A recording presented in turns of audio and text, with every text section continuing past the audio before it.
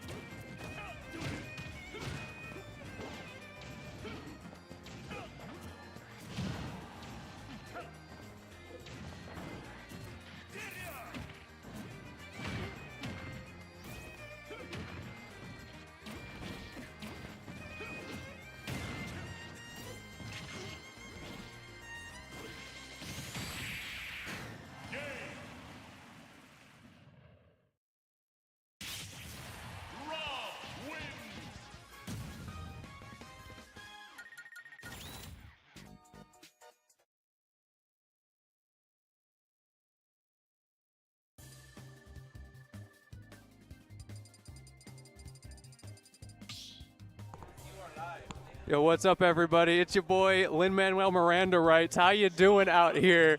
I saw some open setups. We got to talk about the characters we got here. We got top tier number 1 and top tier number 2. Rob versus Kazuya. Always exciting here. Looks like Grizzly took game number 1.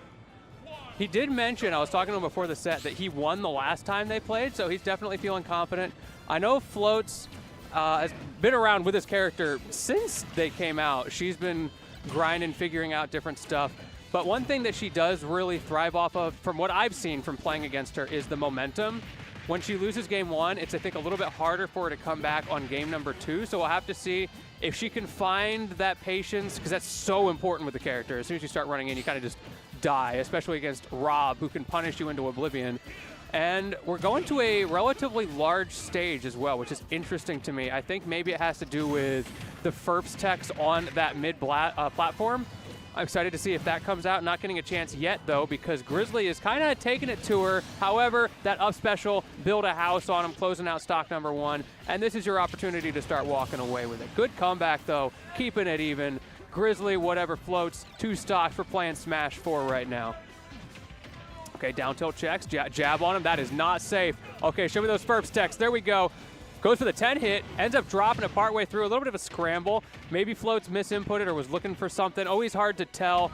Maybe it was just because like the tech roll away was in an awkward spot. Either way, though, it does give Grizzly another opportunity on this stock. Air dodge through the nair. That is very hard to time with how big that hitbox is. Great coverage with the laser off the missed gyro. Pushing Floats into the corner. She is struggling to get out. A couple of jab checks. 1-2. Hit you with the back throw. The classic tried and true. Everybody shielding there. And the nair spike. Things you just got to be ready for that in 2025. Come on now. It's Goose's last event. We've been here for a while. Oh, yeah, hold that. That is super safe on shield, and that has armor. You thought it was your turn? Nah. We're playing Tekken right now.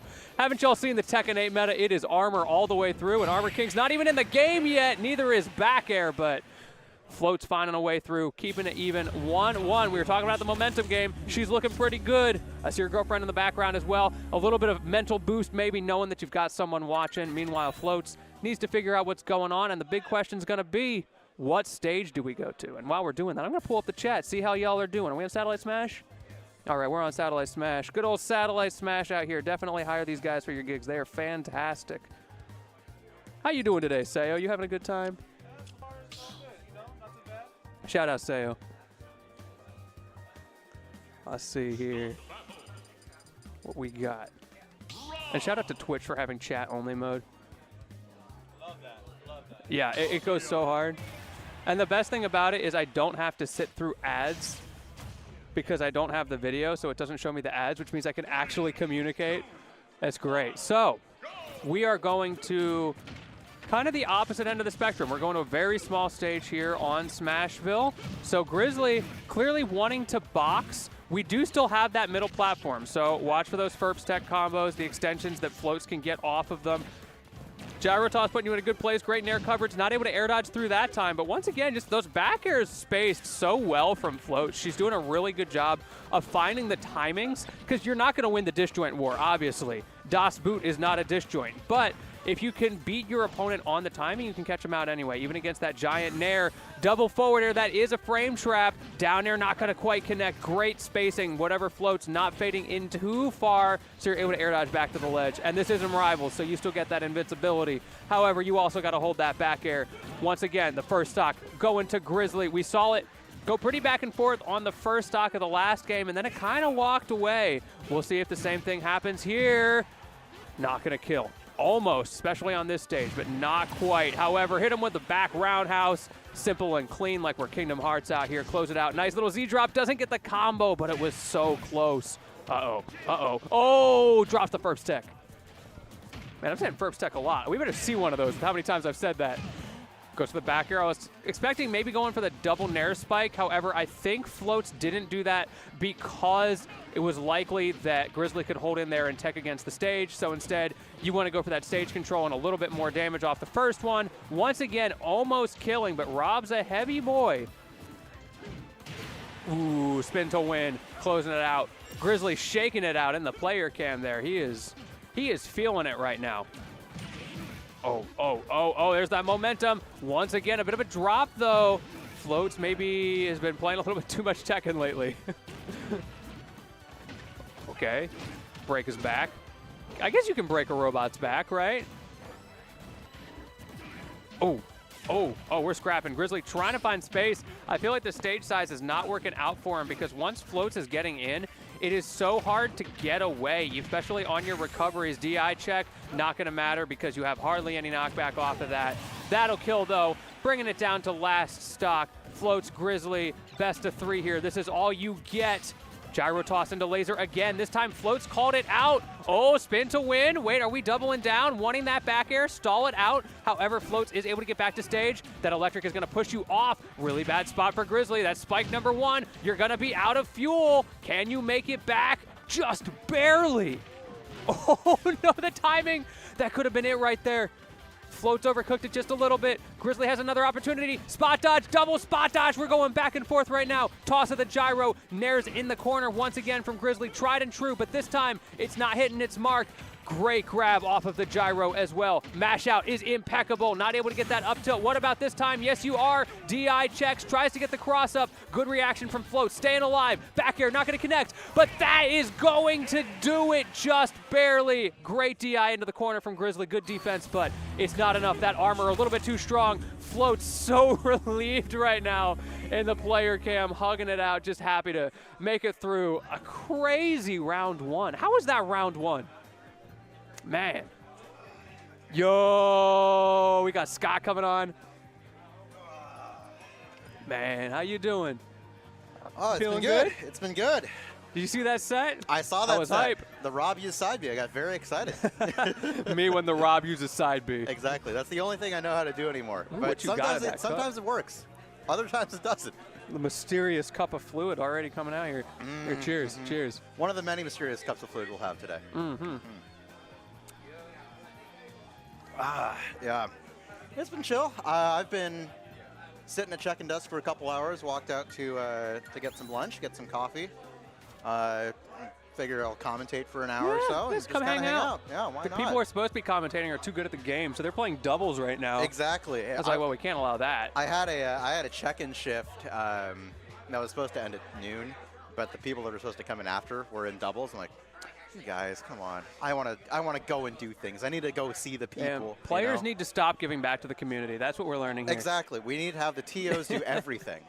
That's what you do. That is what I do. It has never failed you. I talk to other major TOs, and they're like, so how much of the work do you actually do for Portland? I'm like, yeah, like 85%. What's up, Getster? How's it going? I'm like, probably 85%. They're like, that's crazy. Why would you do that? I'm like, why wouldn't I do that? That's just what I do. Yeah, you can. Yeah.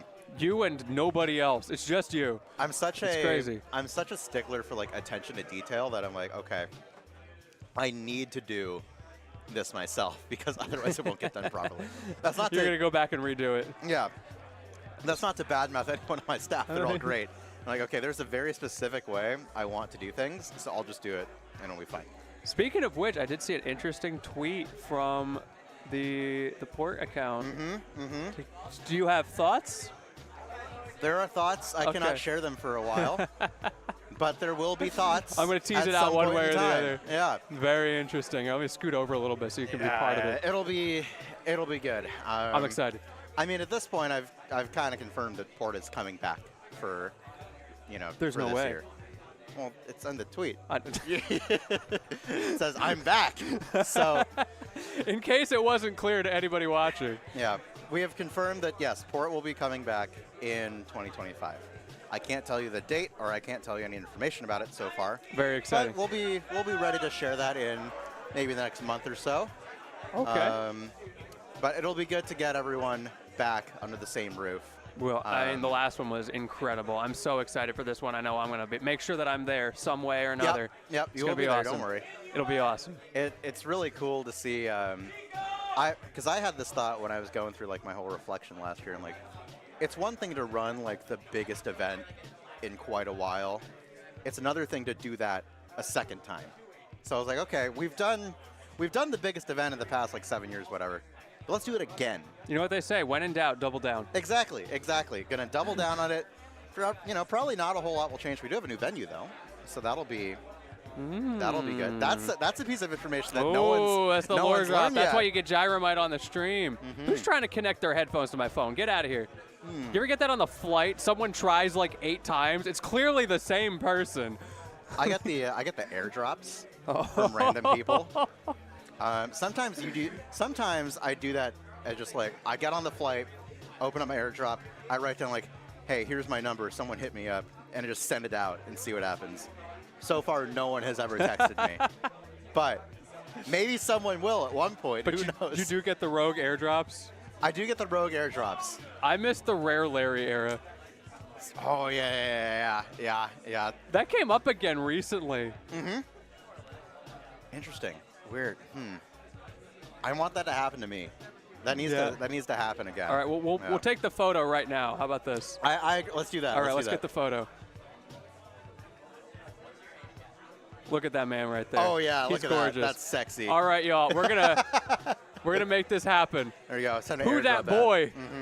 I can't airdrop though. I'm not built like that. Oh, right. But I can send it to you. That works, and I can airdrop it. I send that to you right now, so don't forget. Deal. I'll airdrop it out in the middle of bracket sometime, and people will download photos of me. It'll be great. I gotta make sure my chains are on display. Yeah, you gotta. There we go.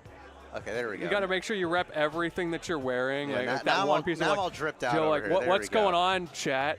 How are Exactly. How are you? How's everybody doing? What's going on here? Everybody having a good time on the stream today? I actually brought a change of clothes for later. Oh yeah. In case it's fancier than this. This is decently nice, but okay. I need something for top 8 that's a little bit prim, a little bit proper. A little bit nicer. So we might bust that out at like 5 p.m. or something like that. Yeah. I try to like hit the sweet spot so I can be lazy about it and just wear one thing.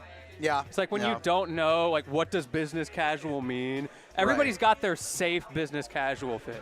This is the safe commentary fit for me. We're at a Smash tournament. Like, there's no real dress code here.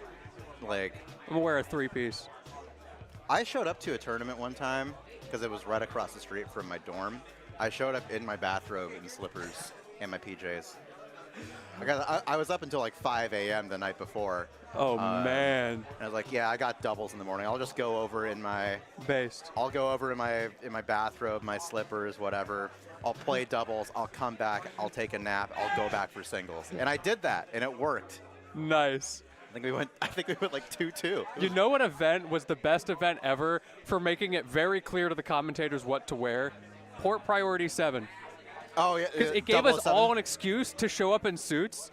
And to this day, if you look at like commentary graphics, half of the shots from people who were there for that tournament are them in the suits from Port 7. Yeah. Well, that was, I'm always glad when we can do a theme like that, something that's very unique. We got a theme cooking up for this one that I won't reveal quite yet, but it's very good, and I think you'll be excited by the outfits that you can wear. Oh, I do love a snazzy outfit. It'll be snazzy. It'll be definitely. I don't think any tournament has done this theme before. It'll be very unique. Okay, I'm intrigued. And there's a lot of flexibility. You can do a lot with your outfits. So what's up, FTP? Is it your time? I'm out of bracket. I don't know what Seesaw's doing. He's probably going to be there for his entire vlog. Oh, All is right. Seesaw commentating? Apparently for Pool A. Cool. All right, well, I'll give up the ghost here for you, FTP. Placing now, or am I just booted? I don't know what's going on. I don't know. No, hop on in. We're just here casual. We're just riffing. Yeah, we're just here shooting it. All right, y'all. I hope y'all enjoyed the one set I was on. Yep. Gyromite's going to lock it down here with FTP. I guess so. Oh, wait, Yep. are we? Oh, we got can a trycast third. it. Okay. All right. You want to trycast FTP? Yeah, let's. I think I'm the youngest one on this block by like 20 years. I got a. You say the youngest by 20 years? I don't know if this is supposed to have audio. I don't have Any right now? Oh, from there the we other go. guys? All right, let's scoot over so It's that. cool. Oh, there we Is go. this Satellite Smash here or we this? go. Thank I you. guess this is Satellite Smash. That's yeah. probably not a good place to put that. Me asking that All right. as the owner of the stream. Oh, man. Did you say you were the youngest person here by 20 years? No, don't worry about it. How old do you think we are? No. Well, like, he's ancient, but come on. Yeah. I mean, I knew that. Brother, you're the same age. as I me. knew him when he was in college. You're what, like 50? Yeah, 52? roughly. Yeah. You launch rockets for a living, so that you might be, whatever age you are. By but functional age. it ages you up by quite a bit. Yeah. The amount of stress I went through on Wednesday. This guy was on the mic with me.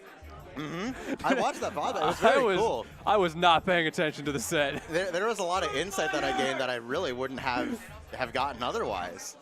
Your big brain just imparted all the wisdom. That's the only thing that's up there at this point. Yeah. For what it is worth, I do think it is really cool when local commentary is just some bullshit. Yeah. Like, I don't know if you've ever seen what Georgia's up to. Those guys were doing something wild. Like, they wouldn't be talking about the match. They would say, like, yo, if this Lucas wins this match, every stock he gets, he's closer to his employment form.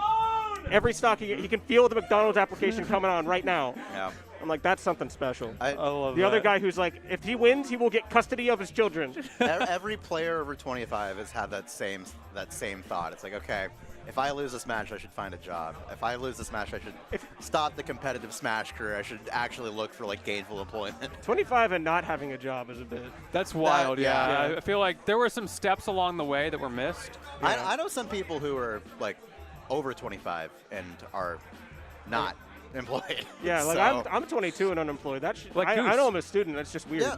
Well, I mean, you do video. I Yeah. do stuff. I'm not Yeah. employed. Being you know, a student- YouTube sends me tax forms. It doesn't Yeah. feel like enough. If you're a student, I feel like that's totally fine, Yeah. depending on the circumstances. It's just like I'm 22. yeah. Yeah, but you're gonna make like millions of dollars from YouTube one day. Not at my current pace. Well, you have one that'll really like pop off. You know Like, what? You broke 1 million views on a video, didn't you? Yeah. Do you know what CPM is? It's not very high for that video. It's not long enough. Yeah. Whatever. You just gotta build out a catalog. We'll put it up over time. Yeah. The And then nice you get part the about sponsors. the nice part about starting in the middle of like zero relevance for Smash and the cultural space at large is that once you start, you've got a very large head start when Smash 6 comes out. That's, Yeah. We're playing the long game here, Yeah. folks. You We've want to seen- get into content, do it now. Literally do it now. I've seen that with people like Wisely on Rivals, for example. Not to Who? say that he Wisely, Oh, Risley, yeah. the Rivals guy. When Rivals 2 came out, dude just absolutely popped off and deserved. He'd been grinding for a long time. The content was always fantastic. It's just that the viewer base wasn't there. They weren't Yeah. ready for it. I think that there's a science to making people who don't know what you're talking about love what you're talking about. It's very hard. We got Mega Money Musk and Ludo Oh, coming up, by the Jesus. way. Why is that his tag right now? I don't know why. That's always been his he's a- tag. he's No, a it's big not deal. always the, been his on tag. the inside, he has always been Mega Money Musk. I think he should work on his insides then. What kind of tag are you working with? Maybe he's That just is- a big fan of Elon, which that would raise Oh, some man. bigger questions. I'm sorry. Yeah. Yeah, for what? For what? All right. Roy Mario, we got Ludo on the other side of this His match. big Elon, Maybe he is an Elon fan at this point. big yeah. Elon energy out here. Yeah. Okay, this will be. They're gonna like to get really close to each other. They're gonna Jesus swing a lot. Christ. Yeah, exactly. That's what I'm talking about. You know, Roy players are always hitting some combo that don't exist. No spacing was harmed in the making of this combo. Oh my goodness. Spacing does not exist at this point. It's all just like, okay, how close can I be to you, and how many buttons my can I God. push? Oh, it's starting. Yeah, that's just going to be good damage. You Yeah. can't really uppy off of that and like expect to get very far. Roy has, I was hoping for the Smash 4 Classic. Up air, up B. yeah, I think, you know what, 80%'s enough. Mario's not really like a kill confirm character anyways. He does kind of Yeah. whittle you down until the smash attack or back air comes out. Well, at some point, you're going to want to throw out just up smashes and just hope one connects. Oh, Yeah. Nair. Interesting. Maybe a little bit worried about the DI there. Not confident Yeah. in check. There it There is. you go. He doesn't need it. There is some terrifying factor to having to play against Mario at like 110 where like you could try jumping at any point and he could just run in and decide to kill you. Yeah. Like I played a bit of Smash 4. There was a Smash 4 side bracket. He did that so much more. It was so much more annoying. Because then like if you block it, if you're playing safe and you block it, you don't get to do anything about it. And if you get hit You're by too up far. tilt in that game, you just have to sit through the Yeah, cutscene. you Yeah. sit there for 55, 60%, like, okay, well, I can play the game 10 seconds later. Man, how did we deal with that? We didn't. didn't know any better. It is sincerely we didn't know any better. Also, the game was fun.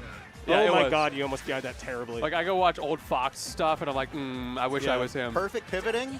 Oh, man, I miss it. Give me some Charlie the King. Oh, I don't like that guy. there are That guy got into some stuff. Oh, did he? Yeah, he got Well- into some stuff. there are simultaneously people out there with like rose-tinted glasses and also like a complete look of pessimism anytime they think about the Wii U version of this game. Yeah. Like having to moderate the two of them is like, look, you're both psychotic for thinking this game wasn't just okay. Bro, I haven't touched my Wii U in probably like 7 years at this point. Dude, does yours not like sound like a DOS every time you turn it on? We call mine the Weed U because it has like, it needs an iron lung or something. It is not healthy. It is. Yeah. I can hear the hard drive like moving. It is pushing dust out of the way. Yeah, mine has been locked away in my closet for probably 7 years at this point.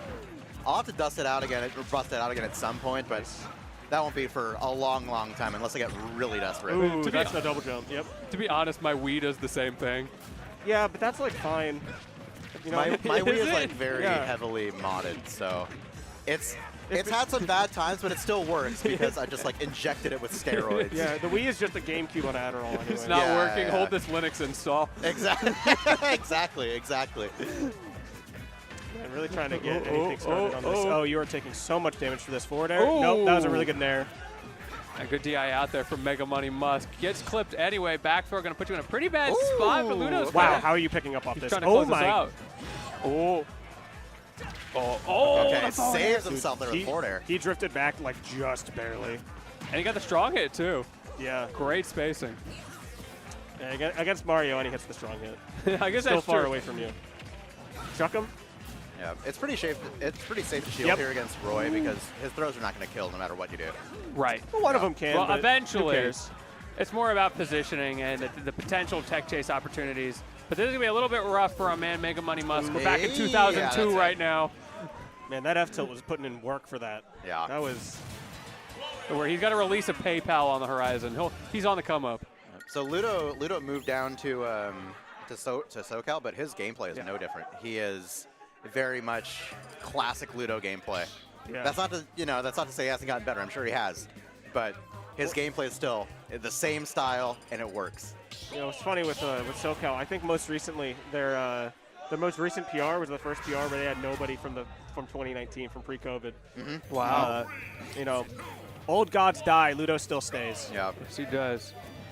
That's gonna be good damage. Yeah. he's our man on the inside. Yeah. He'll give us the SoCal lore deserves for nothing. Genesis. That's what I think. Yeah, we have long-standing beef with SoCal up here. Yeah. At this point, I have long-standing beef with SoCal, and nobody else does. I still do. Yeah. Can't believe he got past I hate that them on jab. principle, and everyone is very confused because everyone now is like 17. It's like, what's your deal, dude? It's like you wouldn't understand. Our boy Musk getting away with murder in the corner there. He somehow got past Ooh, the yeah, jab keeping Mario checks, up in the air. burned his double jump, and still got away with He it. had the right read, but didn't drift forward far enough. Oh! That's not quite the Smash 4 Classic. Got very close to it. Nah, we're chilling. We're chilling. Okay. Good rising dare to knock him off the edge there. And it's the falling up air game starts to come out. that desperate Roy neutral. What is he doing in the player cam? My man held up to the camera the entire controller and went, "What is this? Yeah. I didn't want to grab there. Do you not see my DI?" Yeah, it doesn't matter your DI. If you're getting hit by that move past like 110, you might just be dead. Yeah, Speaking Ludo's of doing might just be dead, you're Yeah. Up tilt does it. Figured is dead. Yeah. Ludo's doing a great job there at reading air dodges, and he'll probably do something very similar for this stock too. Oh, Wait for the air dodge. No, it doesn't get to him this time. He wants out of this corner so bad. Wow, he's just running in and grabbing. Good roll read. Okay. So many good reads for so little right now. There we got go. him in That's the the mix here. damage you want. Just getting There like we go. one grab, one down throw, one hit of weak fair. Now you're finally starting to get some damage on. There you go. Yeah, it's Oh, not quite, beefy. but close. It's gonna put you in a really good All right, spot. one in the more corner. read. Roll in. Nope. All right. Just nothing. Dude, I dare you to gotta, come to me. I gotta be honest. Ray's ledge options are like some of the fucking stupidest things I've ever seen. They're Jordan- intelligent. They're intelligent. Let me clarify that. But goddamn, is it annoying to deal with? Jordan's so unsure in the corner. Like, he is not going for typical stuff. Yeah. He's going for reads like that. It's the no mix-up, the classic. Yeah. Well, he's not just jab in the corner. Do something. Yeah. Down tilt, please. It is completely acceptable to want to like stay in the corner like that. But you do down tilt once, and the guy's not shielding. He is going to just run up and grab you. Good out till finally get that up. This is a lot better looking than the last game we saw. Unfortunately, you're going to have to deal with this. Oh, air dodge. Oh. Okay. Okay, he jumped. I He like was the little looking wait. for it. He waited on the jump as well. Yeah. Respectful. Oh, no. They're swinging. Oh, They're no. Oh, swinging. no. You can't do that against Ludo. Ray's moving around stuff so cleanly right now. Whenever he's not in the middle of getting hit for like 50%. watch out. Wait a second. Elon trying to make his first billion out here. It does really feel like he wants to roll in. Oh. Okay, Ludo stayed alive with the DI there, but it's getting scary. And again, he keeps catching the falling up airs, which is very impressive from a timing standpoint. Yeah, dude, Ray has done like neutral get up I think the last 3 or 4 times. He's feeling pretty comfortable with that one, just with how far away this Roy is standing. Yeah, Jordan's playing very conservatively on the edge. He's not really going out there. At some point, I think he will, because he has to secure a look at kill. Yeah, like right there, he's so cautious. Tech chase, jab check. He leaned back in the player game. You're dead. No, Wait, you're wait, alive. wait. Everybody not hold. Ooh, that Good is recovery. a very... Yeah, all right, get him a ledge one more time. Oh, never mind. Okay. Well, The Mario Classic run-up smash. Good try. Just do it to him. unfortunately for our man Musk, much like his rocket on Thursday, he blew up. Oh, right, that did happen. Oh, no. FAA got hands, sending him down to loser's side. He is indeed grounded. Yeah. Tragic. You hate to see it. He's going back to his office in the White House. It was really The pretty, government though. efficiency office. To the moon. Mm-hmm. Well, except unless you're the rocket, then maybe not. Yeah, But ideally we're not landing rockets on the moon. We're just going into space to look around. well, he was trying to get to orbit. Mm, He did not get to orbit. We got to orbit. There you go. Yeah. Oh, we don't have plug yourself a little Let's bit go. here. Yeah. So I've been talking about this for a couple days now. We need to have a coalition. We need to combine the two. Because Blue Origin got to orbit, our booster blew up when we tried to land it. Are you advocating for a monopoly? I would never. I am advocating for a joining of forces, a mutually beneficial handshake deal behind closed doors with no regulatory involvement. Well, So I if would we say just I like- smell an antitrust lawsuit, but the FTC and the next administration, I have very little So if we faith just in. Your take company's gonna love you in the court of law. just take their base stage, take our upper stage, you've got the best rocket of all time. And then on the side, just for fun, you've also got the worst rocket of all time with the scraps. That's the one that I use. It's just my fun rocket. I like this. I like this like neutral game of Wizzy, punish game of Prodigy conversation you're having about rockets. It's like just take Yeah. the best of both. You're right. What's funny is that come 2022, that conversation started to be like, okay, well if they have the punish game of Kurama in the neutral game of Kurama, they're the best Mario. Yeah. And they are. Does just be Kurama still Kurama. play? Probably. I feel like I haven't heard about him for a while. I mean, what else is he gonna be doing? Life? Like getting a job? Maybe. Yeah. You can still do that and play Smash. Yeah. And there's a lot of people, honestly, that are here today who I've been talking to them saying, like, hey, how you doing? Have you been playing a lot of Smash? No. But they're still here. They're still Yeah. competing, having some fun on the side. It could be the same thing. Yeah. Yeah, they want to see off Goose. It's very nice do. to see. We got 200 and something people here. Not all in Ultimate, but 227 altogether. crazy. Not including spectators. Probably like 250 people in this building. In ye old, but not as old Orbitar venue. And yeah, if you look at the sign out here, it Yeah, says it still Orbitar. says Video. Orbitar. Yeah. Welcome to Orbitar 102. Apparently, they have just assumed that it's all. What's up? Apparently, the hotel thinks that everything Goose runs is Orbitar. Yeah, it's like your parents thinking that every console you hold is a Game Boy. You know, Yeah. Serona showed up like for like 10 minutes Yeah. earlier today. So Serona's here, I'm here. We're streaming on satellite. It might as well be an Orbitar. We could run one right Yeah. now. We Happy could. Orbitar, everybody! It's really great to be Welcome to here. Orbitar 102. This is replacement Serona. I am Gyromite. I've been here forever. And this is still FTP. This is still FTP. I've also been here forever. Yep. Okay, we got. Oh, I don't know if this is available to viewers. We have BlueZy Opsign. Okay. Okay, Nothing makes my heart feel more with hatred than seeing Opsign's face. So this is I gonna don't be a think rough I've one. ever seen Opsign. Dude, okay, I'm gonna say this one out. One of the first times I ever talked to Opsign was at Major Upset, like 2022, I think. Yeah. I had to drive him back to his Airbnb because they were organizing some stuff, and he gets in the passenger seat. I think Tommy and Lemmon are in the back, and he goes, because I played him at the Port 7 pre-local. Yeah. I think it was that one. He goes, yeah.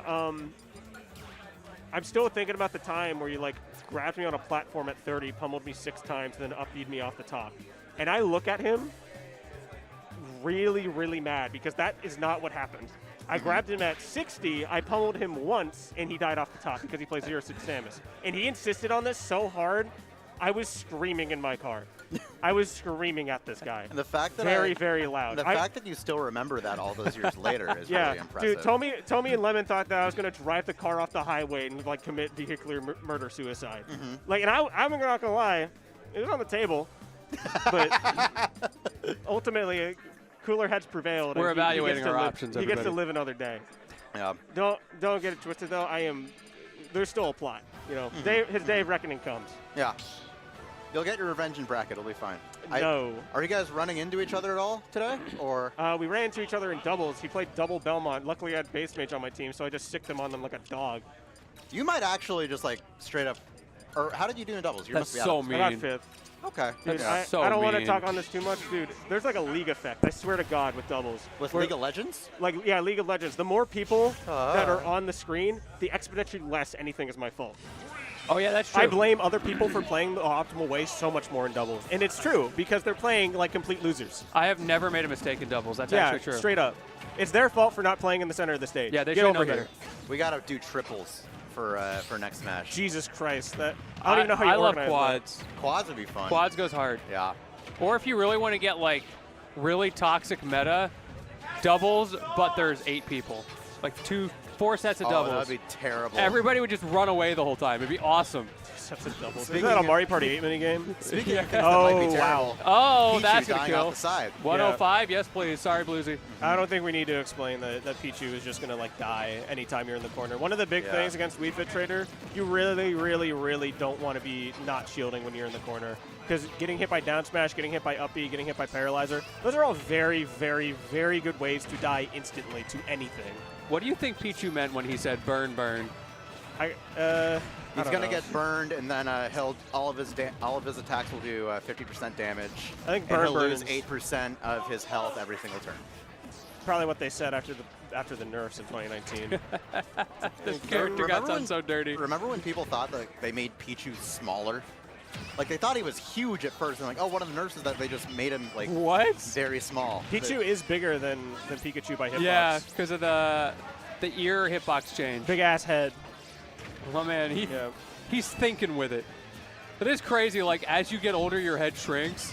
Like, What? that can't be... I don't think that's true. No, I mean, as as Pichu Pichu? into Pikachu. Oh, okay. I don't think it's like I don't think was it's like nerved for I don't think myself. it's like the head shrinks. I think it's just like Pichu's neck like sticks out, so it just kind of I thought you were talking about a human head. I've got Yeah. some crazy like, oh, news no. for you, Scott. Wait till you find out what ears and noses do. Oh God. I mean, they've been trying to move away from it. Pikachu has been getting less and less of a double chin. I think he just kind of Yeah. he stopped being fat. I love They 90s brought him Pikachu. back for Sword and Shield though. Gigantamax Yeah. Pikachu is just really fat. He yeah, but that's chonky. some other shit. We can go deep into the Pokemon meta. You if get we to a really critical want to. size where the proportions don't matter. Yeah. Yeah, BlueZy is really trying to get something going here. Speaking of things that don't matter, percents really don't matter at this point. I mean, Pichu is so Right? light. We're one up B from Opsign's ZSS will probably do it. Yeah. That was an opportunity there. And I'll be real, like 0% is kill percent for Pichu if you're a character like ZSS. Yeah, Like, and it's hit just- one nair, you win. It's very hard Okay. for this character to come back as well because of the self-damage. Yeah. Oh, you can come back if it's on the same stock. Right now, though, That's what I mean. Like, it's just tough. The attrition You're dead. is so against you. Good night. It makes me wonder why anyone would use Pichu over Pikachu. Like, their movesets are essentially the same. I mean, sure, fun. the knockback and stuff might be a little bit Pichu different. is the more but- aggressive. Really? It- Yeah, Yeah. because you can't T-Jolt spam. Oh. Interesting.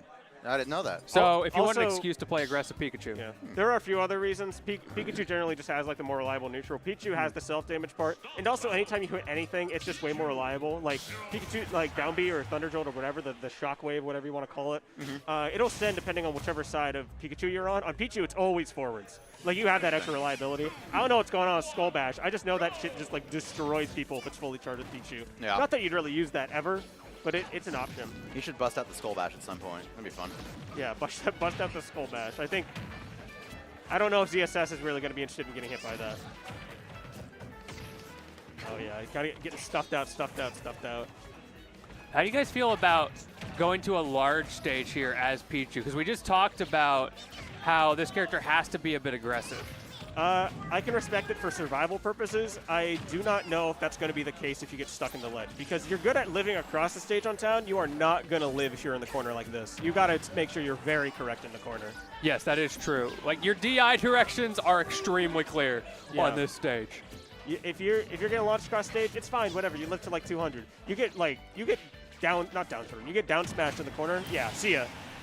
You cannot be sitting in the corner. You got to be taking center stage in this kind of matchup. And Opsign taking full advantage of this stage as well. More than happy to fade in, fade out, make it super hard to hit. Of course, there is always the other side of that, right? Like, if you're making yourself hard to hit, it's a little bit hard to get those hits in yourself. So you have to be Yeah. very specific about your approach timings. Dashing in, dashing out. Yeah. Okay. Yeah. Good patience there. Oh, chase him okay. down. Okay, BlueZy. I don't think Pichu really has the speed Uh-oh. to catch those technicals. Oh, you can't jump there. No, you died at like 60. That's tough. He would have died at like 30, too. Pichu's speed is interesting. I don't even think like either of the rats are necessarily too like fast on their own. It's just that they're nimble. No, Yeah. quick attack doesn't help as much, or agility is the one that Pichu Yeah, they're has. agile. That- They're not yeah. necessarily like straight line speed fast. If Pichu had quick attack, that would mean a lot for neutral. Absolutely. Yes. Matter of fact, I don't know why that shit just like doesn't send into tumble every time it hits. It should have a hitbox. Oh, we do not tech any of these. Yeah. Please, BlueZy. Oh, That is downer hitbox wins again. Dead. Yeah, that's it. Yeah. Honestly, tough. if you could keep Quick center, 2-0. not a bad pick. Otherwise, That's really tough. I feel like when BlueZy was in the center, that just gave Opsign like, okay, I'm just going to play the can't touch this game, and eventually you're going to get impatient and approach because I've got the lead. And then able to kind of turn that around and walk him into the corner, and he just dies. No. It's tough. Tough. BlueZy's L. going to get up and walk out. Opsign, I think, is He's chilling. probably like at very close to moving on to the top part of the bracket, if not already there. So that was round 2, presumably. Okay. I trust the stream overlay. Yeah, Seo's got this. Yeah, He's locked yeah. in. I mean, We love Dragon Seo out of retirement. We do. Yeah. I remember that tournament when you were retiring. We were all so sad. Yeah, we're going to do the same thing to Goose. Oh, we have 4 rounds of winners. Okay. We so- got Feathers McRaw in this. Oh, that's round. Invictus. I want to see the Falco Ditto with Ludo. What's got 19 inches of venom? That's Cryptic from Oregon. Yeah. Honestly, 19 inches, way too much. I wouldn't want more than like 3 inches of Venom. Yeah, that's fair. Okay. There's Honestly, 2 inches is probably plenty. a venom. Yeah. Yeah, a Venom. A Venom. Yeah. So we do have, You can take over your if you ever take a look at our Star GG bracket, we do have 4 rounds of winners for pretty much everybody before we move on. There are very few people with buys. It's looking like we're going through winners round 2, so we're going to start seeing some real hitters soon. Oh, an exclamation point bracket in the chat, by the way, We if y'all got want to follow Liam along. and Snickeldorf. That'll go hard. Is that guy's name Malcolm backwards? Okay. Interesting. Yeah, Where it are you is. seeing Yeah, that? it is. Yeah, Seated. seat Oh, 75. we got Prince and we got Oh, yeah. who's this other guy? I'm impressed at how quickly you recognize that that was Malcolm backwards. Yeah, I don't know either. Yeah. So The this capital M helps. This is reverse Malcolm. mloclaM. All right, this is where It could be mloclaM, this but is where I dip out. I got a nap to take. oh yeah, I forgot. Nap that for the- 30 minutes. Thing. Oh, I forgot he's like 50. Yeah, he needs his Yeah, afternoon I nap. got to sleep at 3 a.m. yesterday. Oh, BassMage They do woke up say at the 3 old a.m. don't sleep well. I mean, that's kind of true. Yeah. All right, I'll see you guys later. Bye, Scott. All right, let's scoot these chairs over and make things a little. We'll move over here. Ah! I'm strangling myself. Now we can scoot that back over. Hello. Okay. I'm gonna ask this because I got nothing better to do. How old is your phone? Like, how long have you had it It is 6 years old. for? Okay, so about as old as mine. Mine doesn't charge by port anymore. Oh no! You want to scoot these chairs over a little bit? We'll pull this guy out. Yeah, for sure. Thank you for helping us keep this all set up, Sayo. Dude, Appreciate you. I just stopped charging, so I had to buy a wireless. Oh man, That thing's not even good at it. See, It takes too long. I love the glass screen protectors now. So like I've got a little crack on there, but that's just the screen protector. I can swap that off anytime. This thing's still pristine. Still runs great too. OnePlus 7 Pro. Highly recommend for those of you, anybody in the 7-year-old phone market. This is a good one. It's like a like an old people who like record players and such. What do you call that? What the What's going on here? maybe not for your eyes. Well, now I gotta know. Yeah. I'm just going to say, someone that I know is not happy that you said the word chonky. What's wrong with Chonky? I don't know. They got their opinions. All right, we got our next set. We got ourselves a Wario. We got ourselves a Sora. Who's going to press the A button more? I mean, I already know the answer to this, but I do like to believe that Wario presses the A button quite a bit. I think it's actually just that he moves around forever, and it's impossible to hit him, so he gets more time to hit the A buttons. Anyways, reverse Malcolm versus Prince. I think I'm just going to be calling him Malcolm. I do not care to take that long to say anything. I can't keep track anymore with like the tags. Is Prince the official Prince is- tag now? Prince I is Mio. Yeah, like is he going by Prince or? Honestly, I don't care enough anymore to like ask people these questions. I'm just gonna call him by in-game tags, make it even worse. I'll be real. When you hit like year 3, I want to say, of competing, you just start and you enter this realm usually of like, I'm gonna try whatever the hell for my tag at this point. I've seen it with the 4 horsemen. Like I've seen it with Jonas, with Ray. Ray went by Pomodoro at one point. Yeah, I used to get so confused by those guys because I was pretty new to the scene. Pokemon went by Gaming 12. Gaming By 12. Pommy. Pommy was a funny one. I like Pommy. Yeah, that's a bomber. What the fuck? Sorry, I had never seen that kind of interaction in my life. That guy got there before the counter could fully come out, but the noise still happened. Anyways, Pommy's a Bomberman character. You might be dead. No, you're just going off stage. Oh. I was waiting for him to try to like get an up tilt set up there to convert a little bit more, but it's tough. Are you dead? Okay. Nah, we're chilling. Rare. I was ready for the rare Sora SD. This character has ridiculous magnet hands extension off of that side special. Ooh, okay. I mean, this is still like a pretty large deficit to handle, but Yes, and you're such combo food. And we know Prince likes to go for those combos pretty heavily against just about anybody. So he's got those on lock, and I'm pretty sure that's going to be a consistent factor for him throughout this entire set. yeah.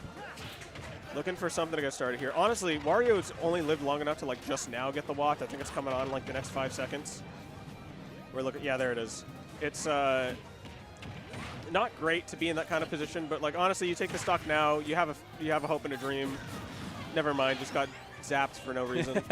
I don't know. I don't remember how. You're dead. Okay. Ooh, good timing. The no mash mix-ups. But we got Thundaga for the spacing. He can get him off stage, which is a great place. However, mloclaM has brought this back fantastically. Back throw, watch the Thunder. He got past that. Dude, that's got to be reminiscent of something. Okay, it's possible. Check this back air. Yo, everybody trust. Check this. Trust. Yep. Oh. You know, close enough. Everything with this character feels like a goddamn golf swing. You get Carson on this character. Do not. I don't think you can handle it. He gets so excited. Every time he hits the A button, he just yells 4. Yeah, he just sit there in neutral pressing the button, yelling 4. Yeah. He's too distracted by his combos to do anything in the actual game, and he's still going to, too. He's the happiest Smash player of all time. Yeah, nobody tell him Sora exists. I don't think anyone survives that rapture. Yeah, I don't think he realizes. All right. I did not pay attention to what stage we're going to. Okay. Well, obviously, we're going to Town and City. Not the that was the Autumn Mountain battle theme. Yep. Oh, here it begins. No drag down, though. Doesn't seem to matter. You got the extension. Oh, we're going all the way. I love those double jump up air combos. Immediately, your counter pick is working for you. Maybe against you if you didn't want to take 72 out the gate, but at least you're not dead. Oh, drop. Nice counter attempt there, bro. I'm sure that'll get him. Okay. mloclaM, honestly, like, he's not staying too far behind when he's actually given the opportunity to play the game. It's just that he's getting so out-damaged. Chuck him. Like, this is fine. I think he just straight up didn't get to... Yeah, see ya. He just didn't get to participate before. And now he's got better odds. It's still not looking fantastic, but like... Oh, the idea was there from mloclaM, but that low profile gets grabbed with the forward air combos. Going for a falling up air. That could have been a huge extension, but I feel like there's just not a big enough punish. He keeps just resetting. He has no fear. Mio, that combo ended like a full second ago. What are you doing? All right, try again. No. Bro, I don't think either of these guys have hit like a finisher yet. This is... Oh my god, this is ugly. This is so ugly. He wants the thing is, he's not getting punished, so he might as well keep trying. Thank you. He hit fair 3, which is linked into after fair 1 and 2.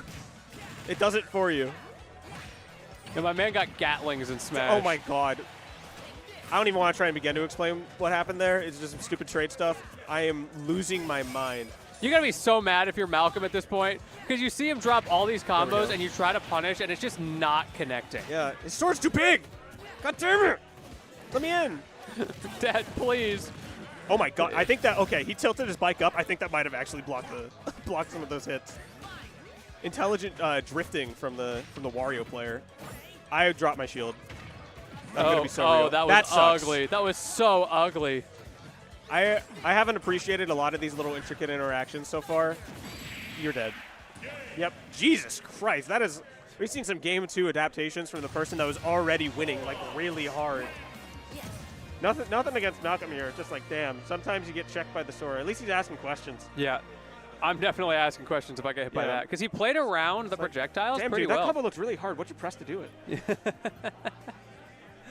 I didn't know, like, there's multiple hits to forward air. How's that work? Is that like an option select thing that you're doing there? It's like, okay, I hate to talk about another game. You know Rivals 2 Loxodont? He's got like 3 jabs. He's got jab 1, jab 2, forward tilt, and they all tilt cancel, and I'm like, come on. What is happening? That's how I feel whenever I get hit by like anything on me. Yeah. Like Mio hits anything on my shield. I'm like, can you like, can you not? Yeah, why is it press still a your button? turn? Please Yeah, stop. Let go. Let go. And then he let hits go. your shield and he just bounces off. And you're like, well, I can't do anything about Yeah. that. It's my turn when I feel like it. Jesus Christ. Friendship okay. isn't his power, it's frame advantage. Hydro came up a second ago and just like, hey man, can you like let me know when you have an empty stream set? So now I'm just spamming next set to him. Yeah. More please. Spam Just got the next set. got the More. utensils. Okay. We'll just send him cryptic messages. Yeah. Now. Let's see. I'll send him a message on the stream. I assume he's watching. Hydro. Hydro's the one. Oh, we got BassMage Rush coming up. I don't know. I'm only looking at the All right, Hydro. bracket. Here's your message. Oh, this I'll is zoom not. out a little. Oh wait, what if I turn the brightness all the way down as well? That did not help. This is impossible. Yeah, you got that OLED. Got the OLED. Yeah, zoom out a Let's bit. see. Its focal point is a bit. Yeah, I need a new phone. Maybe I'll like cover up the rest of the screen so it's like just this. There we go. Oh yeah, there Yeah. you go. Hydro, look behind you, man. Okay. Yeah, Hydro. Oh, he's blocking it. I'm just gonna clap until. I'll just hold this here until he sees it. Waiter, waiter. Oh, we got another one. We're good. We can put it We down. got one? Okay, we got Snickeldorf and I Liam. got the thumbs up. Let's go. Okay. I'm getting married. We got Snickeldorf, Liam. This is Game & Watch versus Belmont. So I think the first thing that most people are going to know Liam for would be his almost win at Battle BC6. The next thing that everyone's going to know him for is down airing every person on the planet like it's his fucking life goal. You cannot do the drop-off double jump options against that guy ever. He will just kill you. I played a money match. He did it at least twice. That checks out. He knows what he's about. Yeah, I love it when you're a player and you have a brand identity and it's just being a fucking psychopath. Because keep in mind, Richter like might die for doing that quite often. You gotta commit. He believes in himself. Yeah. If nobody's got him, he's got him, and that's what matters. Never let the haters define who you are, chat. It's all about who you believe yourself to be I mean, and who you're becoming. I don't even know if Liam's got any haters. Let's be real. That's true. I think people universally like this guy. He's playing a low-tier zoner in the Pacific Yeah, Northwest. that's a good point. That's so true. Okay. Oh, All right, man, Sayo doesn't like him. Sayo's not a fan. He's got one hater. Yeah. You want to talk about haters, though? I don't think I know anybody who hates Snickeldorf more by gameplay than Sweetbee. I don't know if Sweetbee had to play into Snickeldorf at all, but like Roy. I can definitely understand hating Snickeldorf's gameplay. I mean, dude gets banned from tournaments and shows up anyway. No, that was Pickledorf. Oh, right. It was. yeah. Well, I don't know. Pickledorf, he seemed like he was adjusting his mustache in the bathroom. Like something was up. Snickeldorf was the only player on the Arcadian ban list to be bolded. Because for some reason he was allowed in a previous Arcadian. Bro, I forgot about that. That shit was funny. Anyways, he's triple banned. If he ever steps foot in an Arcadian, I will like vaporize him. Stay out. Speaking of which, we're not paid to say this, but like I know there's a melee Arcadian coming up soon. Same guys that do the Pacific Northwest Arcadian, but just no ultimate. They are. I'm looking forward to seeing what they do with that one. That's nice. Oh, there's Sweetbee in the back, by the way. Snickeldorf's #1 hater, preying on the downfall. No, I believe in you, Snickeldorf. Yeah. I mean, Game & Watch. I'm stuttering. Oh my god. You're fine. Reset. Ugh. Game & Watch, Belmont. Sounds bad. Yeah. That took way too long to say. It sounds pretty bad. I was stuttering with how bad it sounds. Yo, go to Iceland. Do not go to Iceville, Jesus Christ. Go to Iceland. Iceland, We got do it. We got Jesus Christ. Yeah. No way we're pulling out my ice stages from quarantine, bro. Yeah. I made these when I was like 18 because I had nothing better to do. We have isotope there too. Come on. Yeah, we got. Don't go back. No, commit. Don't commit. Boo. Bro, you really want to see a sliding Yes. Richter F tilt across Yes, all I of the do. stage? That sounds hype. Look, Edelus is coming to Rivals. We might as well start a little bit early. Yeah, I guess that it would just be Incineroar. Bro, Soul makes me wish I never did anything. That guy just charges down smashes that pop him up. He's sliding. He's doing a slip and slide on my ice stages. It's like Swords is like, there, and he's fully invincible the entire time. So good. All right, yeah. I was like, Pac-Man, that doesn't sound right. This guy's JDV. Yeah, beater. low tier zoner, right? Yeah, low tier zoner. Low tier zoner. Yeah, low tier zoner in the year 2016. I mean 2025. He's thinking about it. Why is he thinking about it? What is there to think about here? How am I going to F-tilt today? Yeah, I don't have my ice physics. That was all. It was a gambit. Yeah, these sliding F-tilts aren't going to come out the way that they used to. Okay. So Snickeldorf as a player, one of a kind. By that, I mean he plays Game & Watch. But it is a bit baffling, some of the decisions that he will make. Snickeldorf so plays Game & Watch the way nature intended Game & Watch to be played. God's most honest Game & Watch player. Like, this dude's existence is a pejorative. Okay. Ooh. Fell out of the up B, immediately start your advantage Yeah, state. it's my turn. Man, that F-tilt's going to do so much. Game & Watch is, if Mom said it's my turn on the Xbox, was a real person. I think that's just a younger brother. This is a younger brother character if you think about it. He's so Whoa, goofy. I've never seen him before.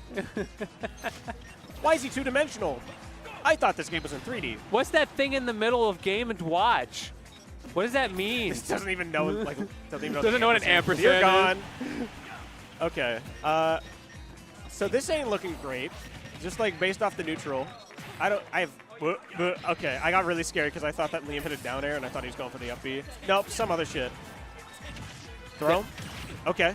Liam using that holy water very well. It's just a get off me. For some reason, I thought he was going to charge an up smash like that was going to hit. Throw him off. Yeah, this neutral game right now is looking pretty nasty. If holy water is super effective against Snickeldorf, what does that mean he is? It's a little bit suspicious. You're just figuring this out now? All right. This is a full stock down right now for Snickeldorf. He's got to, get this edge guard going. Yep. Yeah. That was the most given of all time. I'm happy you got that one. Look, at least Snickeldorf likes the environment. It's turtle time, everybody. Not Liam, though. Very anti-environmentalist. I suppose, yeah. He's got industrial age tools. He carved out hates of turtles. Steel. My man's got nothing but plastic straws in the arsenal. Yeah. Oh, you're in trouble. Oh, uh-oh. Yep.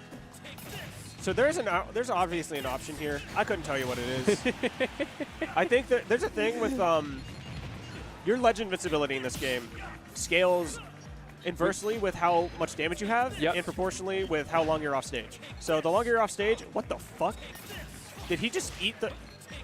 Did he eat the glass? Oh, okay. I'm sorry. I got distracted. Basically, the point I'm trying to make is if you're playing against Belmont and you have to handle holy water coming out over and over and over again, just try and like take as much time off stage as you possibly can. You're dead. Good night, sweet prince. Doing it that way is going to make it a lot easier for you to wait out the timer on that down B. They have to think a lot harder about what to do. If you just keep re-grabbing it as soon as you can and you're at a really high percent, you're going to be in trouble. Oh, this is scary. Because you always got to remember that recovery is Ooh, not good. You are It is gone. not good. That's Wow. a 0 to death. Oh my god. That ow. You know, that looked really bad for a while. It And did. then Snickeldorf realized that he's playing Mr. Game & Watch and then won. How many hundreds of times do you think that has happened to Liam in his career? Honestly, Liam's defense is pretty good. I want to say not that much. You think so? Also, edge guarding in this game is just not something that happens very often. Belmonts obviously still aren't great, but like you're playing against... They're quite bad, I'd say, off stage. Yeah, you're playing against Mr. Game & Watch. Like, he's going to hit one turtle at least. Yeah, Liam thinking about that one. He had such a lead going, too. That's tough. Yeah, he did. I do feel like Snickeldorf, even on stage, was slowly catching up throughout. It was just hard for him to make it all the way back by the end, and he needed that X factor, which he found. Environmentalism. Look, it can save more than just the environment. Sometimes it saves your bracket run, too. Yeah. Man, these full hopping in against Simon, like it's the obvious thing to do because he's dominating the ground at the degree that he is. He has so much horizontal presence. But then you just get like whipped by the fair, and you're like, come on. Like, this is my one thing. I'm sorry. I got 1 day off a year. 1 day off. Ferris Bueller out here. Oh, great catch. Again, the holy water is super effective. My man is the wrong kind of Pokemon. Yeah, dude, he is trying to land so badly right now. I think Liam probably, I want to say he thought really hard about what happened there. But maybe Snickeldorf has been thinking for like the last 10 minutes and we've been none the wiser. It's hard to tell when a Game & Watch is thinking. They're thinking it manifests in a way that's hard to translate. I guarantee you, I've seen Game & Watches aware of like reality itself. Yeah, these guys are speaking in hieroglyphics.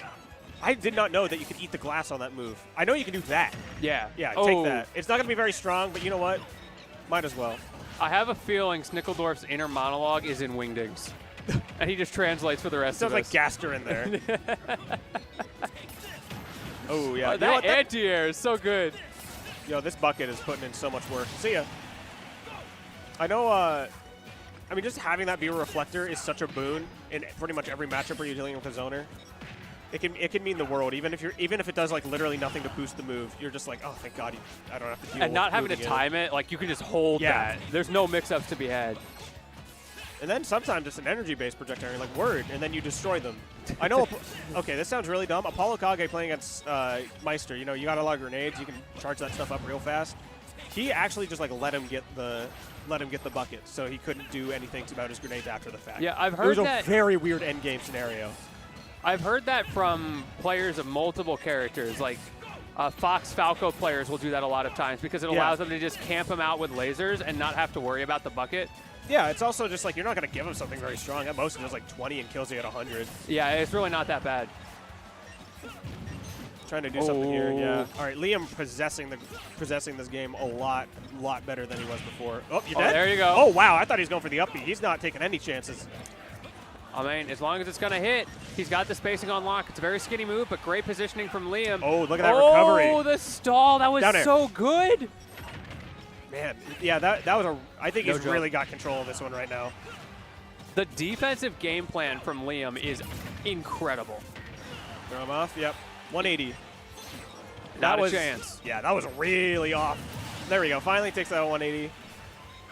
Even little things like knowing, oh, you know it's bad when he's priming the hammer, but what else are you going to do? I think Snickeldorf will hit it. All right, check It's the mark of a true Game & Watch player. Yeah, check the next grab. It's happening. If he's even going to get a chance. Because now Liam's going to know he's looking for that. Dash attack. I thought he was going to dash attack again. oh, Where? oh. Yep. I saw that. I saw something get knocked away. I'm like, where's the holy water gone? And then it landed right where Snickeldorf wanted to do that combo. Oh. Yep. A little bit of a whip there from Snickeldorf. And these jumps are getting called out, called out, called out. He landed into that. Yeah. Down smash almost going to kill there. Just mash the F tilt. A little bit misspaced. That does give Snickeldorf an opportunity here. Get up attack, get a miss, and now we're back into the zoning edge game. Yeah. Liam's rhythm right now is just like on point for what it needs to be. His coverage. Yeah. Look at this formation. He's playing doubles with himself. Yeah, actually, though. They're micromanaging the entire stage. Should play StarCraft. His resource management is impeccable right now. Oh, he's got that. Oh my God, that was really good that he delayed that, getting in the ledge. What do you do? Oh, not Wide. that. Yeah, Not see ya. that. See ya, bro. All right, that's one on the board for Liam. Absolutely, yeah.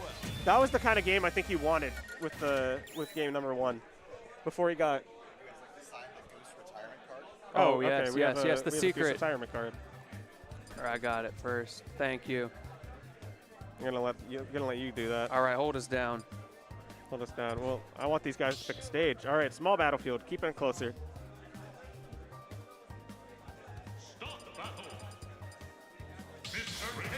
Oh, they're both going. Why are they both picking white skins? What the hell? They weren't doing that Hey, before. yo. Are they color matching? They both got earbuds in. They're not talking to each other. What is this synergy they've got? There's a hidden kinship between these two. It's sad that they have to fight.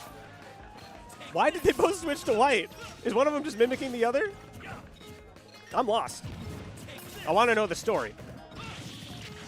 All right, I'll be out of that situation. Yeah, Liam's probably just going to keep up his neutral the way that he always has. There was nothing really wrong with his neutral game, even on game one. It was just a matter of Snickeldorf taking the advantage state to the absolute limit and gimping the hell out of him. Maybe he double jumped a little bit early, but it's nothing wrong with his neutral by a long shot. Yep. Okay, honest to God, Simon and Richter's up B out of shield is like the most honest out of shield button on the planet. It is fascinating how balanced that move is. All right, there you go. Oh, my turn? Okay. All right, go for it. Yeah, so like FTP was saying, both of these characters top tier, absolutely broken. Honestly, I can't believe that Liam would stoop so low as to use a character that's this overpowered in the meta. Right, FTP? Yeah, exactly. Oh, this up special through the forward air. Get up attack off the bacon, not going to work. This is looking a little bit better for Snickeldorf, setting himself up on this first stock, which is going to help him as he goes throughout this game to play a little bit more back so he doesn't have to deal with these setups from Liam. However, Liam striking back, he managed to get out of the corner, spacing with these aerials. F-tilt, great mix-up there, almost playing like the ZSS Zare mix-up game there, and gets his confirmed beautifully. Oh, we dropped this. Oh, there you go. Okay, we're all done. We're back here. We're so back. Okay, this ain't too bad. Okay, I'm going to be honest. I just now noticed Snickeldorf's tag is not JDV, which sounds dumb, but like he runs JDV's tag when available because they have the same controls. I guess JDV just hasn't played on the setup yet. It's my setup. I swear to God he is. I guess not. Well, maybe not recently enough. Yeah, I do delete everything, so. I exclusively delete JDV's tag because he deserves it. There's a guy around here that used to exclusively delete my tag. That is very funny. He is gone now. Wait, but off like, your own good Lord. setup? Yeah, off my own. That's hilarious. Yeah, it was bound to happen eventually. Yeah, chuck him off stage. Liam's still not losing his first stock right now. Oh my God. Snickeldorf almost had it a good minute plus ago when they were both at 3 stocks, and then this is the problem. Whoever gets that first stock, especially in a matchup like this, really gets to start running their game plan. Yeah, Liam's entire game plan at this point has just been don't mess up. Game & Watch will just destroy you. Can't touch this. Yeah, this is the thing about these low tiers. They do have a point where they are genuinely very good. Very often low tiers are good in a way that you don't see very often. Or, you know, it's just not worth it and that's why they're bad. F-tilt finally taking that. I would say Simon Richter's neutral, very solid most of the time. And I think Game & Watch is absolutely one of those characters that is exemplified against. He has not stopped pressing the A button. Jesus Christ. Bro, chill. Let him breathe. He's barely getting his dash shields out. I think that's one thing that's really great about the way Liam plays this game. We were talking about he's playing doubles with himself. He's micromanaging a la StarCraft out here. He is always pressing a button. Yeah. But they're very intentional. That's the game 3 mix-up right there. Simon and Richter running at you to get the grab. There is nothing faster in this game. Bro is just micromanaging a wall, and Snickeldorf cannot tear it down. Gorbachev is still thriving right now. Oh, not dead. Never mind. I forgot Game & Watch. The lightest character in the game. You are gone. All right. Look at that beautiful squad in the background. So many great people here today. But 227 we said? What? 227 people here? It's enough. We got Nath out there in the back. I see Quilly. I see Nath, the #1 player in Western Washington for breaking his goddamn finger playing basketball. Don't know how he does it twice. Twice? Yeah. Well, you gotta check your skills game. I think you gotta check your fingers. Make sure you don't have like any double joints going Them on. phalanges. Yeah. Oh my God! I just looked at bracket. First off, BassMage was considering dropping out of bracket. Looks really? like he decided not to. Yeah, he had a pretty rough night sleeping. But it looks like he has the best goddamn bracket of all time because now he's going to have to fight Liam. And I would have to imagine, based on what I saw when BassMage and Liam played in doubles, he's not stressing about it. So he's played Kazuya, Wolf. Now he's going to play Liam. Yep. Oh my God, would you look at that? Sophie beat Sparkle. That is a Steve player from Olympia beating hero player from Oregon. Wow. Okay. Hero players love that matchup too. I don't know what's going on there. Loser side still a little bit further behind. I see Sparkle currently playing. Clune and Blanket Man also playing. Rush sitting pretty down there, and Snickeldorf also down there. The rest of it is following way through. Of course, exclamation point bracket if y'all want to check it out. And while you're checking stuff out, I don't know if we have any ad slides here that we can talk through while they're doing stuff, but hey, we've got a few great things to talk about throughout this tournament. So let's do that right now before we forget. Eugene Bound 3, I know I'm going to be here. Really excited for what they've been doing. They've been cooking up all sorts of amazing, like unique little things just to add some flavor to the event. I won't spoil what any of it is. I'll leave that to the head TO, Gatto. He has been absolutely killing it. And look at all of that talent that's there. Definitely register now before it's too late. Yeah.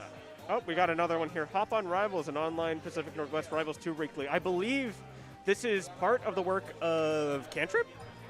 I think I've seen him talk about it at least a little bit. Yeah, I'm getting a nod over here. That frog. Yeah, that Cantrip has been working on a lot of stuff behind the scenes. Guy from BC. Used to be on the Panda team. Very, very aspirational. I got to say, Hop on Rivals, it seems like people are having a good time with it. Got our next one here on January the 20th. I believe that's a Tuesday? I'm going to say it's a Tuesday. It's a Monday or a Tuesday. It should be a Monday. Okay. It's usually on Mondays. But you know what else we got to check out? We talked about going down south for an event. Let's go up north to Vancouver. I love Vancouver so much. Absolutely beautiful up there, and the food is incredible. Very walkable city. Highly recommend going out there just for the experience of going to Vancouver. And while you're at it, go to Battle of BC. Use code Requiem for $5 off. Once again, do that today. Don't wait. Literally for this event that we're at right now, registration closed, and a couple hours later, I saw a DM like, oh, I didn't realize registration closed. I mixed it. Don't be that guy. Yeah. March 28 to 30 in Vancouver, battleofbc.com. Check it out. Yeah, I do. Oh, we got Tempest Stream Productions as well. That's our team here running this event. High quality broadcast. You've seen it a lot. These guys are the patient zero of the quad stream. Home to the region that records literally every set possible. Based. No other place it could come from. Based. These guys will do everything to make their event stream productions as strong as possible. And of course, TSN. Yeah, the satellite network. They've been expanding recently. For those of you who aren't aware, we're on Satellite Smash right now, but there's also like Satellite Melee, Satellite Fighters, Satellite Air Dashers. I'm pretty sure those are all live today at some point, right? Oh, yeah. Yeah, definitely check those out. Going all sorts of different games. You can tell just from the titles what you're getting there. It's been an amazing thing to see these guys coming together with the Tempest team running a lot of this right now to make sure you get the best of the best. Oh, right, this. We got this coming up next week, Press Y to Jump. We've got, January 2025. I forgot to register, but I'm BassMage's ride, so I got to squeeze in. Thank you, Liam. This is why you don't wait to register. You register sooner rather than later. Yeah. Bro, I'm looking forward to myself. We got a good UBC event. Those guys always put something together. Very nice. Nothing can go wrong with them. What happened to our other commentators today? Seesaw is playing doubles, and out of spite, he's making it take as long as possible. You check the schedule right now. JoJo and Avenue should be around at some point. Are we in Wave B right now? I've lost the plot. If we were in Wave... Okay, we're still in A. All right. If we were on Wave B, I wouldn't be here, because that's when I play. So I'm only stealing Seesaw's spot. That's fine. He deserves it. Bro, these guys match me up in a major again. Big the cat looking. Dude, do you know how little I understand about heavyweights? You know how much Major understands about me Brawler? I don't know what the hell is going on.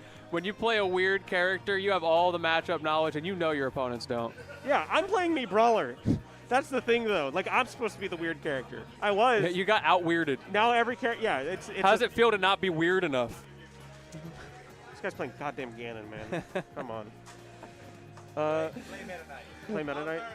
Well, he was on the timeline like 3 days ago. It was a Meta Knight clip of his doing exactly that because he has the pocket Meta Knight. Oh, really? Okay, Sayo.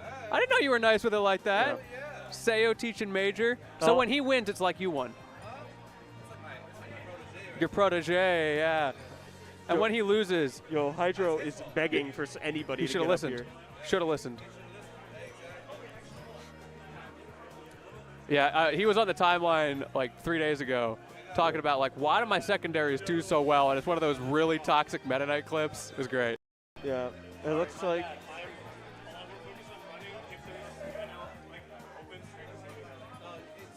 I've been DMing you next set. Okay, I thought you might have that. Oh. Ooh. Let's go, Nick. We're talking strategy. Oh, we got Invictus coming up. All right. Or as he's going by this tournament, Feathers McRaw. Let's go, Feathers McRaw. Okay. Bird up. Invictus is probably one of the most amicable people I've ever seen in the Smash scene. I love this dude. He will match your mood like immediately. Or, he does. You play the character he hates and he's sad. He just gets mad. Yeah. It's very interesting to make a guy like that angry by playing the character I do. He's just like, he's quiet angry. Yeah. It's like, man, I don't know what the fuck to do about this. He just doesn't want to talk anymore. Yeah. You get the tweet later. Well, it's not even the tweet, it's the group chat. He's too respectful to put the tweet out. Oh, he's going into Ray. Okay, we're getting Ray back here again. So I'm playing against William Johnson? No, Ludo. Sorry, I know people by name. Yeah, I know top players by name. He's kind of cool like that. that, yeah. Dude, having to call BassMage Troy because we live together is strange. That guy's still just BassMage. That is a little, yeah, it's odd. Yeah, there are still some people that like would not under any. I couldn't call them their actual name. Like Yeah, Soul, there are- Soul Mystery Soul is just Soul. There are people in the scene that it feels criminal to know their government name. Yeah, a lot of people get mine, and I'm just like whatever. I think there are some people that like the mystery can't be.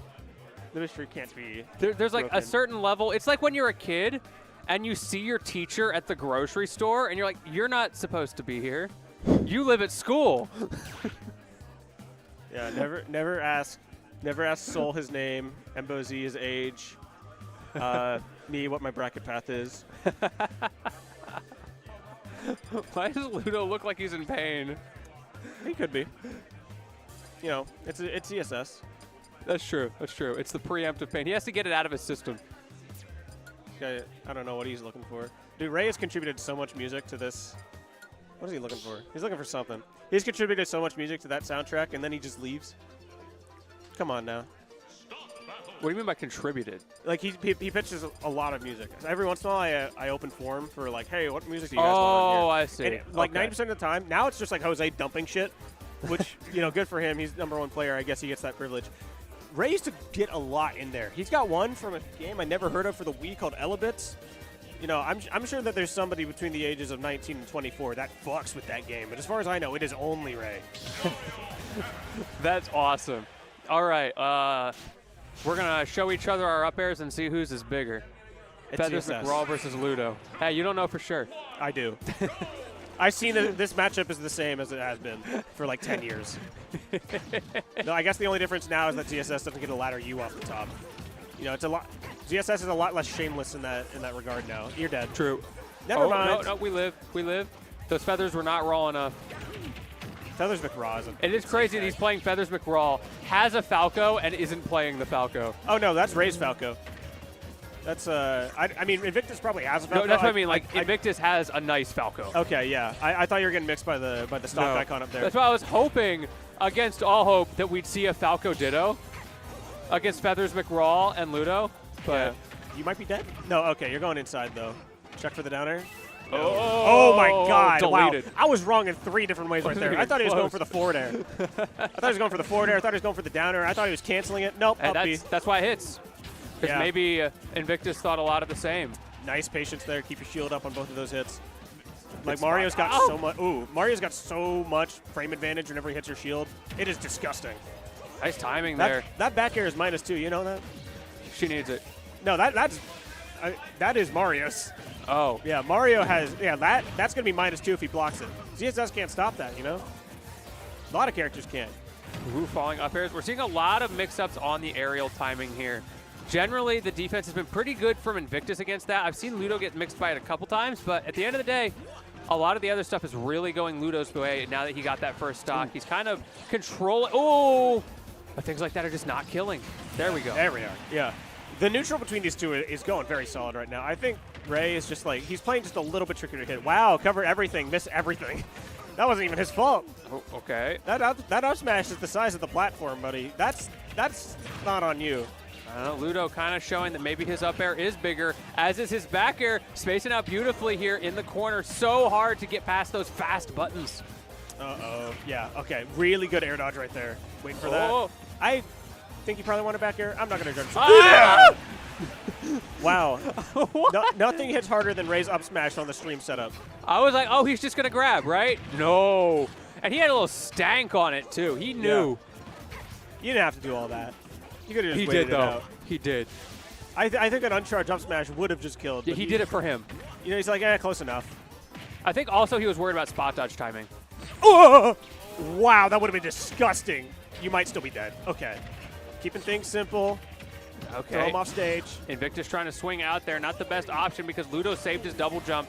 And now we're in a really bad spot. I'm telling you, Mario's is bigger. Mario's is definitely, it's something. It's certainly something. You're looking for something. Oh! Ray, you want to hit something funny so bad. He does. I respect it. It's just going to be an up smash at the end. Yeah. But he's trying. Oh, my God. Feathers McRaw, what are you doing off stage there? Forward throw, going to put you in a good spot. Great Zare cancel there to get past the fireball and swinging out of the corner. No fear from Invictus. That is critical at this point. Do not over-respect your opponent. Yeah, I got to add that up tilt to get out of that anti-air situation. Very, very nice. You're getting that last stock off. Not too hard for ZSS to come back from, but you are looking for like a really big mistake from one of the most. Yep. Yeah. That was roll startup. He wasn't getting out of there. Crazy. He just knows the timing. Yeah. It always feels so goddamn mean, especially because ZSS as a character has pretty good invincibility, like on rolls and such. That was maybe like a 2-frame window. It's crazy. Yeah, it was. I'd be kind of mad. I know Mac players have that happen to them a lot because Mac moves way more than he does be invincible for. Like his front roll starts on like frame 4 and he's already like a full body unit ahead. Yeah, it's bad. Seeing it happen on a normal character is strange. And Ludo with the confidence, we're talking about the confidence of Invictus to be willing to push to that last stock. The confidence to throw that out at all? Yeah. Yo, I just remembered something about ZSS. This probably doesn't have too much pertinence on this specific thing. You know how like a really strong way to get out from disadvantage state is to like double jump and then fast fall air dodge to the ground? Sure. ZSS can't do that. If she's fast falling and she air dodges, it stops. Yeah. Only character in the game where that happens. Yeah, it sucks. It's such a strange weakness to have. They do things. They do very particular things to very particular characters for no reason. I don't even think she needs that one necessarily. Like I guess it would be broken, but like at least put it on Mithra too. You know, Steve has the can't tilt his shield. That one is extra weird. Like thank you, but really? Yeah, definitely thank you. Not everyone's gonna be poking shields like that. Okay, yeah, Ray's trying to get in on this. Feathers McRaw keeping the neutral game going pretty well. You got to watch out for this up smash though. You're jumping around a bit too much. Yep. There you go. He was doing a good job of taking advantage of that, but it was what we were talking about earlier, where when you are playing that hard to touch game, eventually you have to commit to get your own hits in. That's a good commitment right there. Unfortunately, the commitment was not a two-way street. Ludo's still alive here at 108. Okay. This is where you got to close it out. Yeah, last time we saw Ray here, I was saying that he has some weird ledge options. You just see him do a wall jump out of like sitting on the ledge. It was, I can't tell you the immediate application of that because I don't see it too often. I think literally only Ray is the one I see ever do that. And it's like consistent. It's him and Pac-Man, I think, for Mario and Pac-Man are able to do that. That F-tilt not hitting is criminal. What do you mean? Is this up air really like that when he lands? Come on. This is so tough for Invictus. He's got to get this kill. This is where the character really struggles. This is where Mario can really thrive. He's got that rage. He's got some funky percents here. Not able to get the reset on the platform, but he is sharking. You got to get like a run-up smash at some point or another. It's so tough. He's staying so careful about this. I don't think this is a point where you can be careful. I think you kind of got to bank it. He's trying to get these back airs out. That worked for him last time. I don't think Ray's going to fall for it again. Trying to get the back air. That might have taken his jump. Nope. Okay, he's still getting back on stage. Please up smash. There's that wall jump you're talking about. Not able to get the kill. He tried. He tried to get the up smash out. It's Almost so worked. tough because if you commit and you get it wrong, that could be it. Finally, Invictus finding the up smash, 84%. That's very doable. Yeah. You do have to get out of ledge though. Yeah, okay. Good to wait on that a little bit. Forward air a bit greedy. Oh my god, nair down smash. Full stock ahead. And you worked so hard to get to that point, only for it to immediately be taken away from you. And now Ludo, doffing him. Dude, doffing him, reset. You can't be hitting two of them. 2 forward airs in one combo, yes please. That's the buy one, get one, except I think Invictus is the one paying. Oh and my a god! third for good treasure, and that's gonna be it. 2-0. Jesus Christ, you didn't have to go that far, man. You hit more forward airs in the last stock than you did for the entire rest of the game. Bro, literally just remembered that was a real move. He's like, wait a minute. I forgot about this one. Let me just throw that out. Right, I'm special. Hang on. Clap him up. Jesus. Okay. That's the kind of gameplay that I am looking for here. All right, time to send Hydra more hidden messages while we wait for the next one. Yeah. That was hype. It was so explosive. Okay, so I'm going to talk about some stuff that's been going on for my Twitter because this is a funny development over the last day. So for the people who came in an Ultimate, you might not know what I'm talking about, but there we go. All right, go for it. What were you saying? So Smash 4. There's this video. It was a recording from Moxie, our old #1, the PT/Wolf player. Used to go by Pandarian. In Smash 4, they played Meta Knight. Yep. And Meta Knight did pretty well into Mewtwo, unless the Mewtwo played like a complete loser, because Mewtwo was able to do that in that game. Sure. Very, very like top tier in that game. Very defensive, very strong. There's a clip where I think this came out after Ultimate. They said that they were, quote, happy that Smash 4 died when it did. And the video is just them complaining about how this Mewtwo is playing the game. It's like compact some Mewtwo from Smash 4. And I was so mad because they deleted her Twitter, and I wanted that clip so bad because it's so funny. And Stefano, like, wow, Moxie is playing. It's just like no, rage. it's VOD review. Oh. It's literally just like, okay, I got a 50-50 neutral, right? Look at this. I'm trying to get in, and every time I get close, he's just doing Shadow Ball, Nair. Every time he gets advantage, he's not pushing. He's just running to the fucking corner, Shadow Ball. This is so dumb.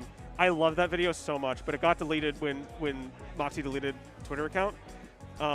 Stefano, bless him, he had it on his Twitter, or not on his Twitter, on his phone for like the last 4 years.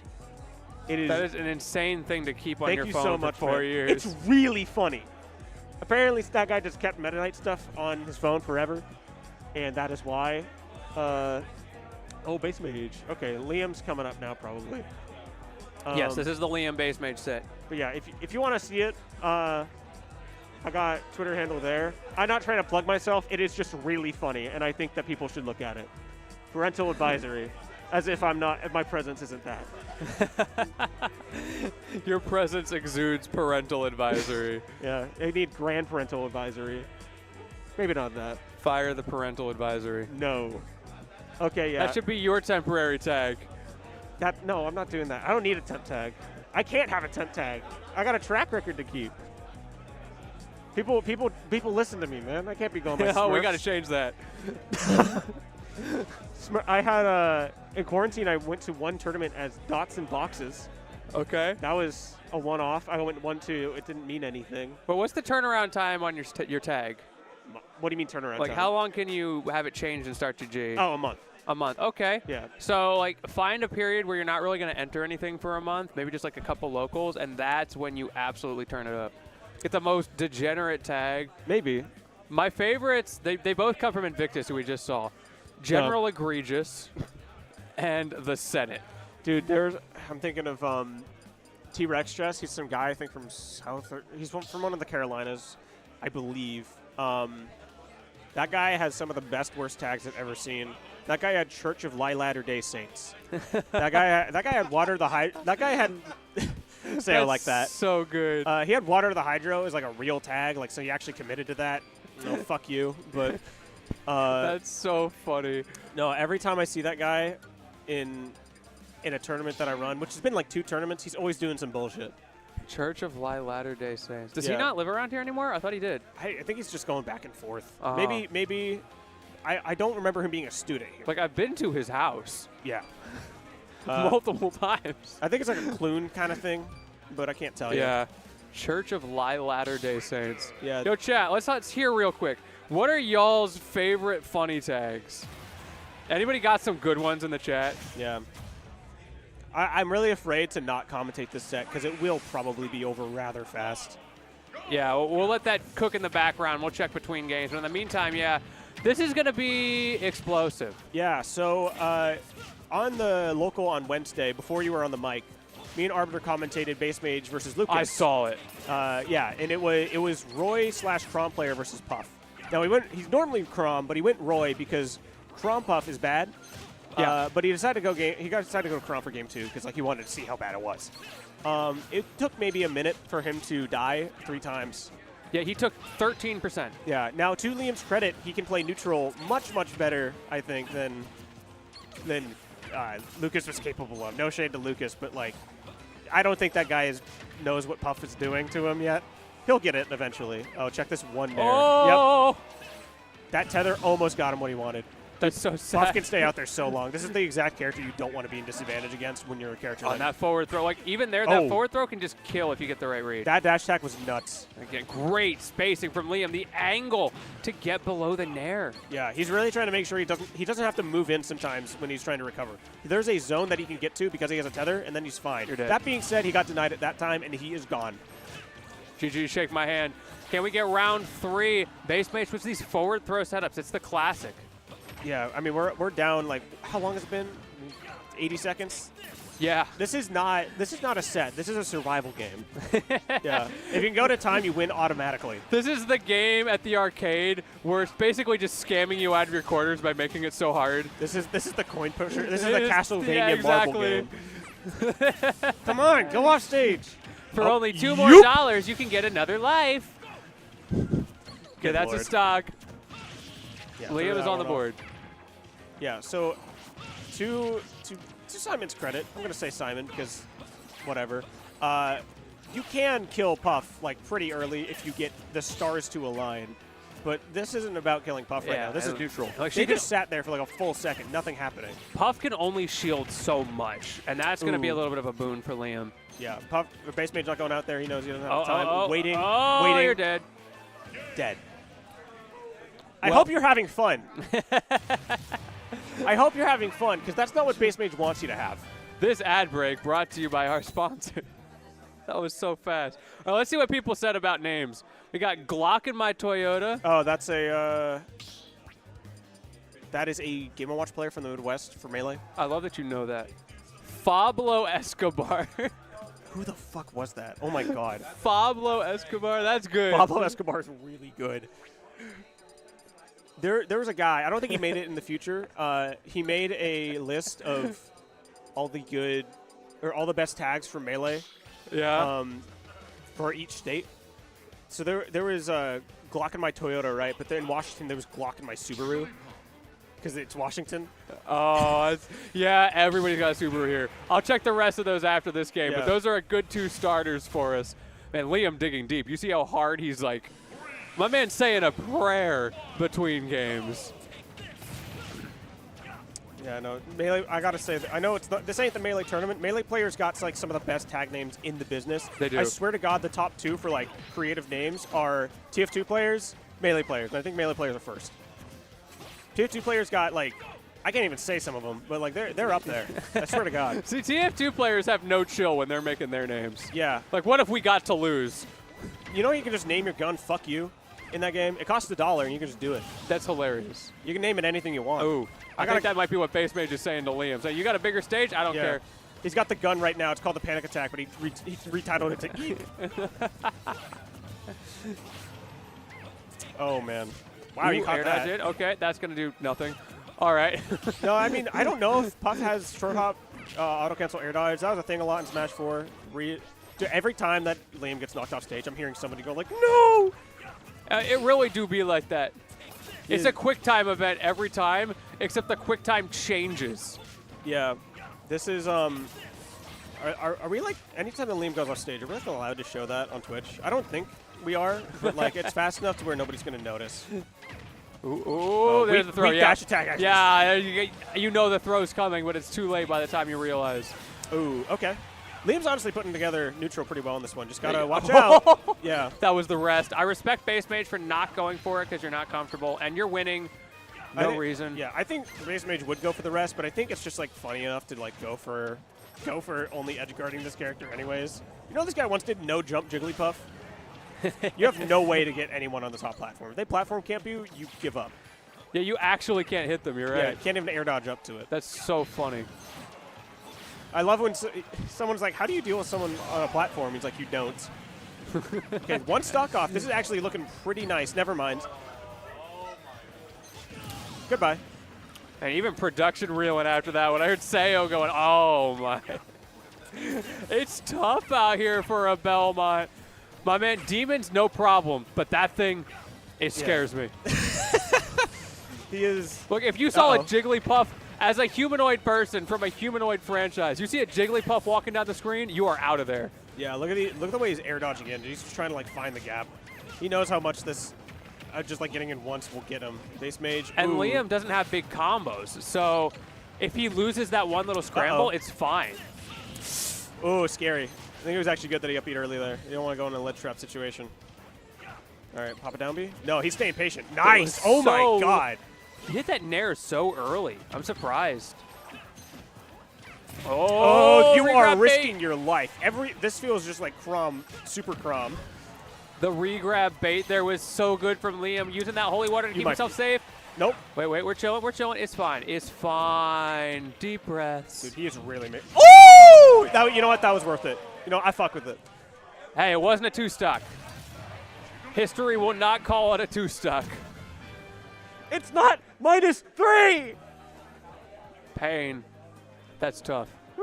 Anyway, back to tag searching. We got Fisher-Price frag grenades.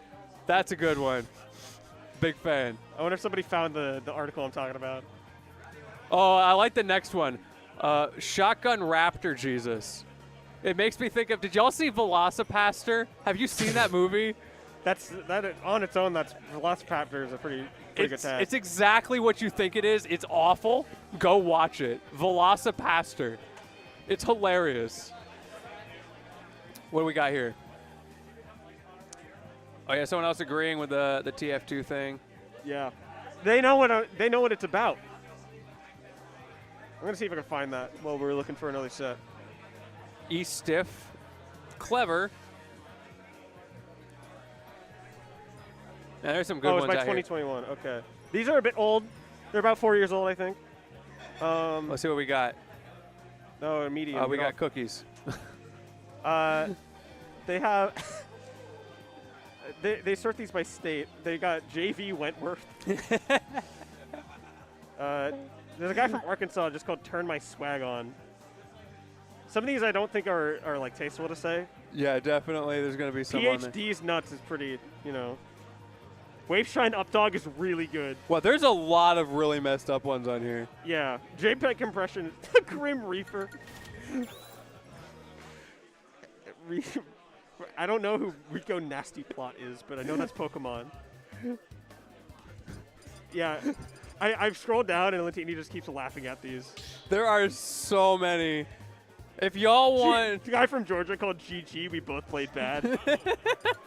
If y'all want some enrichment, look this up, because we can only say about 1/10 of these on stream. Yeah. I mean, I guess I could say, like, Evil Lesbian. That one's just nice. That was not bad. That's in the same state as Penicillin Krillin. Ah, yes, of course. That's what keeps him going.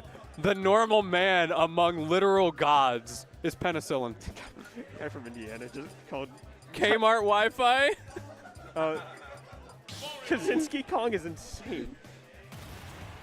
So I don't want. That's really on the line. I don't know if I'm allowed to say the last one for Kansas. I like the Kentucky one, but we can't say that. Yeah, Pichu in a hot car is the last one I just saw. East Toss Best Tags Melee. That is what you're looking for on Google. But we're going into Oh! Ludo Charlie D. No, I'm gonna be honest. I got some information about playing Charlie D. What that's like. Tell me about it. Before. I think what I got was a bit mean, but I think his patience is gonna speak for himself. Is the best way I can put it. Wow, cool, dude. I like the moment you look down. You just got there's a cape that happened. You missed a lot. The world has ended. Charlie D, yeah, Charlie D, I would argue, is a very, very patient player for the character that he's picking. Yes. Oh my God, that parry, dude! Ray knows everything about you. I mean, I think patient Ness is the answer to how to play Ness. It's Oh my just that God, I spat everywhere for that. I just I'm sorry. That went right on your phone, dude. I am so sorry. Look, sometimes you got to clean off the screen. Yeah, I hope you can put it under the wash. I hope it's not too much of trouble. It'll be fine. Oh, resets. Yeah. This is tough. You might be gone, dude. That was 1 minute and 7 seconds. Oh. Let him play, bro. Jesus Christ. Oh. Dude, I think Charlie D's lucky if he gets like a participation trophy. I don't think he's meeting that bar. Yeah, like this is the little league where everybody gets one except that kid. Yeah, that you did nothing. You couldn't do anything. You weren't even a bench warmer. Dude, you messed that up. 23% in a dream. You got up off the bench and it was cold. Jesus. Okay, maybe next time we'll have. I think he'll get to play this time for sure. Absolutely for sure. For sure this time. Look at that. He's already improving. Yeah, already halfway to what he got last time. Assuming linear growth, my man's about to 12 stock him. Yeah, this is gonna be a good 42%. 42. There we go. All right, exceeding expectations by a mile. Huge. Most improved award, Charlie D. For doing 20% more. Okay, finally getting some damage off. Man, he's making that game look like it never happened. Honestly, if you told me right now that the set just started, I believe you. It is really a thing that can just happen God. sometimes. Sometimes you get blown up. Yeah, sometimes you get guessed on like 4 times and it's over. Especially against a character like Mario with something like forward air. You can just die. Yeah, nice blocking that nair. Oh, wow, you went back into the fire. Dude, it already wasn't yours. Ooh, the little nairs. Oh! You know what? He tried to do okay. There's a lot that goes into trying to stop that move from happening, unless you're Sora. That was not it, though. Yeah. Do it again. Okay, that is a very weird way to get a back air. Fair enough. He wants it so bad. Dude, he took 22% for trying to 2-frame it. That's so not I worth think it. we found Ray's Kryptonite trying to catch the PK Thunder. Okay, dude, he took like 40% from that one. I think that's the only thing that hit him this stock so far. Yeah, it is. That is crazy. It feels like, despite how the first game went, it seems like he maybe has some holes in the matchup knowledge, which is unexpected because I would expect him to know this matchup. Maybe. I don't know if Ray's ever had. I guess there's Nestboy 12 in like a general area, but I think that's NorCal and he's in SoCal. We've had a few Nesses come and go in the PNW over time. Yeah, bro, I gotta be real with you. This is so weird to me still. I beat Solo for the first time, and he just quit. It was a 3-0. He just quit right after. I've never seen him in a tournament since. Yeah, you're right. I have not seen him in ages. He went to go play League. If I beat Charlie D ever, I don't think you're ever gonna see him again. You're the Nest Slayer? I'm not even a Nest Slayer. I'm like the Nest Demoralizer. They just don't want to play anymore. You're gone? Okay. I miss Solo. Bring him back. That guy was funny on accident so much. Oof, man. They're playing some slow neutral right now. Oh. Look at how nothing Charlie D is doing right now. He's hitting the nairs and he's drifting back as soon as they whiff. He's like, come on, Ludo, press a button. Yeah, these dash attacks are what he's looking for. That's his approach option of preference. They're so cautious. Look at how long these guys are taking to hit each There you other. go. Charlie D adjusting, taking 2 stocks this time. 2 stock this time. 2 stock this All time. right, I wasn't old enough for that one. You're dead. Never mind. I thought that he was going to mess up the stage spike. I think too little of Ray. I feel like that time he could have fallen off and hit him on purpose to shorten the PK up B. Oh, he's trying to get these. Go for it. Oh, There it okay. is. That time you don't get hit. I don't even want to think about how that time you got away with it. Skill, spacing, bubble theory. Okay, Charlie D on a track to maybe win this second game, take it to a game 3. Honest to God, if he won the set after the first That'd be game, crazy. yeah, I don't want to think about It's that. like the focus group. Who do you think won this set Yeah. after playing the game number 1? I think if you started predictions after the first game, you'd Yeah. have 99-0. 9 out of 10 dentists would definitely have voted for Ludo. Yeah, 99 out of 10. Like And Colgate. Oh, never mind. You're taking 100 damage. Yeah. But we had plenty of time to DI it. Bro, he had 1 advantage state and the game is even. But it's only even. This is still an opportunity for Charlie. He's got him in the corner. Nice, nice, nice. Everyone is drifting so well right now. I'm waiting for like 1 dash attack from either of them. Like, when you're playing that aerial drift game, Charlie's going to have a slight advantage. He's got those bigger buttons. He's got that higher air acceleration, so Ludo's got to be careful. Bro, fair off ledge is the biggest thing on the planet. Cloud's up air's got nothing on that. Nice back there to get him off stage. 2-frame that with a dash attack. Don't go off stage. He thought about Nice. it, and he committed to the up smash. Classic. Very, very good movement out there just to make Charlie D think like, yeah, I can do whatever. Lands immediately, charges that up smash, and lets her rip. You know, it's like a 1-frame window and every character's neutral get up. You know how hard that is? Yeah, I mean, the move is active for multiple frames, so that helps, but yeah. Crazy. Okay, it looks like we are moving on to B-Wave, which is mine. So I might have to leave. So All right, who's supposed to be coming on and commentating? I know Jonas is. I know what Avenue is. Okay, I see Jonas over there. He might. Is he getting on stream setup? He's got his backpack out. And where's Avenue? Oh, Opside and Jonas are playing. Okay. Okay. So that would maybe be the next one. Bro, I got like no battery on my phone. That's a problem. Taking a peek at our bracket. It's a good day. Correction, taking a peek at my bracket because I want to see when I have to play. I am pretty sure I do not have a bye. You can play while you commentate, right? No. I've always wanted to do that. It is. I think Jasso did that once.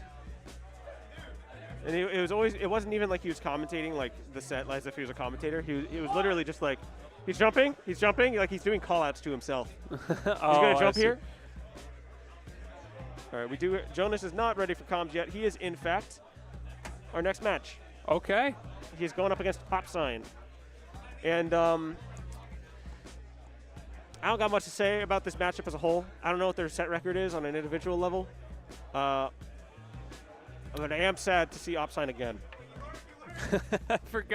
I already forgot the Opsign lore. Yeah. You didn't forget. Oh, fuck. I looked at him on X and I'm mad now. God damn it. The hatred in your soul. Man. We need to have an intervention. Just hug it out, you know? Yo, can we just, like, kill this guy? I feel like we went different directions on that. I need this guy out of here. Can we hug it out, but I'm holding a shank while we do it? DM from Hungry Box. I need this guy killed. Clean shot. Not Hungry Box. Wait, I didn't spell the name right. Oh, man, we got music this time. I was wondering if we had an album. It was just playing results themes for a bit. Honestly, I was having fun with the results themes because the one that we got for yeah, don't do that. The results theme that we have for, you know, just like player results on in game is the tournament results for Brawl. Like if you play tournament mode, a lot of hidden picks in Brawl, to be honest. A lot of hidden picks just in the Smash album. Brawl music went so hard. Yeah. I don't think anything's ever going to top the Brawl theme for me. I think, okay, Brawl music in my mind, I don't like it as Smash music necessarily. I think it's grand. I think it's great. It doesn't have, like, I think it's the chord progression that was something about it. Somebody wrote a lot about this. Somebody popped the hell off. Where am I? Sorry, I'm just taking a peek at my bracket real quick. But, like, yeah, there's this progression to Smash music that is present in, I think, Melee and Smash 4 and Ultimate that is missing from Brawl because they decided to go, like, full opera. And yeah. On its own, it's fine. It's just not. But as a musical theater guy, I'm a fan. I don't know anything about musical theory. I keep being told that I should look into it. Jojo Hobo Opsign. We got ourselves, I believe this is the qualifier for top 16. So winner of this goes on to winner's quarters. JoJo known first and foremost, of course, for his commentary, and Opsign known for being FTP's hater. Yeah, we're worst enemies, I think. I have no doubt. You know this guy got milk poisoning? How do you do that? I don't know. Like I couldn't tell you. Just unpasteurized milk straight. No, to it wasn't raw. He just drank too much milk. It was pasteurized. He's not that stupid. So he didn't get I'll give him that. sick that way. He's like he drank too much milk, and then he got milk poisoning. Bro, I brought this up to him. He's like, no, and I'm like, yes. This is what I was told. Okay, forward air off there. I really hope he doesn't mind me talking about that. I think he's fine with it. I hope he is. This is going to be the start of his villain arc. It's Batman versus the Joker, except you're both going to be the Joker by the end of this. What if the Joker drank too much milk and got milk poisoning? Good thing Harley Quinn's in the medical industry. Yeah, I think that's for like, she's like a therapist or something. Yeah, I think you just need like a physician. A psychiatrist, but like she's tangential. It's better than like if we were there, we wouldn't know what to do. It is a doctor, I suppose. If you work in Arkham Asylum, you've probably seen enough. Like you can pick up kind of how to help somebody. Okay, Jonas running away with that lead. That was 50% out of nowhere. Dude, I gotta be real with you. Toon Link combo should not exist. This character exists to do 12%, and anytime he does more than that, it pisses me off. Yeah, I don't know why he can box. I'm very disoriented by it. His F tilt hits behind him, and it's faster there. Very silly character. Oh, he's covering everything! Oh! Somehow not dead. One thing I always love with watching JoJo is how good he is at preserving his momentum while he throws his projectiles to combo into them effectively. Bro, Bro, what are you the doing? Pressure. Dude, just a whole ass fuck it nothing right in front of Opsign's shield. You know he's got an up smash? I guess you do now. Okay, gonna land with that. You gotta be careful here. Bomb throw, gonna set up on him. You can't roll away because that bomb was there. Great pressure from JoJo, but Opsign happy to just sit and shield, and that has worked a couple times in a row now. Yeah, Opsign is very, very good. You know, God forgive me for complimenting him. He's very good at spacing his aerials around you. Like that back air is always max range, that forward air is always max range. You know how there's like, you gotta do 7 good things to make up for a bad thing you did to somebody? You just have to do that with the opposite. Say 7 mean things about him, and then you're allowed to compliment his gameplay once. It evens out. Okay, racking up some damage. You are gone? Okay. Now we hold out. That was, yeah, really good awareness from Jonas to hold out like that. Oh, man, the stock market always hold out. I don't think you should do that. Ooh. Get somebody else to do that for you. Okay, waiting out this jump. God, ZSS jumps so high. She does. And not even the highest in the game, only number 2. I think that's correct, yeah. Yeah, Falco's higher. Double jumps kind of vary. I think Falco has a worse double jump, but I could be making that up. Falco does like round jump like a maniac though. Oh, that bomb, not really a consequence of that, but I think it might have made Opsign a little bit hesitant to act. Oh! It's okay, we're chilling, we're chilling. Get that bomb. We got, get off me, please. Opsign has brought this back, by the way. Ooh. Never mind. Yeah, an interesting thing that has to do with both these characters, they're both tether characters, which both means that it's very hard to like stop them from going to the ledge when they're trying to recover. But also like when they're both shielding and facing each other, they don't want to do that shit. It's slow. Wow, nice footstool into nothing. You know, the way God intended. Why you gotta be so mean?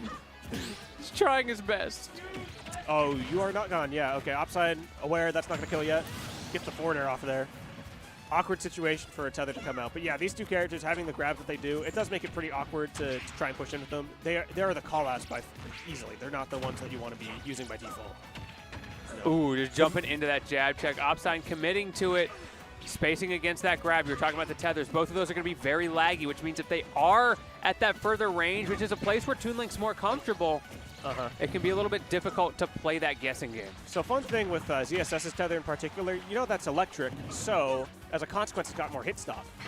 But because of that, ZSS's landing animation, I don't know if it has more end lag or not. All I know is that if you shield it, it's much worse than trying to shield like anybody else's.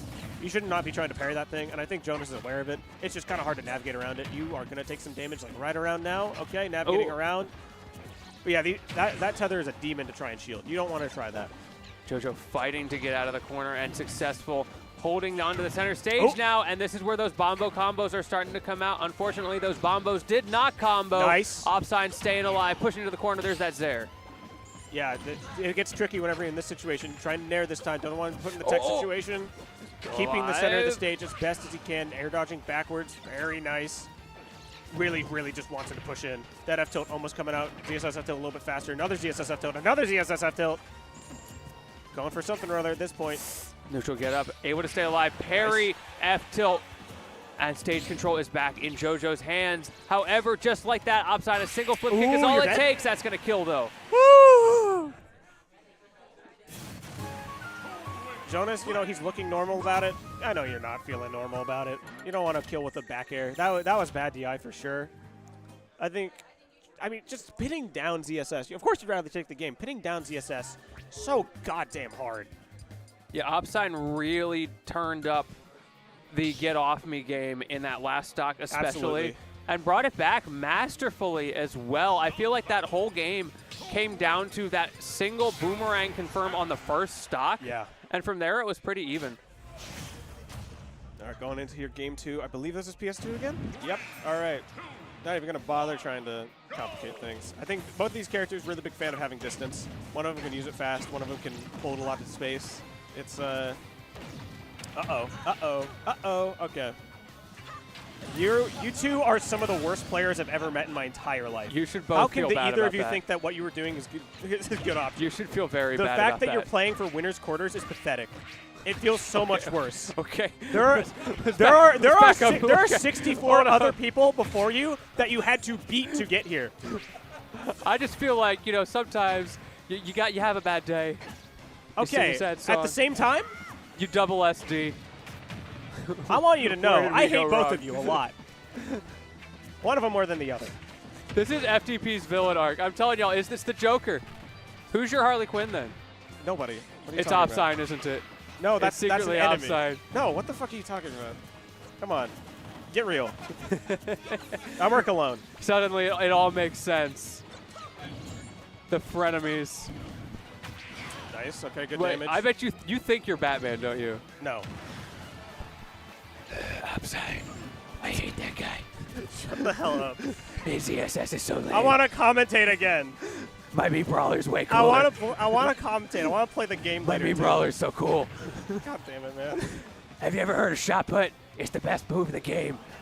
I don't think Batman would say that. It's like plus 50 on shield. It's so sick. That's not even true. All right, both these guys at kill percent in like another 10, 20, 30, 40, 50% from now.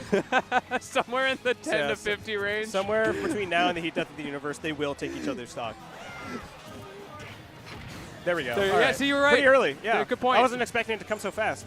Heat Death of the Universe got nothing on the Can news. you believe it? Last stock in a week. Just a week away. I'm so excited. Just a week. Oh, trying to cheese? No, okay, we're playing sane. We're keeping it safe. Never mind, forward air out of the corner. Who cares anymore? Ooh, ooh. Damage. Opsign trying to run away with it. Bomb, just keep him down. Delaying the hell out of those jabs. I've seen a lot of jab checks be very successful today. People are so used to the single jab, and I think both of these guys have realized, what if I just commit to the bit? Yeah, these are two characters again that like they have out of shield options, but they don't feel comfortable using them that much. So you can kind of test their patience quite a bit. Nice Z drop. It's always weird to see a Z drop combo just because like bombs don't hit Toon Link if the bomb itself hits an opponent. So it's like exploding in him. That hit? Wow. That yeah. is so active. Yeah, man. Hey, if you start an up air like right now, it'll still be around next year. It's another Heat Death of the Universe kind of vibe. You know, it'll Yeah. happen eventually. Nice jump away on that. That thing lasts longer than like 2 air dodges. It is crazy. The auto frame trap. Back air combos for some reason. Up air There it again, is. so active. That boomerang forces him high. Great catch there, but not able to get in. Once again, Opsign. He just holds shield sometimes in those scenarios, and JoJo doesn't have an answer. All right, going for the F2. Oh, he tried to roll away from that. Not going to happen. Okay, nice to not try and do something right away. Another grab, though. Down throw, maybe trying to check something. I don't know what GSS doesn't have a down throw. That's not for me to know. He was hoping that JoJo would air dodge, and then he can get a back air. That's about Probably. it. Yeah, that's some of the best that you can hope for. Jonas not trident it, though. Very careful defensive play from him as much as possible. He is getting pushed into the corner, though. The ZSS speed, the ZSS range, really starting to piss him off, I want to say. F-tilt. Yeah, this is where the cracks start to show. Still alive, had to get rid of that bomb quickly. Almost confirms into the up air. Not quite. Dash into the corner. Okay, yeah, maybe a little bit impatient, like you're saying. Yeah, I do get nervous whenever anybody decides to try and go for a ledge drop-off option in, like, last stock. F-tilt almost taking it. Missed Yeah, space that- there, but yep, the up DI throw. check. You don't have time. Yeah, both of these guys, neither of them winning their respective games off of the other guy doing the right thing. The classic. Though neither of those were probably going to kill. Maybe CSS would have. But, no, that throw is so goddamn fast. So do you have a bat cave? I mean, I have like 4 monitors in my living room. You know, I'm It's living roughly the same yeah. level of equipment. I'm living like Fahrenheit 451. You know, I was thinking about getting a 5th, but I thought that was excessive. Yo, check this ultra wide screen. I don't have. It's so much more efficient for my workflow. I don't have those. I do not have those. I only have 2 monitors on my work computer, anyways. All right, game 3. Wow, these guys stopped caring about staying really far away from each other. It looks like. They're like, what if we just gentlemen's to boxing it out? Wow, fuck you. It's like 2 dudes who are like, okay, just shake hands. We're gonna punch it out, and whoever wins wins. Yep. Nair. Bomb. Okay. That bomb was put out like 2 days ago. It's fine. Just blew up. We're putting defect bombs in the supply. No, duds are sabotage, but apparently it still works out. Toon Link bombs don't need to be doing all that. Yeah, you gotta feel bad if you're Adult Link, and you see the other bombs in the game. You're like, really? This is what I got? Okay, I think that Adult Link having his current bomb is good, mostly because he is very slow. Like, he's not going to wow. Oh, yeah, you're fine. Oh! It's okay, we're fine. Yeah. Reset. Yeah, I see your point. He is slow, so he gets that control. Yeah, like I also just like that it's different. Like, you ever see the way that Smash 4 Link played? That guy had, like, a fair one that killed, so all they did was that. It was good, but, like, come on. That's not exactly a winning strategy. That's why you're, like, 44th at a game of 50 people. Staying careful, staying careful. Opsign is just, he's playing exactly the way you would expect ZSS to play in this situation. And it's so hard to deal with. Like, just space him out, mix up that Zaire approach safely, and then when he's finally impatient and coming in, you hit him with something like a back air. Why? It's Sorry. so active. I'm mad that he went off stage with it. Like, This up air is a whole Falco player. It's that active. yeah. You know, one thing it's not going to hit. Flip kick. You want to talk about activity. That thing is actively invincible. Oh, he tried to grab in there. I heard the noise. Another thing we got to talk about. Toon Link Bomb is a flashbang. That is a smoke screen. You do not know what's going on in there. That is very greedy. You should be dead. Okay, his crowd's starting to scream at this one. World's starting to care about the outcome of this set. This game's been going on for like 2 minutes, and they have been at kill percent for 95% of it. Yeah. Dude, you got to throw those. Make sure you turn it.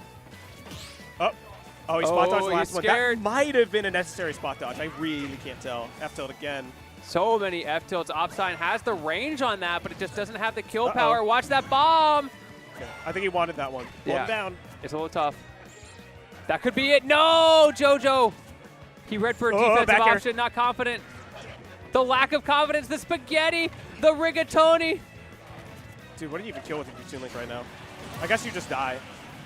Okay, now trust. I think this is the first time that Opsign's had no, he had a stock lead last time. This is tough, for sure. Because now the bomb's sending that high. Dude, you don't want to jump his Toon Link because, like, you don't have that same mobility. Opsign is not getting punished for going for grab, and I think that is crucial. Knowing that you have that, taking himself out of the game as well. I gotta punch something. I'm so mad. I'm real mad. Half the game went by. Half the game went by. You haven't taken one stock. He did it himself. Come on. We take those, though. I hope you do. I really do. Oh, wow. Calling out that down air. Bombs are flying right now. I don't know what the hell is going on. Yeah, you were talking about that smoke screen. We're seeing a little bit of it. JoJo trying to play safe, but he's trying to catch up this deficit. But you know what? He's kind of doing so. Only 17% between them before that hit. Yeah, see him drifting out right there. He really is trying to make sure that his recovery is unimpeded as possible. He ran across the stage for that. It is very sad he didn't get a follow-up. Dash attack covering everything. Bro, that thing's active too. Rolling. Up tilt. Right into his face. No, JoJo. Oh. Okay, I talked to this guy a bit ago about Wolf. The similar thing applies to ZSS up smash. Like, you really only got to worry about the first hit picking you up, but he was, like, running into ZSS. So kind of just got picked up by virtue of that. We keep seeing the same things from JoJo where he has the beginnings of the read, but he doesn't commit. He's not confident in his positioning, not reacting in the end, and that is what's really getting him, allowing Opsign a few too many neutral interactions to take advantage of. Bomb. Oh, my God. You guys are, yep. Yeah. You know what? I think everyone kind of felt that one coming, but it's such a, never mind. Okay. That is an early stock to get. And people are popping off for this one. Okay. Yeah. And this is still pools, by the way. We've got this competitive of a set. These good of players. Jonas. At pools. Opsign. I think the both of you are like looking for an SD. Like, not from the other guy, from yourselves. Like, you're kind of asking for it, the both of you. Got to throw that. Nope. They're playing the don't leave the circle game. Whoever leaves the circle first loses. I'm getting a lot of, like, yeah, this will work out energy from Jonas, and he just keeps taking 6% for it. Like, he tried to air dodge with the bomb in hands. I really just don't think he wanted to throw it. He was worried that Opsign might have picked it up, but, like, that air dodge kind of just put him back where he started. So many tilts as well that are leading to absolutely nothing. Because JoJo, even when he's approaching, he's playing at a range where things don't confirm for Opsign, which means he's only getting nickel and dimed. However, he is really struggling to get in. Yeah, dude, Opsign is navigating so well around everything. My man, circumnavigating. He's had pretty much the entire stage to himself for the whole stock. Yeah, it's crazy.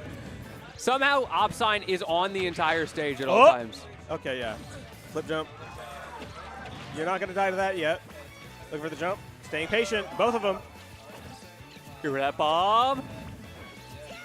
Boomerang setups, forced Opsine into shield, but again, JoJo not confident. Nice. He's scared to throw out that grab because it's going to be so laggy.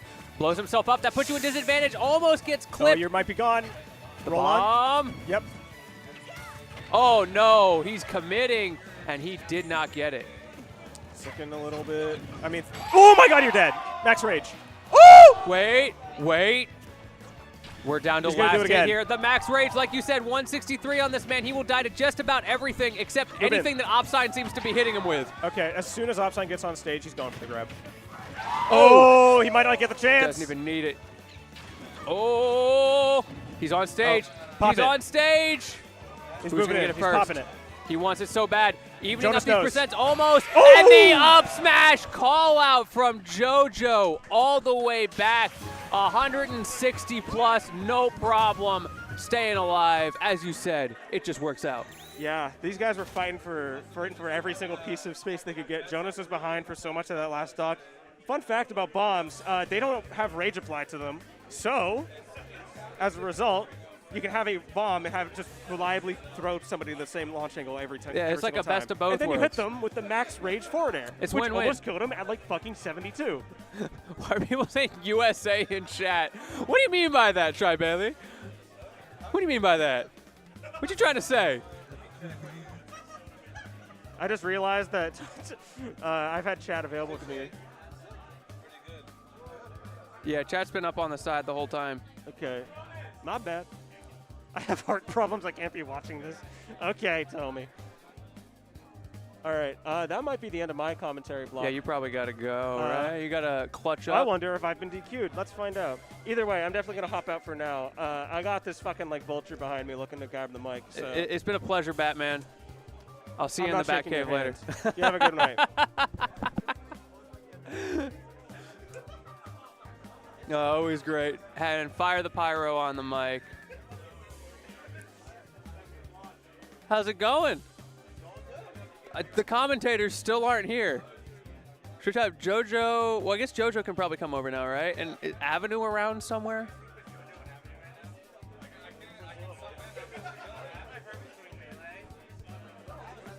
I don't know what's going on. Chad, I hope y'all are having a good time. It seems like we're getting into the second wave of pools at this point.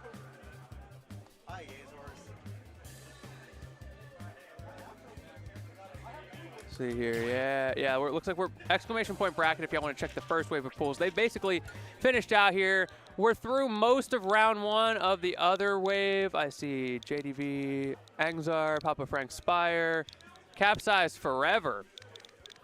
Okay, Pradoop and David. There's Avenue. Okay, so JoJo's probably around here somewhere. When he's ready to walk over, I'll hop off the mic. But in the meantime, we'll wait until the mic is turned on for you. But how you doing, Avenue? Hello. Do you know if JoJo's coming over? I'm not entirely sure, but like, probably. I have to imagine. Presumably, he's on the schedule. Yeah. How's your bracket going? Melee, I think I went like 1-2, but it's like crazy stock. Like Melee is like 50 people. I think like number 9 on our PR is seated like 13th. So it's like Man, kind of insane. that is and crazy. Then Ultimate, this is my first like Ultimate Regional since the Arcadian. Really? Yeah, I don't really play Ultimate, so it's been interesting, but it's been cool though. I'm here just for vibes, and I'm definitely getting said vibes. This has been a really good time so far. So Fair enough. yeah. Well, it's great to see you back. It's always fun, especially at events like this with so many people coming back to support Goose for his final regional, the Requiem. Wow. Such a dark name, by the way, the Requiem. I know. He's it's not like, dying. oddly fitting though. I mean, honestly, it's like when one TO leaves, there really is like a hole that can't really be Yeah, filled. there's a vacuum. But It looks like they're just jumping right into it. Okay. alright, so this is Lemmon Sophronis. Game 1, getting into Joker Cloud. Now, I don't know if there are a lot of clouds in PNW. I'm honestly not entirely familiar with like some of the. I know Sophronis has been around for a minute, but some of like the newer-ish names.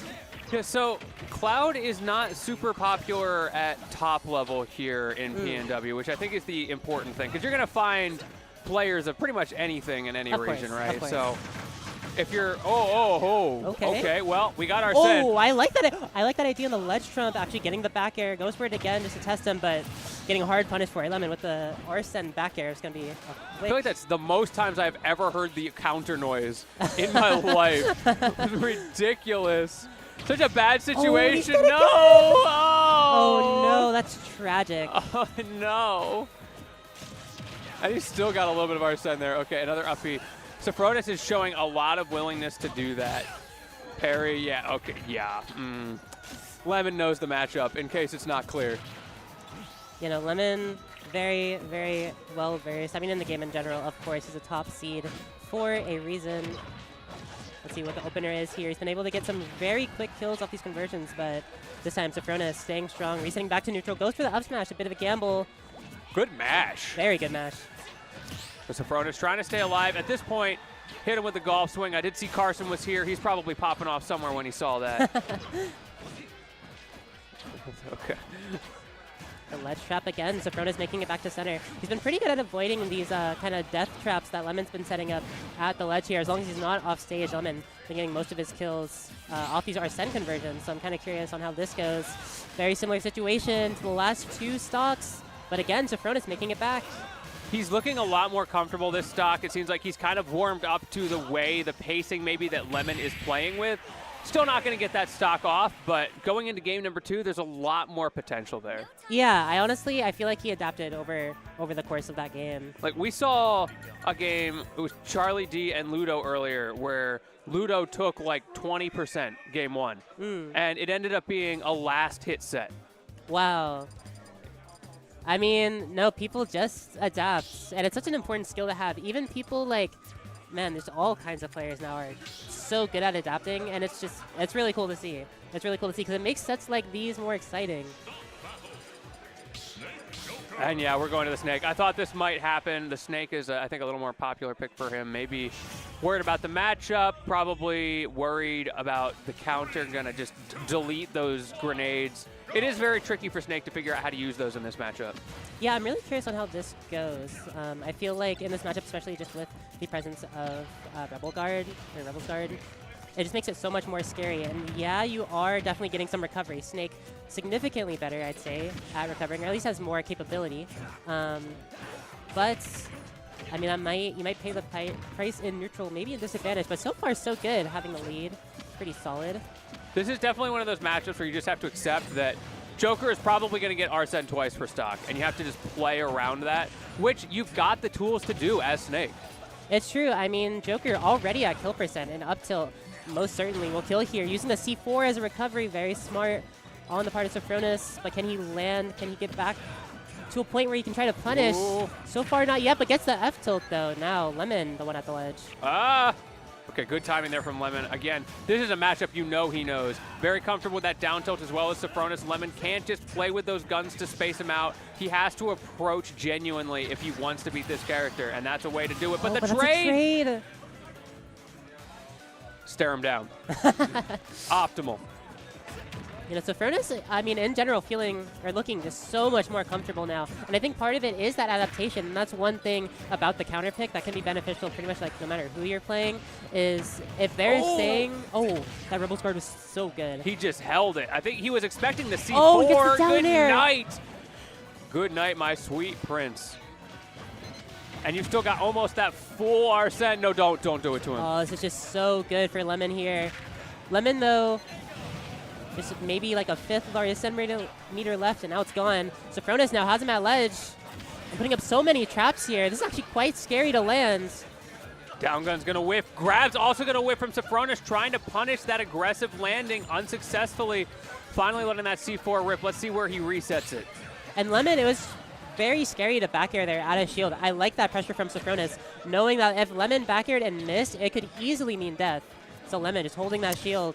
Up tilt not going to connect, but I like the idea. The neutral get up, that could have been it for the stock. Going deep for it, but not deep enough. Sophronis too high in the sky. Jab check, not going to get punished. Down airs, these guys are scrambling. Oh, and I mean, it's tense. It feels like a last stock situation, but Lemmon still has 2 stocks left and about to be another Arsene in the tank. Again, though, I mean, very much at kill percent. But, yeah, absolutely. you need to get that kill now, though, I feel like, if you're Sophronis. He's just trying to space him out with the guns in Arsene, which is really interesting. I guess he's got the ability to play safe at 163. You don't want to die to an overextension just because you have Arsene. Exactly, and I mean, obviously Lemmon doing a really good job. Oh, yeah, forced SD there. Yeah, forced SD. I was gonna say like Lemmon doing a really good job of avoiding situations where he could get up tilted, but I feel like Sophronics could have been throwing out the up tilt a little bit more, especially like in times like those where it's getting a little bit desperate. Time's just kind of running out, but you know. Yo, Nasta, you want to get on? I've been on here for a while. You look like you're poised to get on. Yeah, I don't know what's going on with him. If you want to sub in. All right, y'all. I'm going to hop off for a bit, see what else is going on in the venue. Avenue's going to hold it down. Always a pleasure to see you on the mic. And we've got the lovely Nasta right behind me. Y'all have a good one. I'll see you in a little bit.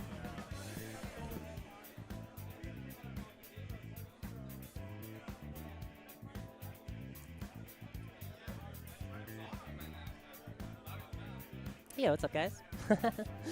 Hope you guys are enjoying the stream so far. Hope you guys are enjoying Requiem. I've had a really good time. I love this venue. It makes me kind of sad that like it's gonna be the last Goose regional since this is the classic Goose regional venue. But you know, it's been a good run, and I'm sure eventually some TO will step up to fill the shoes as the cycle always goes. But oh my goodness. What a co-cast. Welcome, BassMage. BassMage from Jigglypuff. BassMage from Hungrybox. Hello. Oh, and there's Jonas. Yo. Is that the winning Jigglypuff? This is the perfect edge guarding Jigglypuff. Did you use the infinite skill edge guard? But of course, Of fair. course. Fair, there. When you edge guard Crom, it's only infinite skill. True. You know Mythra can dash attack it? Wait, you taught me that. That's awesome. I taught Josh how to edge guard Crom as me brawler. Can he dash attack it? What I thought of is you can just nair it because lingering, or you can just down air it. Yeah, that makes sense. You can go like you can just like go off ledge and then double jump down air. That character's horrible. That's crazy. No, I've taught everyone how to edge guard Crom. If anyone ever really says funny. there's no way you can edge guard Crom with this character, Nah. low-key the only one that can is Zero Suit. That's actually pretty hard. Really? It's pretty hard. Can you not just like Zaire? You have to do a different route. Zaire doesn't kill. That's the issue. Oh. And also, up B will usually beat it because of the super armor at the top. Because usually it actually beats a few things. It's just not lingering aerials. But TSS has none of those. I didn't even know it had armor. Yeah, I theory crafted how to edge guard because I was annoyed that I couldn't as Zero Suit. I was doing nair edge guarding, like Zero Suit lingering nair edge guard. Did it work? It did work. I got one stock. I like that. I got one stock off edge guarding. I could not do the rest. That's low-key big. If you can like optimize nair, that's like flip kick. That's what I'm saying. That's it. It turns out with Zero Suit, it's actually so a lot of characters have to go to the middle, but you actually want to go a little bit higher up when edge guarding Crom as Zero Suit. It's really weird. I tested this when I was helping Josh out with Crom. Interesting. Brawler. I was just like, you know what? I'm mad. Yeah. I got to figure out how to edge guard this champ. And that's why you're BassMage. And that's why I'm BassMage. It's true. And that's why we're. Can I have one set? I need it for commentary applications. They always say you need so one fair. set. That's what you can have all the other ones. I'll have my one time. I'll have. I see. Up to you. Up to Wait, you. Rebels is at 5. Yeah. I could go later if you want. Oh, I see what you mean. Yeah. Yeah. I go later if you really want. He like sub 4. Yeah. Oh, yeah. That's fine. Like later on. Yeah, that's fine. You can have it. Yeah.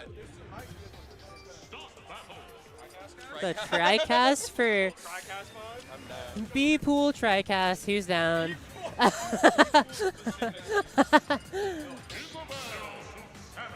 Oh, speaking of Zero Suit Samus, I actually cannot believe that just happened. I didn't know Zero Suit players existed in this day and age, but I'm so glad. I've seen a few Zero Suits in Washington. Really? I love that character. Well, like what I do, I always love looking at how many like players there are, like what characters, and I'm like, okay, I see some Jigglypuffs, some Zero Suits. What's going on here? That's interesting. Now this is gonna be a fun matchup to watch. Sheep, I don't know how much Zero Suit practice they have. And I also don't know this matchup. Yeah, definitely not a lot of Zero Suits in Washington, but I feel like that Isabel up tilt's definitely going to come in super clutch just because of how much it like hurt box shifts back and like how much ZSS is going into the air. Yeah.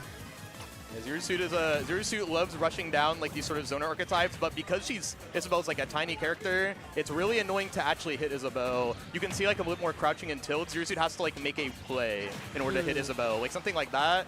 And then you mess up, and that lingering there is going to hit down B, and you can ledge trap right after because of the fast fall. And something that I'm really curious about, just in general of the matchup, and like either of you can answer, is, I mean, a lot of Isabel's game plan comes down to fair and bear, of course. And I'm not sure exactly how. Oh, wow, that down smash barely missing.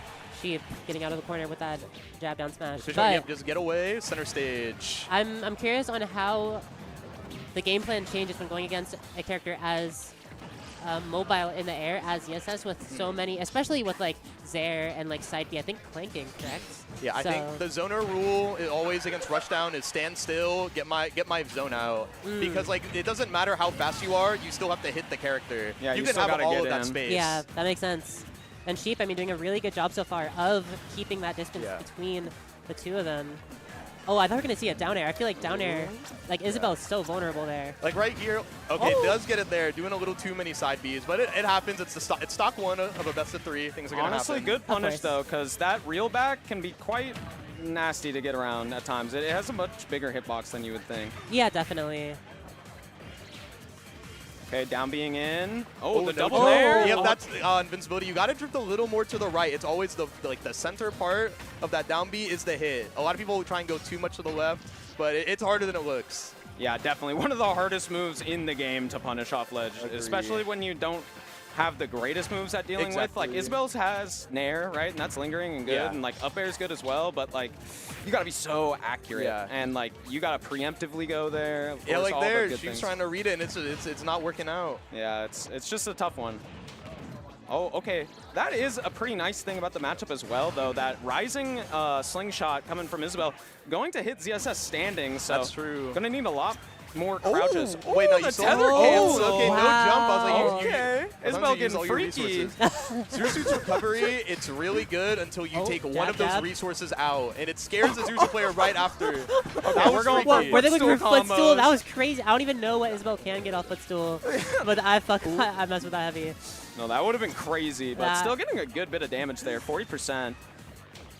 You hear like Cozy has all of the stage, but Sheep has the 1% of the stage that you need to hit. It's true. That is all that matters. And something with DSS too is like a lot of her aerials aren't that active, and you have to be pretty precise with them, which is kind of tough when, I mean, especially when the character's so small too, like Isabel. Exactly.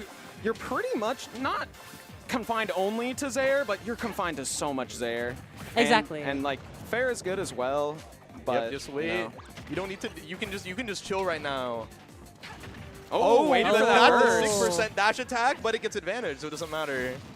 Oh, slight just miscalculation there on Sheep's part. And I'm wondering when we're gonna see that pocket of the neutral B, because I mean I feel like that has to come out at some point. No. Footstool dare? I didn't know Isabel had that. We're gonna notes in round 2. Wow. Oh!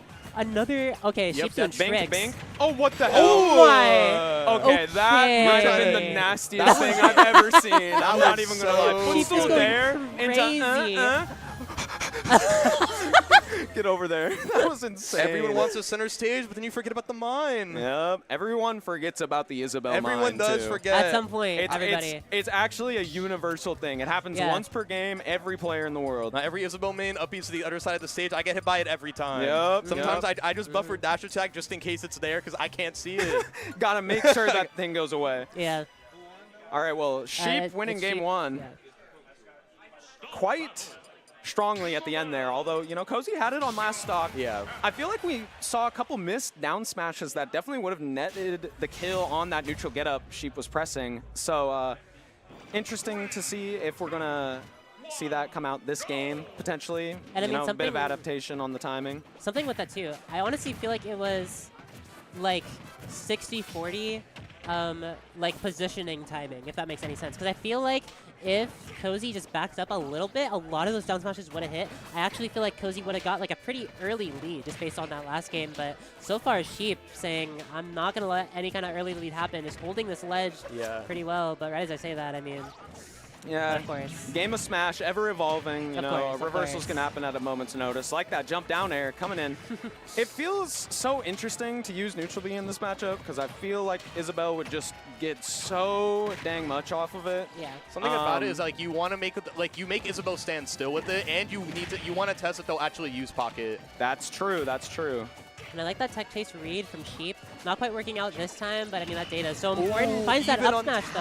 down, it's gonna kill. Yeah, That move is so I mean, strong. I respect the tomahawk attempt there, but you know that up smash isn't killing. Like you're Yeah. kind of hoping for a multi-hit, like drop shield moment there, and like it's kind of ill-advised risk reward. Goes for the down smash this time though. Sheep just jumping the ledge, and I mean that's always tough when the read that you go for doesn't quite work because now you're showing your Ooh, hand. scared goes out Yeah, because you and got you don't in and get it. died game 1, and now Sheep has so many cards on her deck right now. Just because of that, like game 1, you can see it all used because that's all Cozy's thinking about. Yeah, instant spot dodge read coming in there with the down air, trying to make something happen to get this 3-stock lead right now, but that back air just going to send you right back off. Oh, air dodge, what we got? Okay, that got Nothing. kind of dangerous. the mine, I yeah, like you that. can't- Yeah. Cozy, but that's good for Cozy. He's still thinking about these projectiles and like these zoning moves. Nice. Side B Side B. actually working out there, even though it got the close hit. Sometimes that'll fall out. Ooh, bad spot. Oh, and I was Sheep about is to so say, accurate with these dash attacks. Finds the down air off of that like forced air dodge. Oh, good Just so jump Yeah. neutral good. air dodge. That air drift of Isabelle is very good, so you can just get out of those ledge traps, especially when you know that Cozy's annoyed right now. Sometimes it feels like you're getting tear gapped by Isabelle as Zero Suit, or like when you're playing against like low tiers as Zero Suit, Yeah. they're just pressing all these moves, and I'm like, why can't I punish this? I feel like that's especially the case with Isabelle, because honestly, she can scrap. Like, she Yeah. got some fighting Yeah. in her, and like, you're just like, Oh, why I did like I that just gamble. take like 60 from this? And like, yeah, this the jab, reverse up tilt Oh. into the jump call out. Oh, I was like, no reason. That forward air hit, that'd be a little deadly. yeah, Shield no to full jump side there. B. You're going to be forced to down B. Back throw, tries to get on a Doesn't hit- platform. Oh, doesn't quite hit it. Not quite finding it, but still has Sheep in the corner here. These dash attacks, though, the pot coming in. Oh, what Oh the my heck gosh. is happening? These reads from Sheep are like This is crazy. abnormal.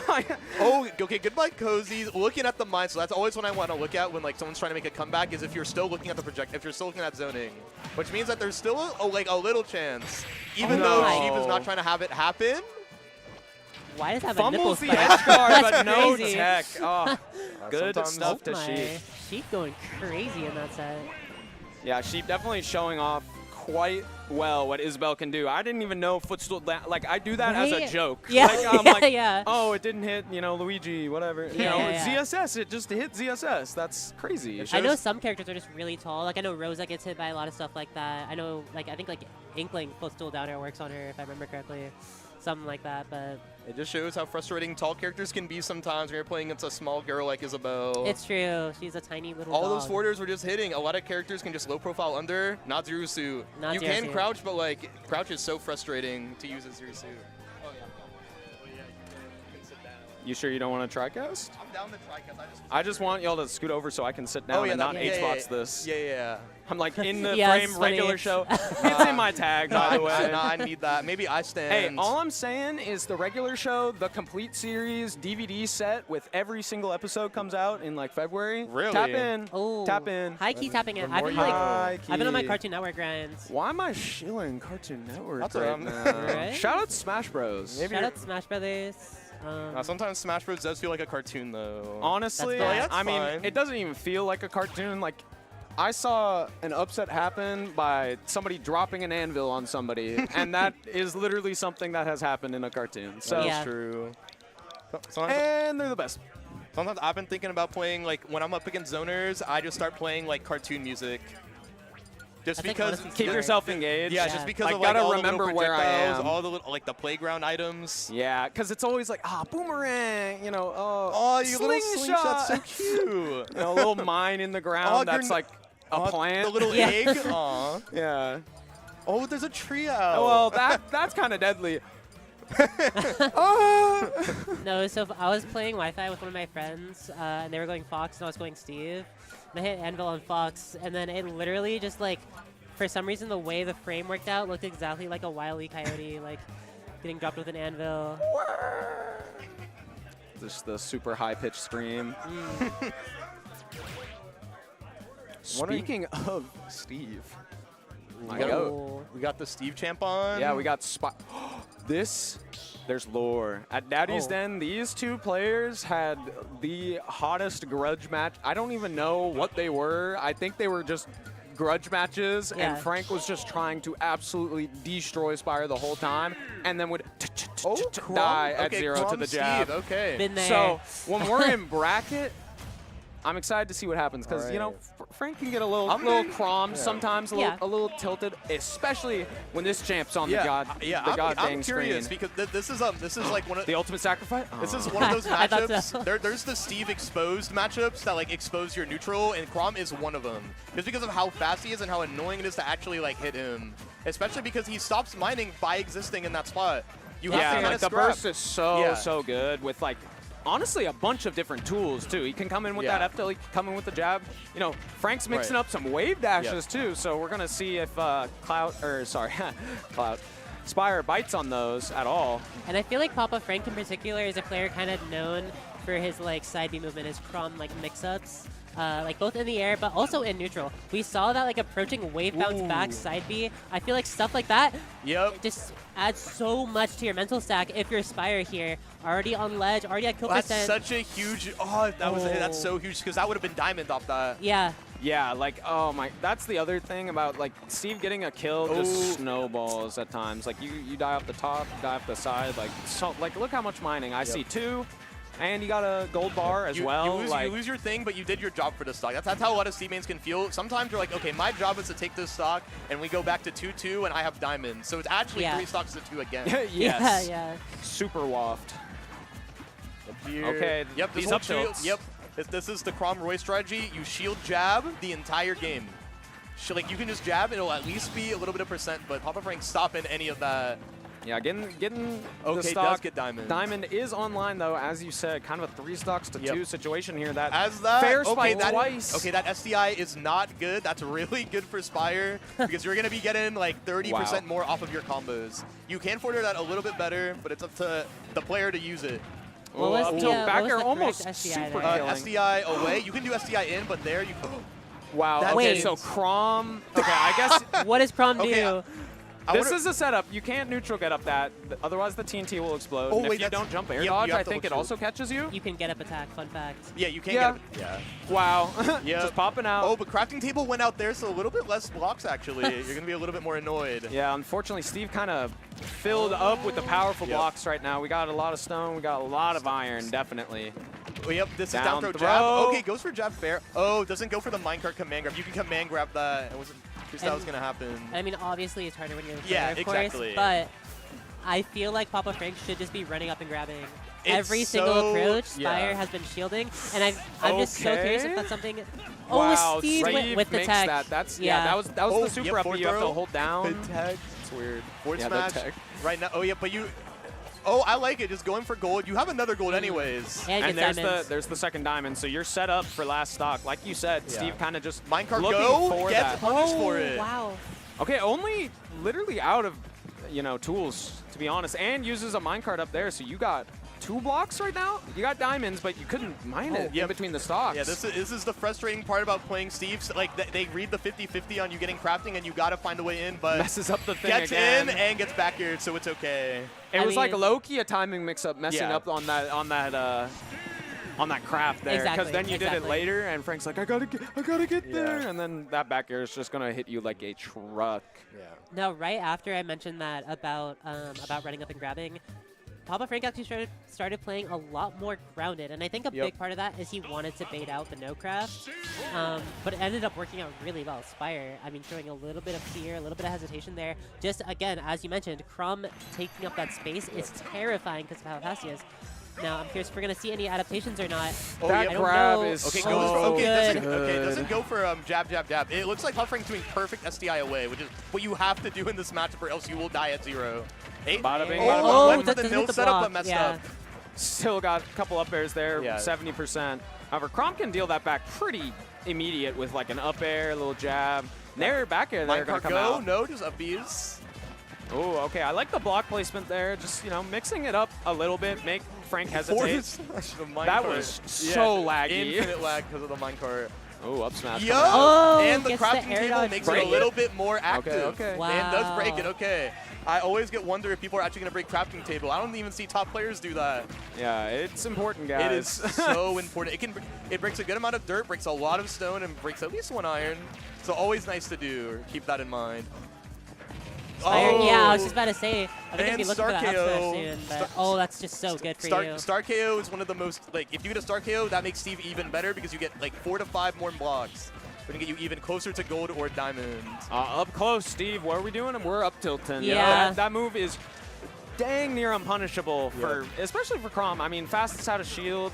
I don't know, frame 10 with the up B maybe, but like that's not even punishing. Oh, he breaks it a little bit. Okay.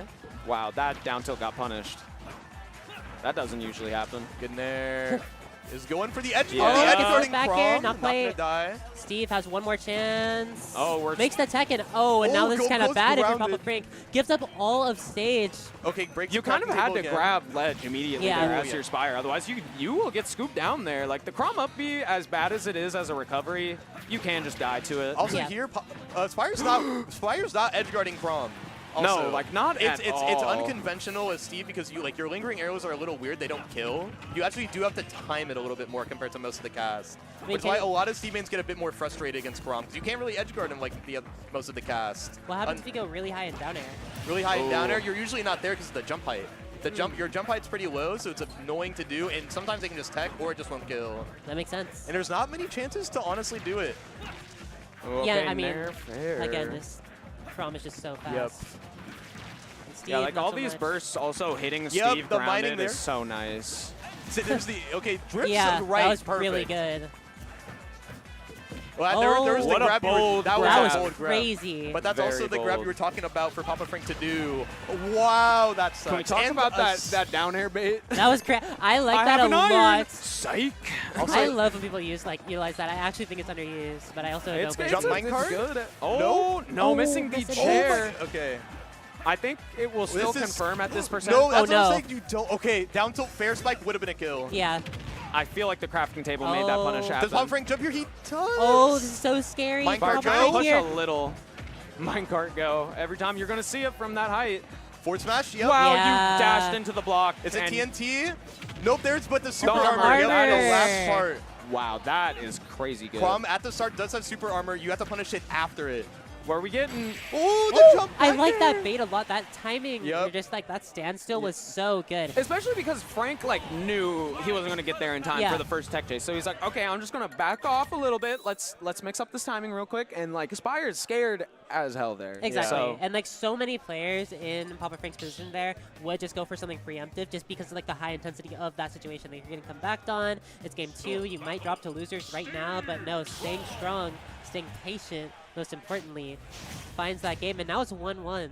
Another thing, even though Steve doesn't really have much decision fatigue, seeing all that speed while you're mining is really scary. Just because all of a sudden you're mining and then you get hit with like a 30% combo. It can be scary to be in that situation constantly, and it can make you make a bad decision like that one. absolutely. This grab here, we're Yep. going to see the Nair. Oh, Oh, the the crafting crafting table table. stopped it. That was actually That's a huge crafting table drop. paid actor. That would have Yeah. been jab fair down smash potential edge guard. Okay, we're getting the little staircase. Yep. Yeah, Spire kind of just rotating sides. You know, Frank approaches, I disengage after I get a couple hits. And, up you know, air. it was No working bair. out until this ledge trap so far. Oh, the jab just outranges Steve Porter. I'm not used to that. Wow. You know, Spire punished the down tilt earlier Oh. with a sword fair out of shield, but so far we're seeing a lot of grabs Yeah. now, which is like, I don't know. Good. But Oh, the mash out. Forward Crazy throw mash. into minecart. Yep. that mash mattered. That mash got you the stock. Okay, breaks the crafting table too. You have to like at least build it back. You Oh can't my just instantly gosh. have it. That RAR up there was almost super clean. Not All quite getting right. the timing though. Oh, I would have loved to That- see a Nair there, but up Yeah. air just getting a bit of damage. That up smash tells me that Spire's a little annoyed by all the speed. It's true, although I like the way that he took center stage back, just kind of slowly pushing from out, just by Crafting table out moving as again? Steve. It's not something you see Yeah. super often. Oh, I would. For some reason, I thought Spire was about to pull out the double parry. Good parry, though. Able to find your way back into this corner, keep this game plan going, but accidentally goes off stage there. I wonder if he's breaking the crafting table for it only to be one hit on purpose. Because he's done that at least 3 times now. Wow, big because smash. see, there's that little hit stun. I think Pop Frank wanted to do that for itself, but it might backfire. No attempt to edge guard, but yeah. finding the anvil afterwards, Frank pretty eager to get off that ledge. Gonna eat the stock for it. Wow, neutral being on the platform. That's hitting nobody. This is so brave. If any of those up B Elytras hit, that could be down tilt forward air. But Papa Frank, when you're Crom, you have nothing to lose gold there. Yep, get out of there. Yeah, that was perfect. Yeah, if you didn't know, Oh, I faster like frame data. It is ridiculous. Oh, the setup. Yep. But you're higher up, you don't mind that. Until that 4th throw, horrible angle, but Crom's air dodge is amazing. Not getting the setup this time, but still has the TNT there, and everybody loves to jump when TNT's there. Yep. Wow. Do you break crafting table here? You do. And that's a little bit there's more some dirt. wet out, and that thing's almost gone. Yeah, that did. Yeah, like breaking that. Yeah, that was Look- super intentional, I think. Yeah. Look, because of those 2 crafting tables, there's like not He went that for much it. stone. The Nair. Okay. Forward throw. Yep. Let's see what Spire can do here. Gets Great that forward forward air. air. If you get the stock now, you're super fine. Wow, just stood on it. And the little freeze Wow. frame. You're goes like, Yeah. yes, I'm not. I'm not on the ledge this time. Oh, this whoa, is whoa, bad. whoa, whoa, whoa, But it This is didn't really matter. bad if you're Papa Frank. That is a lot. Oh, but Now doesn't, you don't- doesn't get that much Unlucky. damage. Only 40. Not finding it. Okay, we're getting the up angled side B tech chase This on is the the flat. minecart go time. Are you Oh, not don't- throwing don't out? trigger. Oh, that block was All scary. right, there it That is, three but it high. gets punished. Yep, that jab is not going to be safe on that sword bear. Going for actually, the PBR. yeah, the PBR. I think the PBR actually hurt him. You forward Yeah. faster there. Yeah, no, that ended up being way too That slow. command grab could have killed. Get Wow, diamond. you That's are Jared. brave. That was. Oh, Went for a down tilt instead. Maybe thought Spire would like cancel and Get ready for- shield. Yep, anvil. oh my gosh, Frank spacing that pretty well, but not quite A actually able Jared to will hit Spire. 100% kill. One iron on deck though. Gotta watch out. Forward air. Oh. Now you're- a couple That's more. not- Fine, but no TN. Actually, that was. Oh, but my it's the there one F That was smash across nasty. the stage. That was really good. That was a really, Yeah. really, That was really good find. crazy. I Like, don't know another way he could have That was a killed good that attempt by position. Spire, but that was even more perfect by Papa Frank. That was Holy. insane. You know, Spire I actually really liked the way he played that Yeah. last stock for the most part. Like, he was staying back, he wasn't overcommitting. He was calling out a lot of the panic options from Papa Frank, who was like, you know, every once in a while throwing out Yep. a spot dodge or like some kind of jab or something, but yeah. I would have loved to see a lot more just like jab trains cross the Yeah. stage, fish for that edge guard. We had that one stock Yeah. in that last game where no jump, Frank had to air dodge. You just go Yep. out there, fair, whatever. Yep. Like, obviously but you're that's- scared of the instant up B, Yeah, but that's a bait. And it's also like, hard because like I said, no one's really like studying like the Crom recovery, especially as like you're Steve because you're not used to the matchup. but I feel like from that angle, you also could have just charged a down smash. Yeah. Like at the ledge. Yeah. And like, even if it pulls you in, you can space that move so far that it like won't. Like, Yeah, I agree. With Steve, sometimes because you have infinite tricks, you want to keep to like 3 to 4, 2 to 3 like ledge traps you want to do. Every Steve has their own personal 2 to 4 ledge trap options, and that just might not be Inspired's toolkit. Might just want to keep it true. simple. All good. Are you playing bracket? Good luck. bracket inbound. Good luck to Avenue, our fellow commentator. I always believe. I help her in Melee, and I was about to always say, succeed you're as the well. coach, I am right? the coach. That's powerful. The coaching that transcends games. I you try, just I try. you just have the gene. I had to because with Hungry Box, like when I would like do the watch parties, I had a goal where I would grind Melee a little bit so I could commentate it. oh, was my that's, goal. That's fun. That's fun. Like, Like, I get used to the game so Yeah. you can like actually tell what's going on and because like I know comment like on it. what a lot of commentators mess up on in Melee, I feel like, is that they don't like appreciate situations as much as they could, or like they don't say like, oh, that was a JC grab, they'll just say that was a grab, and that was my goal. Yeah, they'd be a bit reductive with it maybe. Mhm. I Oh, see. Cherry Bomber 2-0 Major. Oh, I don't know. wow. You Little could- Mac versus Ganondorf. Ooh, Able to and that's a find that. matchup Major knows. Exactly, with you know, both the legend punching Yeah. Judy, but also you know Protos in Oregon as well. Mhm. Speaking of Oregon, we're going to be getting previously known as Everest. Versus Hedro. I always forget where Hedro is from, but the Big Bonk TO. If you want to go to Big Bonk, Hedro is the guy, and he is ambitious Absolutely. about Big Bonk. Yes, Beak Bonk is going to be huge this year. Activate 20 ats to the world. Yeah. That is because that is his baby, and he wants that event to be big every time. Yes, yes. And you know, I've been to the I believe 2 of them that have happened. Yeah. And they were amazing both times. I gotta say. Honestly, yeah, good quality event. Yeah, One day just keeps it simple. Although this year is 2-day. Yo, I forgot about that.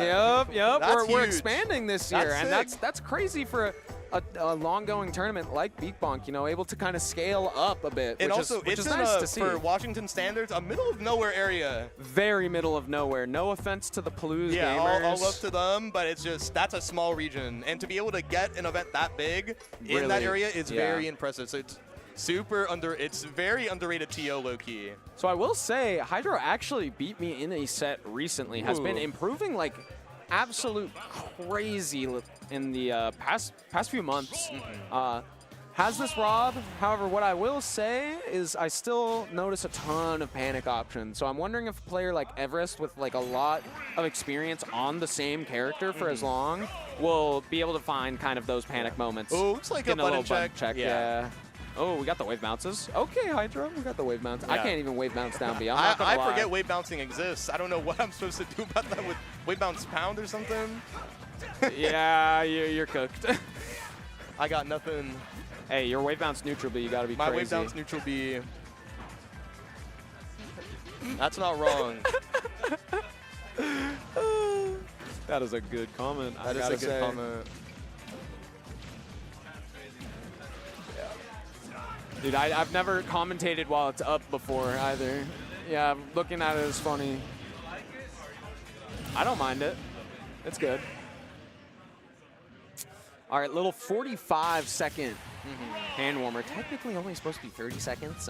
DQ. And it is what it is. Yeah, no, both players just making sure they're both ready to play, Yeah, I have no idea what this matchup is like. I know it's not necessarily like a super common one, but it's common. When I see these two, I always think of like the player base and how they probably both think it's unwinnable for the other. Yeah, there's so many That's one of matchups like that those. in this game. Wolf Joker is a big one too. I feel where Yeah, both Wolf Joker they is just one. all hate it. But yeah, Ouch thinks it's now losing. that's awesome. I was like, and I know Lemmon thinks that matchup's unplayable. That's so funny. When you're too good that nobody's having fun. Yeah. But yeah, no, this matchup I definitely would say falls in that category. Agree. I feel like the Rob down air is going to be impactful. Just 7 frames or something of activity. Yeah. But regardless, the Brown Menace already starting out with this aggression. That's like 3 grabs already. Playing quite well. Wow, going for the Jeff smash, but not going to work out. Oh, up down instead of forward throw. Okay, good to know. Values damage, but you still get an edge guard, so it's not as bad. And No this jump. ledge trap is really good, Yep. too. That nair is so good. No matter what hit you get of it, it's like all-encompassing. It has no lag, and they all combo. It's like, wow, this is a good move for ledge trapping. Okay, we're going to get the jab after the safe aerial. Hydro dropping shield, going to get hit by that Jair. Oh, down throw? Yep. How we're gonna good's see your it at mash? 100. Not good enough. Yeah, not good enough, and not good enough Not DI. good DI. Yes, yes. It can be awkward to DI sometimes, but you got to figure out something. Even like no DI and just take the death if you're dead. Like, all right, dying so early I've been is so noticing rough. Everest is not great with gyro. He's getting hit by it a lot, which is probably going to mean when we see a ledge trap or if gyro's on the play, we're going to see maybe potentially Everest with a few of those is what I'm seeing. Yeah, and that's so important Yeah. against this character too. Even just like something like throwing it up, Yeah. like just to stall out, because that move has like no cooldown. Like if it hits your shield and despawns, you can shoot it again immediately. So Rob having access to that makes his neutral so much more frustrating, especially because it makes his out of shield way better as well. Okay, yeah, seeing that gyro again. Everest electing to just shield it. Okay, we're seeing the down tilts, but not holding shield after. There's that thing that a lot of players do where they have their special move, and in last hit, or in like a 100%, they start to use their special move, and he uses a special move there. That's a special move. Nair 1. Yeah, Nair 1 into Jair. That was really good. Okay, didn't SD. Good. Oh, good timing mix-up. Tomahawk landed and waited How a much percent split is this? second. Up air, up air. just all off of that little mix-up in the corner. It shows you that, like, just because you're in the corner, you don't have to get out immediately. You know? Ooh, that was a good attempt. And you're alive still. Wow, good And alive on recovery. that back. No, great attempt, though. That's good momentum. No, that feels good. The copium up B, Yeah. like, you always got to do that, man. It'll make the other player break at times. Like, we saw in that last set with Spire, you know, like, I'm going to make it back, even though I have no jump and only up B. Something Like, that I would just keep holding in mind is if wait, tech chase, double toss. Okay, missing no, it, you're but fine. You're finding fine. it Yeah, with the it's back only hit. 3 of the hits, so it's not the super. It's not like a crazy thing. Okay, not Yep. PS2 and center makes sense. Something I've noticed. What? Yep. Yeah, Hydro has been neutral air dodging. That's the first directional air dodge in the entire game off of disadvantage. Everest was waiting for that till the end, but Hydro directional air dodge, maybe by accident, maybe not. Uh-oh. Okay, not finding the Jair there. Hydro Good parry. at 130 here. Good Up B, tech. hold We got down. again. Grab? No. Not connecting that final hit there. Oh, What a back nope, air spot against- tower, though. Wow. Do we find the down air? Nope. Great delay into. Goes for forward smash. not Sour gonna hit. spot, though. Up throw might. The That nair nair, ledge trap. absolutely. Yeah, absolutely. The It has nair- like base or like It is. fixed knockback. It's it just weird, kills yeah. every character at that percent. And that was good DI. That was good DI by Hydro. yeah, For right in Hydro. that top corner. But you know, the brown menace prevails He- once again. He really does. Something that I wonder if he's going to start punishing is those neutral air dodges at a disadvantage. That is the biggest Absolutely. habit that Hydro has. If he fixes that, he has a good chance of winning the set. But he has, Absolutely. but fixing it in real time is So much difficult, I can say right? it now, but I know I'm neutral air dodging 8 times again. Yeah, it's like, you're not hitting me. Get Yeah. away, get away. But yeah, Hydro still pulling that back though, but like the recoveries from Yeah. Everest They avoided were so good. many down airs. Even with the awkward, like, oh, Gyro like 2-framed me, you're still fine. Has, you know, jump has. Yeah. Up angled, up B, like in angled, I guess. Yeah, I swear there are 2 types of Roys. There's the recovering Roys that have like an okay neutral, and then there's the perfect neutral Roys. But if you get them off stage, it's over. Yeah, they just recover the same way every time. Yeah, and I've been seeing like the thing I noticed is that like he's thinking every single time with the recovery. There's always thought. And Yeah, that is because important. Yeah, you super have to do that against Rob. Yeah. I feel as a up B that kind of just Forward goes throw? diagonal Yup. up. DI's away. I think he forgot about forward throw because of the up throw on the last game. True at the start of the game. Yeah. Oh, trying to go for that turnaround down tilt is Hydro. Up till auto combo. Okay, doesn't do the auto combo. Gotta love the auto combo. I love It it is. even more because you can get freaky with it and down tilt. It's like, okay. I Oh. would have loved to see a jab I block was like, there. we're seeing the breakdance a little late and it doesn't hit. Yeah, unfortunate. Oh, trying to get back to center with that back air. The full send on the side B, just in neutral, but not gonna Oh, find it. the really good way. Oh, gets the up air and not the best DI. I think you were still gonna die, but I always like get curious how passionate they are at DIing moves. Yup, Yeah. that's the air dodge. Yeah, you found it. You know, you missed the neutral air dodge Yeah. read earlier, but all right, they're directional air dodging Yeah, now, so direction- you just wait. Yep. At Oh, the- nice turnaround. Ooh, That nair came so yep. close to hitting. Right. Sometimes the autopilot of Rob nair down tilt is effective no matter what. It's such a good thing to do if you're not comfortable, because it will most likely hit, especially if you're playing a close corners game. Absolutely. Good parry, double down tilt. Not going to confirm into grab at that percent. The reverse Hydro's nair. turnaround down tilts are crazy, I'll say Yeah, it. the turnaround nairs are freaky. Yeah, no, we're getting... I'd be getting mixed every time if I saw turnaround nair. Yeah, Everest Upper just weight? sitting there. Oh, that's a soft hit. Trumping nothing. Good up smash. Does Hydro go up? He does into... The downer's Wow. really smart. Yeah, unfortunately didn't catch spot dodge there. Doesn't Whoa! hit. It was almost like the forward swing on Yep. the second hit. Oh, Dodged that up Hydro smash. puts himself on the ledge. But the bravest Cash. get up attack. We're Yep. cashing. That's We're- the we're one. using- yeah, we're using it now. I'm not saving it for a game 3 last set. I need to get this game now. No, unnecessary, but yeah. no jump, so it's going to be It- fine. it's the play it safe edge guard. You know they're dead, but if you do this one, you know they're dead. Yep. Wow, sour spotting on that back air. Oh, just throws the gyro and then grabs ledge. Usually you'll see the Robs like jump onto stage with that gyro. Okay, down air. You got to land. Fast fall air dodge coming in clutch, as it always does. But the up out of shield couldn't beat that down air. I wonder if that was supposed to be an air. Yeah. Probably. I mean, down air is combos into up tilt, right? Yeah, Downer comes in the up tilt. Wait, with Rob, it can. I think so. I've seen it. I've seen the footstool downer up tilt setup. Okay, quick little 3-piece coming out. Nair, nair, fair. kind of almost zoning as Roy right now against this Rob, but Hydro finds the roll into center and just defeats Everest's aggression here.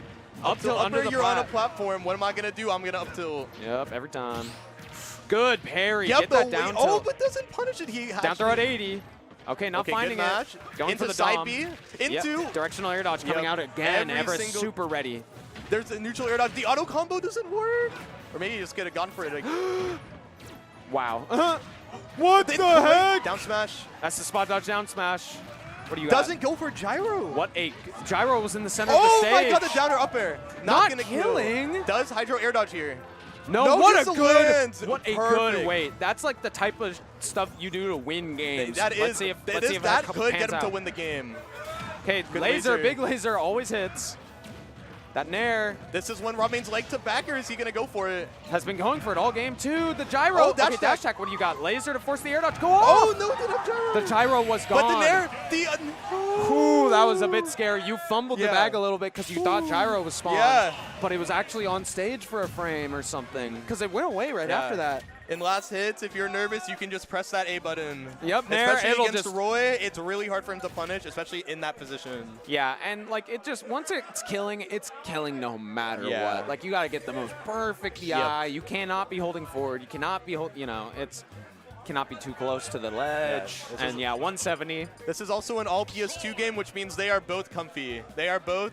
Yeah. They are not trying to be like, I'm not trying to change the pace. I'm trying to play my pace and beat you. Yep, they're bullfighting. It is the classic. There's a Horns. I'm banning and we're going a weird stage, or there's the I'm playing basic and I'm beating you with my basic play.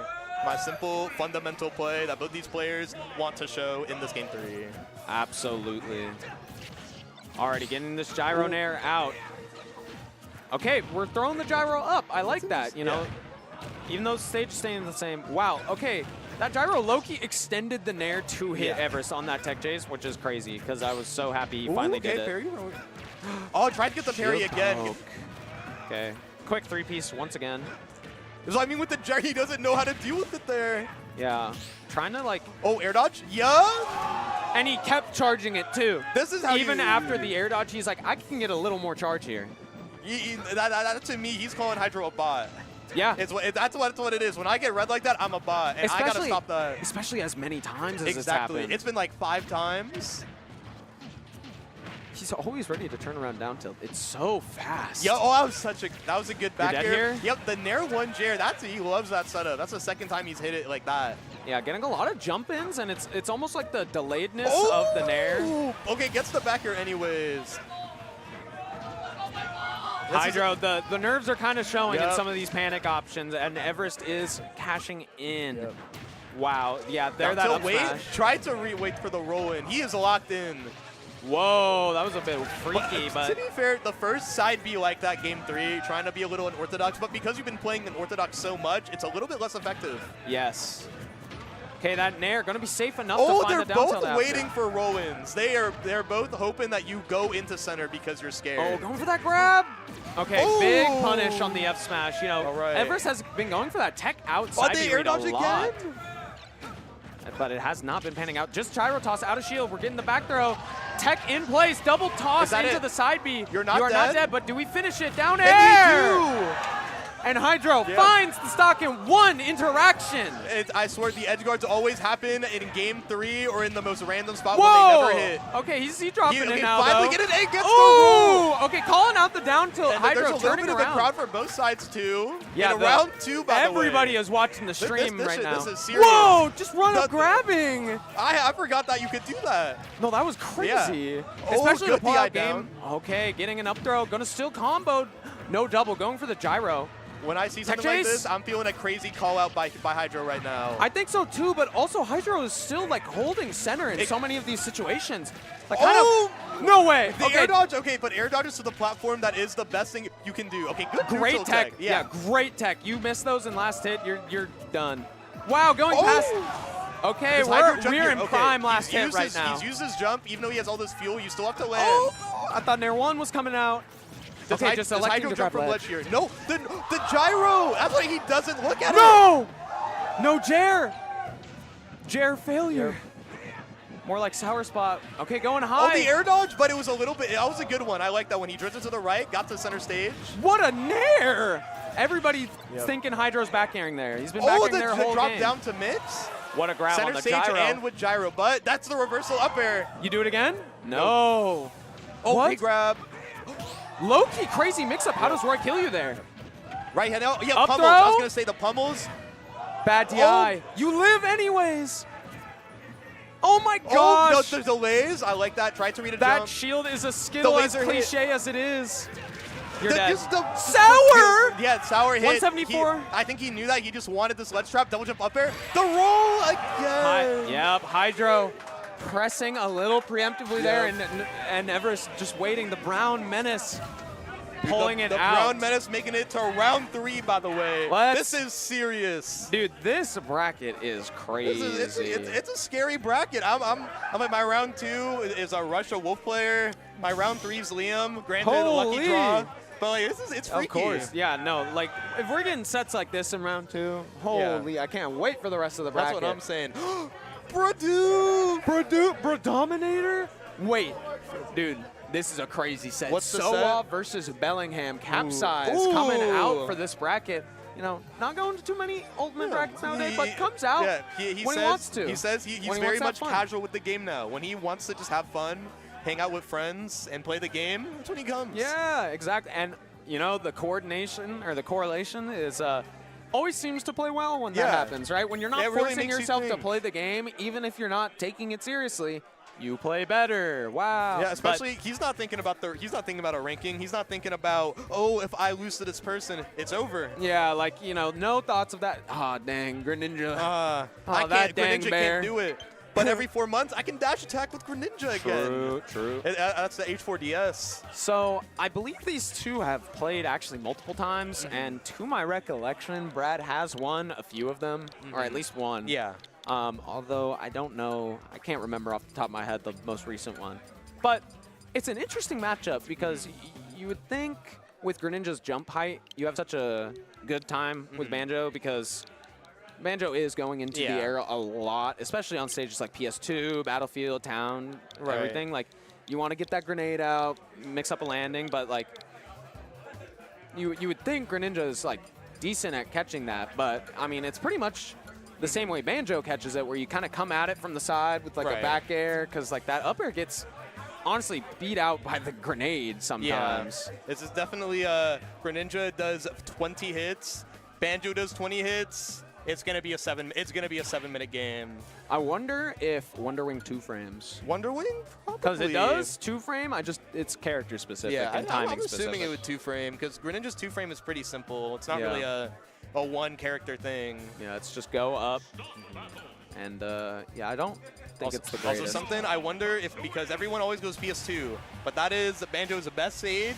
And we are going to it. Yeah, so that means this is an advantage for Banjo. The rule of Banjo that you learn by losing the Banjo is not going PS2, but doesn't matter too much. It's a long stage. Wow. And Fell out of back air 1, followed up with the jab block. Brad is locked in. Yep. If you're pulling that out instantly, it's like, okay, I gotta be ready for this guy. Something also to see if the Banjo is going to be camping is whether they're forward facing or backward facing, and Bardoof is a scrapper right now. Yeah, that was an immediate Wonder Wing. There is no timeout Banjo going on. Okay, man, we're getting the neutral B triple. triple. Messes up. That sucks. That's a hard input to do, though. It's so much harder than it looks, from what I know. All right, this is going to be a cheeky set. Okay. Sometimes that's just what you want to see, like, for both sides. You want to see, are we going to play cheeky or are we going to play 150% game? Yeah. And so far, these two definitely getting a little mixy with it. Okay, baiting out that dash attack, but not punishing. I imagine Banjo up smash probably punishes both cross up and no cross up from Greninja dash attack. Wow, kind of sending both the puny projectiles down, but ooh, the up tilt. And because it's a long stage like that, Bardoof can just run around, have some fun. You can't catch me. Okay, getting that nair. That's a big platform hit. Okay, but not that big of a deal. Yeah, Banjo just kind of jumping out of that situation, finding his way to the other side of the stage. Ooh, drag down. Okay, no drag down. Grenade down. You hit me.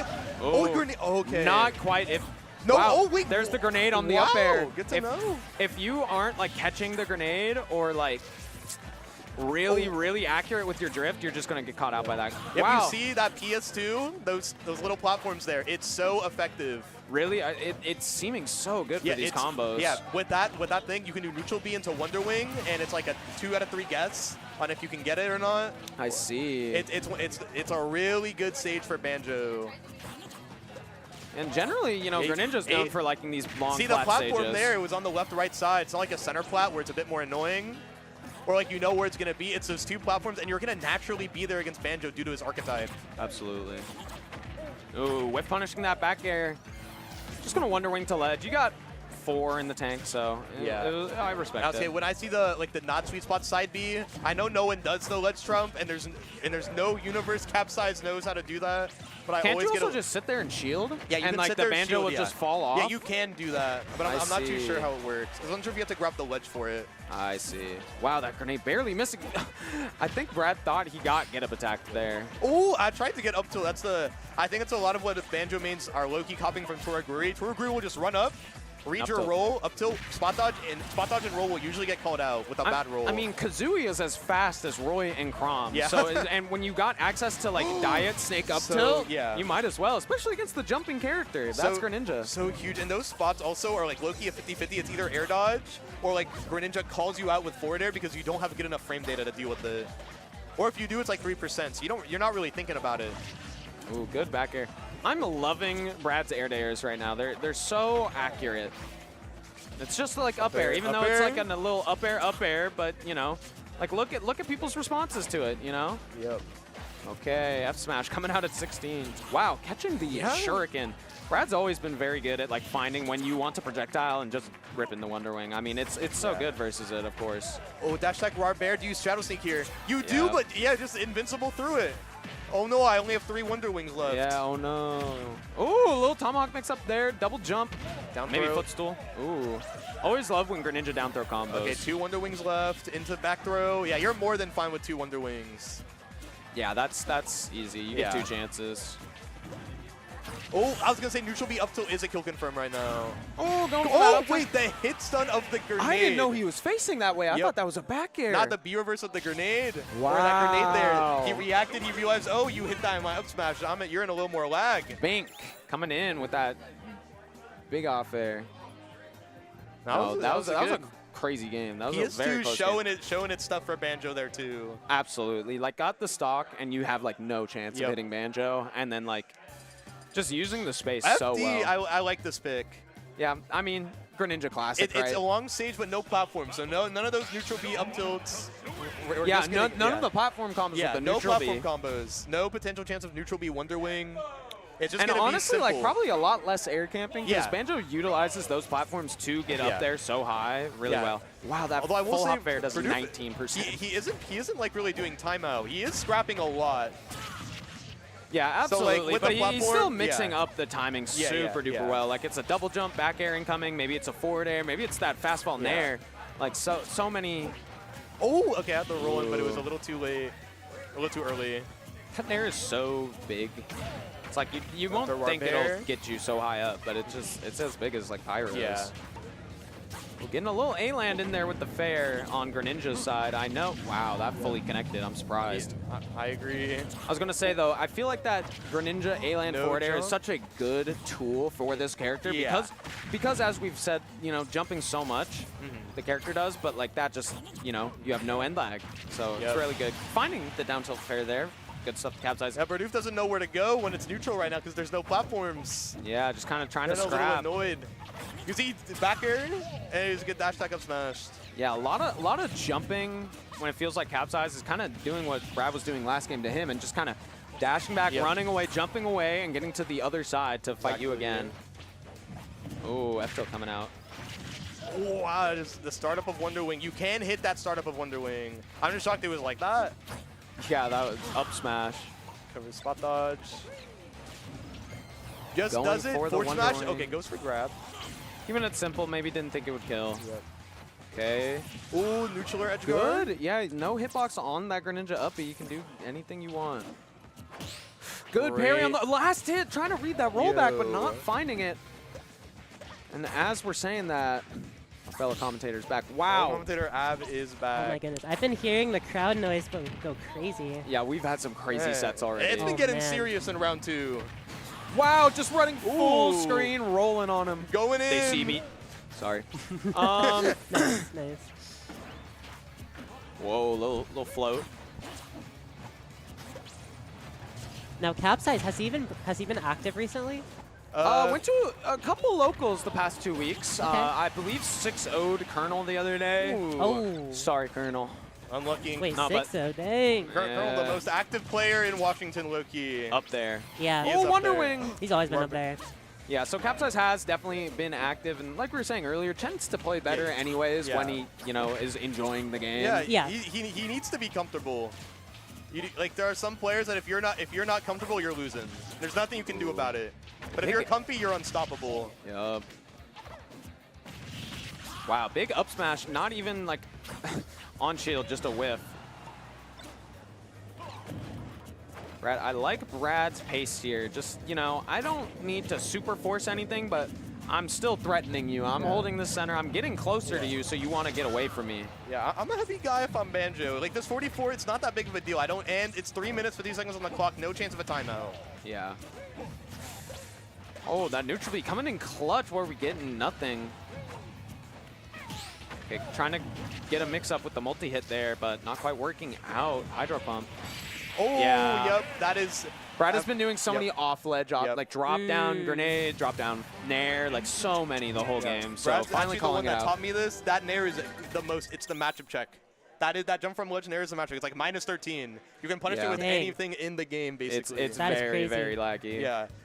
But Hey, yeah. but if it hit, no. No, that's what I mean, yeah. That's what Tour Gray would do to all the NA players, and we didn't know that it was actually that minus. So he Oh kept my getting away with gosh. it every time. Power of multi-hits. That is the it power just of feels like multi-hit. the most powerful thing Every ever. multi-hit's the like safest. minus 3. Why is that Banjo move minus 13? It looks like Mithra. It does look like Mithra, which means it basically is. It basically Yeah, is. it's 3 When I- times as many hits, but when that's I play chill. when I play against Banjo, it feels like Mithra in there. It always hits me. It does always hit me. That one hit's gonna hit me, and then I lose. Okay, small battlefield, you Oh. know. The same thing as PS2. Yeah, honestly, pretty much the same thing, where Banjo just kind of really benefits from those platform combos super hard. Like you said, we didn't see Yeah. any on FD. We saw it come out once into the, egg, nothing. Yeah. So it's like getting access to that again, especially with the the stage being so small battlefield. Wonder Wing's going to be so scary as a platform tech chase. Okay. So far, just getting some honest nooch, though. We're both just trying to land our hits. Down airing out of an up air. Okay, never mind. The classic Banjo. Yeah. Brad is having a really bad habit of double jumping out of situations because we have 2 jumps, which means I should use 1. Yep, I That should get at up least attack mix was it. so smart from Capsize there, barely avoiding the Wonder Wing, but timing it perfectly. To Wow, be able that to up do tilt. so. That's the diet in the snake up tilt, right? Jab? It's not having a forward hitbox like in front Yeah. of Banjo. Pretty much only hits above, but Greninja's still going to be jumping even if he saw that read. No. No, that's a hard one. That's weird. I don't even if you're blame holding him. in, it just doesn't work. You go straight up, so gotta hold out there, kind of like akin to maybe an Ike up beat. But okay, tech chase out of the down tilt. Okay, there. good air dodge down, not jumping. The drag down Banjo back airs are killing Yeah. me. Okay, getting the What grenade. the platform? It also makes it, like, when the grenade bounces on the platform, it makes it so awkward to get off the ledge. Okay, big forward air. He did kill. I think he might have like SD'd by accident there, but it looked like it did just kill. Yeah, definitely was close. Okay, down airing. Honestly, Capsize making great use of this down air. Kind of like is realizing when Brad is finally like stopping his movement and is like, okay, I can land on you and like mix up somewhere. We No, back. no. Second one was a misinput. Nah, the I elite bet smash, money on the it. elite smash Banjo works once a set. You think it was supposed to be down B? 100%. I mean, Okay. that's like the ultimate Banjo misinput, but Brad also does misinput that some. Whoa! see. Okay, regardless of Down throw misinput, it's there. good. Pivot grab coming out there. No. Oh, fight Oh my- there, but it was on stage. Yeah, and Brad finding that tech there. Good forward smash. Something about it, even though it's really good for Banjo, a down tilt will just work on a platform with Greninja right now, and you will die. Yep, 78, 87. Wow, that fair couldn't find we're it. using Wow. Because I have 2 jumps, it means I should use 1. And it's the forward air right back, and we're on the last stock again. Game 3, best 3 set here, so Capsize finding the frame trap with the dash okay, tap. I like just doing the one-to-wing, playing it safe. Capsize has been shown to do the cheeky like shadow sneak. Yeah, definitely don't want to get clutched on by that right now. Wow, just waiting for Brad to jump there. Just standing still. No way. Good Finds the damage. combo off the grenade explosion on the back air. 80%, a bit more percent down tilt up smash will kill even with no rage. Capsize hasn't been hit yet this stock. I was This about has to been say- taking Bidoof coast to coast, controlling the stage so well. Just going right in the range of a threat, and then just shielding that grenade, going in, Combo? finding the opening. Oh, yeah, up air good two, jump. not quite gonna hit, but still no percent. That's a big grab. Oh, that's huge. Okay, no. And the nair to good force the coverage. low. Yeah, you got to go low. Oh, good coverage. Finds it Oh, again! the back air. Suddenly you're at 62. 62. You're at ledge. You might die to Wonder Wing. I wouldn't be surprised. Okay, good shield grab. Okay, going for the instant up smash.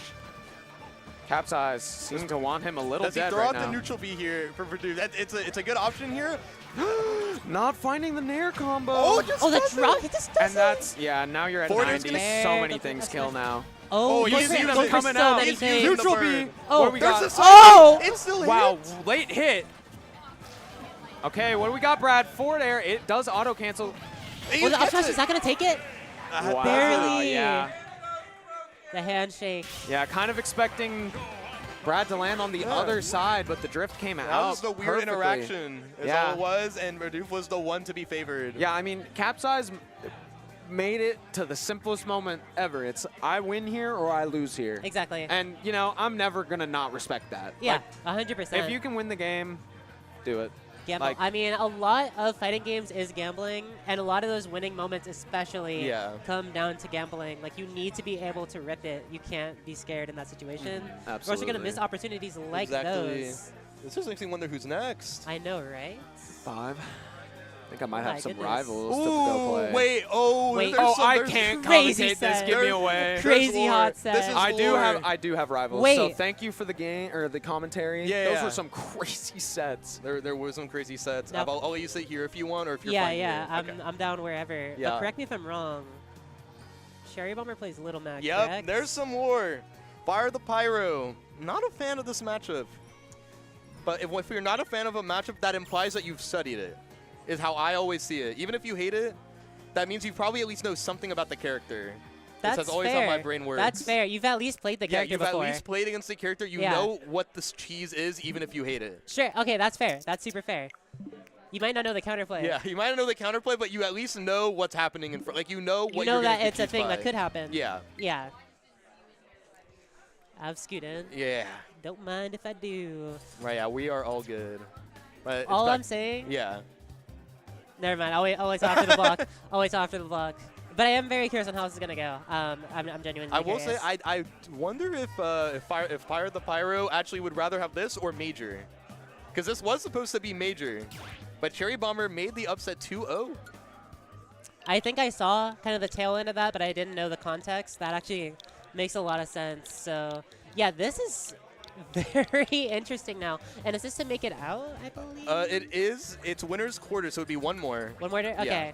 Also Still, like, send, it is huge. always Calvin Klein. I always have to wear Calvin. It's just how it is. I think I have 15 Calvin Klein shirts. That's fire. Nothing I can do about it. Yeah, no, that's fire. That's It's fire. just how it is. Me and Nexus have a joke where if I'm not wearing Calvin Klein, then I'm not trying. But if I'm wearing it, then I'm trying. That's like true. It's true. It is low-key true. You need to have the shirt on under the jersey. I like super majors. I think I've done that like twice. Okay, starting PS2. Yeah, PS2. I feel like pretty yeah. decent for both characters. Very all fun. around. Yeah.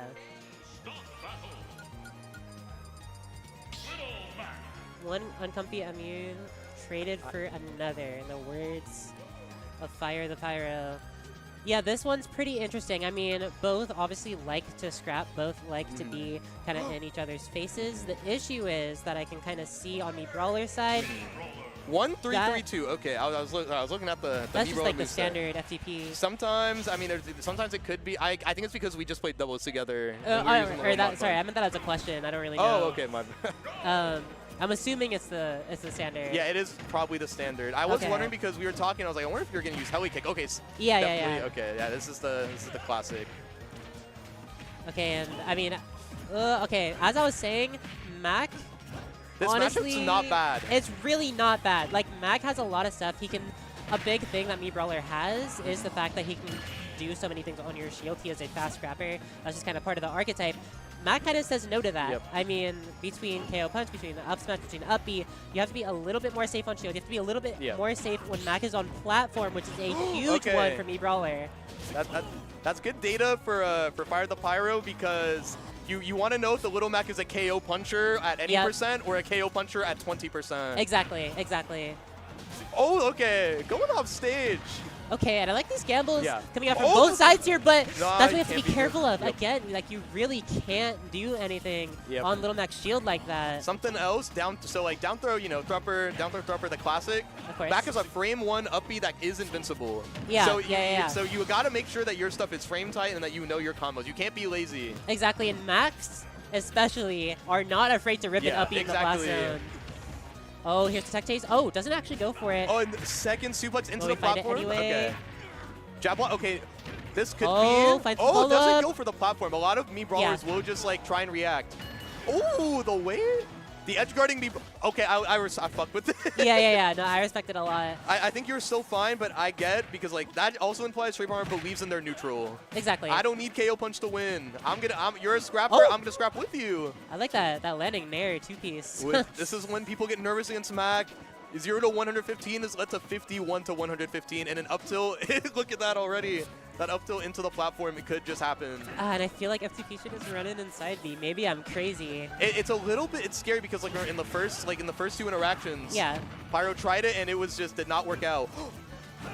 Good shield. And Yep, just down B's out. Oh, that is true. Okay, shield. Oh, okay, that's Perfect. what I mean. You know, you hate Mac, but you know that. I guess you do know the counterplay. Yeah, I suppose so. Amazing punish. Amazing Oh, the up. out. Okay, get out. Okay, what's the punish? That down tilt's insanely lucky. Oh, okay, that's Cherry Bomber knows that Pyro will do that every single time.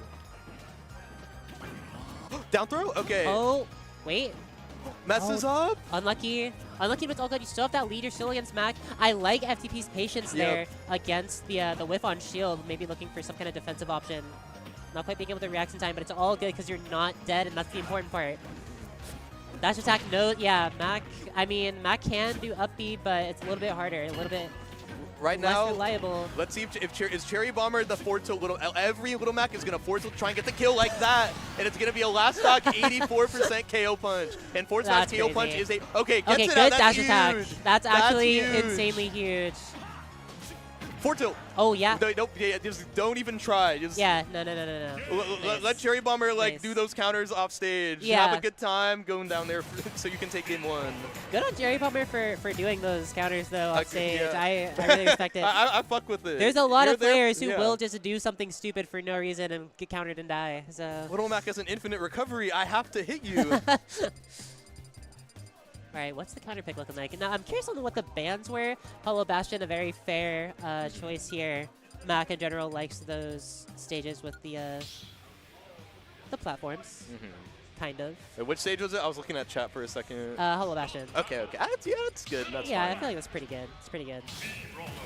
This is good confidence for Pyro, I think, more so. Taking the first game, don't have to worry about best of 3 Little Mac down 0-1. You're up 1-0 against Little Mac. That feels amazing. Yeah. Ooh, starting it off with a quick 22, second. a quick 42, one more, a quick 60. I respect that a lot. I like that. Oh no! Okay, good awareness. I was gonna say you look use forward smash or down smash that. Oh. Oh, okay. Okay, I like going the to the platform. spacing. That's not great for Mac. You're up. Yeah. I get it. I get it because Mac actually. Yep. Top 10 even. Yeah. It's weird to use KO punch there because your initial dash is so terrible. You have to wait a little bit in that zone. You Yeah. can't just use it the way you want.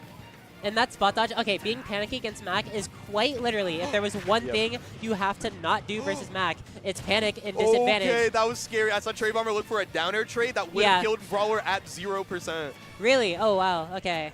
Downer, it's like, it's obviously not a great edgeguard tool, but it does have some base knockback. Interesting. Knock out ledge. What's the punish? It. Yeah. Four tilt time? Oh, ups. That, okay. No. Yeah, I think. The option I would choose, but I kind of get it. Resetting the neutral now, Mac at 172. But you're saying another KO punch could happen. Oh, that's true, though. And that's one thing air you can't play too safe against Mac because of that risk of KO punch. Yep. Especially when you've already been KO punched once. Oh, huge. Gets KO punch out of that. And only 2%, you're chilling.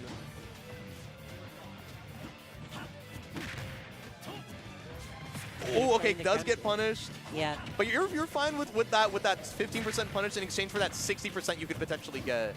And I like that FTP is kind of taking this in steps here, not going for anything too big, not looking for any untrue conversions, which is exactly what he needs to be looking for. That side B out of shield so good, but again, the KO punch. It's because you know Cherry Bomber is not the 20% only KO punch. You gotta watch out. Yeah, you have to be careful at all times, and that's so good on the side of Cherry Bomber, just adding more to your opponent's mental stack. Yep. I honestly really like the way that Cherry Bomber's playing. The Cherry Bomber's use of KO punch is amazing. So good. Usually, like a lot of little Macs, it's obvious. They'll forward tilt, and then the last stock, they'll be like, oh, I'm going to forward smash KO punch. But Cherry Bomber's being very smart with it, even using it as a recovery tool in game 1. That was good movement, too. I like that. The up tilt is Wait, to be big. Okay, that's true. Yeah. Okay, 30% exactly.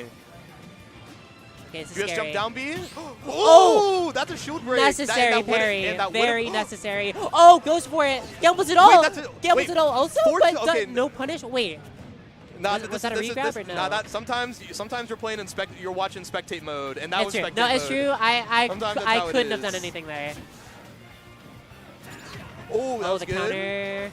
That's another counter. These counters are kind of coming out all of a sudden now when the back foots. Oh no, that's a huge mess up. That would have been the stock. Man.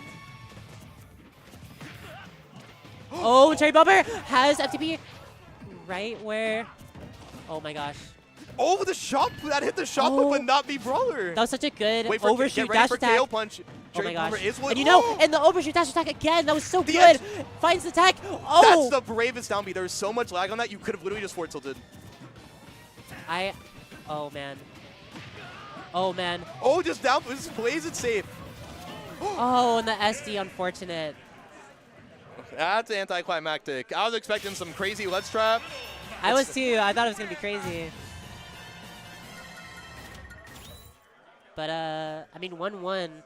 You could say it's pretty crazy nonetheless, even game here. And, I mean, it's been very back and forth. I actually wouldn't necessarily say, like, any player has ever been dominant with this set so far. Cherry Bomber honestly looks a little bit more comfortable. Yeah. I agree. When you make like reads as Little Mac, it feels incredible because I'm like, wow, I'm reading you. Exactly, and especially when you get so many important kills off those reads, it's not like Cherry Bomber is like finding these little like two pieces. Cherry Bomber is finding these KO punches at very low percent just out of nowhere, and it's been saving them. Yeah, there were 2 KO punches game 2. Yeah. It's easy to forget that because there was so much neutral happening in that last stock, but there's still 2 KO punches to win at the end of the day. Extremely hard call out saying you were going to be right here. Right, small battlefield, it's scary. This is a little scary, but I mean, you won on PS2, so small battlefield, probably fine. But it's because of that, look, you see like those up tilts, that up tilt up air into like a tech chase up tilt up B can just be a kill, and it's scary on small. It's true. You know, Mac honestly doesn't hate this stage like Mac at all. Mac likes this stage. Yeah, Mac really likes this stage. I think I remember I played Tara Katori, and I think we just played on small battlefield at some point. Yeah, and I mean that low platform height. Oh my gosh. Huge. That is such an important conversion. I like that. I like that a lot. FTP is someone that like needs some sort of momentum, just needs to be doing something at all times. It's true. And I mean, as much as Little Mac likes this stage, FTP has been using this stage perfectly, hiding under the platforms when needed. I mean, it's rare that Mac is in the air like that. These are the bravest spot dodges. No jump by Cherry Bomber. All of a sudden, just looks so much more comfortable. Goes for it, not quite gonna be able to hit it. Now this is kind of scary. Oh! And that spot dodge, wow. That was such a good spot dodge. 3 stocks to 1, but this is still scary. And you can see how it's still nervous. Oh, you used your jump. That could have... Oh my! I thought that was off stage. I was going to say, FTP literally Wait. made a video on how to escape that, but I don't know if Cherry Bomber knows that. It's true. You have to watch. Okay, another side one, beam? and that's still when you're Oh, this goes up for the 3 win. stocks. This is just so devastating. If you're Cherry Bomber, fire the pyro, fighting the up air 1 into the hard read F smash. That was such good composure. That was just perfectly played that last FTP's game. strength Oh my is- gosh. FTP can play very simple, and that was the most simple thing you could do. It's true. It's true. You really didn't need to overcomplicate that. Yeah. That's pretty good. That's pretty You good. did it. First time he took a game off me in 5 sets. You overcame Little Mac. Big. Go back to what the ZD hate to do. Hmm. Anyways, Sub wonder- to I Fire the wonder if Pyro on YouTube. Ooh. Shoutouts. Makes really good videos. Makes really good content. Agree. Oh, this is gonna be interesting. This is actually quite This is- interesting. This is possible. Now I will say, there is a pretty good BC Diddy Kong PR, Yep. I believe. Oh in yeah, fact. I think XBCR, but like still in XBCR, there. yeah, still like like in the that mix little, for still in that like sure. little 14, 6, 18 range. Weirdly competitive range, by the way. You would not expect Of course, You would not of expect course. like a 15 to 20 to be that like competitive. Yeah. But it just is for no reason. Yeah. I honestly love when that happens. Yeah. It makes so many more games so exciting. Exactly. Like that fight for who's gonna make top 8 just Yeah. becomes like so I mean tense. that is the classic BC. Of Top- course. Everyone knows the top 3, no one knows the top 8. Facts. But I mean, that being said, I don't know if there's a similarly placing Aegis. And also this is Solo Pyra. We're talking about Tickle Nick right now. Maybe. This matchup is a little bit weird because you kind of, Mithra is pretty gosh darn good. And also, I don't remember who I heard this from. I think it was Clue. Yeah. So, according to Tickle Nick, which I don't want to leak any trade secrets. Yeah.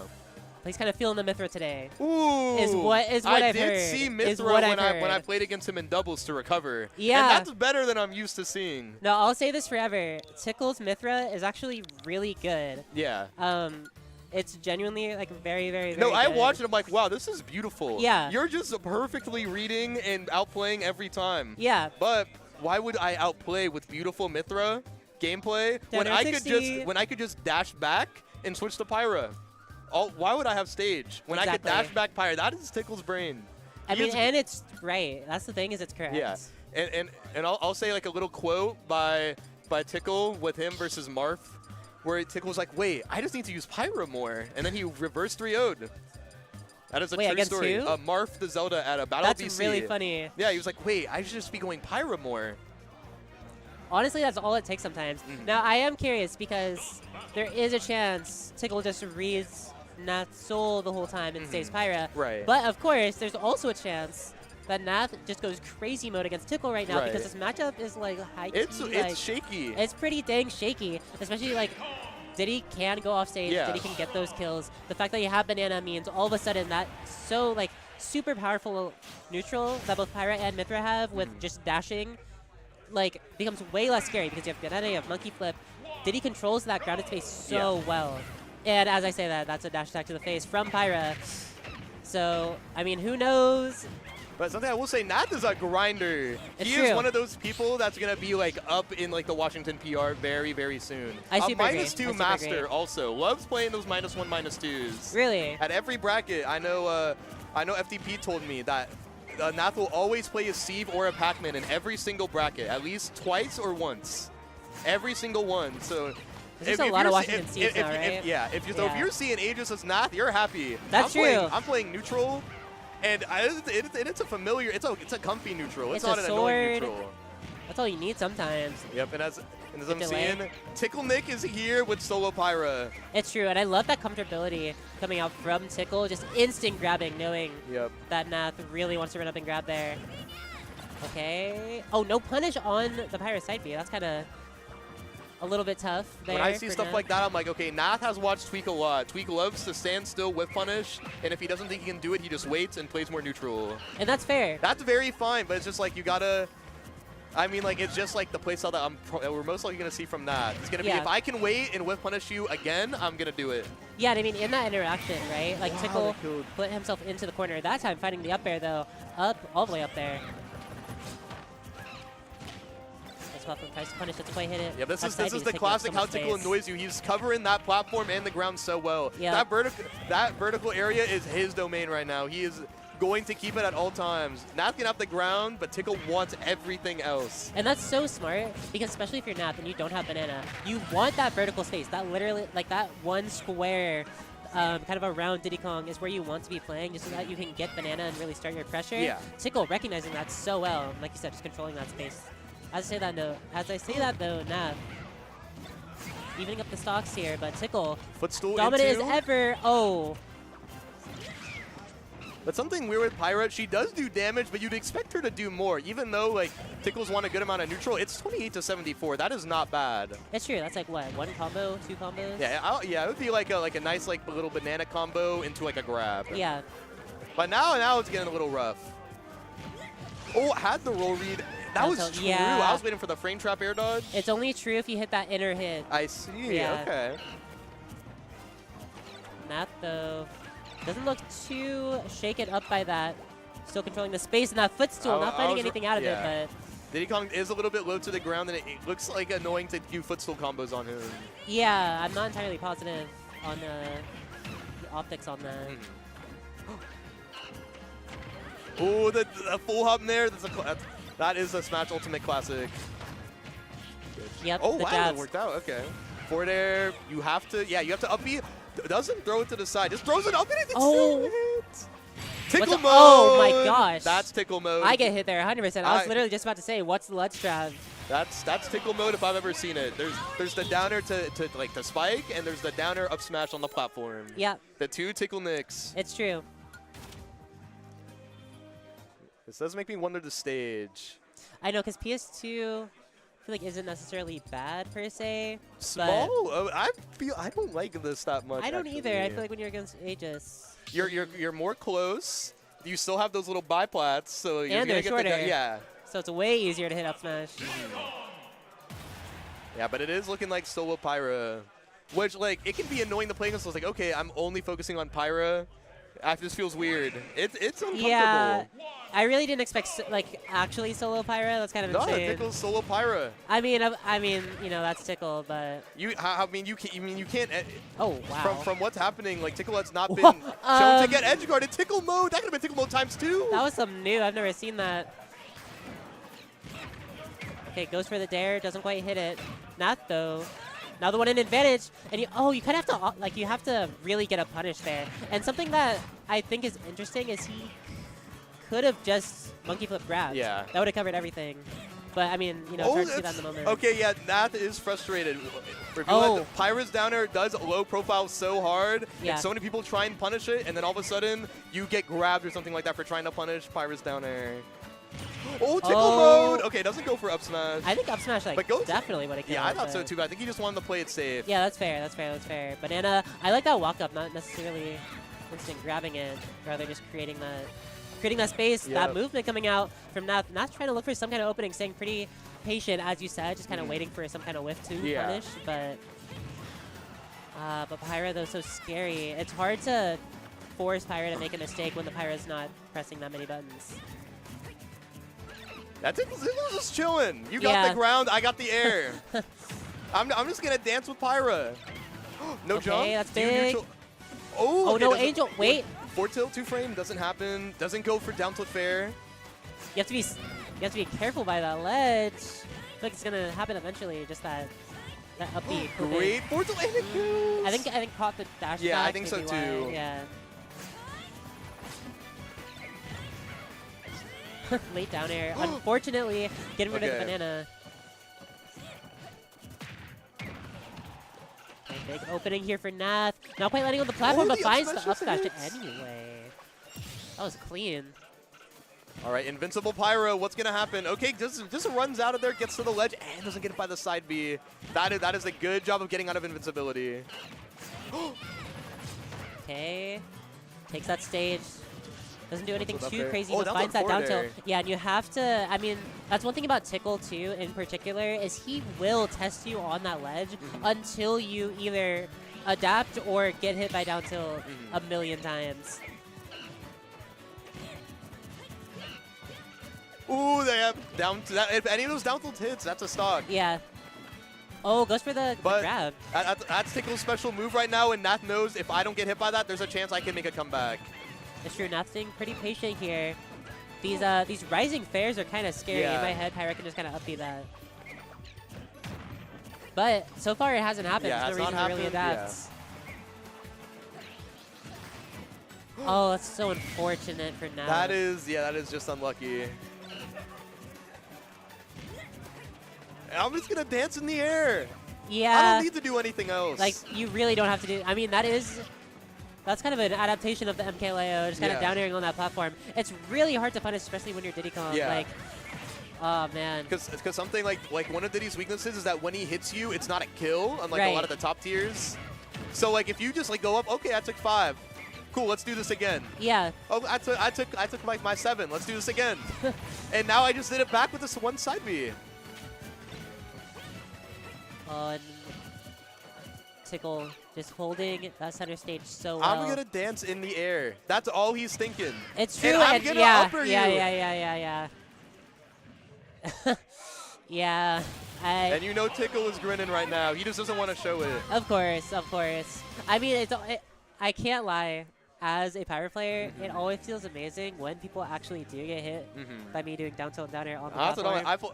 When I play Aegis, I'm the solo Mithra. Yeah. Till 180 Mithra sort of player. I respect it. But I like respect it a when I lot. play Pyra, I'm like, how do I hit these people? It's not possible. People are pretty fast, but Pyra's sword is pretty big is the issue. It is.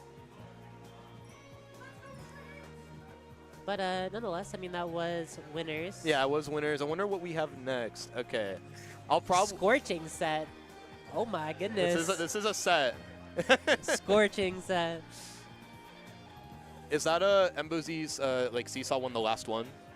Or will there be another one on stream? Okay. Is there gonna be any more after that one, or if you know? If not, all good. Yeah, I was gonna say because I was gonna probably get off Loki after this set so I could get ready for my bracket. Because I think there'd be one more with Ryan, and then that would be it.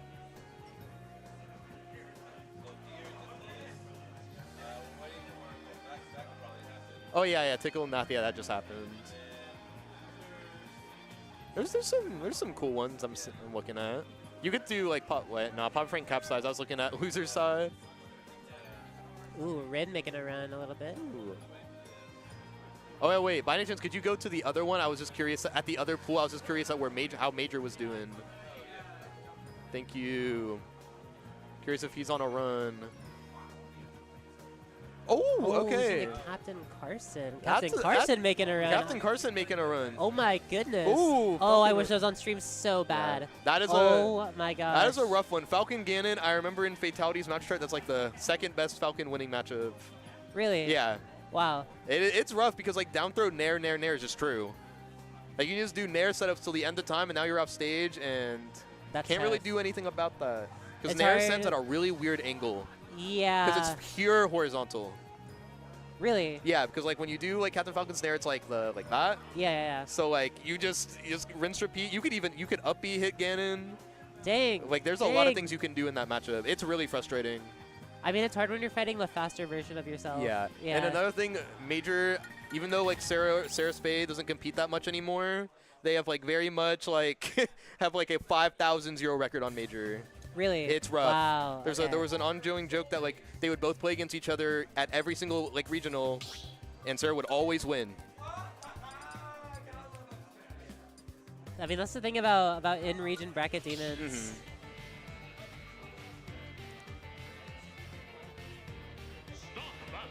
Okay, coming up next. Scorching set. Yep. As previously said. Pac-Man Banjo. What do you know about this matchup? What do I know? I know that there's going to be someone with Hydrant in the corner and someone with a grenade trying to break it. Yes, sir.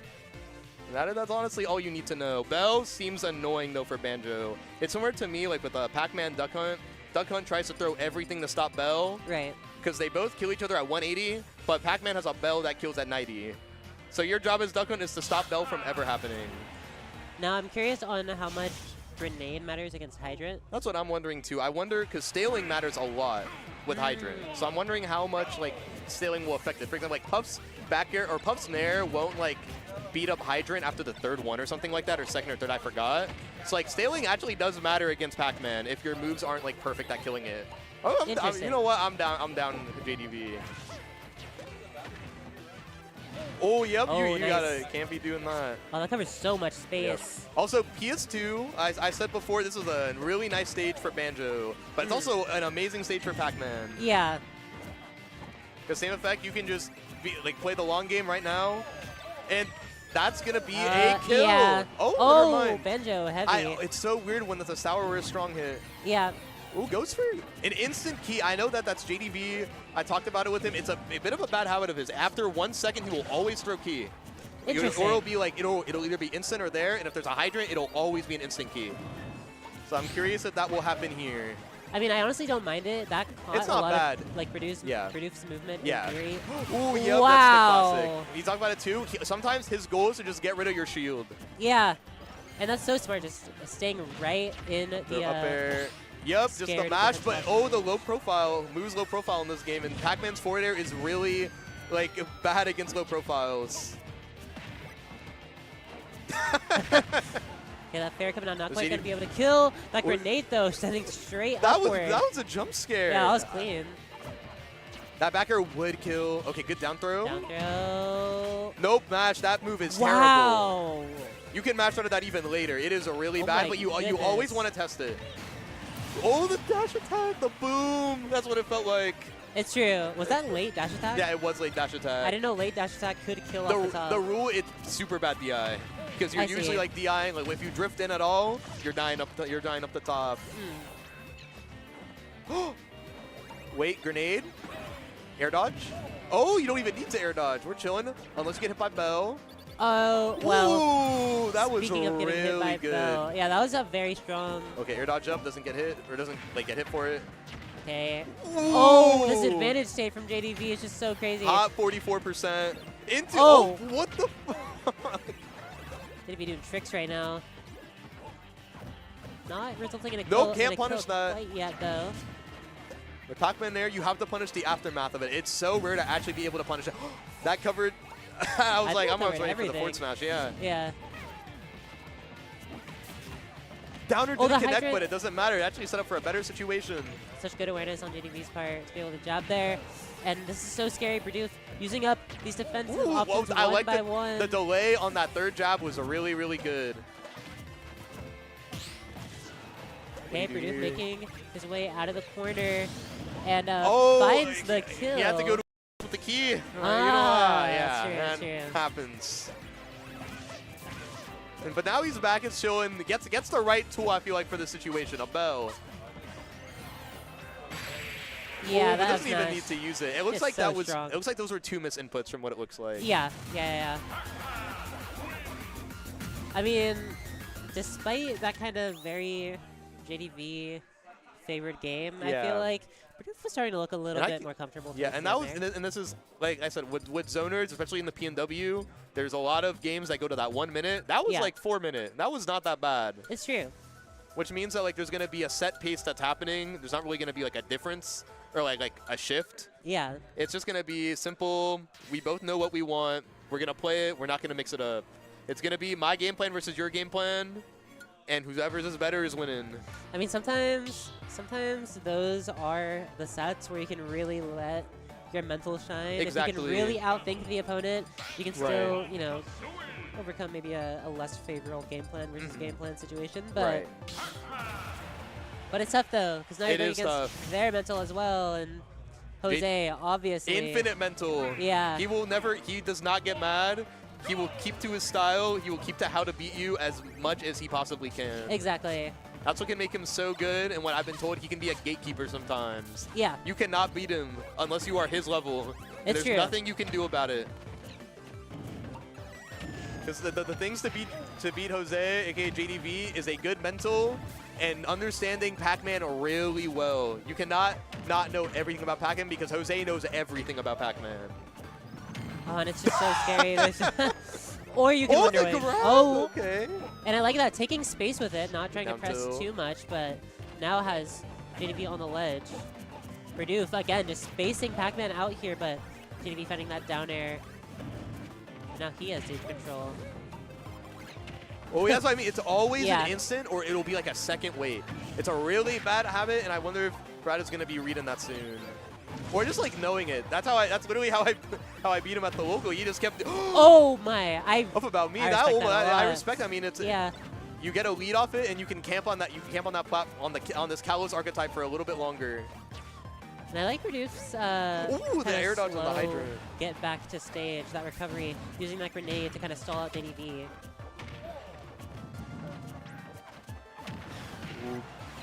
Oh, okay, goes. Oh, Oh. You looked at Bell, so you forgot about hydrant. There's just so many things to There, add to the there's a mental lot stack. of. There are a lot of things. I mean, it can be like the same can be said for JDV though, but I mean, That stun, that was like 2 Wow. seconds. You were stun locked.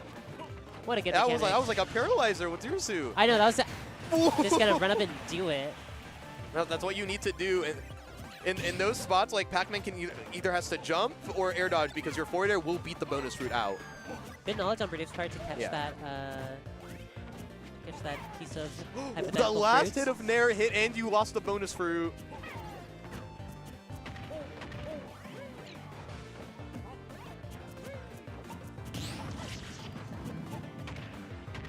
That was good. And they're trading so many like two pieces back and forth.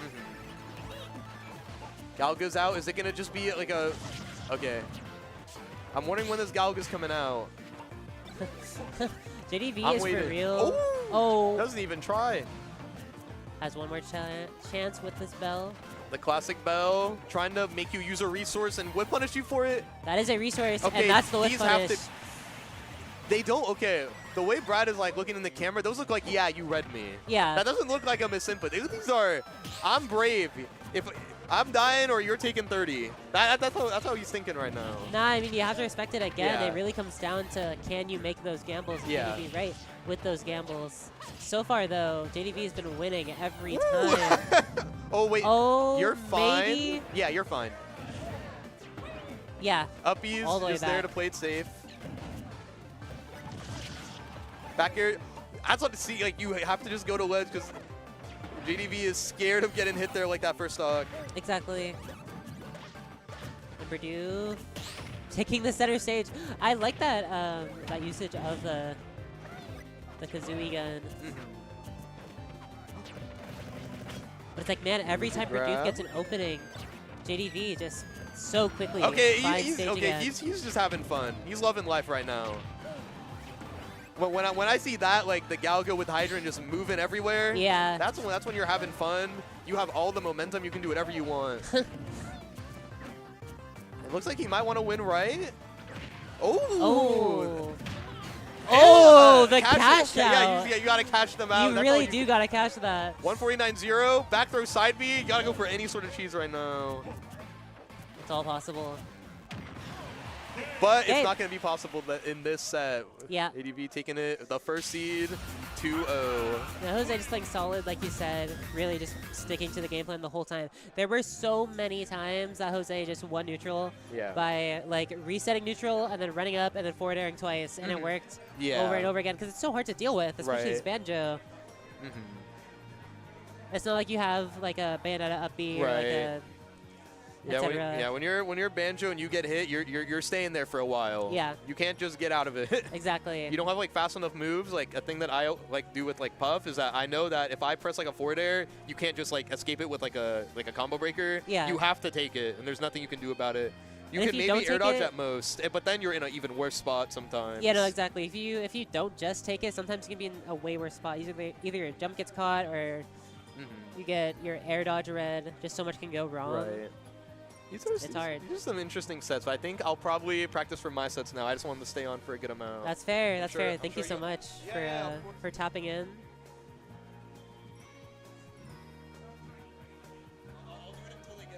Okay, word.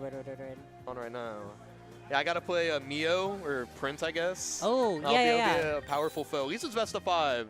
That's what I was happy about. That's good. It's supposed to be Sparkle. I was like, I'm getting my top 150 win right now, but it's gonna be. Oh, yeah, it's gonna Sparkle be, nearly top 150. Yeah, because Sparkle got upset by Sophia, or Sophie, the Steve player. Yeah, sometimes that Interesting. happens. Yeah. I talked to Sophie about it. Sophie was like, okay, I know the matchup. I'm gonna play it correctly. I'm not gonna get nervous because Sparkle's a good player, man. Yeah. 2-1. I mean, I actually fought her like recently at a big roadside like a couple weeks ago. Yeah. And I mean, obviously my perspective is a bit skewed just because I don't play the game. Yeah. But nonetheless, I mean, Sophia felt very solid just as a player. There are a lot of min players who just kind of fall into some kind of routine. Yeah, she is Steve. She is the classic. I'll say the classic Japan co-main, Steve Min. Exactly. That's the classic. It's Steve Min Falco. Or Falco, or the Rarix or Rakurizu. I'll never pronounce his name right, but Falco, Steve, DK. Yeah. That is a classic lineup. You'll see Falco, Steve, Min, Rob, all those lineups. And that's what you're gonna see sometimes. You're trying to win. Yeah, you gotta respect it. Why would I play a bad matchup when I could beat Steve Min? Why would I give myself like more mental strain than I have to? That's what I'm saying. We're all just trying to get 3 stocks at the end of the day. That really. is, and I'm trying to get it as fast as possible with as much favorable situations as possible. Yep. Oh, wait, no, I'm staying. I lied. Wait, who is it? Look over there. Ooh, this is a heater. Hot. Underrated sets. set. All right, yeah, this will be my super last one then.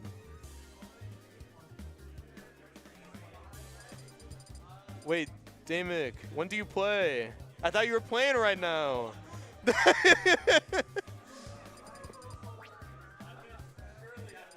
Surely after this one. I mean, that's what I see right there. Kinda. Yeah. No, I no, you're understand. No, good, that you're makes sense. good. It's just funny because he's just been sitting there for like 5 years. No, you're good. You're good.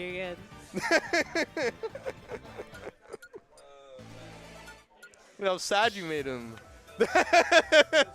Nah, it's okay. He's more than okay. He honestly low-key deserves it too. That's just me though. Now, doesn't...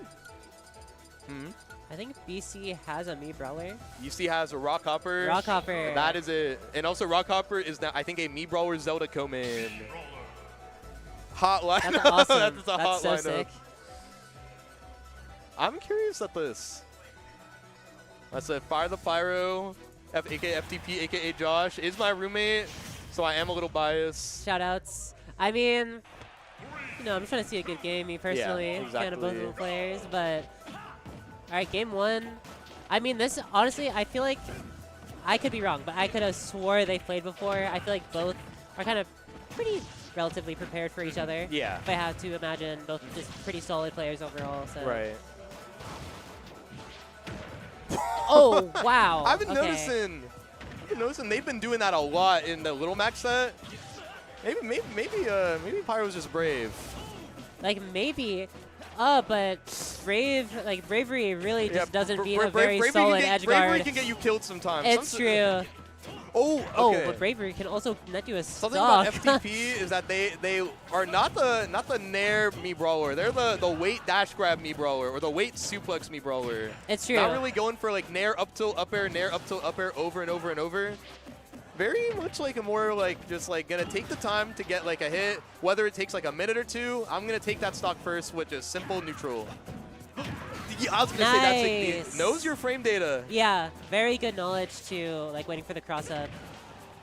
Get that fair 1-2. The burning kick coming out of nowhere. Helping the and field number dodge 16%. recover. That's actually Sometimes not you bad. just gotta rip it out. Like it's not like it doesn't matter if it's stale. That you're gonna be doing it at the top anyways. Exactly. I mean that's the thing. Sometimes you just kind of gotta do an option because it's good. Like in the most literal sense. Good delay on the counter. So smart. F tilt not quite taking it, and now it's kind of getting a little bit scary for Lemmon. No, good. Finds the kill, I like but the attempt. You have to look for that counter so much. I like it though. Oh, this is a battle. FTP will approach when you don't really need to. Oh, look at okay. Lemmon. That's it. Oh. Oh, okay. Lemmon recognizing the situation, but couldn't quite get the grab in time and gets whiff punished for it. Luckily, doesn't die. Great forward tilt. I'm like, sometimes FTP is going to do such good nuance, such good neutral, but sometimes it's been 30 seconds, I need a hit. Yeah. It's hard for anyone. It's just it really is. But like that's so nice if you're Taylor. You know that if you make this game happen, there will be an approach. You don't have to worry about it going the time like that. Exactly, and there's the approach. Immediately leading to a reset of neutral. No, that's what FTP was talking about. That. What if I can just dash attack full screen? You have to respect it. You could argue that. That's true. Double. Use your double jump. Oh, the Good kick. Those kicks are always risky. They're more. It's just the amount of lag as a ZSS down B going down. Yeah. That is how much lag there is. So it's always that risky to do. No jump. You have a down. These are so good. We've only played like 2 games ever, and that wasn't even at our house. But I think FTP is just learning how to recover just from being in that vicinity. Honestly, maybe the Jigglypuff jeans. Just These recoveries are great. Being very, very brave. But this could also be like an adaptation thing where Taylor's going to save that later. Yeah, I mean, that's very possible. Taylor, in general, is good at saving that information. Just goes for Using it later. The uppy not quite going to be able to kill. And even if it doesn't kill, 10%. Goryoka? Uh-oh. That's back air. You have to survive before the next Arsene back air. That's what I mean. Barely, every time FTP has been doing the hit of down B. Every single time. Like right there, you hike, you just buffer double jump down B over and over, or you go low. Exactly. But the 50-50, that was the last second of Arsene. And I mean, very, very, very, very good on Lemmon's part for finding that like triple back air with that last little like 5% of Arsene. That was so necessary in order to. Whoa, whoa, whoa. No, that duck hunt would go crazy. Like Loki. Loki, the full hop neutral air duck hunt.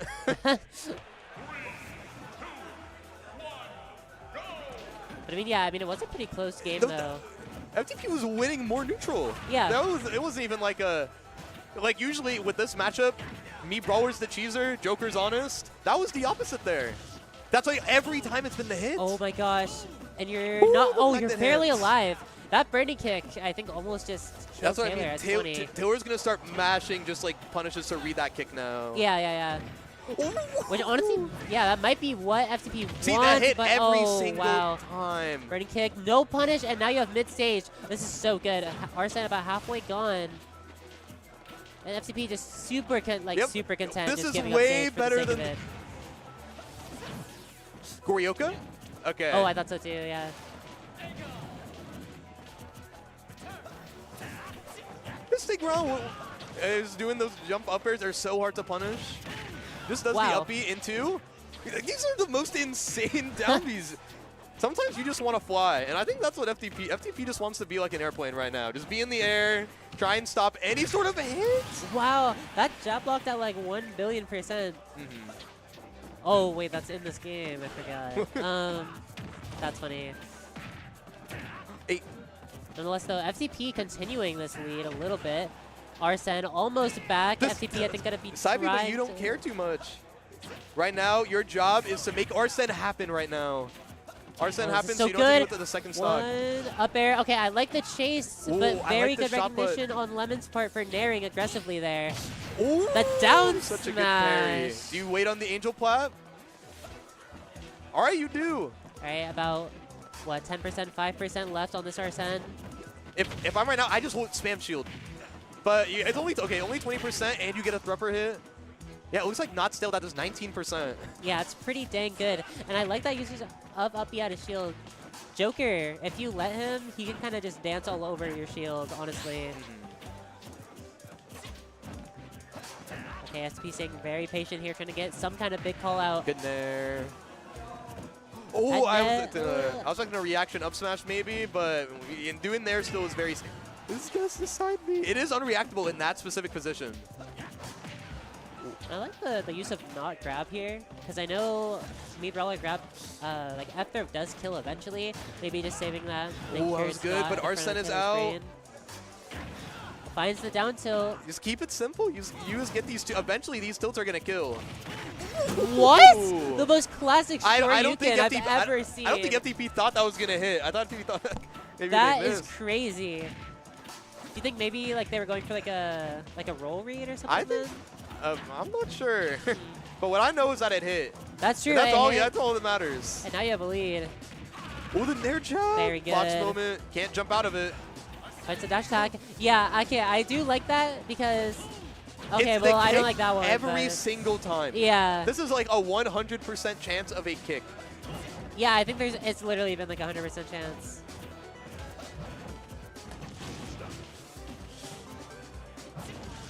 You're fine. That was great. It's true, it's true. You made it out the corner. That's all you really need to do. And I like the scrapping, honestly. You know what? That side B at the end stopped Arsene from happening. It's true. Up air. 8. Oh, goes for damage. I like this. Stays an advantage. Just rips the up B, knowing. Was good. Yeah, that's the exact thing. Everyone thinks you're gonna thrupper. Yeah. So you just like, what if I just do my other true combo? 1-1. At the end of the day, it's weird. I'm not used to seeing it be the other way. Lemmon has to be the one to cheese. Right? FTP's winning too much neutral and is doing a really not great kicks. Those down B kicks are beating them up. And I'm really curious too, because like we saw a lot of, especially when Lemmon had Arsene. Yeah. We saw a lot of FCP with a lot of like full hop nair on the back of Joker's shield. A lot of like fair on the back of Joker's shield. So many things on the back of Joker's shield and not getting punished. I think maybe Lemmon might be scared to rip that like back air, but I can't tell if it's like a fear or like an intentional hold, because we could see that could be huge later. If you're not ready for that, you can just take a back air to the face. One thing I will say, FTP, I've played FTP I think 3 times. Every one has been last game. Yeah. Every single one. And something I noticed that I use is that FTP does not have the best stamina. Sure. Which is what I'm going to be curious at. If FTP is going to start running in, just doing like bad approach options. Yeah, I mean, for now, the gameplay Yeah, so honestly far is it's working been out pretty great. good. Yeah. And remember, like, FTP's been winning more neutral. Like, objectively has won like a good amount more neutral than Lemmon. Which is not meant to be happening in this matchup. Usually it's the opposite. Like exactly. everything Oh, one. Like this is supposed to be okay. Not Good quite, SDI. not quite, I not think quite. that was good SDI down. Okay, I like playing the spacing game here. I like Mixes that. It up Let's with the dash and grab. Yeah, based on the early up B, and that's down throw fair. I think, yeah, No, does you have tough, you but made the rep harder. That was 2 reps instead of the 1 down B kick. Made it a little bit harder. And the reward is a stock. Wow, the shield wiggle coming off from FTP. FTP FTP kind of maybe feeling it a little bit. Oh my god, I spin it. Oh, just this nair grab because you're expecting jab? Okay, what's the ledge trap? This is actually so important. You can't be giving up these ledge situations. jab. If you're Lemmon here, you're down. Arsene coming out soon. You need to survive until that Arsene if you're FTP. Remember, Joker does get Arsene naturally, even if it's like by 0.1%, so you could just get Arsene in a ledge trap like this. Oh, it doesn't. Okay. Oh, it comes out at a bad time actually and disadvantage. Oh my gosh. And because of that, rips it. Doesn't. You're that dead. kills? That I don't think that should have killed. I think no, it wasn't stale. Remember, when you do Wow. those up tilt, upper, Yeah, that's yeah, taking yeah. off staling. Oh, that's so good on the side of FTP. Like I'm sure Oh, FTP man. didn't like obviously mean to do that, but it's something that naturally happens from doing those brawler combos. The staling does get out. And we're seeing that that no Arsene Joker up smash for the first time. I think Lemmon might be Wait getting a for little air. bit desperate, especially on this stage. Okay. This stage is so Use good for this me, double brawler. jump. I like that. No, Yeah. That was the first time the first time that's happened. That In was game perfect. 3 when you're at 2 and the angel pop. Oh man, more than halfway Hey, wait. gone with Arsene. Good up B, and Arsene's gone. Again on the back of the shield. That's what I was talking about earlier. That pressure is so good, and Lemmon is having a really hard time punishing anything Like I said, that FTP does. the way that you have to beat FTP is that like you're waiting for the approach, but if FTP is winning every approach option, it's not And really another working. kick, another successful kick. The down tilt at ledge, you can't stay there either. FTP just covering so much, and the No, up I smash like tries. that. Yeah, I like that too. Forward throw, is it the jump kick? Oh, Goryoka. Nope. Bad spot. Okay, these double jumps are also bad, but they are really hard to that's a punish. reaction time. Oh, that's so tragic if you're Lemmon. Now has to find another big opening in neutral to get a kill just to get it to last stock. It's looking very grim Oh, for Lemmon. good. No kick. No kick. kick. We're safe. Oh, That's huge. And like I said, the reward could be this game win. Oh, and Sing's so patient. No tomahawk, no landing aerial, no nothing, just staring. That's what you need to do in the situation. Arsene almost out, but not quite. If Lemmon can get Lemmon's this kill. a bit comfy right now. That's very the kill. Comfy. This is so possible for Lemmon. This is actually so possible for Lemmon. Especially, like I said, this is the same situation that happened game 1. Oh, the double back airs. Yeah. This could be like, FTP might be thinking of flashbacks right now of game 1. It's true. Yeah, it goes for the raw up smash. You can't do that. Off stage. Exact same situation. He brawlers had this really bad. Oh, but finds it. That was good. Knew the frame data. That's all you need. Doesn't matter if you're nervous. You know the frame data. Just gotta you do the little kick. It's true. Up smash. Any given quick little brawler can really just rip an up smash there. Not just a content creator, a real threat in brackets. True, I swear. True. Was a threat in bracket before the channel. Before the viral channel. Of course. And still a threat, and honestly a bigger threat now. Right, exactly. Has only ever evolved since making, and I'm really curious too on if making such detailed guides on Mii Brawler, just different little nitpicky things, can kind of open your view of the game a little bit and allow you to keep Also, evolving. FTP has been playing a lot of other secondaries. Really? Yeah, that's all I'll say. Interesting. I'm so curious. Yeah. I'm actually really curious. The more of the joke is that because of Little Mac, been That's trying true. those secondaries. Oh, okay. Yeah. I like it. Aegis, I'm telling you, would work out perfectly. Yeah. It just would work out. Right? That's what I'm saying. And FTP would not lose I have neutral. I have so many notes that are just not going to use. But I mean, apparently it doesn't need it though. Yeah. Beating Cherry Bomber earlier in the bracket to make it here in the first Little place. Mac and overcoming Lemmon. Yeah, those are some pretty big wins, and I think that was to make it out. That was to make it out. Yeah. Winners top 12. Wow, big run for FTP here. Yep. It's going to have a very hard draw, assuming. Playing, I wonder where Damic. Oh, yeah, it's going to be Embo Seesaw. This is who FTP plays winner of. And fun fact, FTP does not beat Embo. It's not really. But Seesaw, though. Seesaw could be different. Although Ensign, Mii Brawler is also shaky. It is a brawler. Really? It's annoying because, there's revenge. You got to, hit. You got to, interact with Ensign's brawler. That's what can make him annoying against brawlers. Even though you, hit hard, they can also hit hard and they can, 2-frame well. They can revenge. And I imagine you want to be in the same range, too, because a lot of your moves just aren't the same move, functionally. So, Luki, I'll probably go now. That's fair. That's super fair. I think it might be a... Yeah. Yeah, no. Everybody say thank you, BassMage. All right, game 1. I want to say anyone else can commentate, but so far, game 1, Embo versus Seesaw, and it's been a pretty calm start to the game here. Seesaw though, kind of just holding this advantage so far. But as I say that, yeah, those up airs are your kind of big opener as Duck Hunt, and you saw a little bit of a juggle, but Seesaw has been pushing this this game so far. That revenge dash attack almost killing on off DI that I think would have killed.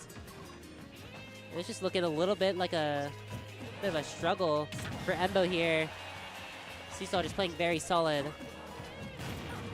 Embo though making it out, kind of holding the center. Yeah, and now Embo kind of really gets to play his game, and almost immediately after kind of getting that big neutral win, finds the stock. Not quite though. Oh, and not quite again. That back air barely being armored through by the Incineroar up B is so useful. I thought that might have been a kill, but it didn't end up being one. Opting to go on stage, which is fair, but a little bit of a gamble, because yes, you are down %, but I mean, it didn't end up mattering. 2 stocks to 2, nonetheless. Embo this time, drawing first blood.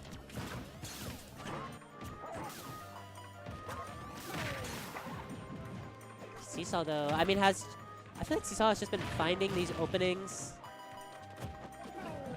way more consistently, and Embo's been pushing it farther, you could argue. But Seesaw has been winning neutral for real. Well, that's one. Oh, into the down air, doesn't quite kill. Now Embo off stage, I think without a jump. Oh, but Seesaw can't quite actually close it out. I think Embo, I mean, obviously at pretty low percent, it's kind of hard to hit much there as Incineroar, but now we're back to the part of the game that you really don't want to be at. Seesaw up B, gonna be making it to ledge, but Embo, yeah, just going around the world here. And now's Revenge. Last time Revenge was in what was a factor. It almost killed. At 70, yeah, they're not gonna kill, but a lot of things might Incineroar gonna be the one dying off the top, but Embo chilling at 122, almost chilling, or almost dying off can. Oh, that was actually such an important trade there for Embo. That grab, I think, would have been lethal, if I'm not mistaken. Speaking of lethal, though, Incineroar almost at kill percent. Opting for just one Clay Pigeon, not going to try to go for the train.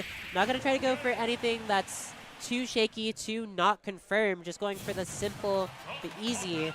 And I mean, despite the very Seesaw-heavy start to that game, it ended up being pretty gosh darn Embo favored towards the end.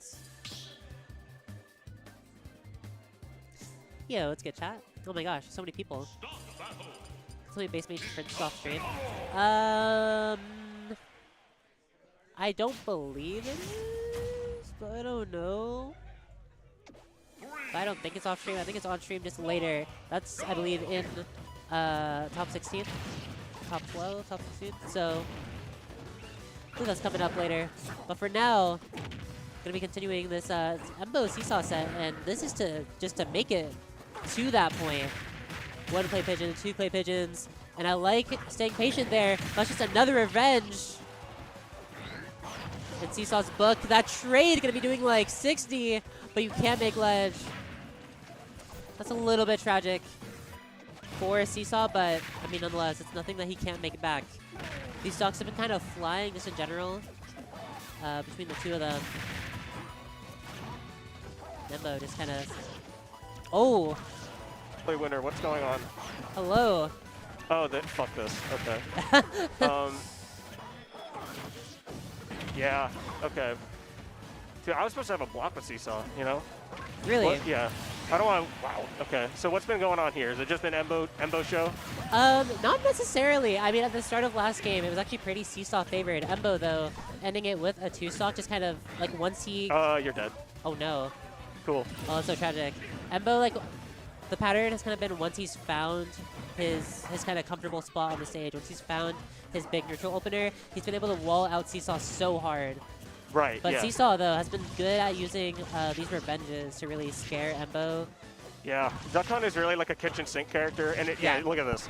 Yeah. You notice a lot with Incineroars in particular. They're kind of like neutral about zoners, especially if they have projectiles. But like Duck Hunt has so many projectiles, and he's so independent from them that it just kind of like doesn't matter that you can revenge them half the time. Exactly. And even then, like if you still play the far game, you're in trouble. Especially because Incineroar is so like vertically oriented with how he plays, and Duck Hunt is a character that is dominating horizontally. So if Incineroar feels invalidated vertically, like it's kind of just game. That being said, Embo is this ain't looking as tight as I'm making it out to be. That stock seemed to cost him pretty dearly. Yeah, I mean, these stocks have been very fragile on both parts. Oh, tries to go for greedy. that revenge.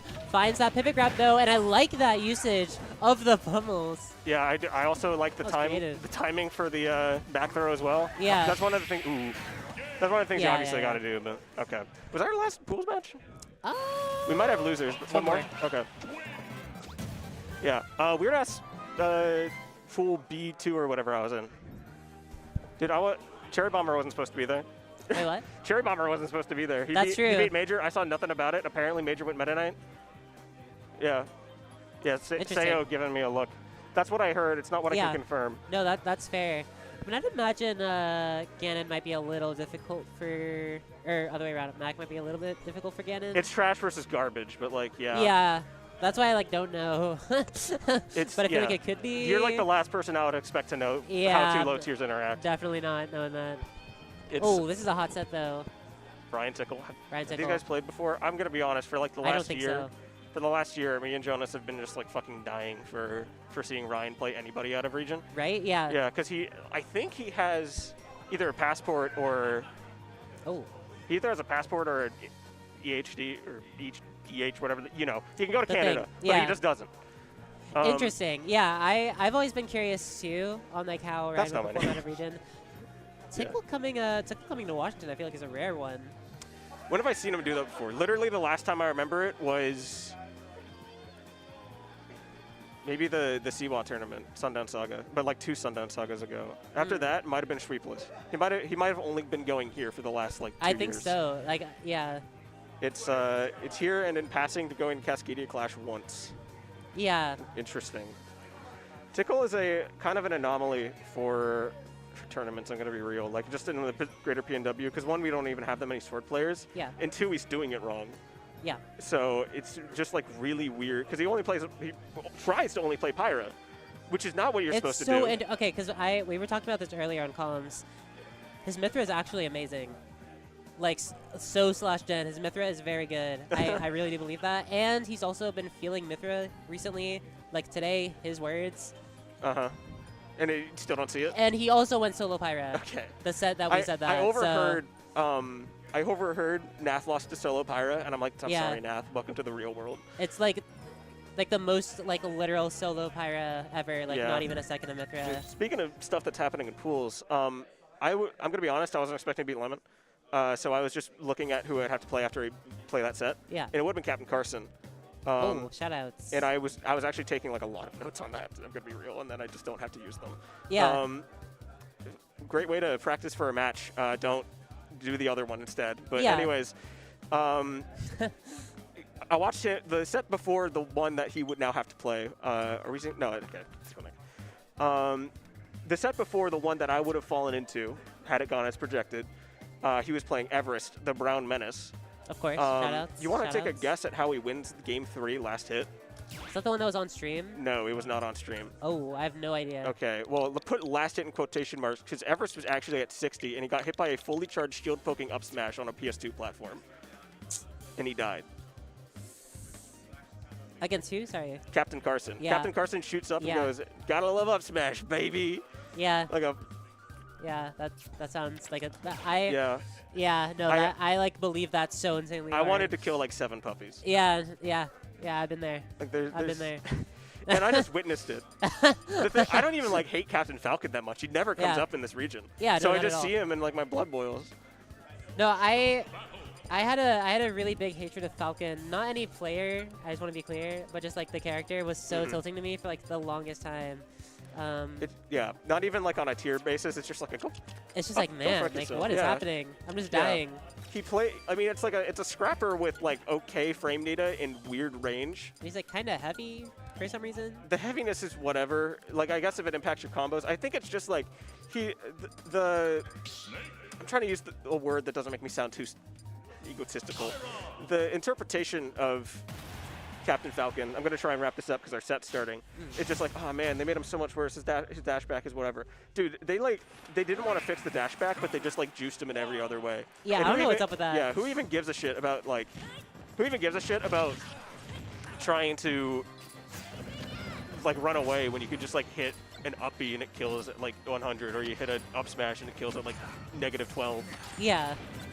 What a messed up character. And then he also just whatever. I hate the drift on everything he does. I'm happy I didn't have to play it. Yeah. I was so mad doing everything in this pool.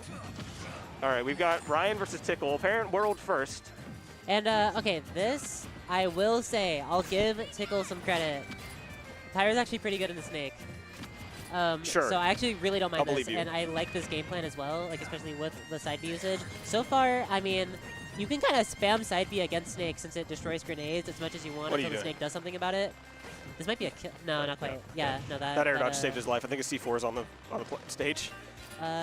Maybe not. I didn't now even it see is. Oh, yeah. It's blinking, so it just got there. I could have swore it was there. I don't know. I also thought it was there. Yeah. Dude, Snake players, what a weird win condition Snake players fucking have. You know what MVD's entire game plan is to make you forget that he put down that C4. Make you forget where he did that.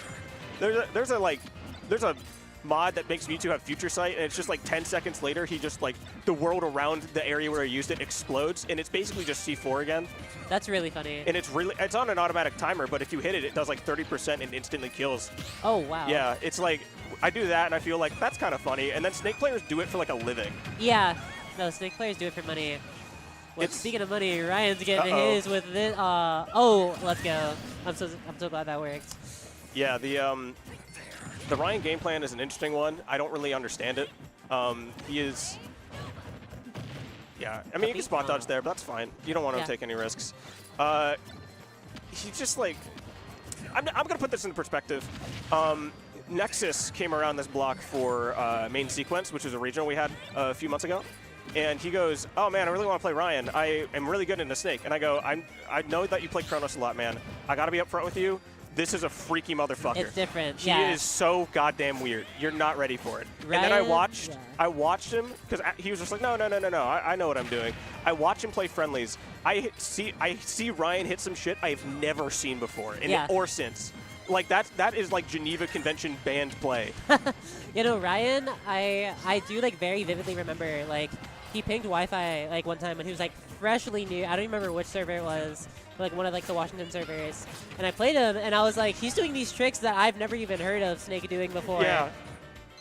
There was a point, I forget what it was, he did like 70% to me off respawn, and I'm like, that's not normal. No, Snakes don't do this. No, Ryan's advantage is so good.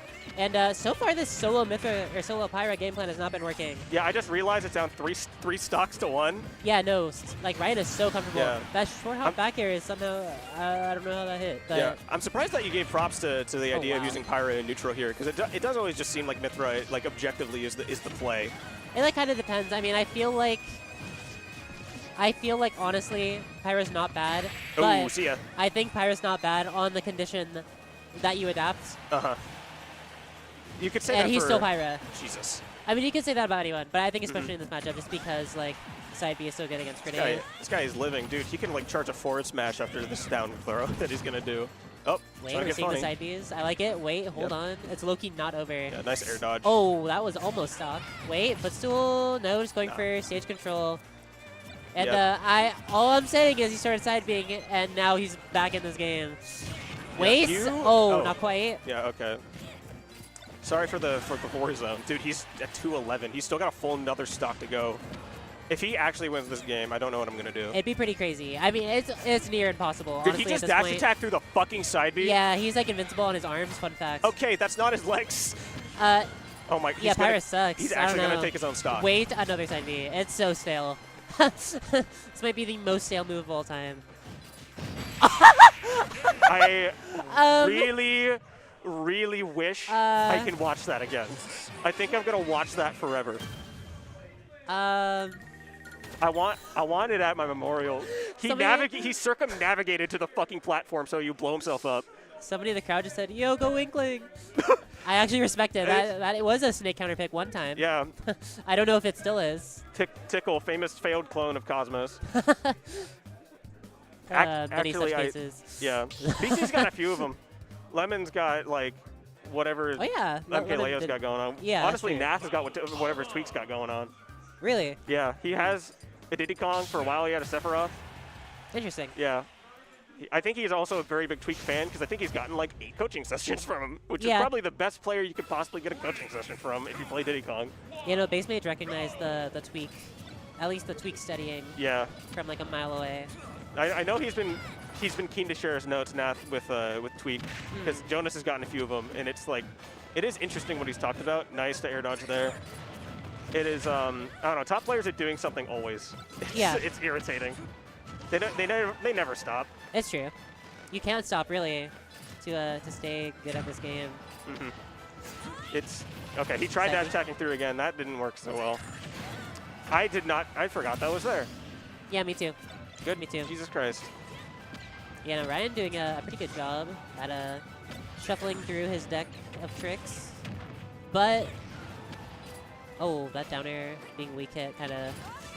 Yeah, we both saw that he was landing on a C4, and if Ryan wasn't busy doing literally everything, he would have just been dead. Yeah. Which, speaking of everything, there's a whole lot of everything to get through. Ryan using that dash attack to kind of just maintain the stage control, and I feel like that's the thing that makes this game plan so good, is Ryan is so aware of these Pyro side Bs. Ryan is so aware of the fact that he's setting all this up Dude. And then just dash attacking through it. It's just so good. That dash attack is just actually the counterplay. Tickle's participation trophy is like debatable at this point. He's not here. I don't feel like. Yeah. Okay, keeping his shield up. I thought he had a grenade in hand. I guess it would have blown up. Free damage? No. Oh, okay. Ryan was the one that got blown up. This is I don't know. Ryan's at disadvantage. It still feels bad. Look at how he just moved around that side B. Oh wow. He is not getting hit at all. Yeah, it's looking a little bit over. I don't want to call it, but this is just There we so go. tough. Okay, that up air though. A little bit of signs of life. There's something that's interesting I gotta say about using like a giant sword character against Snake, because you would think it's just like, oh, I'm gonna set all this stuff off, and then you like, anytime that you blow yourself up, you like feel exposed. I have to imagine. I wouldn't know because I've never used a character that's even held like a stick, but like I can't imagine having like a giant sword. Like stroke players gotta feel horrible, right? Oh, that matchup, dude. Jared went Dr. Mario. Yeah. I don't remember who it was, or who it was against. Jonas but insists that big sword should beat Snake. Just it for- like for like the- in theory. Ooh. I think Aegis Snake is like a dece, but Ryan showing his expertise in that matchup, kind of dismantling Lapyra. Yeah. That was very well played. I don't even know where he got that from. I'm gonna be honest. Who on earth is he playing like to even get Pyro or Mithra experience? Loses on HDR. She's been gone. She plays HDR? Yeah. She beat me, retired, and then went immediately to HDR. I respect it. Yeah. I respect it. That's crazy. Maybe not entirely that order, but it was a pretty quick turnaround. Something like that. There are a lot of okay, maybe not because you also retired, but like there's a good handful of people who have beaten me and then left the scene. Yeah. It's like, okay, dude, sure. Yeah. It seems like we're out of matches at this point, so I guess we would be taking a break. Are we right? All right. So we're gonna give ourselves a break. We'll be back soon with our top 16. Stick around.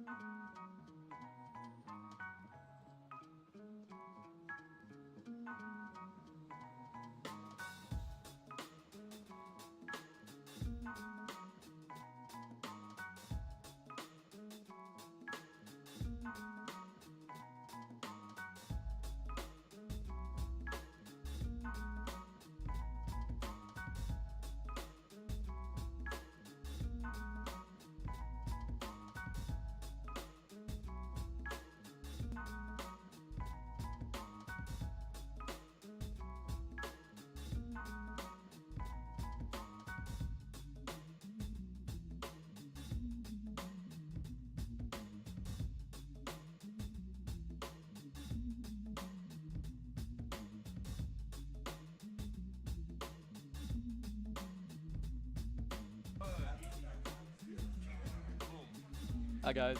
Hello. We have a awesome set here. We got Jake Seesaw versus Trent Sweepy. Yep. Famously, Jake is from Bellingham. I don't know where Sweepy's from. So wild, like Wild. Olympia. Makes sense. This is losers, so loser goes home. Who did each player lose to? Do you know? Jake lost to Embo. Okay. I don't know who Sweepy lost to. Okay. But I'm assuming Sweepy made kind of a run to get here. Yeah, so yeah. We'll see. Okay, looks like they're ready to go. We got Rob and Incineroar. Yep. Yeah. I know, for those at home who are watching with their eyes closed. So usually you're probably used to some serious commentary, but I don't know how to do that. So we're gonna just watch the game and just say what we would have done instead. Yeah. Yeah. That's a good idea. Like, how do you get hit? I by would the attack laser? there. Yeah, exactly. That was good neutral B though. Very Yep. nice. This matchup is probably even-ish, I would have to assume. Yeah, it's one of those matchups where Rob can like camp, but only for so long, you know? Yeah. And It's like, Incineroar has higher reward. yeah, exactly. Except at 0. Yeah, I would agree. It's just like Rob's a big body. That's dead. Like you're gonna get hit by that and die. Yeah. because he's sort of a lull. But it's like on paper, I feel like Rob would do better. Okay, he's dead. I don't know if Seesaw tried to drop off ledge or if it just timed the ledge invincibility. I think he timed it. He just grabbed ledge instantly, so he had less invulnerability because he was in the air for less time. Yeah, exactly. I was thinking the same thing about the air part. That's I love, awesome. I love Yep. when Jake does The that. classic Jake. He does it. He always does it twice. He's dead. Good No, way. but that was yeah. a really smart way. You see how Jake gets the ledge trap? Oh, neutral got him down tilt. Yeah, That big- hit was insane. Big thing against Jake is like, do you feel comfortable grabbing him, right? Or against Incineroar in general. Like Rob is lucky because he can kind of down tilt your shield. I don't think you get near that shield if you don't get down tilted, right? Wait, what are you saying? Like if Rob down tilts your shield, does Incineroar near hit that? Yeah, because he'll short hop over it. Because Rob down tilt is -6. Yeah.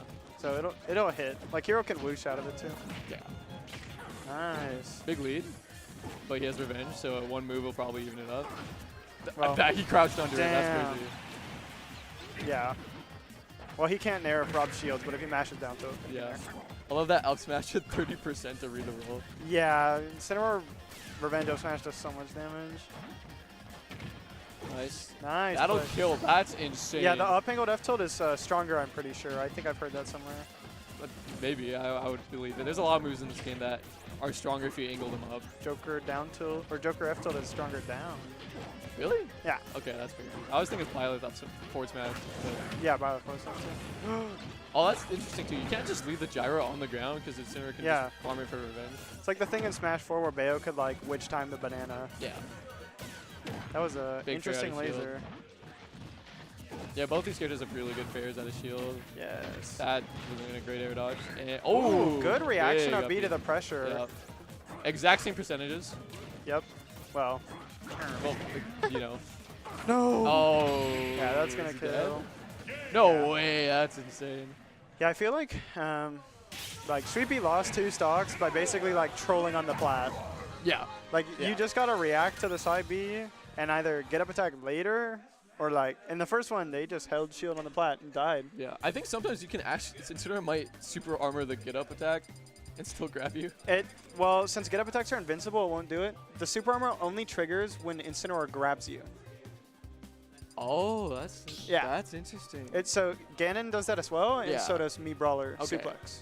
So once the grab hits, then you super armor. It's to avoid trades. Oh, that's actually really smart. I didn't know. Yeah. Okay. I guess he could have done that for sure. I was gonna say like Rob just gets stuck on platforms sometimes. Like you're so big. Yeah. You're still in a hit stun, right? So you're kind of forced onto platforms Yeah. sometimes. I feel like we need to see more like upwards DI on moves like that. Yeah. Or downwards DI, if anything, right? It depends on the move. But regardless, that was a close game for Sweepy. Yeah. Like, he was playing fine. That was not a good punish. I was gonna say that was not a good up B, and then there was no punish, so I changed my words. Good up B actually. Yeah.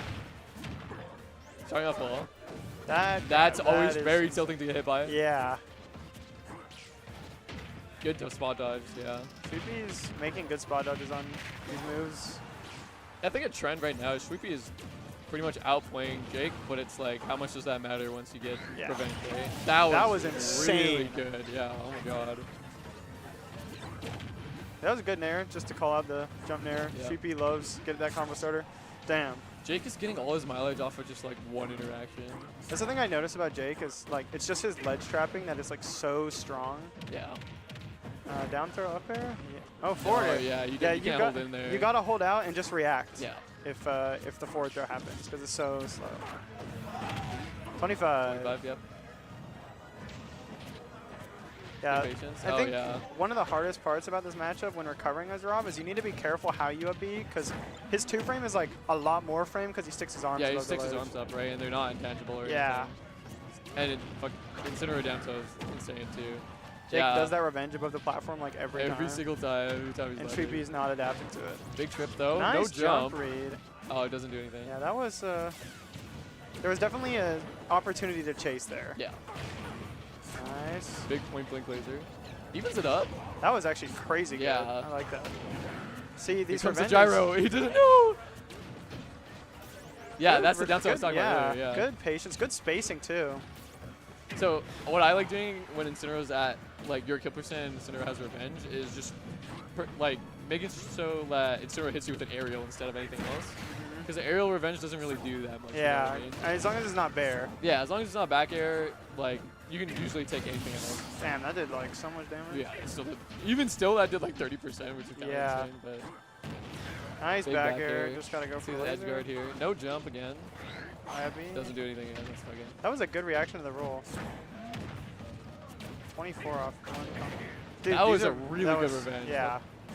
Like whiffing and then doing revenge is actually like so smart when you're in the air. Yeah, this is scary because he has max rage too. Bad spot to be If at. he gets side Bs, he might die. Patience. Wow, what a So- grab. Yeah, that was a good grab. Oh. Doesn't kill though, yeah. This is a hard situation to be in against Insane where you don't directly want to challenge him when he has so much rage. Yeah, But like that also- could have killed. Yeah, honestly. that would have killed. This is a bad. Is that stale or what? Like No, it hit the sour spot. Okay. That almost killed at 50. Yeah, I feel like he's just giving him free revenges. I feel like this is gonna be a hard situation to get. Yeah. Yeah, this is a hard situation to make it back from. You're Feeling a trip? nair here. Oh. That was Okay. that was a good reaction back here. Yeah. Well, 2-0 for Seesaw. Good showing by Making Scoopy it to though. top 16. Yeah. And well, I think that's the end of our I think commentary that's block. literally it. Yep. Thanks to everyone for watching. Yeah, our commentary was really good. Yeah, I think so too. Yeah. We made No, it through without yeah. saying one. It was hard. Yeah, but- it was hard. Okay. No, that was a good showing from Seesaw for sure. I don't know who he plays now. You know? It'd be crazy if he played Taylor. Yeah, well, we're going to find out right now. It's, Well, they didn't report it. hit the projected thing. Wait, oops, I'm trolling. Oh, he's still on stream? Oh. They can still see us. Oh. Hey, Oops. guys. Look at that. It's Brian. Hi. What's your first name again? Dude, can you read? Sparkle. Yeah, no, under that. You forgot my name, bro? Dude. Oh, my God. How was I supposed to know? It's not. It's the same as your friend Artemis. I'm just saying. No, it's Zachary. So that's my name, too. Are you Earcaz? No. Is that you? No. That's awesome. Yeah, well, oh, it is. It is. Oh It's my Taylor. god, that's so funny. That That is sucks. unfortunate.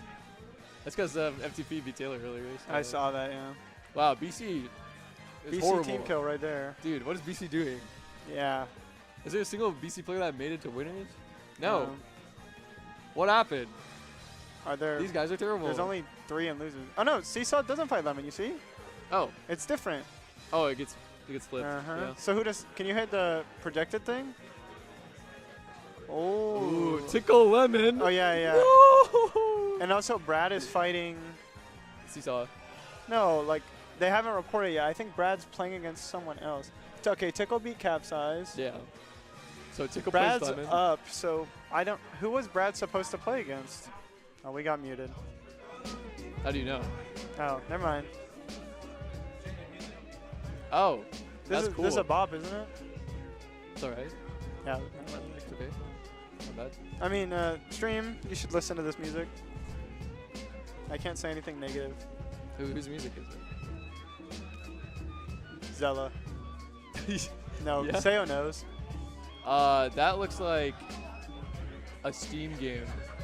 It looks like a Valve game, you know what I Yeah, mean? Valve. Like, Yeah, that's what I was trying to say. Yeah. I guess they can't see that though. they'll never know. Thoughts on playing environmental noises? Do you have that? Oh, we have chat. Ooh, look at that. They say, I love Sparkle. He's the best. We love him. Oh, you're trolling. They actually say that. Hey, Where they Dude, say someone that? said obscene. Ooh. That's okay. No, they said obscene. That's a word.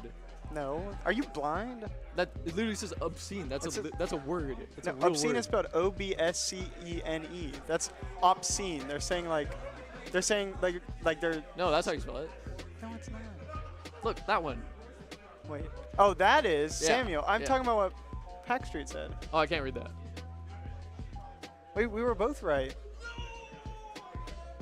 But that means we were both wrong. Yeah, no, I mean I was right. Oh, okay. Yeah, it's fine. Okay. Well, guys. I mean, are we actually gonna get it to commentate? I don't think so. Oh, we can just chill here. I'm fine. Yeah. We can have the chat ask us questions. One shared brain cell chemistry commentator. What? Well, that's mean. Do you know who that is? Yeah, they're my friend, Tail. They're from SoCal. They're really cool. SoCal? Yeah. Yuck. Hey. Gross. Have you had their water? Yeah. Bad. I'm so sorry that you're from SoCal. Yeah, The water there is trash. The water You know there's that. horrible. I landed in SoCal. I couldn't see the sky. Like, what do you do for fun there? What do you do for fun there? What? Wear a Where's the mask trees? so you A play lot, actually. I volleyball. play volleyball. I go hiking. I drink water. Good water. Do you have milk there? Do you At least they have milk? that. Don't you guys have bagged milk, or is that just No, Ottawa? It's just Ottawa. Yeah. We have big cartons of jugs. Put Prince and Bass on stream. Who's Prince? Mio. The Sora? Are they there? Are they here today? Yeah. Oh. They're really good. They're in winners and we're not. Oh, you know what? That would be actually. Mio, okay, if it's just because you don't want to see it, don't do it like that. Can I see the sets that are available? Because like that's a potential upset, and you want to see that. Because all the other sets are just like sets that have already happened. You know. what I Yeah, mean? yeah. Look at this guy on Discord. Okay, Ludo Jonas happened a million times. Embo FTP happened a million times. JDV Ryan happened a million times. Okay, yeah, BassMage Prince happened never. That actually might be the only set you can put on stream. All the other ones are kind of. And you can't put losers on stream, because that'd be weird.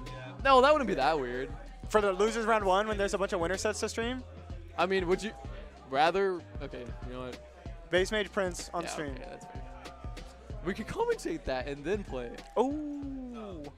Can we commentate our own set? Play with like pro controllers and input Yeah. delay. Is that possible? How do We have to play even- with pro controllers and severe input delay. You're gonna move the setup over there? Okay. That sounds hilarious. Dude, that sounds really funny. Okay, I'm down. I do not I'm want to do actually- that. I'm That actually- sounds weird. Well, that sounds awesome. It's It gonna be, does. It's gonna be like, why would you do that? Do you see what I did to Merger earlier? No.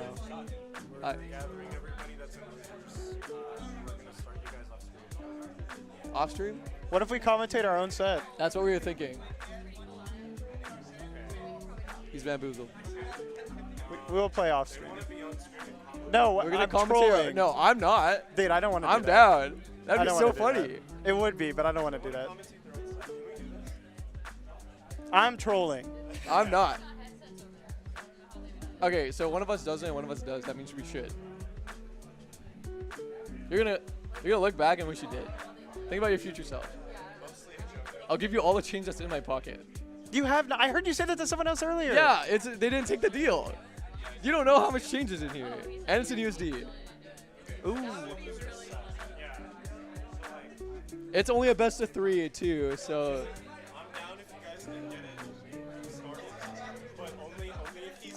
I low-key don't want to do that. That sounds hard. I hate talking while playing the game. Do you have any friends here that can peer pressure you? No. I'm the least peer pressurable person in the world. Breathe.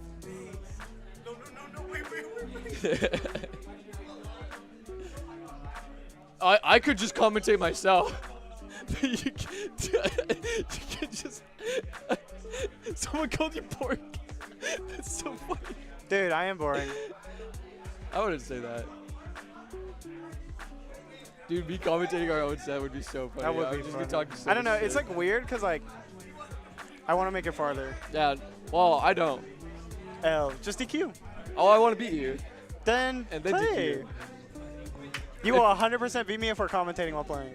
Oh, I know that. That's why I wanted to do it. that's Dude, the only why I wanted to reason. do it. Oh my god, this guy. That'd be so funny though. I guess it would be, Yeah. but unfortunately, I have no sense of humor. Did you make a joke earlier? Bye.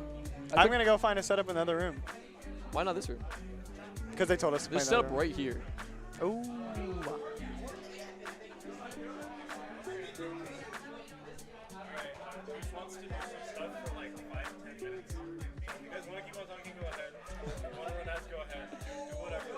I just want to play. We are on opposite sides of a Of a- very thin wall here. You could come over and just play this set. No way, man. Okay, fine. I'm not gonna make you do that. Yeah, I just want to play because we haven't played where both of us play good. And there's a chance.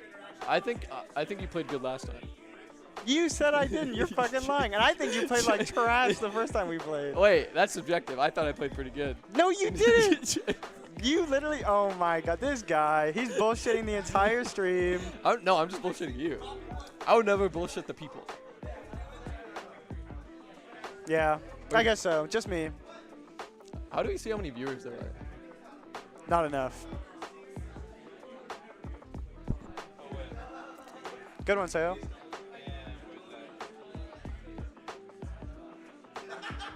$62 people are watching. Dude, what is added as permitted term by say stupid fuck ass? Somebody got banned for saying. No, it's a permitted term. Oh, you let him say it. Oh, okay. You know that's fair. Who were they talking to? 7 hours ago. Who was that to?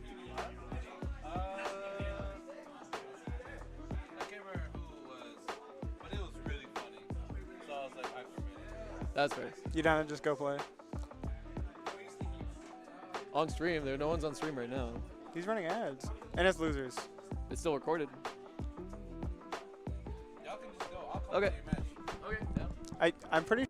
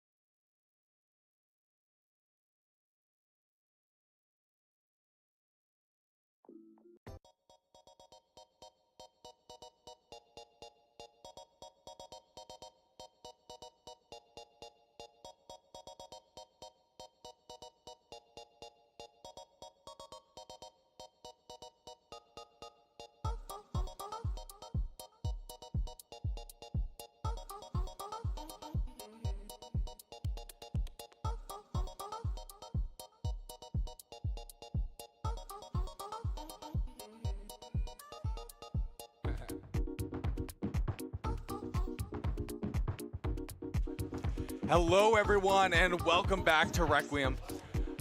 It's 2025, and we're here in the beautiful city of Seattle with an amazing amount of talent for Smash Bros, specifically over here, Ultimate. I'm joined here with a wonderful guest, Getster. I'm Nasta, and we're going to be seeing top 16. It's been a very long day so far, Nasta. We have battled through a lot, but we've had too mellow to just jam out to the whole time. We got a producer just fucking bumping over here. He's having Are a they great hearing time. this? All right. Yeah. Okay. They understand. They know. They know what's up. This song is called Benton Show Boogie, by the way. This whole album is a banger. I absolutely adore Memories of Tokyo. This record rules. And welcome back, New Blaster. I see you there in chat. Hey, what's up? So, one thing I would quickly like to address. I did just tweet about us going live on this blog here for top 16 of Requiem. Okay. And in that tweet, I said that if this stream hits 150 viewers, I will go hatless. Okay, and that never happens. Most of you know, if you know me, you know I never remove this hat. So, make it happen, y'all. All right, we got two really good players here on the stream. We got BassMage and Prince, which I believe is formerly known as Mio? Formerly known as Mio from Southern Washington. Phenomenal player. As long as I've known of Mio, Prince, they have been a Sora player, so I'm sure they played someone else beforehand, because there's no way they just kind of came out of nowhere when Sora came out, right? That'd be crazy. Like, I feel like these two characters, you tend to not really get to see a whole lot of. Obviously, a lot of people know about BassMage, but Sora, even like since coming out, has become a little bit more of a rarity, much more of like a specialty character for a lot of competitors. Yeah, we saw Meister pick up the character for a little while there.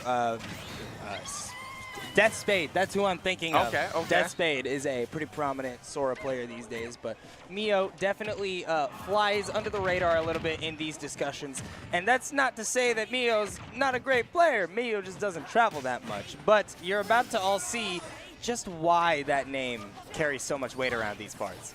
Yeah, so what I'm hearing is that this might just be Mio's breakout event. We're already seeing, Very well could be. Yeah, doing relatively decently against BassMage at the moment. We're dealing with two pretty floaty characters. We see BassMage trying to put on a little bit of an edge guard here, really respecting the space. But we see Prince able to, make up that space. That's good. We see the Thundaga. I see the parry there from BassMage. Sent freezing into the skies. Like, it's been cold recently. It was like 20 degrees when I got up this morning. It was very cold. It's a very late winter. Very late winter, for sure. Late enough that the mountain pass on my way here, by the way, completely cleared.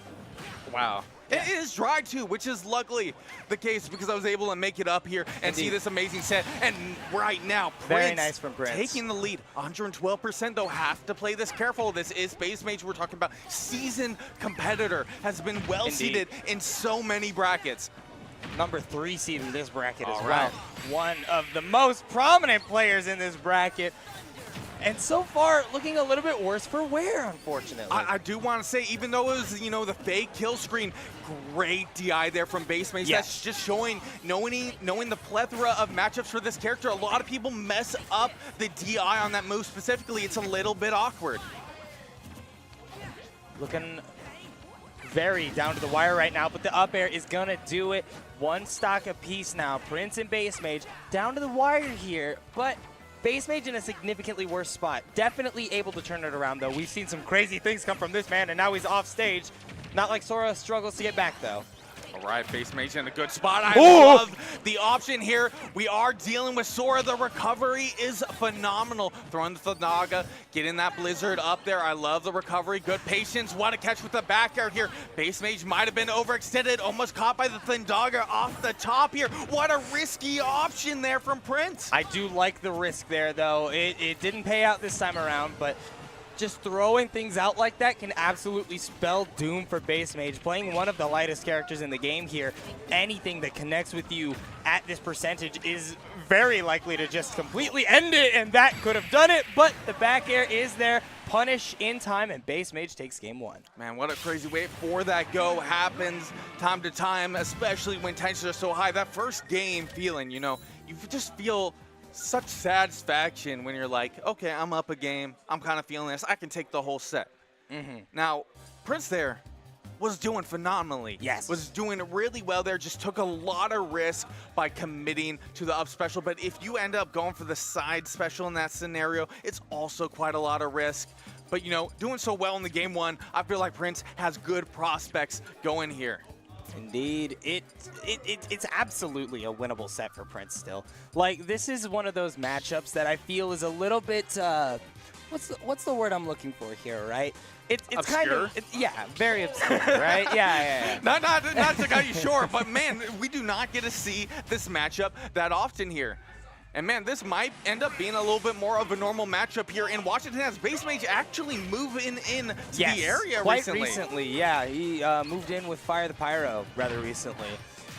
And that has, that's kind of led to BassMage showing up to a couple more locals. It's been very nice to have a player of this caliber move in, and just like that, he shows us exactly why he's revered so much. Like, what a clean it's just combo. a normal day with Puff. I was just over on the Melee stream. I saw something similar. What's changed? Nothing. Absolutely nothing. Nothing at all? Nothing. All right. Not in the slightest. Maybe a little something? You think so? Just a little bit. Just a tiny bit. Yeah. All right. But in terms of change here right now, we do see BassMage really maintain a lead here. Prince struggling a little bit in terms of getting the confirm here on the stock. But it is Sora. If you're able to get like something like that forward smash to connect, it will be the stock. But you still have a lot to make up here with BassMage looking so good here. Okay, I love the catch there, committing to the option. All right, BassMage, what are we feeling? Okay, back air there. Okay, playing it safe.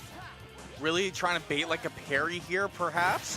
Oh, that was nice. Just having the awareness to know when to throw that out there, conditioning BassMage into just trying to approach that until eventually you punish that. The approach there was phenomenal from Prince. Now, unfortunately, you still lose out on that stock. But what I do want to see here from Prince is taking advantage of the aspect. Now, BassMage is going to have to respect that space a little bit better. Now knowing that, you know, the forward smash might come out here at the right moment. The timing is on lock. Okay, Prince really taking the time here, rotating the spells. All right, what a crazy air dodge in that was. I like the long-lasting hitbox. Good patience, don't commit to too much. That double jump is quite floaty.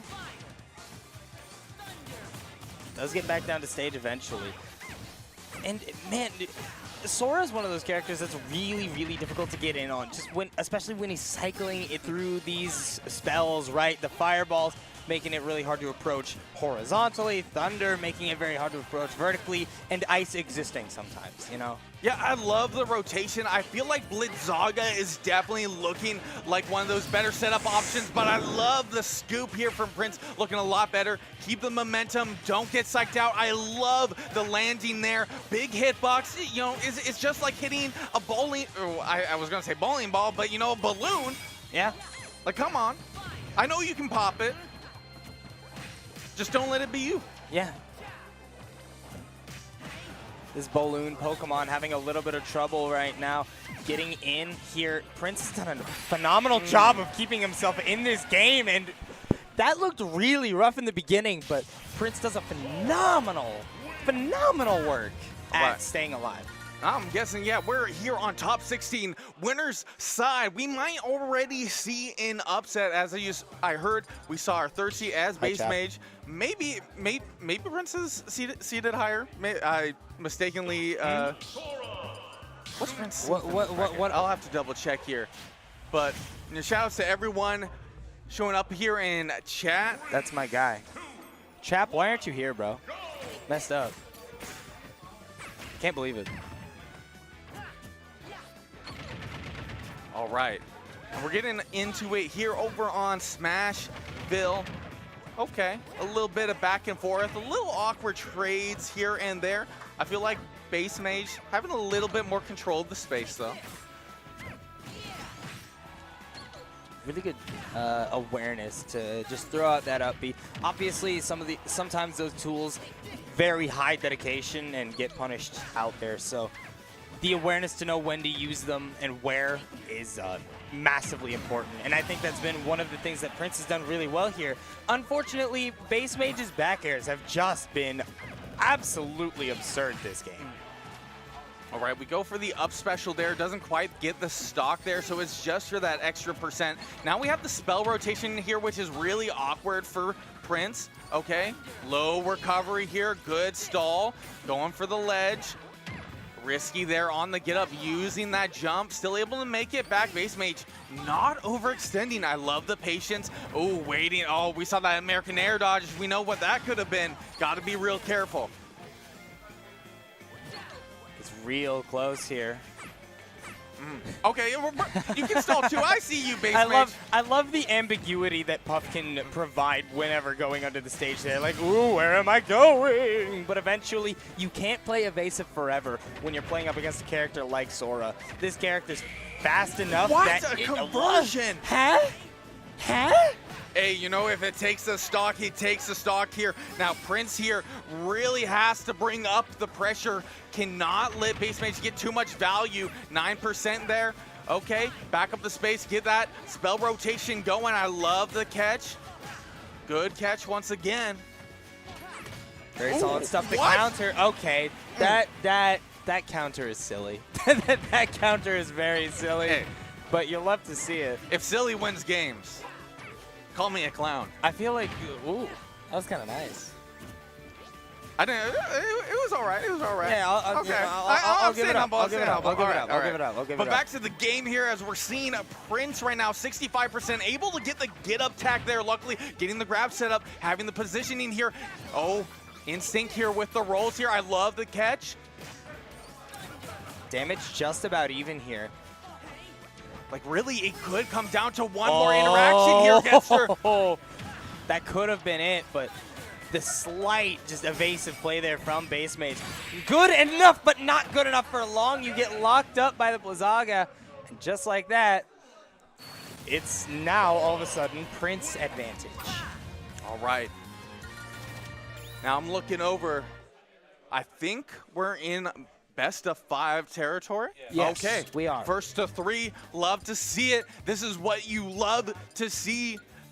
This is what the players love to see. Get that adaption in real time here. Prince in a crazy spot here to upset BassMage. BassMage here trying to hold it down here in the bracket. Hold fast. All right. Stage, no issue here. Going back to that good old Smashville.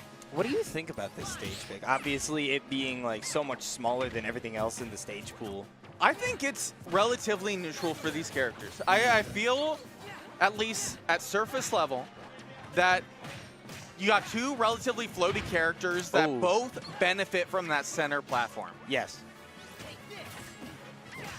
Oh, what a catch here. I love the momentum shift there from Prince. A little trigger happy with that forward smash. Dial it back a little bit, but I love the Nair scoops. Those have been leading to quite a bit of neutral wins in Prince's favor.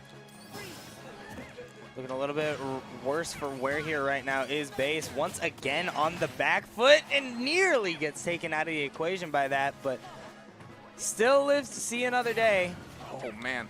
I have not seen that grab in a minute here. Okay, BassMage opting, you know, like, if I'm going to be edge guarded, might as well just go the other ledge. Yeah, why not? I mean,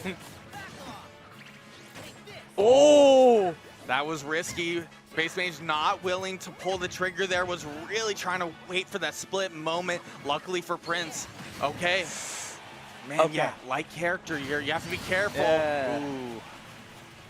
Rollout is an interesting decision there. Not one that I agree with in that instance, but I see the idea. I see the vision. It was a Hail Mary. Yeah. No, you're on the money there in terms of, like, BassMage was really taking a lot of risk there. It did not work out. The most options, it was such a bad option that it could have been a good one. True. That's like half of my game plan whenever I play this game. Byleth down smash, surely not a good idea in this instance. But all right, BassMage, I love the aggression here. Like, you can still manage to get edge guards in the right scenario, even against this character. Okay, we see the change here on the ledge. Ooh, the side special setting up for the perfect back air. Yeah, very nice. The moment you know that the side B is being fully committed to there, if you think that the third one's going to come out, back air in that spot, it's just the absolute perfect solution to that stock. Now we're seeing mix and mix neutral wins here, but I'm getting a sleeper vibe here from BassMage. I don't know what's going on in terms of the movement here and the positionings and the setup, but I could see something happening. He has to play very patiently here. I mean, we saw it in that last interaction. He's hanging back a little bit. A lot of this revolves around him playing underneath the platform because Thundaga really has a hard time hitting him there, right? You have to go under the stage to reliably have a shot at it. Man, I like the Blitzonga pressure there, trying to catch with the nair. That's the risky thing we've seen with Prince. Back throw. Okay, you know, eliminating the high recovery, trying to hit with that low hitbox, trying to get that scoop, but BassMage with the patience here. Good catch on the back air, going deep here, trying to, you know, force the pressure. I love that little stall there on the ledge. Ooh. Dash attack is really nice there, and burning the Thundaga there to just ensure that BassMage cannot get an easy path to an edge guard is so nice because, once again, you've lived for another interaction, but another really, really well-placed back air. And just like that, BassMage on the verge of taking this one to a Game 5 Nasta. But not if Prince has anything to say about it. I've been seeing a lot of solid reads here from BassMage, and it's definitely helping out Jigglypuff in this matter. But in terms of these neutral interactions, it is so hard to deal with Sora. This character is annoying. I'm just going to say it. Like, if you're a competitor, this character is like designed to kind of like break your nerves and make you give in. And right now, Hail Mary F smash. Hold up. Not just yet. All right. Not over yet. This is a scenario here where Prince is in a really good spot, waiting for the match. That's it, though, for sure. All right. Prince played that phenomenally well. And I don't want to take away from BassMage. I think BassMage played that super patiently, like, throughout the entire thing. And that absolutely is something to be commended here. But, man, Prince just clutched up when it mattered the most. 100%. Oh my goodness, and I see y'all in chat. I see impossible to edge guard Sora. I feel that, but BassMage was trying to make it work there, but hopefully be able to get a run back there. But Prince with the craziest upset I've at least been able to witness here today. Yo, wait, chat with the intel, Sparkle got the run back on op sign. Is that true? Oh, we love it, we love it. Shout outs to our Oregon homies. Charlie D beats Sophie. Shout outs to you, Naughty. Sparkle beat Opsign. I know you're out there. Bradoof beats Seesaw. Very nice. Tickle versus Lemmon is still going on. Okay, okay. It's been 17 minutes. Puff versus Floaties Sag.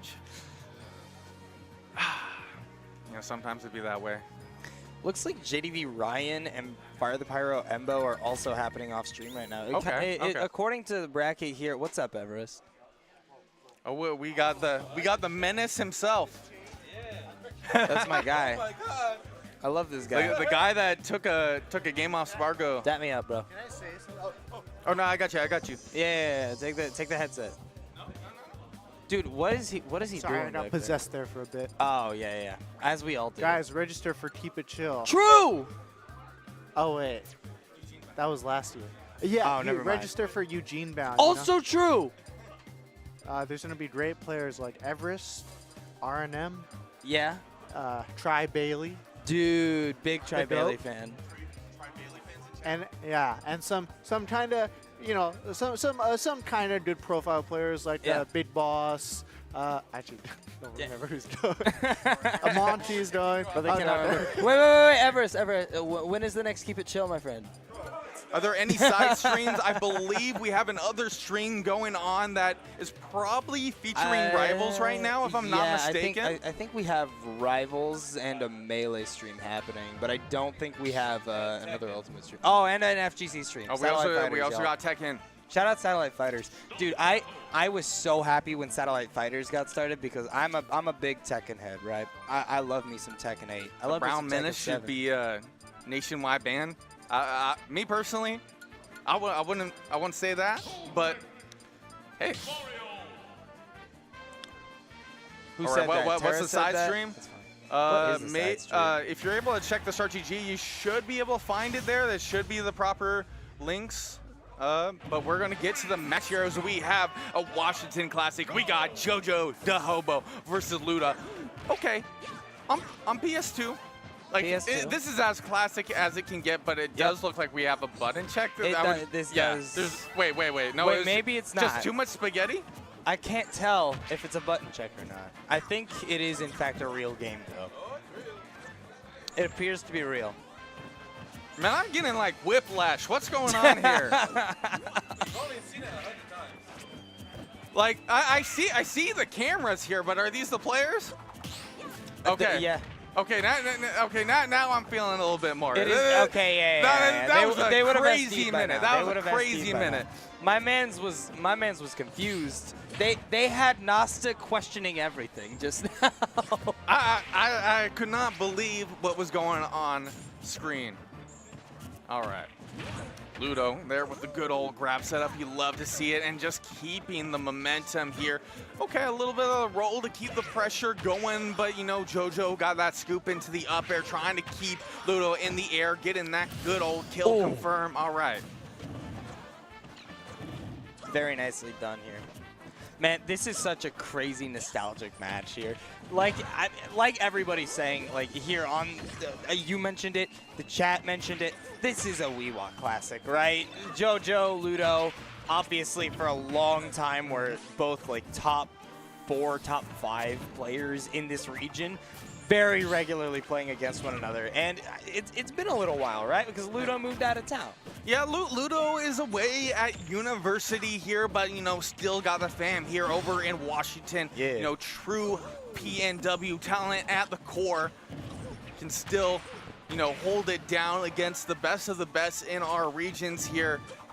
Now, right now, JoJo able to get that cleanup stock, 2 stocks ahead here, though. Ludo looking a little rough situation. Ooh, the bomb timing working out here. Ludo has to lock in, though. Oh, what a confirm there. Using the bomb to just really get that coverage. Very nicely done there. Does manage to get back to the stage here, but not for particularly long. Ludo's doing a really good job of edge guarding, but he needs to stock basically as soon as possible here. Otherwise, this could get really ugly for Ray. That's not ideal. Getting hit by that up B, suddenly you're on the back foot here. That bomb connecting, good up air, and just like that, we take it.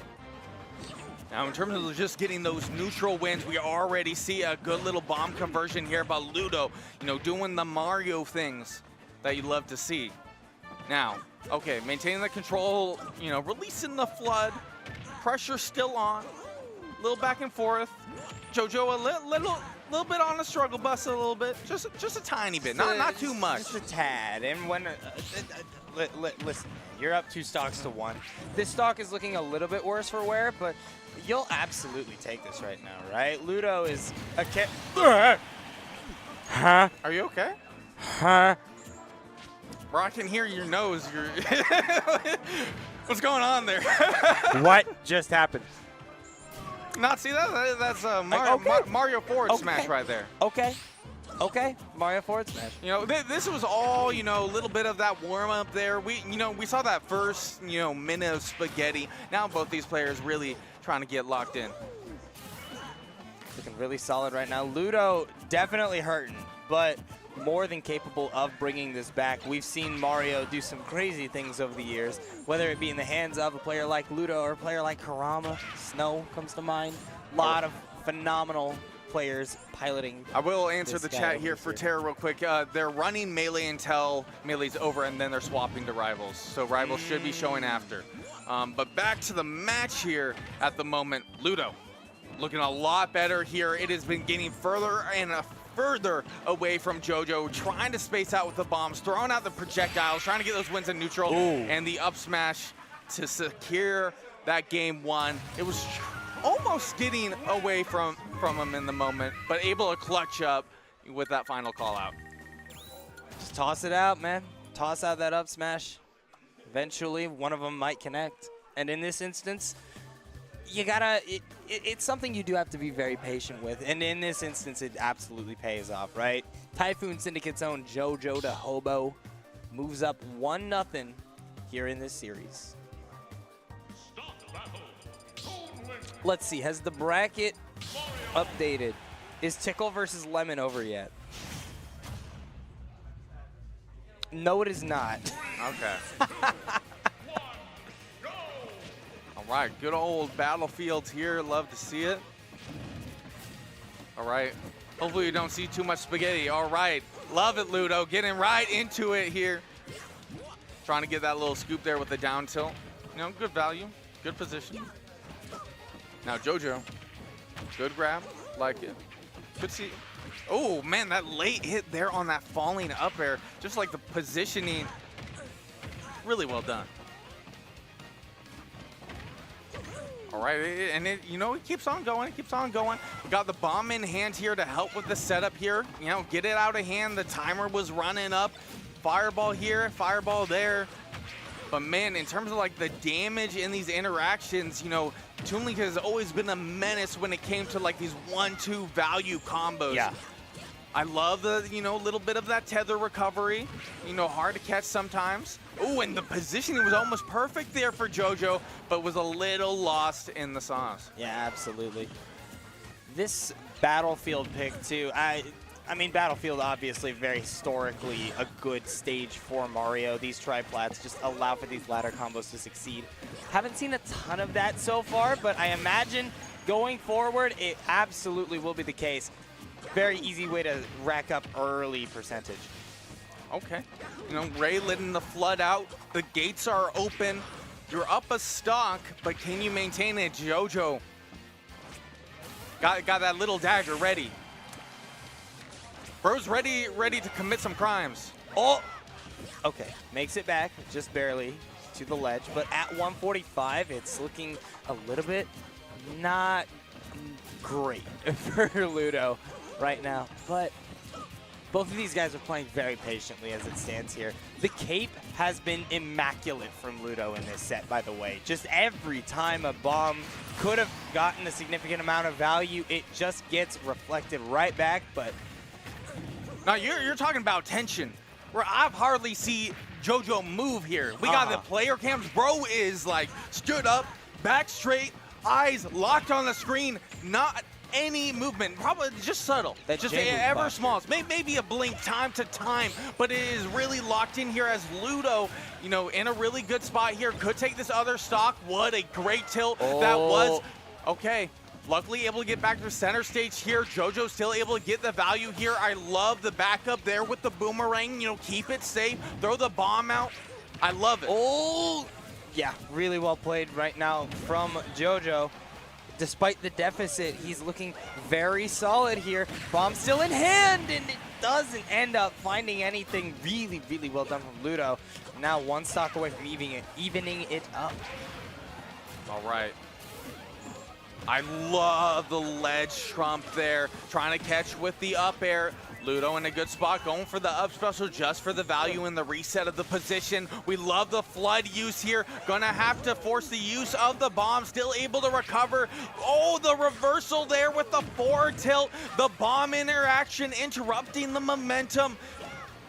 Okay, Ludo still up a stock with the parry of the forward smash. Bold move, no full punish, but what a catch. Odd positioning, what patience. We see the arrow, we see the cape. Ludo not leading up, but oh, the awkward interaction from the boomerang. Ray really only needs one opening right now. 154 rage is more than enough to do it, especially with Toon Link at 68. But you find like one decent chain of 2-3 hits here, it could very well be over. Off stage, not a great spot for JoJo to be in right now. Z drops the bomb, but not gonna find a connection. That could have done it, but once again, JoJo living to see another interaction. Oh, I love that catch there with the arrow, having bomb in hand, throwing it up, having the coverage ready. All right, JoJo, time to lock in here. You have the bomb in hand, does get hit by the cape, caught there on the recovery here. Have to finesse this. I love it, going for the regrab, a little bit of that slippery air, like spot dodge there, or not spot dodge, roll, but okay, keeping it going, keeping it going. Back to center stage. Taking advantage of these platforms, like I said earlier, up air, sharking through those is going to be extremely valuable for Ludo. All right. Now, 131 on JoJo. Not in a great spot right now, but has the bomb to work with at very least. Forces Ludo into a not optimal situation, but he's able to get back down to ground level and continue pressuring JoJo. Like, although the percentage is the way it is, the matchup is still the same. You're still scared for those bomb confirms, but we do see Ludo able to get it there with that back air. Yep, able to even this up despite how close that was. That was down to the wire. Really and truly could have gone either way. Now JoJo taking a deep breath there, maintaining that posture. Let's see, you know, Ludo looking a little bit more relaxed, having a little snack, feeling good. But it's 1-1. I like the choice on the music. Big fan. How many viewers are we at? Surely y'all don't already have 150 people in here. Surely not. Surely. But we are here on Town and City, and this is about to be a performance. We are in best of 5 here, so this is just gonna be like, which way is it gonna sway? And right now we see Ludo there with a crazy little jab reset there on the platform for a good amount of percent here. Now, JoJo, on the other hand, really trying to bait for some of those options. But at the moment, really struggling here because Ludo's just really good about the positioning, really good about avoiding, you know, that small little poking sort.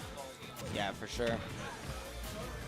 21% is all Ludo has taken up to this point. Very, very solid start for him. And we're 45 seconds into this one, and it has looked pretty one-sided. There's been a couple interactions that have gone the way of JoJo, but for the most part, Ludo's looking pretty phenomenal right now. Though, as I say it, the edge guard does start to come through. JoJo looking very solid. There is an opportunity for him here.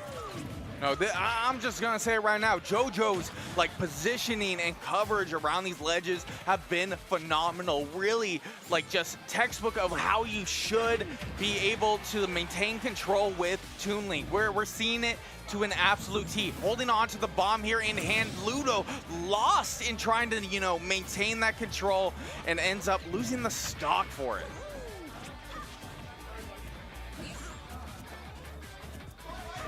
Back to the other primary stage layout here for Town and City.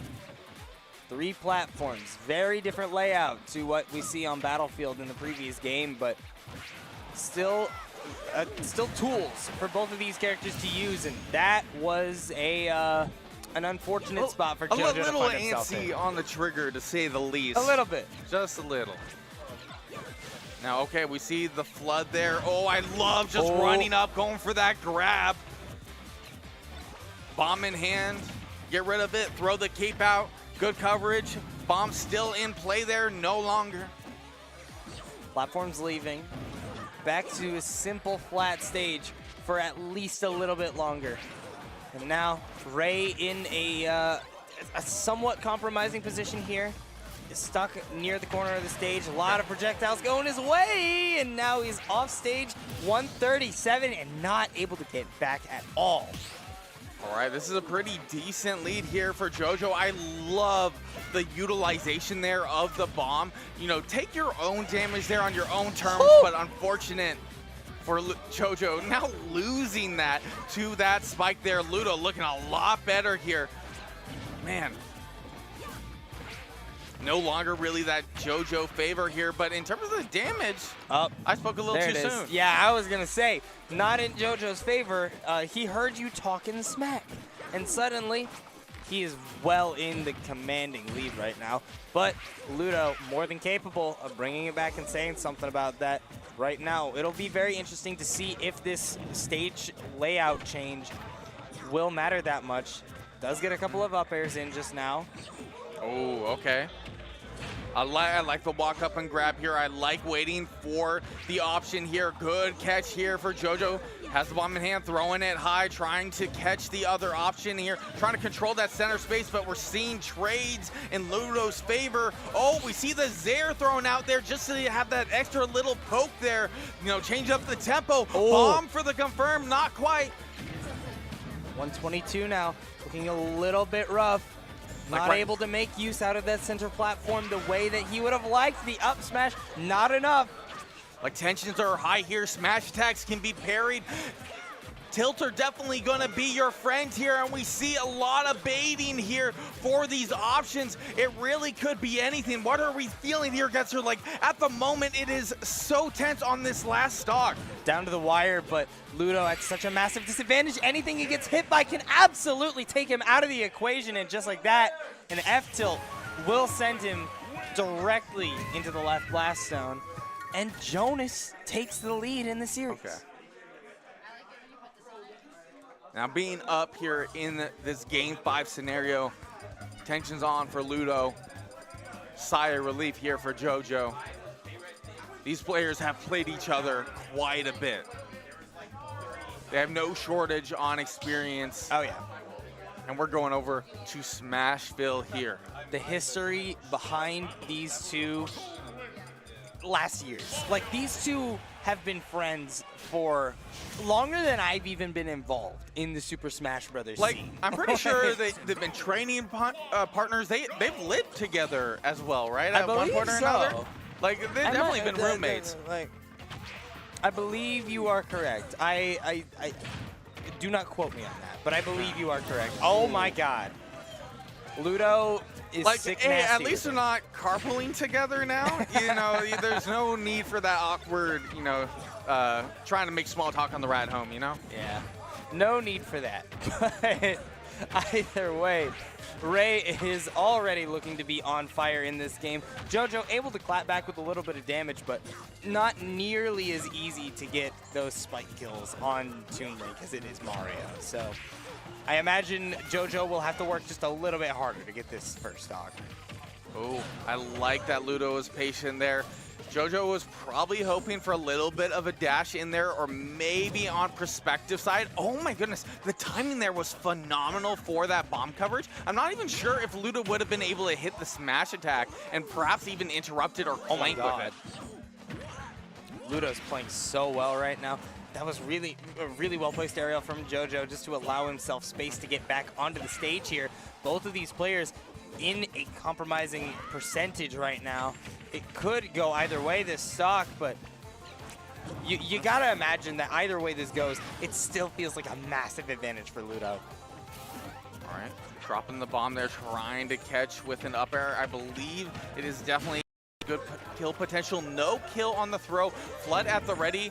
Have to be careful here on the possible horizontal. I love the footstool into the down air. Doesn't kill, but man, was it stylish. Oh, it was beautiful. That's a clip and a half if it actually ends up killing, but that will come later. Jonas does take that one out of the equation. Well, what are these down airs right now? I know it did 17%, and I know that win box did numbers, but yeah, you are down the stock here now. Ludo looking a lot better. I don't know, we might be seeing a Game 5 here if JoJo's not able to take the stock sooner than later. Looks really solid right now. Up B, just to tack on a little bit more damage here. Ludo wants this Game 5 so badly, but it's just being kind of shut out right now. Finally able to take control of center stage here, using that flood to just ensure that he can hold on to it for a little bit longer, but he gets hit with the dash attack. Oh, this is gonna be a punish and a half. What a mash. What a mash. Okay, JoJo getting the boomerang. I see that parry from you, Ludo. Okay, I see the Zaire here from you, JoJo. Now what is it gonna be here? We see the arrow, we see the bomb in hand. Now we see JoJo in a good position to get the interception. 131. I love the option there. Going for the jab, just knowing that it was going to be a long-lasting hitbox. When positions like this, you're so antsy, it's so easy to kind of just fall in. Oh, big damage. Big damage potential here. JoJo absolutely capable of bringing this all the way back from a ridiculous deficit in the opening seconds of this match. I will remind you all, he went down so early, but he does not care. Jonas more than capable of bringing it all the way back, and it looks like he might have the opportunity to do so. Ludo putting him a little bit with his back to the wall, but that's a really nice tilt to get him out of the corner. Okay, I love the patience there, going for the grab. Ludo getting that flood ready a little bit, backing up with the fireball, trying to catch with the nair. Ooh, the down air to keep the situation going. Bomb in hand. Okay, Ray with the timing. Neutral get up. No, we go for the jump there, the center platform. That's dead. Game 5. Very nicely done from Ray to, like, continue that momentum that he got at the very beginning of the game. When you get a stock that early, momentum so heavily in your favor, and as long as you're able to just at very least maintain that throughout, you are looking so solid. Man, I am curious on the stage pick here. We do have the counter pick on JoJo's side. Newport City. Newport City. My favorite legal stage. Hey, you know, go to the small battlefield variant. I guess it's not legal, but you can gentlemen's do it. Different changes, scenery. Well, it's not a small battlefield. Sonic variant. soundtrack It's just a normal for the fans. Dude, Sonic soundtrack for the fans. Rooftop Run. Okay, maybe hot take. Rooftop Run, top 3 Sonic track of all time. See, I don't know Sonic like that. So yeah. I'll take your word for it. I'll take your word you for can that. just trust me while chat roasts me. Like I do like the rhythm. I like the upbeatness.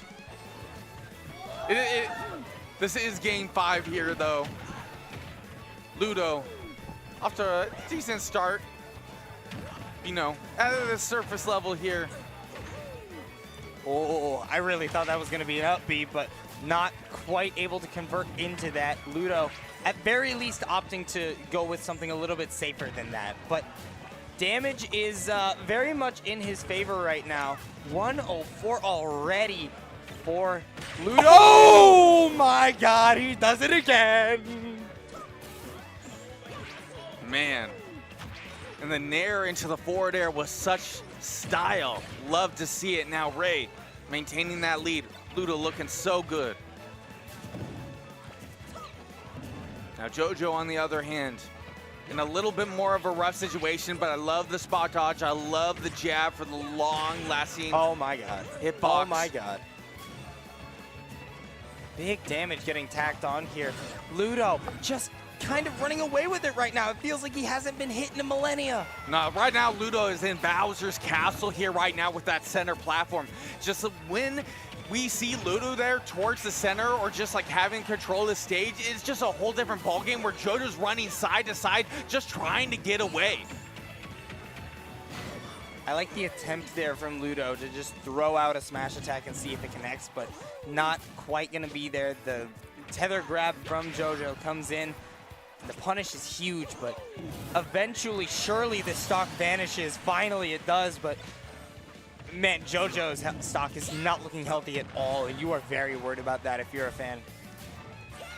In terms of that like long-term advantage, it's definitely difficult with Toon Link, but what a call out there from Ludo, now having that stock lead here. This is game 5 here on that good old winner side. This is, you know, a lot of people probably rooting one way or another. Let us know in chat who you're rooting for right now.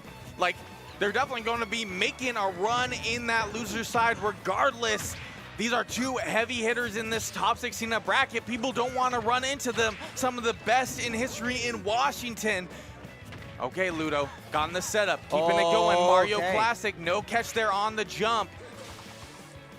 Good use of the flood to just gain yourself a little bit of that distance there. But man, these well-placed attacks from JoJo. That F tilt in particular was just gorgeous. at 93%, it's going to send him a long way away, giving you a lot of space and time to throw out your projectiles. But you might not have a lot of time left. It's ticking down ever so slowly, 105 now. It feels inevitable that Ludo will be able to take this one in a tense game 5. Goes very deep for the edge guard there, and the back air will conclude the set. Ludo taking it in a very tense 5-game series. You know, both these players have played against each other quite a bit. We've seen a little back and forth time to time. If I had to guess, in terms of the sets they played, I feel like it is a little bit Ludo favored. However, I feel for the people that now have to deal with the menace himself, JoJo the Hobo, in that loser side, because that guy's going to mess up some people's runs. Oh yeah, absolutely he is. All right, we do have bracket updates for you all, right? Okay.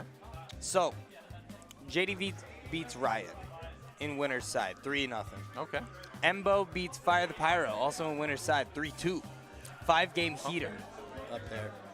And then we just watched Prince and BassMage. We've just watched Ludo and JoJo. Down in losers, Tickle versus Lemmon finally concludes. All right. With a score What's of the 2-1. results? 2. Okay. In Lemmon's favor. Lemon's favor. Okay. So this sets up a couple of interesting matches in the losers side, and we've already seen one of them happen with Sparkle sweeping Fire the Pyro 3-0. Now, Meanwhile, sweeping. We didn't see the games. I we will say didn't. that. Yeah. A sweep doesn't always. Like, as my Oregon boy, I want to say Sparkle wins. But on the other hand, I got to give, fellow competitor benefit of the doubt. Now, what we're looking at here is we got Rain and Charlie D. So fun fact, I have never once in my life talked to Riot. He just kind of appeared one day in the Western Washington scene. Yes. He just kind of appeared one day in the Western Washington scene, and I knew nothing about him. But he's really been nasty PR'd multiple times. He right? has. Yeah. In the last few seasons, I've just never met him personally. It's just, this is not a diss or anything. I'm just saying, like, I don't know. Okay, in terms of, like, players that travel, I would say, in terms of that Washington talent, we do see a little less from Ryan. Charlie D, on the other hand, at least as of recent, Bro's a traveler. One of, if not, is Charlie D like Sowa. top PR? Like, did they have their own region? I believe so. Yes, but top. If not, like one of the best in Sowa for sure. Charlie D, definitely a menace on the nest. Oh yes. But we are dealing with Snake here, one of those characters that can really take control of the game using these nades and everything.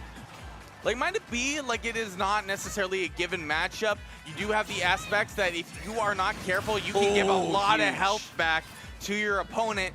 And, if you don't, keep track of where your C4 is, that can also be rough. Yeah, absolutely. Looking like a Smash 4 game right now, the way it's 2 stocks apiece, but make no mistake, Snake on screen, we are playing Ultimate. Looking really, really tense right now. Both of these guys are playing so patiently around their very specific win conditions. This is one of those weird matchups where Snake cannot just throw out projectiles willy-nilly because Charlie D is just going to absorb a lot of them, right? Yeah, there's that inherent risk there, but also you want to still maintain the space. Like right now, I actually feel like we should still see a little bit of grenades because you can use it as a baiting option. You can know that when a grenade is in play, was a nice up tilt. We might see something like that down special come out, and when you're playing Snake, you have hard-hitting options that can, deal with Nest. Oh yeah. This character is kind of nasty in terms of his ability to control the stage, with tools like grenades, like the C4, like the side B, Nikita. You can dictate where your opponent can and cannot play at basically any moment, but like I said earlier, you can't just mindlessly throw things out because Charlie is going to take advantage of that. But in this instance, Ryan is able to make it back to the stage here. I genuinely didn't think he would. But at 142, it kind of feels like an inevitability. What happened there? C4? Bro took his stock on his own terms. Yeah, you know what? Yeah. This is game 1 here, and right now, Charlie D actually in quite the rough spot here. Good patience there with the Nair, but once again in a scenario that can be relatively risky. Okay, are you getting the read this time? Oh, try to get that cover with the C4. I love the play. Unfortunately, it did not work out though. Okay, Charlie D caught by the jab. 91%. Or the double hit of the 4-tilt. Oh, there's that absorption that I was talking about earlier. It just doesn't allow the Nikita to fully connect, but it doesn't stop a boot to the head. Man, relatively close back and forth. I would say like towards the beginning, it felt like a bit more to be tacked on with the help of that F-tilt. All right, and we see Charlie D doing pretty good here with the PK fires. I like it. Extra presence, you know, that in terms of like you're thinking about counterplay, that fire being present will set off the nades, you know, kind of put up a wall for a time being. I love the catch there with the Nair. I love this tiny little heal here. Okay, what's your option here? Going for the double jump towards center platform, rolled in, caught by the PK fire. All right, what's the edge guard here? Okay, went a little high there, caught by the back hit of the Nair. Off the top, Whoa. What are we feeling? It was looking real scary there for Ryan, but able to avoid all of that from the PK Thunder. At 153, basically anything will do it, particularly if you get grabbed or dash attack, yeah, it's just over for you. But Charlie D, definitely not feeling like uncomfortable, but not super comfortable either. 73 is not safe. All right. C4 is in a really good place right now. I can see how Ryan's kind of like setting up here in terms of like kind of baiting, getting rid of the C4 because you don't want that blowing up over time. Yeah. Like, and in terms of having it as an option here, either like for coverage towards the ledge, it is such a good tool that you have to be utilizing. Yeah. Nice up tilt. That up tilt has brought so much mileage in this set so far for Ryan. Because, as I was saying earlier, you can't rely on the projectiles as much in this matchup. So CQC becomes extremely important in this instance. Like, when I think of this matchup, I just think you're throwing grenades and rocket launchers at a small kid. It is kind of like Sleeping Baby or Hydrogen Bomb. So it's just like, at the end of the day, who wins, really? We'll see here right now. The viewers win, Noster. Man, solo versus slushy looks different. I would say so as well. That's a classic set right now, right there. I gotta go back and watch that one now. All right, Slushy. I love the bait here. Oh my goodness, Oh, double catch wow. on the Nikita. 2 for 1. You think that was intentional? Oh, that like, it lined up so perfectly. It was has beautiful. to be. It has to be, right? Like, there's no way it wasn't. How can you do that accidentally? And so this has very suddenly turned into a very scary situation for Charlie D, and barely manages to avoid that Nikita. Could have spelled the disaster for him. I don't think it would have killed, but tacking on that much damage at this stage in the game would have been bad. Okay. No tech. Should be able to get a recover with air dodge. Ooh. You're dead. Yeah, a little rough there when you have that active hitbox just a little low. I like the patience, trying to, you know, catch with the up tilt. In a really good position in terms of that percent. Get that C4 there for later. Don't forget about it. Nikita setup. Okay. Good catch. Force it again. That's it. Yeah, for sure. Absolutely, that is. Ryan taking a pretty solid game 2 here. Not super commanding, I'd say, but convincing enough, you know, that it's a little bit concerning going into the next game. You know, luckily we are in that best of 5 format. This is loser single sides. So, Charlie D, what you got? What you got for us, Charlie? Ness tried and true. I see thinking, I see the pondering. Indeed. I see checking the fit, making sure it looks right. Look good in the camera. Can't stand that I ponder. They can't stand it. Shout outs to the secret video out there, Hungry Bucks pondering, for the ones that know. Hungry Bucks pondering. Sayo, I love you so much, bro. Deep cut PNW lore. If you know, you know. If you don't, should have been there. But back to it. We got Ryan here with a very convincing lead here. Hell. C4 on that platform hit there. Don't forget about it. Nikita set up there trying to get that low scoop. I love the positioning and the up tilt to take that stock. Charlie D not happy about that one. I think the up tilt has literally taken like 6 stocks for Ryan so far. But, I mean, once again, Charlie D doing a really good job of clapping back there, taking a stock almost immediately as soon as he loses his. So just a little bit more time here. And back down to 0 for Charlie. I mean, again, this is one of those matchups that gives Ness the very unique opportunity of being able to, like, heal a significant chunk of damage taken. So Charlie absolutely looking to take advantage of that. Oh my goodness.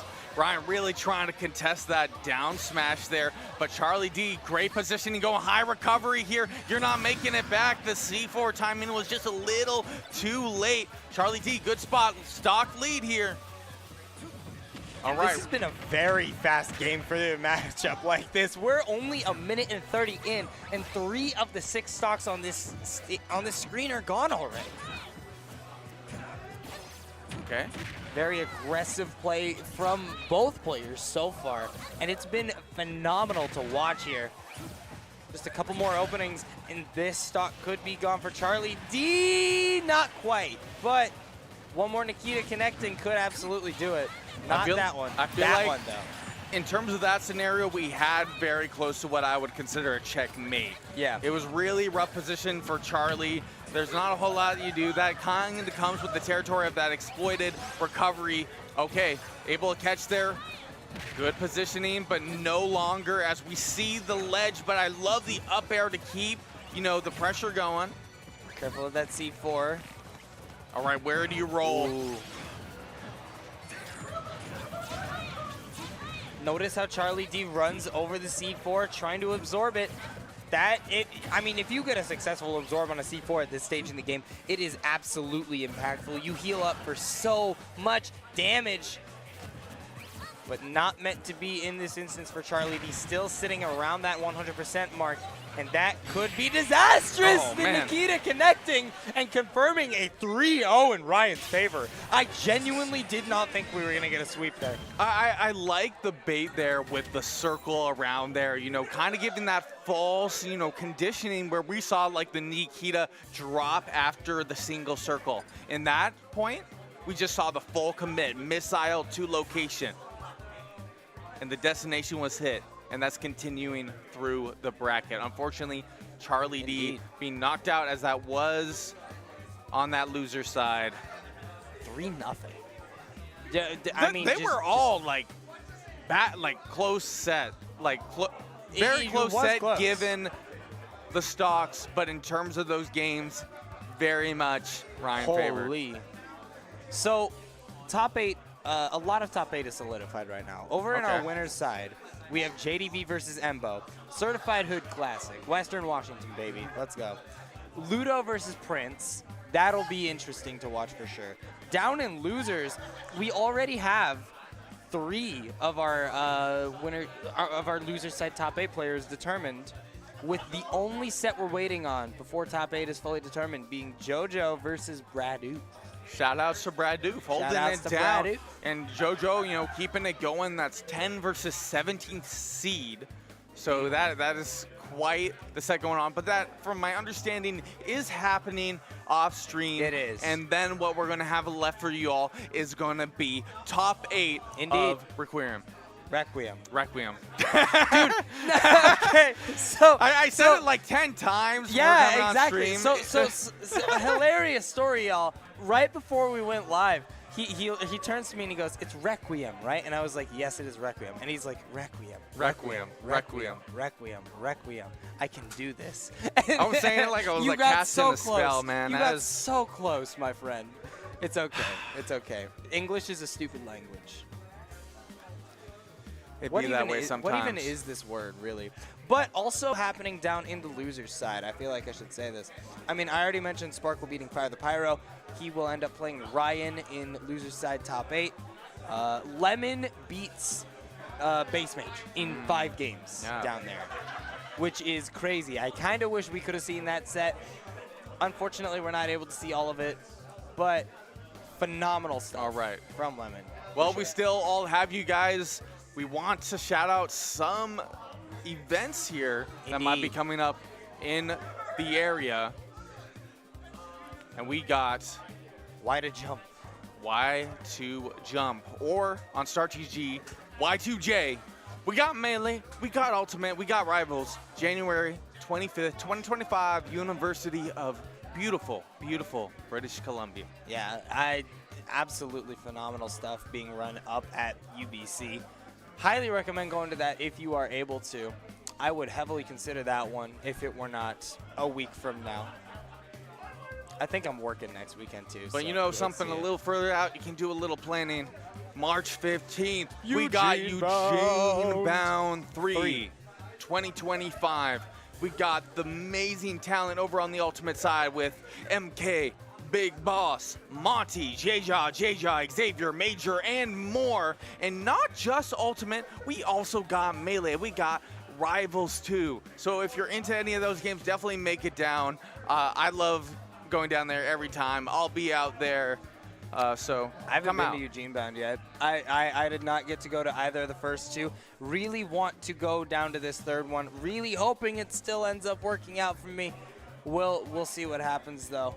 But hop on Rivals, y'all. It is an online Pacific Northwest Rivals 2 weekly. This game is popping off. It's got great online netcode. Absolutely love to see it in a platform fighter these days. And I mean, this is absolutely the place to go if you want to start improving your Rivals 2 game. And one of the things I want to point out, which is like super nice for y'all if you end up working those late hours, going like 5 p.m. because, you know, some people just be on that life grind, right? Yeah. Normally you have events like this, they'll start at like 5 p.m. They'll start at like 4 p.m., you know, like really pushing on the clock on when you're able to get home. 7 p.m. Pacific time. If you're on the West Coast, what a beautiful time for an online bracket. Start off your Monday right with a little bit of that grind. Absolutely. And of course, we would be remiss if we did not mention Battle of BC7, March 28th through 30th. I was fortunate enough to be able to attend Battle of BC6 last year. It was a phenomenal event. Had a lot of fun watching Tekken, had a lot of fun watching Street Fighter. Daigo was there. That was really cool. But this time we got Rivals 2 involved in that as well. So, going to be a very fun event. No matter which fighting game style you like, whether it be Street Fighter, that classic original FGC style, whether it be Tekken. But if you have been like on the fence about going, we do have a code for you. Get $5 off here with the Requiem code. You said it right. I said it right. Thank you. I'm Thank so you. proud of you. I've been working on that. You know. Yeah, y'all know in chat as well. Yeah, but you know, Melee, Ultimates, Rivals 2, Street Fighter 6, Tekken 8, and more. And recently, if I'm not mistaken, they just announced that they're going to do I think it's like a Canada like esports awards kind of like thing over there too. I believe so, like this is a full-blown convention. As somebody who has gone to a lot of different events, including the one of the biggest ones, EVO over in Las Vegas. Yes. Like this is one of the events that I've traveled out to and kind of felt a little bit more of that convention feel. There are vendors, there's just so much to do, so definitely come out if you're able to. Get your passport now. Yes. Like if you are a U.S. citizen,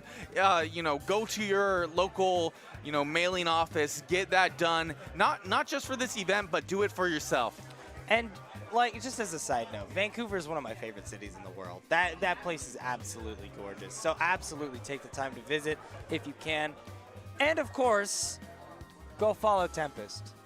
Yeah, check out Tempest Stream Productions, high quality broadcasts, pioneering innovative formats. Partnered with teams you trust. Send them an inquiry over on their email there as listed, or go to their Twitter X there at Tempest Streams. Shoot them a DM. They are amazing. They do some of the best work here in the Pacific Northwest. Check them out. and not even just the Pacific Northwest. I myself have been doing a lot of commentary, not even just in the FGC, but particularly in the FPS genre as well for a long time. I have rarely, if ever, encountered producers who are as good at what they do as Tempest is. Like, these guys are utterly phenomenal. No matter what format, what genre you put them in, it is utterly phenomenal. And then, of course, we have to talk about one of the best streaming platforms for, you know, content here like Smash Bros. And not just Smash Bros. Now, we got the full satellite network. We got Ultimate Melee Fighters, Air Dashers, you name it. Esports live here on this channel. So definitely check it out. Drop a follow if you haven't. Even subscribe, you know. There's probably some benefits for that. You know, get away from the ads a little bit, hopefully. Yeah. So, top 8 is now solidified. Okay. Radoof has beaten Jojo the Hobo 3-0. Hey, Oregon be Oregon. I don't know what else to say. Insane. Utterly insane. Get on our level. Oregon represent. Top 8 is about to start soon.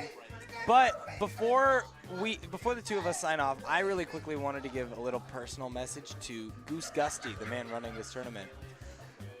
The first time I was hired to commentate a Super Smash Bros. Tournament that was not in the greater Eastern Washington area was for Orbitar 100 back at the beginning of 2022. Without that happening, I do not know where I would be in esports now. So I owe a lot to Goose. And obviously, this being his last tournament, I figured it was like obligatory that I show up to it. So, long story short, thank you, Goose. Love you, bro. I'll have a very short note real quick. Love you, Goose. You've done so much for the scene, and I'm so happy that you're, you know, exploring more of your hobbies. I'm looking forward to hearing a lot of your music work. I don't know if you're actually going to listen back to this VOD, but, you know, just in case. Much love. Thank you all. Stay around. We'll have more for you in just a bit.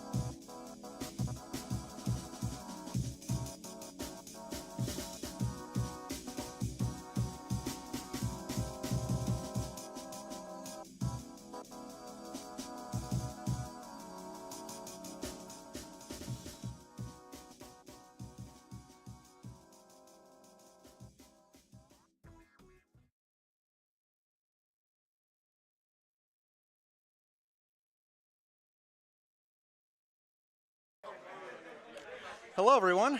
My name is Gyromite. I am the majority owner of Satellite Network. I am joined here by the guest of honor today, Mr. Goose. Hey, everyone. Goose here. In case you're not aware, this is Goose's final tournament as a TO for the state of Washington. He is decided to retire from TOing to pursue other things, and we want to have this ceremony for him to honor his career. So I have a story about Goose. I'm not sure if everyone else can hear me, but maybe they can. I don't know. But anyway, so I have a story about Goose, about the kind of person you are, the whole thing. You are very much a glue person. I can stick you anywhere. You can TO, you can stream, you can commentate, you can play. Anything that a tournament needs, you can be plugged in there and you can do a great job. That kind of person, and especially you, that is such a valuable thing to have in a scene. So I'm very grateful for you for your contributions over the past 5 to 6 years. You've been doing this since 2019, roughly? Yeah, 2019 was when Basement Tier, the first one was. 6 years, yeah. It's been a long 6-year journey, but the impact that you've had on the scene has been truly unparalleled. And I want to be the first to congratulate you on a wonderful TO career. Thanks, dude. It means a lot. Would you like to say a couple of your own words about your TO journey? Yeah, sure. I mean, I think what you're maybe alluding to is that the poor priority 6, when there's people who just didn't show up for their blocks, and it was just showed up, commentated. I think that fortunately, the scene has just been super, super just welcoming. It's been a place where it feels like you can make mistakes. I think that's really important, that you can try new things and people are just open to, if you are passionate about what you're trying to do, you're passionate about the scene, then there's a place for you in it. And just being able to try doing different events, trying to commentate, obviously trying to, get my crusty Samus above being 1-2, like all that good stuff. That just feels like there's an environment where you're able to kind of try and do whatever you want to do and whatever you want to foster in the community. Earlier on, like at Domino Effect, being able to learn how to stream. Obviously, we got people like Seo and Taizai and all these people who are really, really professionals, but it was really fun to get to figure out, even if I did a C+ job, let's say, just being able to provide a stream and like provide the viewing experience during COVID, doing those Wi-Fi tournaments, being able to foster some online community, like with folks who didn't really have community. I think that probably was one of the most valuable or like rewarding things of just being able to do that and like have people come together every month, have fun, join an event, knowing that there was kind of this online thing, and then having that transition out of COVID into what we see. Into what it is today. Yeah, and into this. And it's TOs like yourself with their kindness and their dedication to the scene that make all that possible, right? The scene would not be such a welcoming environment if it weren't for people like yourself helming the ship, right? We as TOs, we cultivate this environment and we encourage the people here to be open with each other. We create a space where people are accepted, and I think you have done a very exceptional job of that. And I'll even tell a story that's kind of unrelated to Smash, but more just talks about yourself. I was looking to transition jobs in 2021, and when I was preparing for my interview, I reached out to you and asked you to help me prepare with my interview questions. And you didn't have to do it. There was nothing obligating you to help me, but you took my 30 potential interview questions and you workshopped my responses with me. And 2-3 months later, when I went through that interview process, I relied on that experience and I got that job. So not only just as a TO, but just as a person overall, you have been such a shining light for this community as someone that, everyone can look up to. And I think you should really feel appreciated and like the scene looks up to you.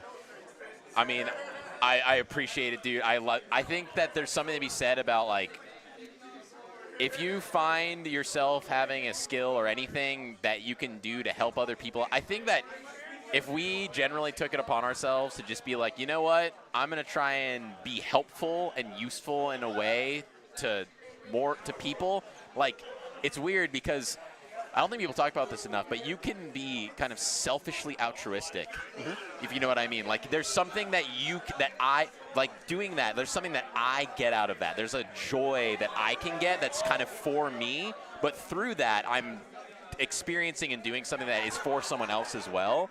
And I think that in the scene and just in general, I think people should look for things where it's like, it doesn't have to be all about everyone else. You should serve yourself. You should do things for yourself. But when you can find things that you're doing for yourself that you enjoy that also manifest helping someone else out, that's really where it's like, because then it comes off, it's genuine, it's real. Like, you want to do it, and then the other people can tell that you want to do it.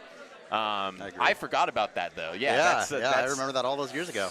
Yeah, I've always just loved helping people with job searches. I think it's a weird quirk. I don't know why I like it. You like helping people, period. That's why you're here. It's fun. It's like a fun little thing that I've always enjoyed. So talking about doing things for yourself, what are your plans for your next couple of years? What are you doing after this? So before I started TOing, I was super involved in the music scene, throwing house shows, just hosting stuff, cover bands and whatnot.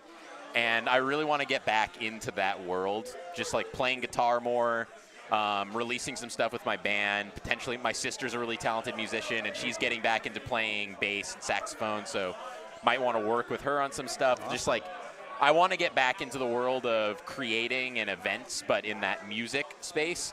And as you can appreciate, anyone who does something really well and focuses on something, there's kind of a thing where, like, if you want to really do something well, like, you kind of got to focus on it. Yep. And it's not that I don't think I could do both events and music, but I think to be fair to myself, to be fair to my wife, who's been incredibly supportive. Shout-outs, I don't know if Cassie's watching right now, but, like, without her supporting me through the years and being like my rock and just my support system, she's come out to like 1 or 2 events. They're like not really her thing, but that doesn't matter, because that's not, you can support someone by just being there for them and like encouraging them to be their best self, and then that manifests itself in the events that you're throwing. So to be fair to her, not wanting to try and be in a band and do this and everything, and my dog at home, who I love spending time with, and my family, just, you know,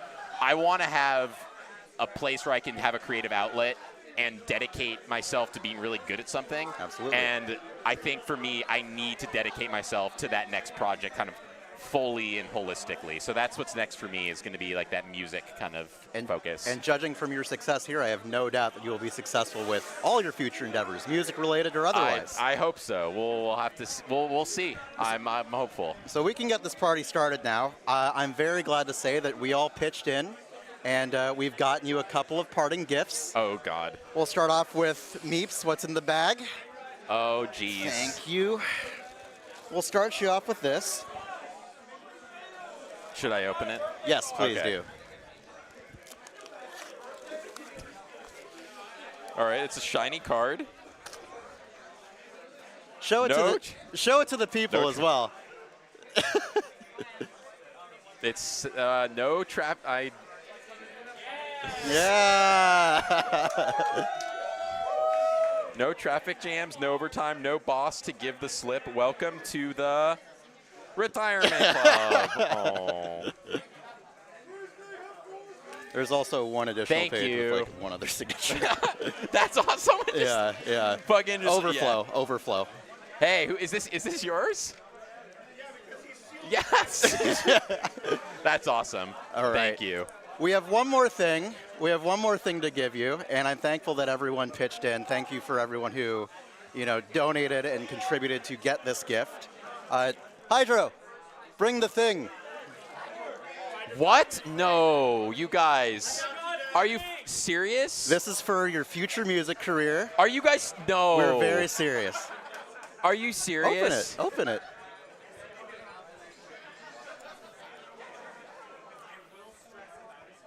Oh my God, are you guys? It has so many signatures on it from the community. Go on.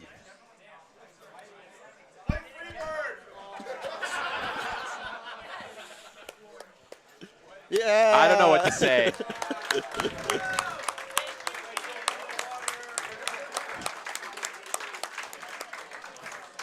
I mean, I don't know. I guess I'll speak to the people. play Wonderwall. God no. I could too, but I'm not going to. I mean, this means I don't really know what to say, you guys. I mean, I can't believe I've been doing this for this long. It's kind of wild. I thought 5 years ago this would just be a funny thing I would do for a couple times, and then I would just call it quits.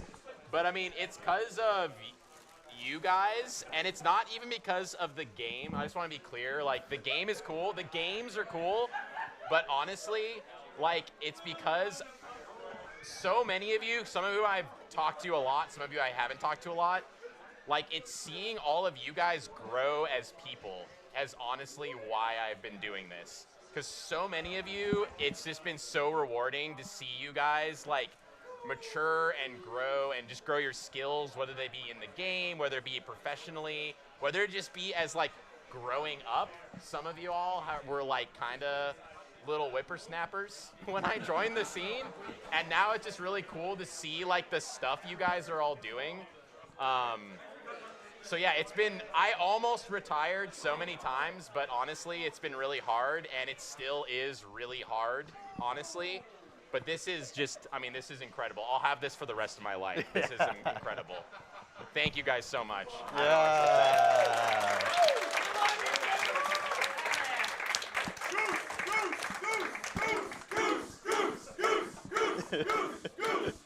We do have a couple of additional markers in case anyone didn't sign it and wants to. There's room on the back.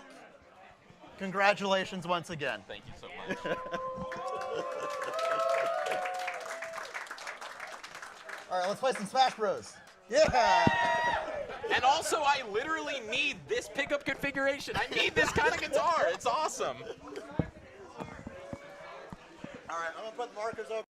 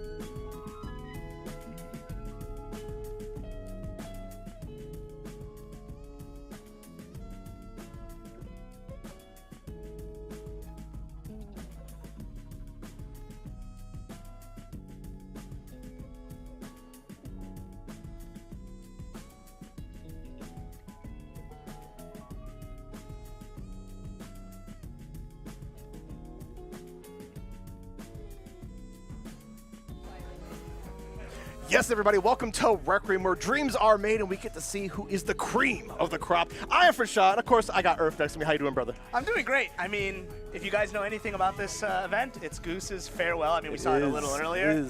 But Goose has been a TO for who knows how long, like 5 to 8 years or something like that. Yeah. Probably more. And it's always nice to be back in this venue in particular because we did an earlier send-off. For Sorona. Yeah, exactly. This is like the department room, the retirement room, man. That's kind of depressing. It's kind of the vibe, right? Yeah. But the vibe in this room, I actually really like this venue. It's immaculate, like, right? It's like cramped in a good way because you get to like feel the energy. Like we have the crowd right behind us. We have setups on the wall.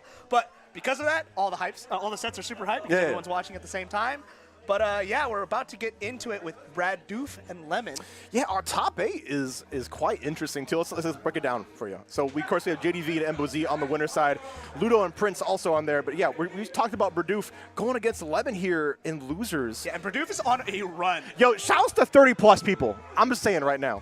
3-0 Jojo the Hobo. He had a 3-0 set versus Jonas, Jojo the Hobo. He had a 2-1 set against Seesaw, who's a nail biter. And right now, we find himself in losers top 8 versus Lemmon. Joker extraordinaire from BC. Banjo, man. Banjo, yeah. Banjo even that, like having the representation too. Out of all things, Banjo. Of course, the last shout out, Sparkle and Ryan are also in that top 8 as well too. But let's keep our eye on the prize here. Of course, we got Lemmon, Berdoof, Banjo, Joker. Let's get PS2. What do you know about Banjo? I mean, it's weird. I don't see him a lot in top 8s, I'll tell you what. Yeah, I'll do my best. So, Banjo, really similar aerials to Duck Hunt. We have a Duck Hunt main, Embo Z, also in winner side. Exactly. So, we get to kind of see the same kind of poking style, but the projectiles are a little bit different. We have the eggs. I forgot the name of it. The Breagle Blaster? Yeah, Breagle Blaster. Gonna control that space. But right now it doesn't really matter because Lemmon's starting off really strong. Clean disadvantage, 78%. And we haven't really found our space having to use one of the charges of Wonder Wing. Counter not gonna get anything. We get the reverse situation. We'll see if we get to find something. Oh my god. Honestly, that's like the Berdoof special. He loves using Gimps with the up B, which really like separates him from other banjos that just like to love the spam like specials. Right. But he's using it very tactfully here. Getting an early stock of Lemmon, a lot of people can't say that. Yeah, I mean, pretty good. It's a really good option. It's kind of like when Sonics use the spring, but raw F Smash going to pop our send the stock. This is actually really big if we can get just one more hit because you want to run this timer out, especially when you already have the lead. Nice using the grenade to stall. Back air is going to try to find the mark, but tries to read the roll. Doesn't find it. Wonder Wing out, but in safety. Stalling it again, I mean, just a little bit of time is the big difference because look at this. Stall, nice. Catch the grenade. Going to go up. Blow himself up. Charge up B one more time. Wonder Wing catches Lemmon trying to edge guard, and that's 71% for Berdoof of extra credit. Yeah, dude. So many stalling was happening there from Berdoof. It was really throwing Lemmon off. Lemmon's probably not used to this kind of play style, but able to get the back air as well. Lemmon even it right back up. We have 71 and not too much on the Arsene meter. Yeah, I mean, that was the benefit of getting the Arsene off when you have the lead. Now you don't have to deal with it for an entire stock, basically. But getting the Breagle Blaster, trying to get the up tilt, but doesn't find the connection. Fair, raw, fair, going to cover it. Burning the double jump, kind of scary. I mean, Banjo is one of those characters. He's dead. He's gone. The Breagle Blaster into the up tilt. He's out of here. Okay, I have to break down.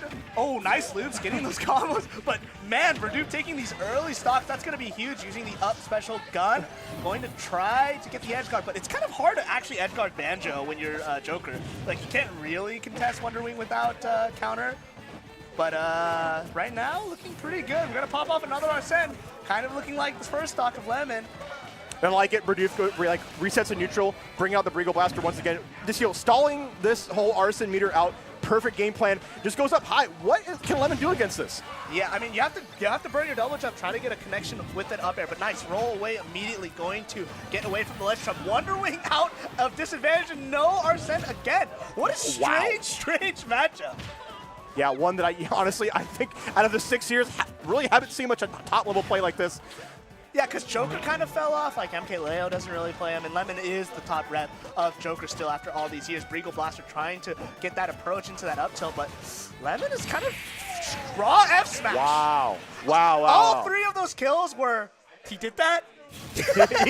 he do be doing that. And of course, Verdupe and Lemmon are such a great representation of this character. So this is honestly no easy feat, but Verdupe is pulling out all the stops here. And I think it's really throwing Lemmon off. We're seeing, like, in those situations when he does get Arsene, he gets not little value out of it. Yeah, like, he got 20% out of one of the Arsenes. One of the Arsenes just disappeared right away as the fresh stock was coming in, which is kind of where you want it. You get those really big explosive edge guards. The Arsene meter coming around 40 to 50% is really powerful because back air starts becoming a threat. You get one read with that and then you're dead. But when it's on a fresh stock, it's like, okay, well, I have like maybe 10 seconds of it. But no combo game was really big for Lemmon, and Verdupe just kind of ran away after that really big opening from Lemmon. Yeah, taking that option off the table a lot more, like, kind of negates an X factor for Joker. I mean, Joker can do his own without Arsene too, but speaking of X factor, the Wonder Wing coming right out there from Verdupe. Yeah, I mean, it's gotten him out of a couple of sticky situations, going for the stall, trying to feint that ledge trump, but going high again. It's kind of hard for Lemmon again to cover all this. Wonder Wing got to get him back on stage. Never mind. Good evasion from Lemmon. Going to get the grab back throw. Guns coming out. Nice spot dodge. Positions are reversed. And Lemmon has been missing these counters. Like, he hasn't gotten actually any value from both counters. No, but he is going to get an F smash right there. 115 there on Verdupe. Has to Wonder Wing right back to stage here. Lemmon playing this a lot more cleanly here. It's up to Verdupe to climb right back here on the first stock. But it is very early on. Breagle Blaster coming out, and so is Arsene. Yeah, and this time you don't have that early lead. Going to get that grenade, popping Lemmon up, going high once again. Drop the grenade, and again, it's the stall factor. He's comfortable throwing himself in those positions, but that F tilt's almost going to take it. We're out of Wonder Wing, so no more of that safe recovery and going high once again. This is such a game plan to have here, and I think that's something that a lot of people could benefit, is having a game plan, especially against a character like Joker. So we did down throw, up smash into immediate F smash. So Verdupe is definitely not scared to throw out these kill moves and living to 183. No more Wonder Wing, so going to have to air dodge the stage, using the grenade, going high once again, drag down. Okay. All right. Okay. Yeah, kind of an awkward situation right there, but you know, we're 108 there on Joker's side. Lemmon on the brink of death. If he's able to get another Arsene, the active hitbox setup. What the heck? He drops the grenade and it combos into that down smash, going to read the roll. It's like you were talking about. He's gotten so much off of just this raw kill power from Banjo. And it's not like he's not the character where you expect just throw out a move and it'll work. But so far, all these smash attacks are getting paid out. Going to start a small little combo. Wonder Wing not going to connect, but getting the run-up grab. And this should be a back air. No up air for the connection. Wonder Wing once again. We have one charger that's left. Breagle Blaster under these platforms seems pretty strong. Yeah, I think definitely the stage choice is benefiting, you know, both of these characters here. Nice dash attack to catch on the neutral get up. Gun's going to be a good option. The grenade popping him up, back air, Lemmon. This is looking a lot different. He's getting a lot more value off of just normal base Joker. Like, he's showing that he doesn't need Arsene. Right. Because that's been kind of off the table a lot, so Lemmon has to play without his safety guard. For sure. We have one Wonder Wing left. Woo! Oh, the grenade That'd saved clean. him. Yeah. Oh, no ladder, Regal ladder, Arsene coming up. And this is kind of the spot that you want Arsene. Like if you get one opening here and one edge guard sequence, you get really, really early kills. And they're not going to connect into fair, but another Wonder Wing going to get caught out. Yeah, this is exactly where I think Joker's going to shine. You talk about like that stock lead, especially with Arsene on deck. You can get a lot more value out of the damage here. It is racking up already. 81%, almost about to kill.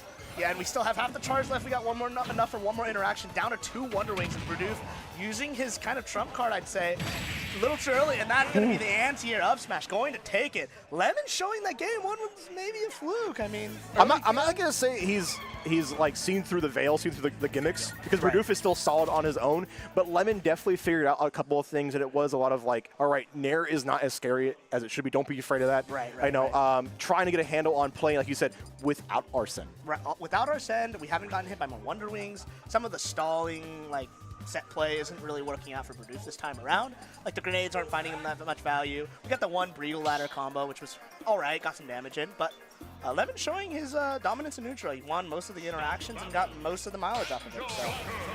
Yeah, so let's see what kind of the adaptation coming in from Berdoof. I think the stalling game plan should definitely still be on deck here, forcing Lemmon's hand to kind of adapt in tow, but we're getting a little bit of a change of scenery here going into Smashville. Right, we just need to see, I think, less, maybe like Randy at Wonder Wings, but yeah, then for again, sure. It's kind of hard to commentate. It's like in your blood, though. What the? He did late Regal Blaster 4 times to connect into Wonder Wings. He did what? All right, going to have to use one early to get back on stage to get up attack. Already cashed in the last game, Lemmon not falling for it. That's going to be a nice little reset combo. 70%. Again, the character or the stage selection going to benefit both sides. Both of these characters kill really early off the side, so we'll see for sure who can make use of that early.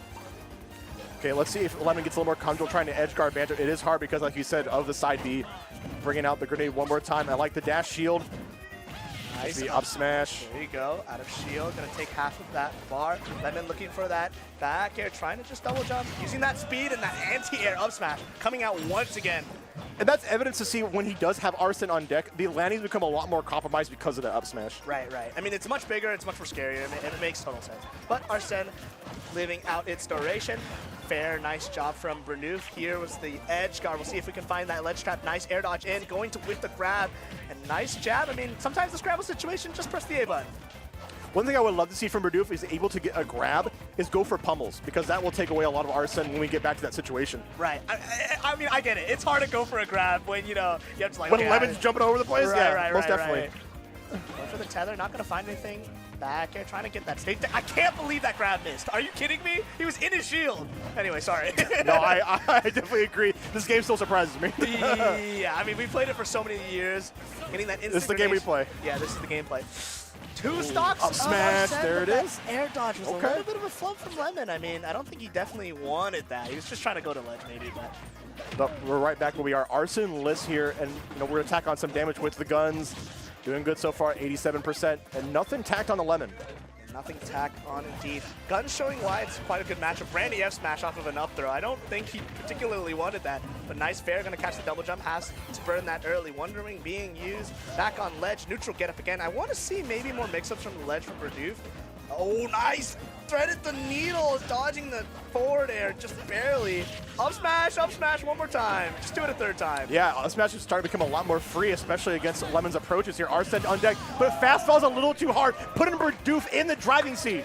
That was a huge stock post because, you know, SDs, I mean, we always take those.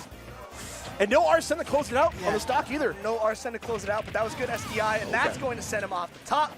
0-0, even stocks for both players. F-Tilt going to start it off. We'll see if Berdoof can find his footing. Regal Blaster, forward throw, or no, back throw, getting that stage control. Here's that ledge trap. Lemmon going again for that jump. That's going to get punished. Oh. Okay, no crazy edge guard, but it's always a little scary when you get hit by Joker back and you don't have a jump, right? Yeah, speaking of scary here, we're about to have Arsene coming back on deck here in a little bit. Let's see how much damage Berdoof can get in the meantime. Gets a light dash attack. Woo, big gamble. Big gamble, and that's going to lead for an opening on Arsene. It's a little scary right now. Okay. And that took a chunk of Arsene meter here. He's about to lose it. Yeah, 1 F-Tilt and 1 Wonder Wing is going to take all of it. But DI straight in. Don't DI. I think he DI straight in on the up air too. No, yeah, for sure. That's going to spell death for you for sure here. Now we're going to be putting Lemmon up here on this set. honestly, very close otherwise, too, showing that Berdoof still has a lot of tricks up his sleeve to keep up with Lemmon. Yeah, because game 2 was a lot worse for Berdoof, but this game we saw a little bit better defensive options. Although, like, he was a little behind until the SD, Lemmon brought it back, staying calm and composed. We can kind of see, like, the comfortability. Like, okay, if my Arsene isn't getting value, it's fine. I'm going to get these ladders. I'm going to find these kills. But, again, that Arsene's really scary, especially if you get 2 first stock, because he got it twice on his first stock, I think. I always talk about like that matchup as like phases, right? Like how do you deal with Jokerless and Arsene and getting in and out of that, you know, what happens? Because one thing that catches people off still to this day is that if he's not hit stun, it does like the whole like screen flash thing, right? Right. And that can throw people off, not only being distracting, but also being invincible. It hasn't come out quite so much yet, but I did see it like potentially came up when he tried to do Briegel Blaster. So that might mess him up. I will see if it comes back once again. We are changing to Battlefield here. So got the triplets on deck. I think these benefit both characters, and you gotta send a message to him. Yeah, 27%, just raw Wonder Wing, just screw it. Yeah, I mean, it's quite good. But 38% on deck, a really good start for Berdoof. But we'll see if he can deal with the neutral. I kind of like Battlefield. I mean, both characters, it's quite good. The middle platform makes the drag down up airs that Lemmon was getting on Smashville a little bit harder. Oh my god! The 2-frame, caught him 2! I mean, that was one of the cases where you definitely wanted the tether versus the Arsene up B. Like, that's one of the small trade-offs that Joker players have to deal with. But starting off a strong, really strong, is going to be great for Berdoof. Lemmon not to be outdone quite yet. Attacks back in a big way and climbing up in percent, 62 there. Now we're going back to the stalling, bringing out the grenade. I like that he Wonder Wings with the grenade in hand, like early grenade. It's going to blow up at the ledge, so it kind of gets Lemmon in that position where you can't really just shield on ledge and kind of react to those launches because the grenade is going to go off. This character's so interesting. He's like a hodgepodge. He feels like a character that should have been in base roster, but then he has like mechanics like that. Yeah, exactly. Saw that coverage with the grenade and the F smash. Woo! That's going to be big damage. Not going to kill exactly yet. I mean, we're not on FD. F-tilt trying to find the opening. Up smash once again, not connecting, and that's kind of what Lemmon wants from game 1 and game 2. That's going to get punished for sure. Yeah, I like the idea that Berdoof's trying to go for, but I think Lemmon's been like mixed up the timings on his mash when he gets buried. Well, lock in. That's what I want to hear. Lock in. That's what I want. I mean, if Lemmon gave you one and he came back, you can do the same thing, right? Right? I think you can. Okay. Nice smash. Try to go for an up tilt. Yeah. Insane mash. It's like 140% where it starts becoming more consistent. You get the up tilt. Yeah. It I think for a while becomes a 50-50. 2 becomes guaranteed, right? Right. Kind of like Rob in a way. Drag down up air, going to find Lemmon a little bit more percent. Jump, Wonder Wing. Just do it. Just do it. I mean, I get it. Like, if you think about Joker neutral, it's that dash back air, right? It's calculated randomness. Exactly. But sometimes you just gotta like break the space, and here's my air dash attack, and here's the death. So back in the game, Berdoof goes, but Lemmon holding onto the sleeve, using the guns to stall, looking for the opening on the Wonder Wing. No punish. This is the F tilt. Doesn't turn it around. Wonder Wing again. We got 2 left, and these 2 definitely have to count. 4-1. Drag down up air into the grab. Not going to go for a smash attack. 135. Anything basically kills. Look at this. He's looking for back air. He's looking for fair one. The fair one, yeah, trying to get the drag down. I think he was waiting for more percent. Calls out the jump, and there it is. Lemmon going to be taken over Berdoof 3-1. But man, shouts to Berdoof, doing it big. Doing it for the old guard here. Oh, man, that sucks. Dying to that SD. He was trying to catch grenade. Didn't have another jump. It makes you kind of think, like, what could have been. Right. I mean, he was doing relatively well that stock, but, you know, still needed more juice. But that's going to be Lemmon moving on. His run also quite interesting, getting upsetted by FTP, but making a huge losers run. I think he's like 4 rounds into losers. It's a lot of games, a lot of stamina. It does take a lot of stamina too, especially for people our age. But I think, that's something to definitely be talked about. It's like stamina, tournament stamina is such a different beast, especially when it's been a long day like this. Actually, the Canadians, they came all the way down here, and they're still going to be playing their heart out. I don't know if they're like driving back the same night. I know, right? It's like a 3-4 hour drive. That's a lot to ask players like that, but that's like the competitive life, man. Right? I mean, dude, some of these competitors run on fumes. Like 2 hours of sleep, the worst hotel room you've ever seen. Somebody is snoring in their hotel room for sure. My DoorDash is like cold, you know. Yeah. Okay, look. Totally side tangent. So TikTok just got banned. I don't know if I can mention that on Twitch, but I think I can. Okay. All right. So brain rot, attention span, whatever. I want you guys to open up your phones and go to screen time and just post the most used app you have and your average screen time per week. I will say mine, it's 3 to 4 hours, and I mostly read novels, okay? I'm a nerd, whatever. Are you flexing? No, not at all. He's flexing. Not at all, no. I'm just curious, because I talked to 3 other Smashers, and I saw an average screen time of 9 hours, and I just want to know if that's the norm. Bro said he's enlightened. Well, I said, hey. He studied. Yeah, I studied. Okay, wait. What's yours? I don't know, man. I hope it's not Twitter. I hope it's not Twitter. phone's I don't right have a there. Twitter app, so I can't do it. Can I show? We got 7 hours from the man Scott himself. So how doomed are we? How doomed are we? I need numbers. I need numbers. So I never had a TikTok account. Okay. Perfect. Never had it. Good. You saved yourself. But YouTube Shorts still kill you. I was right. How do you quantify that? I don't know. Just pull up Where is it, man? Go, just type in screen time on your phone, like on the search thing. Screen space time. I need numbers. I need numbers, guys. I need numbers. Post your time. I don't got that, man. I got Samsung, bro. What you know about that? Surely it's on there, right? It's in here somewhere. I swear it is. I mean, I know it's on iOS. So I need numbers. Yo, any Samsung users in chat, help me out here, bro. Help out. Okay, but you guys don't have to share if you don't want to. I just know that it's cooked. So we're also talking I mean, we're all cooked in our own ways. Yeah, but like some people are really cooked. I see 9:59. Yo, 9:59. Slightly concerned, guys. Big Daddy Nom Nom. Shouts to Big Daddy. Yeah, thanks for sharing. I appreciate you. But I just need numbers. Look up. Can you pick up a book and read, y'all? Yeah, that's what I was saying. Bro is just like, yeah, you guys need to pick up a book. Okay, I still have like an hour or 2 on YouTube. What you reading right now? Huh? Name 5 books. Name 5 books. I'm not doing that. Oh my God. Okay, who's next? We're cut. Just like, no, I ain't doing it, man. Oh, it's called digital well-being on Samsung. Look it up. Somebody said digital well-being. Hey, ain't no well-being about this. Hold on. No, he said. Highest for me? Okay, actually, I get Discord. Discord is completely acceptable because you're socializing with other people. I think that's fine. All right, surely. Wait, so. You can show that. I won't say anything. It's up to you. He's judging me. Just saying, we might be cooked. I think. Am I cooked? I think you're cooked. Am I cooked? That's fine. No, gamers might be cooked, guys. For my age, I want to see the Zoomers, man. What the Zoomers got on me, man? Last week I played Fire Emblem. Is that fine? Yeah, that's fine. See, I don't play mobile games that much. I don't either. I mean, I play Geometry Dash a lot actually because of Jake. I blame Jake. Seesaw has got me on that bug. Cal, what the? Actually, no, I lied. I played Pocket because Pocket just came out. So. Oh yeah. You know what? Games I think are fine. At least there's like an end goal. Is there? Now you're playing Gacha. There's always new Gacha, bro. Yeah, that's an infinite treadmill. I don't know if it's profound to say, but yeah. I'm trying to give you a pass. We won't mention for Sean's numbers, he's trying to get me an out. Just know that I'm cooked, man. I think a lot of people are cooked. Never mind. It's a good experiment. Yeah, as long as we have the attention span to commentate this match, I think it's okay. Get the Subway Surfers, man. Put the fries in the bag, bro. Come on. I know Sayo has an overlay like that, surely. I don't want to bring that up. TikTok 14 hours. You got your hours in before it disappears. That's good. It's good. You don't have a TikTok though, right? I don't have a TikTok. It's YouTube Shorts. Wait. Can we say, do they have hashtags on TikTok? I mean, it's dead now, so I don't know. Oh, it died out already? I was going to say, can we not get like a big bumper Requiem like for the one time?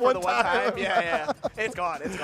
All right. That Sora ult is so funny where he's just like holding the sword. He's like the, I gotta do it to you kind of pose. This is, okay, well, Prince versus your boy. Ludo coming back from California here. My man's been on the books himself, educational-wise. Been studying kinetic physics, I believe. Shout outs to 10 hours of Twitter. This is awesome. I'm learning so much about the gaming community, guys. This is...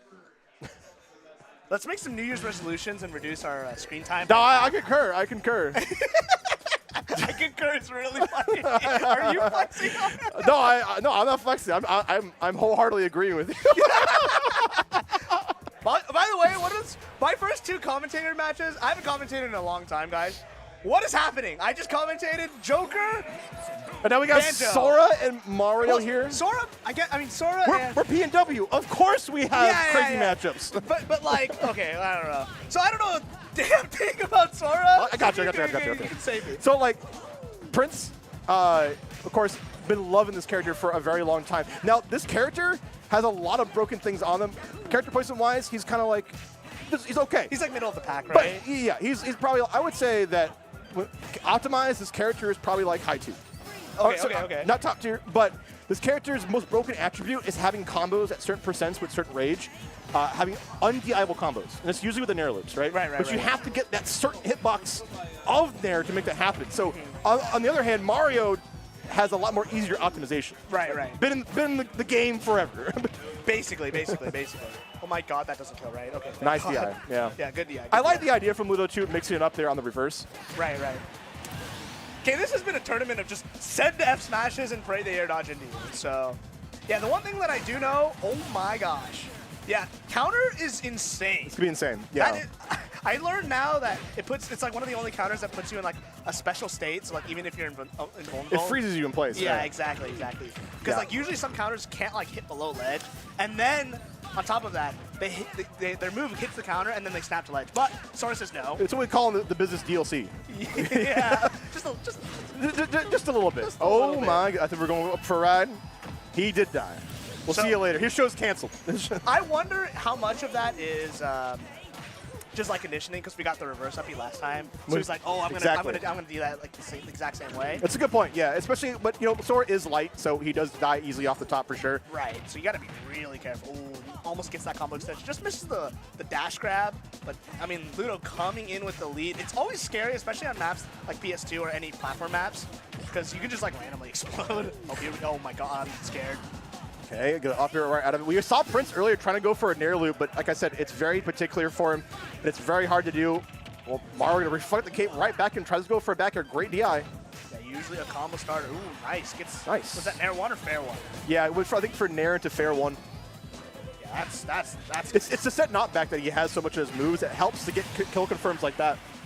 It's actually pretty interesting too, because those moves are like relatively safe on shield from what it looked like. I can't actually tell, or I don't know exactly, because again, I don't know Sora. But it's actually a little bit hard for Ludo to contest, especially because he has one of the best out of shield options being up B.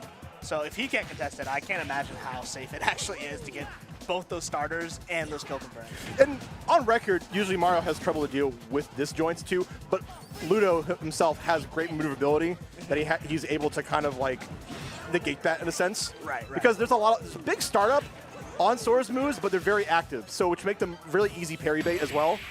But we don't need any of that. We get the back here. Ludo taking a solid first game. Yeah, one of the small unfortunate things about Sora's movement is that double jump kind of just like floatiness, right? Yeah, suspends him in the air. So if you don't get it exactly right and keep yourself below ledge. It's a double-edged sword. You live by it, you die by it. You die by it, exactly. But Ludo gonna take game one. Not that far away from Prince. He got his openings, he found his combo stars, but again, I think once Mario has one of the best last stock situations, because back air is super spammable, and up smash is really, really scary, and Ludo's amazing at those. So going to find game one, going to Smashville? Smashville, right? Yeah, it's Smashville. I'm retired. Yeah, you try to go for Smashville here. And I like the way that like Prince does go air to air against Ludo. Ludo trying to come himself with a fireball this time. Up, you got a shield. Yeah, that is one answer you got. At least you have a good out of shield options. Right. The only thing that's a little scary, I mean, the ceilings are lower, but I think the middle platform on Smashville is a lot better. Like, especially because a lot of the combos center around the middle and you get that jump reset. So going to see if Prince can utilize the edge, the small edges of Smashville better than Ludo gets the ladders on Smashville. So. Okay, we're going to go for an edge guard potentially here. Nice interception with the Nair too. Yeah, the benefit of Sora being able to go pretty deep and make it back is something you can't sneeze at. For sure. It's not really susceptible to flood. Nice dash back F smash. Almost going to take it, but 108. Ludo going to live for a little bit longer. Mistiming the counter. Nice spot dodge, roll away. A little bit of a scramble situation. Not going to find anything for either player. Ludo finding that back air, weaving that in. 86%. It's not completely away from him. Roll back throw. Not going to kill, but going to put him in an awkward spot. Going low. Keep it safe. that back. Yeah, like I said, my man can get back from very deep there. Yeah. Down air going to go low. Trying not to get in that situation, but Ludo reactive on ledge. Nice counter, sending the fireball straight away. Thunder going stall for a little bit longer. Doesn't let Ludo get that dash attack, trying to two-frame Prince's recovery. Looking for that Nair 1 into combo starter, but it's not looking so good. Oh, spot dodge. That should be it. Yeah. A little aggressive on the landing there with the down air. It is very quick, and it does kill pretty early. Right. So I can't blame Prince too much there, but you have to still be careful when closing out these stocks. And speaking of closing out stocks, there it is, Prince, returning the fade. So what do you think Prince needs to do in terms of adjusting towards neutral? Because I feel like it's been relatively even, but Ludo just finds bigger openings. Get damage like this. Yeah, that's a good the, start. the simple damage. Don't go for the hard stuff, right? The best combo you can do is the one that you can finish. Right, for sure. And again, it's pretty interesting because usually sword characters got that neutral advantage, but in this case, just Ludo's just finding bigger openings like that. Nope, doesn't get the up air extension, trying to... Okay, everyone's reading F Smash. Is this new? I feel like time is a flat circle when like you first start playing Smash. Like, man, don't spam Smash attacks. And then we come back all around. It's now it's kind of like a decent option again. Yeah, it's like Ooga Booga. I spam Smash attack. It's good. And then my speaking God! of which, speaking of which, oh my God! Roll read, full charge up Smash. That doesn't even look like it would hit. It has a huge hitbox. Yeah, it was massive. Let's see if he can extend this lead, getting Nair 1, or I can't tell if it's Nair or fair. Oh my God, counter, no jump, maybe? Okay, yeah, try to go for the counter there. Unfortunately, was off by the timing just a little bit. Barely weaving the needle. Going to use some of these specials to try to get in. Fire, ice, thunder, going through all the spells. Dash attack. Super active. Try to go for another counter. Does not work out once again. The timing is so difficult for Prince. Does it have a blind spot behind it? Because that's like twice now Ludo's gotten that needle weave. Okay, let's scout out for the ledge trap here. Try to go for the back throw one more time. Up there, just throwing out their safe moves, trying to feel each other out. Nice rising back air, going to take a reverse thunder. It's going to put him in the perfect spot to continue this combo. No jump, maybe. Air dodge, nice timing from Ludo, barely living. Up there, trying to get that anti-air. Dash back, fire, doesn't get the grab. Nice roll, nice patience. Doesn't get anything off of it. It's so unfortunate. Oh my God, what a trade. Yeah, that's that dare that came on the first stock too, where Prince got punished, but this time having a stock lead benefits him because that trade works so well in his favor. So now we got 1-for-1 on the board. Right. Yeah, I think it was the adjustment of making sure that we, be a little more safe in our approaches and our pressure too. The nice benefit of Sora's moves having multiple hits is like they're kind of like Rekka's, right? And the Rekka's like put the idea in your head, he might go for one or two swings. They're pretty ambiguous, right? Or, yeah, exactly. or one swing. So it makes Ludo think twice when he's on the back foot here. So Ludo has to be a little more confident about dealing with that. He's been doing good about not getting countered, which is great. Prince, I want to see. Mario's arrows are pretty safe, so I don't know if up B to shield is going to be something he can do too often. I don't think so. Right? Yeah. I mean, like, what are you realistically trying to up out of shit? Like, I think back air, maybe. Maybe like for a hard punish, because there was like a hard punish he got sometimes, and he just went for grab. And I don't know if like, depending on a certain percentage, that's gonna be as worth it. We'll see. I mean, I have some bad news for Prince. This map, I mean, it's infamous. You didn't ban Battlefield, and then Mario takes you there. So hey, he's making it work. Making it work. I mean, all it takes is one opening from Ludo. I mean, we saw it earlier, right? Sora also benefits from this. The nice thing for at least Ludo's sake is that Thungaga will get blocked by the platforms. Right. Thungaga's been doing a lot of work, but right now, that's the really interesting thing. I just noticed this. When Sora is sharking, he gets one opportunity. His drift does not let him cover multiple angles, right? So if you miss, it sucks, and then also sucks because you're stuck there.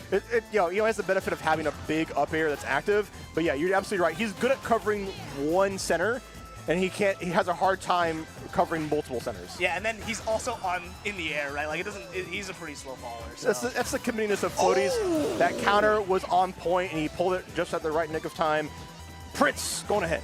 Yeah, back air to cover, one option, and then you're not doing that? Okay. I'll eat my words about coverage options. I'll eat my words.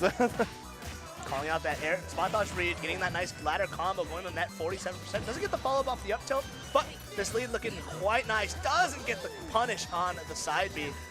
Air 1, fade away, like you were saying, those timings are ambiguous. The Rekkas are so scary. You don't really want to drop your shield, but you have to try to get in on this Sora who's just slowly fading away with you, spamming Thundaga, trying to go for F Smash, and again, letting it rip. People are on something tonight, man. Yeah, people are wicked.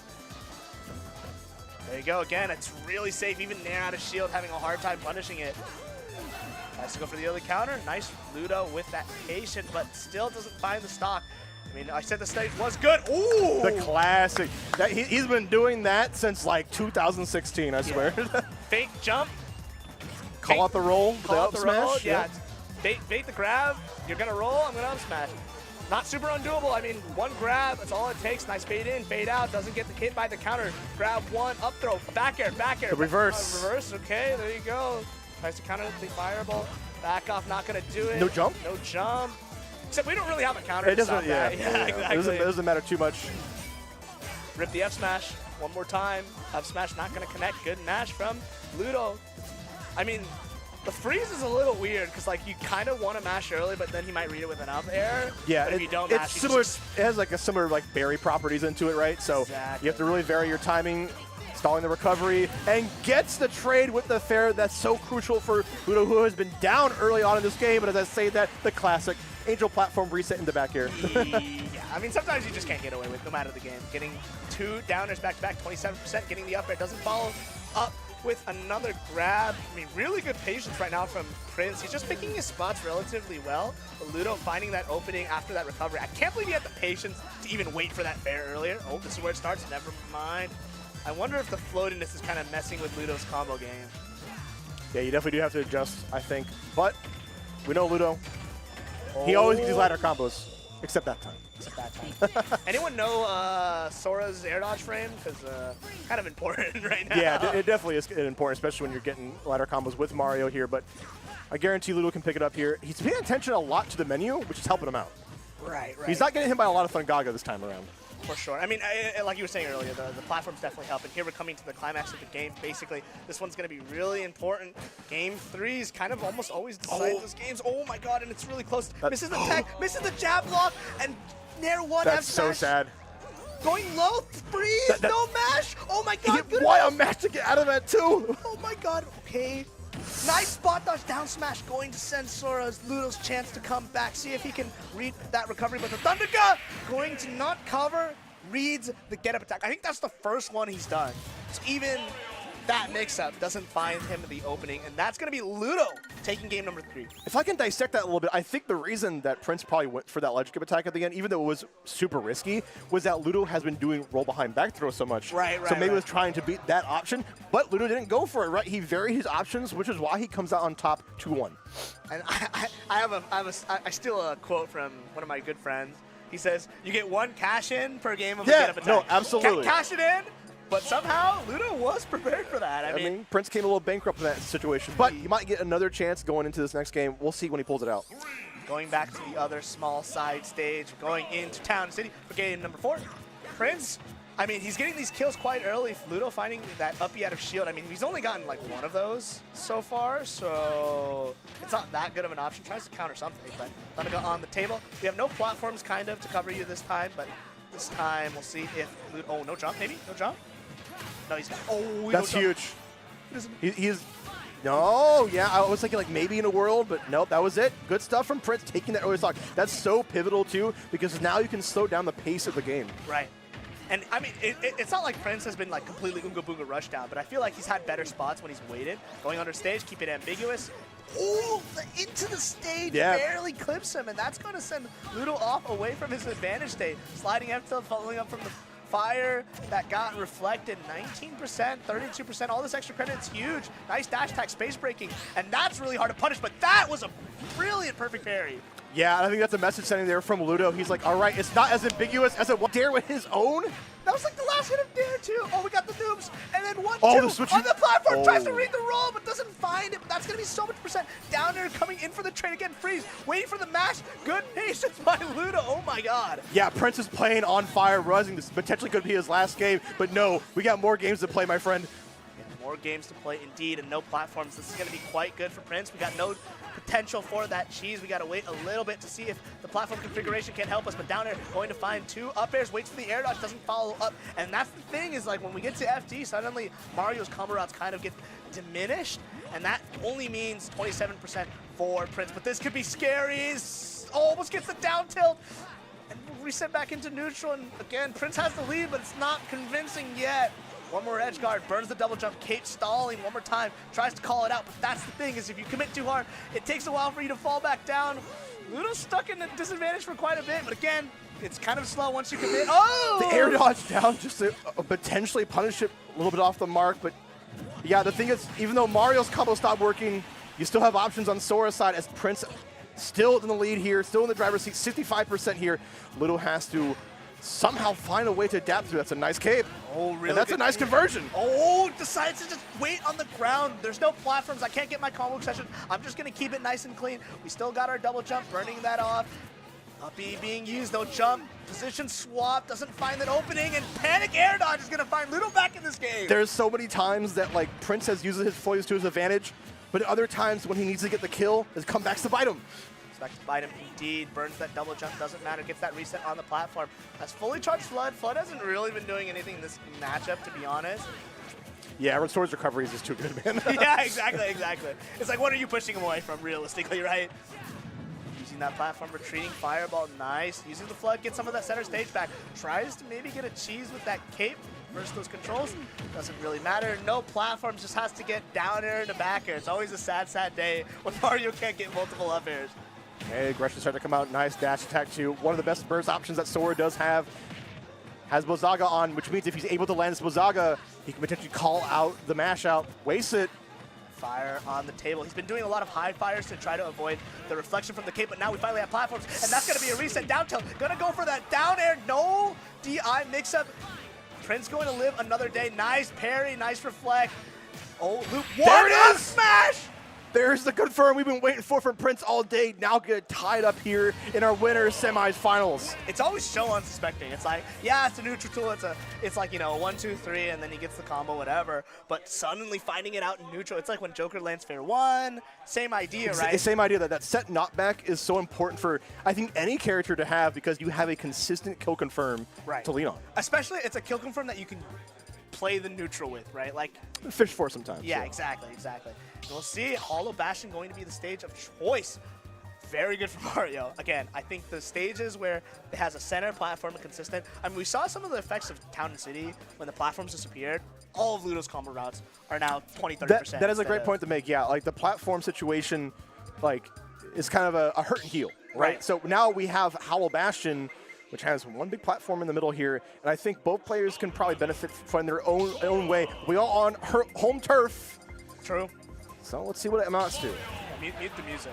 Actually, we have custom music. Never mind. All right, going to game. I've never heard this track before. Yeah, I think. Yeah, I'm pretty sure this is custom. But going into game 5, Hollow Bastion, home turf, going to be the counterpick for Ludo. We'll see if the combo game and the extensions can lead Ludo to victory. Gets the up air, no platform to get the combo off of. We started on the far left side. Oh, this might be fair. Tries to read the air dodge, but going off stage. I'm not entirely sure if I agree with the position switch, but it's going to find him an opening fire. Oh my god. Son. Good air dodge. Prince has turned it up to 11. No jump. It's okay. We have jump. A little sketchy though. That was an 89% opening, and it might be into death. F-Tilt gonna find it again. Going super low, catches the jump. It doesn't connect with the fair dash attack. We're setting him off stage one more time, and Prince is pulling out all the stops.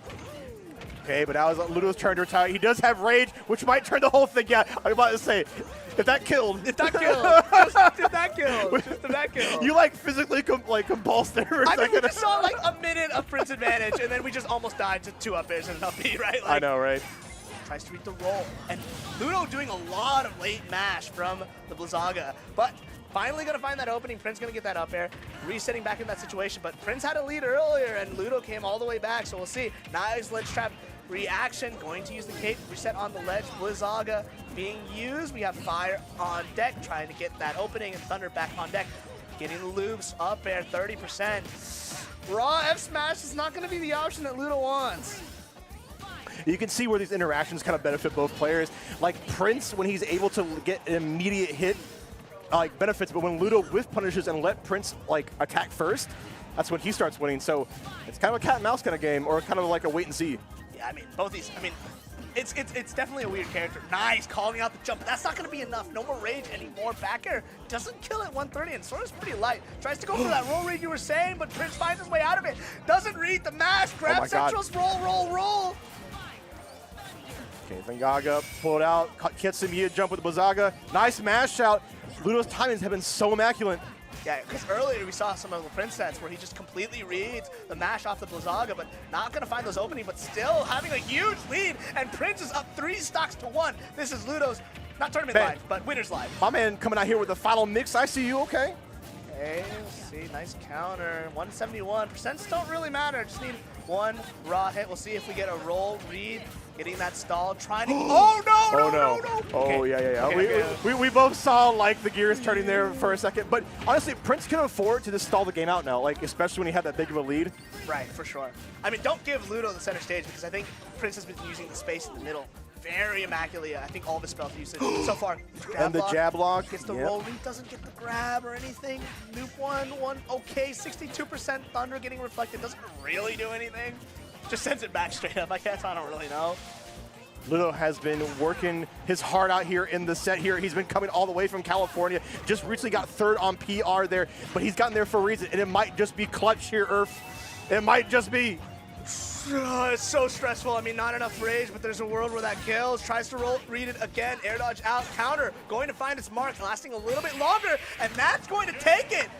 Prince winning 3-2, making the adjustments he needs, finding those edge guards and finding those openings. I mean, really good adaptation by Prince. Holy.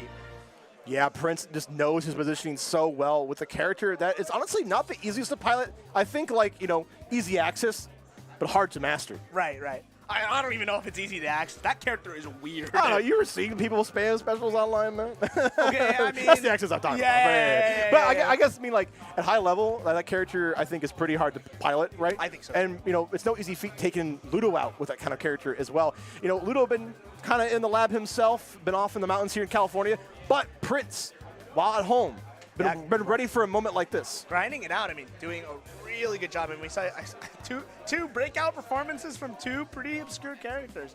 I mean, I know love to see it. It's PNW special. We love our obscure characters. Yeah, we just have Duck Hunt.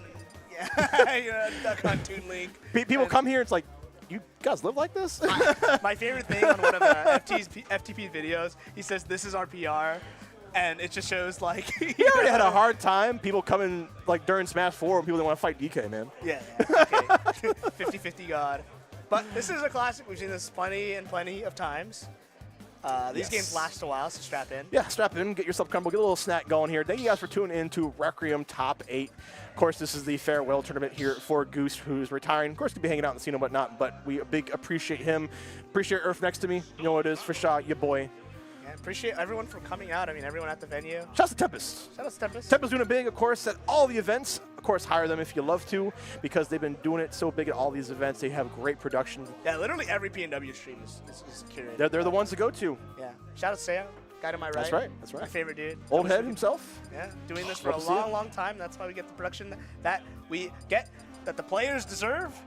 And here we strap in for a long haul. Pac-Man Duck Hunt. This game, it's basically when you find your openings as Duck Hunt, you get them, but otherwise you're going to be Chat, really safe. I know we just talked about times in our phones here. Post your new time after this. Yeah. You guys have the attention span to survive. Duck Hunt, Pac-Man. Can you raw this matchup? Yeah. You know the like raw dogging a flight. Where Yeah, the flight. That's what I'm talking about. Okay. I was making sure. Can you guys handle this without being on your phones? And we're 20 seconds in, 19% on Duck Hunt, 30% JDV. But this matchup is pretty interesting because, like, if Duck Hunt ever catches a fruit, it's actually pretty bad for Pac-Man because most characters, they need their normals, but Duck Hunt just throws gunmen. Right? Yeah, his specials are so kind of potent too. It's a very good point. It's the same thing with like fighting Diddy and whatnot too. So you kind of lose out on a pivotal thing from Pac-Man in that case. We'll see how much it comes up because right now JDV has been pretty aggressive. But yeah, both these characters really rely on their resources, and like I'm curious to see what like Embo Z brings out in terms of like capitalizing off a gunman. That was so close. Usually JDV hits those, right? Yeah, I mean, it usually recognizes the kind of smash attack he needs, but not going to find it there. Embo Z starting off most of this game in disadvantage, going for the apple, trying to get a grab confirmed, cover that jump, and the air dodge, you just use the can to cover one, and then yourself to cover the other. 59%, not entirely losable for JDV, but, you know, some crazy things can happen. Duck Hunt not necessarily one of the characters that have those clutch factors, but he can grind the game out, and if you're not prepared, you might just take some random percent. Yeah, I think it's going to be a hard-fought battle, especially off stage. This is where JDV needs to get most of his mileage. And I was going to say there was a lot of I am sad too. There is a lot of familiarity I'm already seeing with this matchup because early on, when JDV went for that grab, Embo Z waited. Time he didn't wait, so it happens to the best of us. Yeah, it happens to the best. I mean, you look at that grab and you're like, I got time to punish this, but not going to be the case. It's like a built-in bait. Exactly. Going to use the can, stop that jab block. Not going to get too much out of it, but JDV slowly running away for this lead. And this is kind of a matchup where if one of the zoners gets the lead, the other zoner is in a world of hurt, right? Like, approaching either or. Wow, what a sliding angled F-tilt. Barely clipping JDV out of that. Yeah, I will say, like, Pac-Man has a little more boxing tools, and you can't really sneeze at, like, the disjoints from Duck Hunt here, but the setup game might be a tad bit stronger on Pac-Man's side. For sure. Also, calling them disjoints is a bit generous. those moves are not disjoints. Up air, though, that move is massive. Yeah. F-tilt, it's okay. Oh, they're going to be that ping-pong combo. Oh, nice. 81%. I mean, suddenly Embo Z brought it all the back. It felt like he was behind most of the game, but suddenly we're kind of even. Gonna go back into our respective corners and throw our projectiles, our funny gunman, and our funny fruit. Gonna block the fruit, run under, sit under the platform. Reset neutral, ad nauseum, etc. Yeah. But yeah, this is what you're kind of really expecting between these two. The can holds down the neutral as much as Pac-Man will use his fruit to look for openings. He does have the bell on hand, has the key on hand now. Yeah, it's kind of weird because Embo Z has played this matchup enough where he knows that all he needs to do when he sees Bell in neutral is, oh my god, avoid F-tilt, I guess. And the ledge trapping is something that I feel like it's being a little difficult for Embo Z to get around here. I want to see the answers to that. Right. I mean, a lot of the times it's throw can and try to cover yourself, but when you're can pick a god and pray. Yeah, exactly. Pick a god and pray. Your choice. Choose your own adventure. Hiding behind this hydrant. Duck Hunt, again, not really having the greatest tools to deal with Hydrant. Going to get Galaga, set it back up. Can going to be behind, looking for a roll read, roll back. I mean, JDV just playing it safe. I mean, he has the lead. He doesn't need to approach. Okay, puts down the gunman too. I like the coverage we're looking at from Embo Z. Doesn't really have much to call home about. Also, Randy F Smash. We should start a counter for that. I mean, both these characters are kings of that. Yeah. Just rip. I think one is a little bit better than the other, but personally.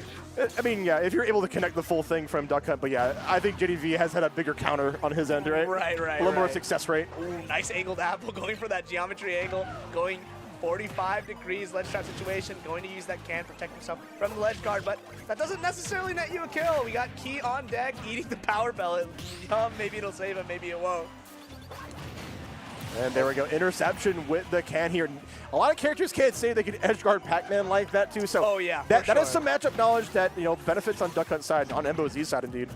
Yeah, and we're looking for a little bit of a high-risk, high-reward plays from Embo. Anytime you see him use Pigeon, he's basically gambling because it leads to so much, but that move is just unbelievably slow. So JDV going to react properly to that. Throwing out the orange, doesn't find its mark. Can, gunman covering, but the extended hitbox of the apple is going to take it. Yeah, even though he had the transcendent shot from the gunman, did not really work out in his favor. And, I got to give credit to Embo Z so far. The nature of Duck Hunt, you're able to have so many mix-up timings too, but I feel like it's so hard to catch up to JDV when he's playing hot. Yeah, I mean, he's looking good. Combo game looks good. Openings are all right. And a lot of it is, like, when you're, obviously the neutral, when it's 1-to-1, even to even, it's going to be, relatively even. But when you have the lead as Pac-Man, running towards Pac-Man sucks. It just does. Get through Hydrant, get through Bell, get through Orange, get through Apple. I mean, it's a plethora of all these mix-ups, and we're going to FD. We'll see how long these guys can run away from each other. Yeah, it definitely is. Like, the Apple has been kind of the fruit of choice, I guess, and majority in the matchup, too. So it's kind of hard to, ask to, catch it in the immediate, time. So we'll see if, Embo Z has the answers. Getting stuck in between that hydrant. Gonna jump over the clay pigeon, doesn't get anything off of that. Trying to get these fair into grab openings from Embo Z's side, but not gonna work out. The hydrant paying dividends to JDV, just using it to cover his landing. Orange coming out, fast projectile, tries to interrupt, but F Smash, that's number 2, but that one was not as randy, so. No, it was a little more calculated. For sure. Yeah, the Adder Shield game also has benefited from JDV's side. Basically, every time that, Embo Z unfortunately messes up his approaches, he's not getting much mileage off of it. We just now had gotten 12% there on JDV's side. Embo Z hasn't had much to answer up. There's that clay pigeon we talked about. Tries to go for the reverse up tilt, doesn't find its mark, and that's going to be a pretty big deal, but finding that up air anyways, 52%. I feel like the combo game from Duck Hunt can definitely be as explosive as Pac-Man's. It's just finding these openings has been a lot tougher for Embo Z versus JDV. No, for sure. All right, but we do have people to hold down the neutral. Yeah, hold down the neutral, covering that wide space. The gunmen are picked from a package of 5. Some of them have longer range and are faster than others. Exactly. Yeah, so you kind of have to like adapt on whether or not it's actually going to cover for you. But yeah, it's the I believe it's the orange coat who has the second highest kill potential, but is the fastest shot. So you talk about gambling. We do have a little bit of like, let's go gambling. Yeah, well, dang it or not, we'll see. Finally, after I was going to say after a minute and 40 seconds, Embo Z finally found his footing, but JDV going to take the lead once again, and we're going to just throw the hydrant, catch the Galaga, camp away and run away he will, just retreating to the corner, using all the space he gained from winning that neutral. Reverse can, going to try to cover it, but nice hitbox. Going to protect JDV. We'll see if he can find it. Galaga again covering, taking one from Duck Hunt's book. Oh, that's going to not kill. That is not going to kill. 168. Yeah, this is where I think that it's going to be a big struggleville here for Embo Z. But he finally gets an F-smash of his own. Okay, all right, catches a landing. Gets the tag team F-tilt into the gunman, going to make it even. One thing I'm really impressed about is, JDV is so good about using these fruit in different situations. Remember, combo game, neutral, but he's been keeping it for disadvantage state. Right. Like the Gallica to negate like the can, right? Negate the can, negate the ledge guard. I mean, it's a really good projectile. It just eats through all of Duck Hunt's shenanigans. All the projectiles kind of just keep eating away. Can gets tossed away, breaks the gunman. That's going to be up air. No platform to extend. Getting the landing. Tries to catch the spot dodge in place with Pigeon, but not going to find it. But again, relatively even. For all the advantage that JDV has, the games have been even. So we'll see if that trend continues or if Embo Z can find an opening F-smash. Randy F-smash number 3. We'll keep track. Yeah, he has to find a way to get rid of this hydrant when it does reveal itself here. Always have to keep constant. Every time that like JDV jumps above Embo Z, it probably puts a second thought in his head. It's like, he's gonna Hydra or not? Yeah, exactly. I mean, it's one of the projectiles to worry about, especially since it stops the shenanigans of up air spam from Duck Hunt. But all 3 projectiles coming out, forming into some kind of ledge trap. Misses the grab. Spot dodge really good from JDV. For the ledge trap, F tilt, roll back, dash back, bear doesn't find it, but the Pigeon is so risky doing it in the corner like that. Able to find the cannon himself here. 134 there on JDV's side here. See if the cannon can chase. Hides behind the hydrant. Can and the gunman trying to break the hydrant, but JDV knows. That's some matchup knowledge. If you hit the can, Embo loses control of it for a split second. Right. I mean, you definitely want, like, there's some situations where you really don't want the can to be in. Like, you want the can to be off stage. You want to be able to use it again. But sometimes sending it off stage where like it's trapping you. Okay, we're at the 3 minutes, and this is kind of where I say that timeout can happen. 183%. The alternate win con. The alternate win. Maybe the main win con.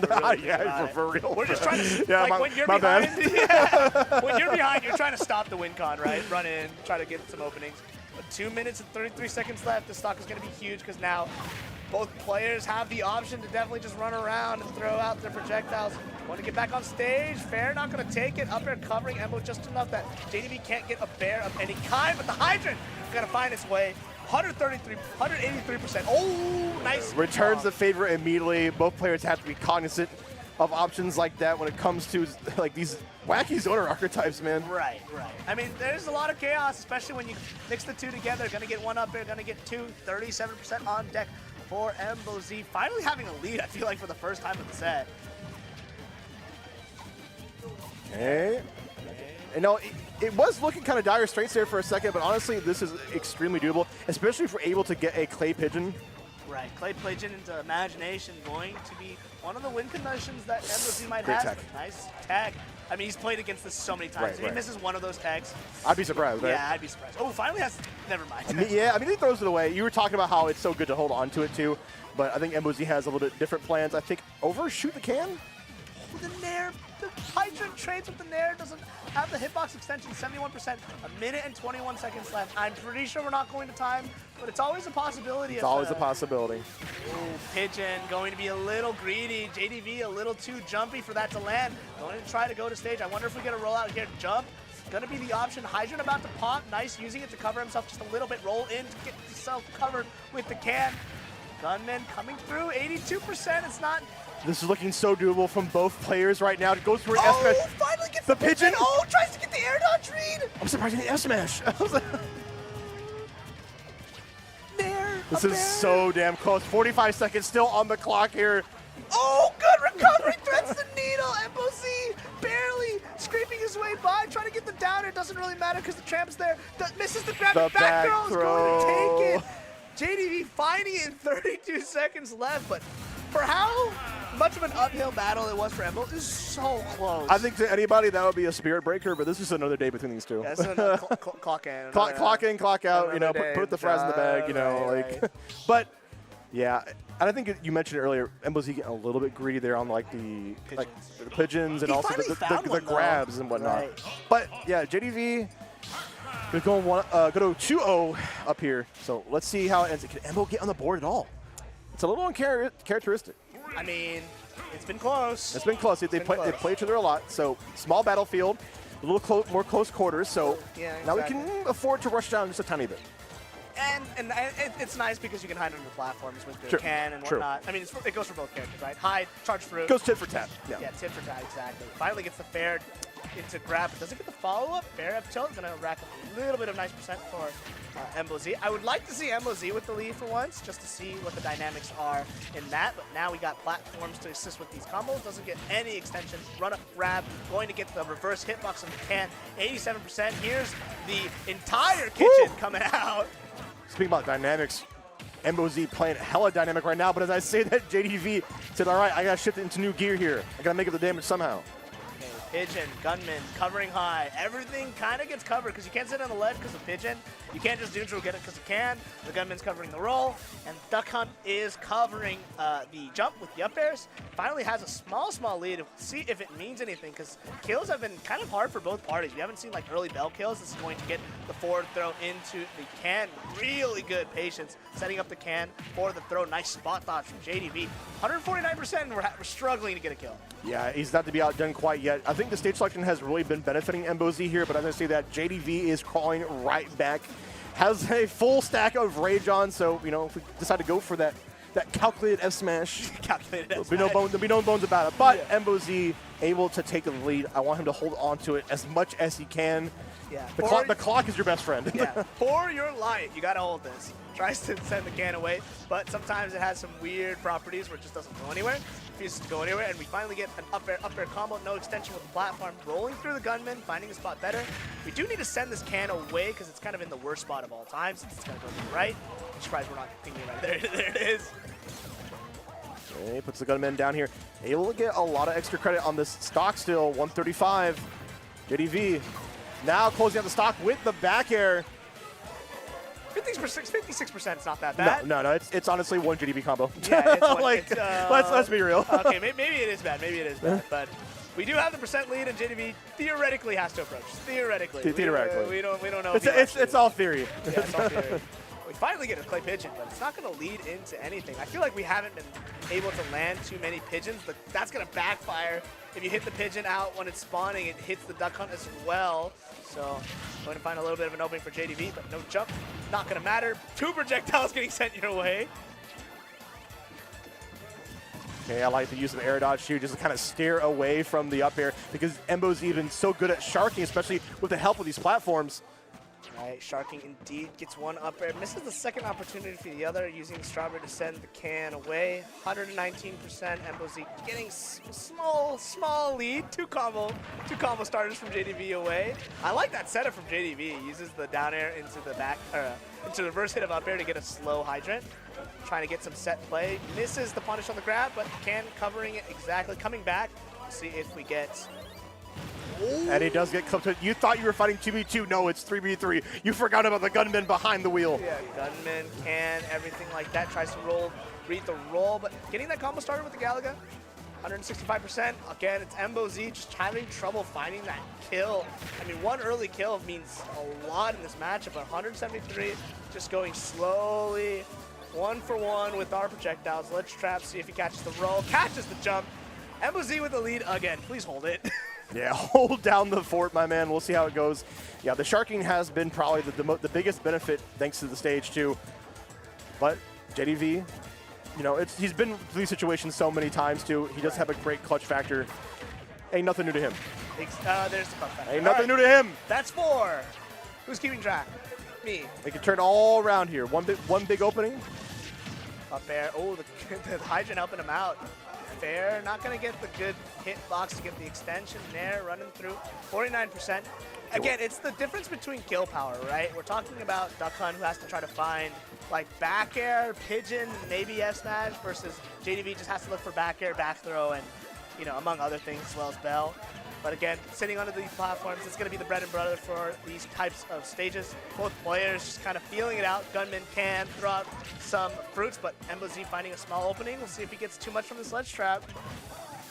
I like that, yeah. The timing that JDV gets off the ledge, too, is that, like, all right, I have the zoner mentality, but also my disadvantage is so cracked. Yeah. I mean, Hydrant and, like, you can recover from anywhere, so... 2 minutes. I don't think we're going to go to a timeout. No, JDV's been damage controlling pretty well here, especially after being behind for a minute here. Yeah, finally having the lead. We cashed in our one get-up attack.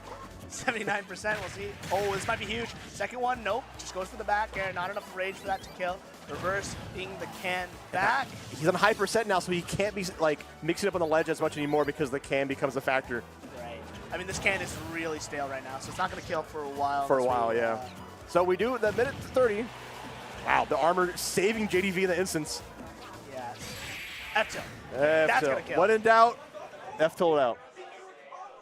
Okay, Embo Z on the board here. He ain't done yet. So game 1 went to 2 minutes. Game 2 went to 1 minute. Game. Yo, chat, post up your times, man. Yeah. Do we have like another hour on TikTok? Well, right now we're making good time here on the set. I don't know about good time, but game 5. Here we go. They're both in winners. We get another chance at this. We love PNW. I love PNW. I love Duck Hunt Pac-Man. Keep in mind, it sounds like I'm being like. Blink twice if you need help. Yeah. I know I'm being like melodramatic about all this, but I love both of these guys. They're awesome. It's like coping. It's a little copium. But here's the thing: is they have to play like this. They have to play like this because that's how you win. Yeah, that's how you win. You play to win. Matter, but I mean, it's so interesting because like I feel like the exchanges are like so, you know, you get your 2-piece and then you reset back. Because like even in this state, what does Embo Z really do outside of a ledge? Oh, I like that, actually. It covers the roll. Yeah, I feel like the platforms have benefited JDV a little bit more in some scrambles, even though Embo Z won it on this stage. For sure. I mean JDV is comfortable. I feel like they're both comfortable on every map.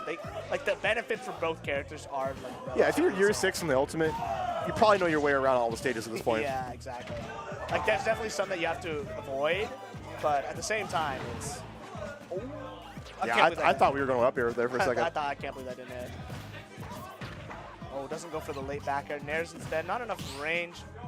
Again, I feel like you can't really determine anything until you really get deep into like an advantage, because this could go either way. That was a great down air. Well, JDV taking that lead.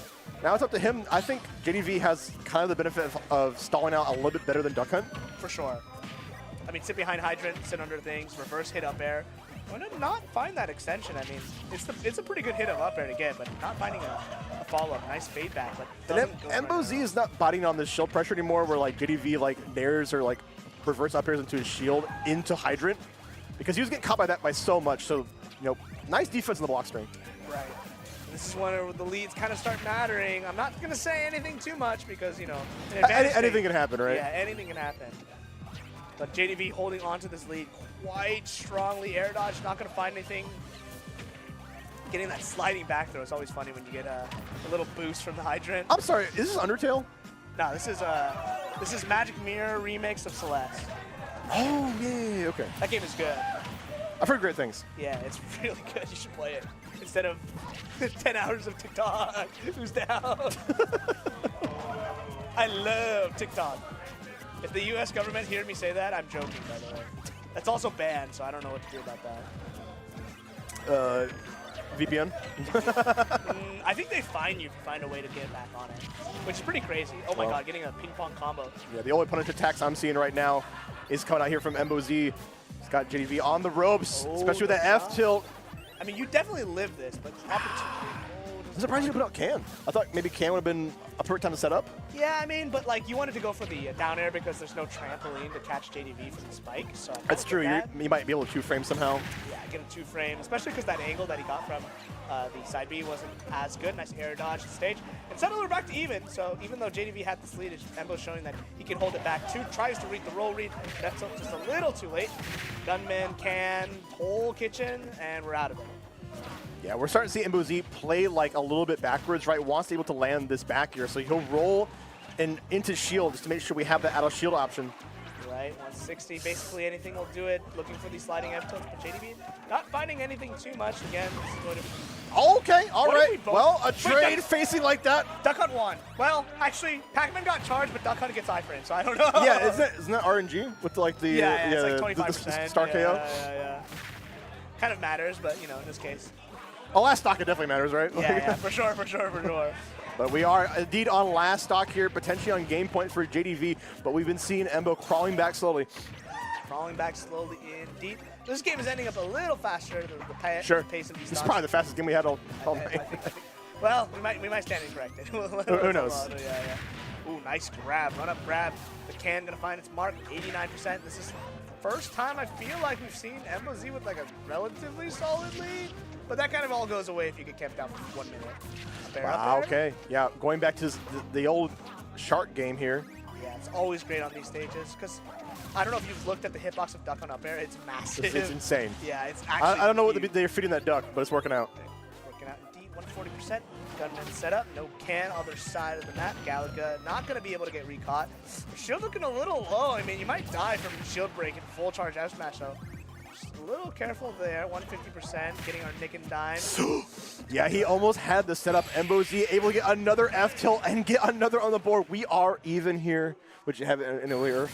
Yeah, game 5. That was the fastest game, though. That was the fastest game. It was the fastest game. So. Mods, get the shot clock out. The shot clock out. We're going into overtime. Give me the timestamps. Additional time. Here we go, game 5. It looks like they're running it back. And that was an interesting game because JDV definitely had the lead for a bit. He got an extra solid 110% of extra credit with the stock lead, but you know, Embo Z just slowly clawed his way back. It feels like leads don't matter. I don't know. Back on small battlefield. It matters what you do with them, right? Right, exactly. I mean, all this percent, but both players actually kind of have a hard time finding their kills, weirdly enough. Because all of Embo Z's has been refresh the ledge trap into F tilt. Like, that's literally all stocks, and maybe an up air read. But JDV not finding any early bell kills, and that's kind of important. Not going to get the Can follow up. Dash attack not going to send at that correct angle. Forward air, dash attack, ledge trap situation. Whole kitchen, there's the pigeon falling off, getting a little bit more percent. Gunman going to force out the jump from JDV. Ooh, getting a nice little two-piece from the Gunman and the Can. Yeah, these damages are like these situations where Embo Z is able to get a little bit of damage here and there. Is just starting to add up and get out of JDV's control. Right, 117. He's looking for the F tilt. Oh, he fell out of the up air? Falls out of the up air. Good SDI from JDV, I guess. Oh my god. Finally gets an anti-air that actually means something.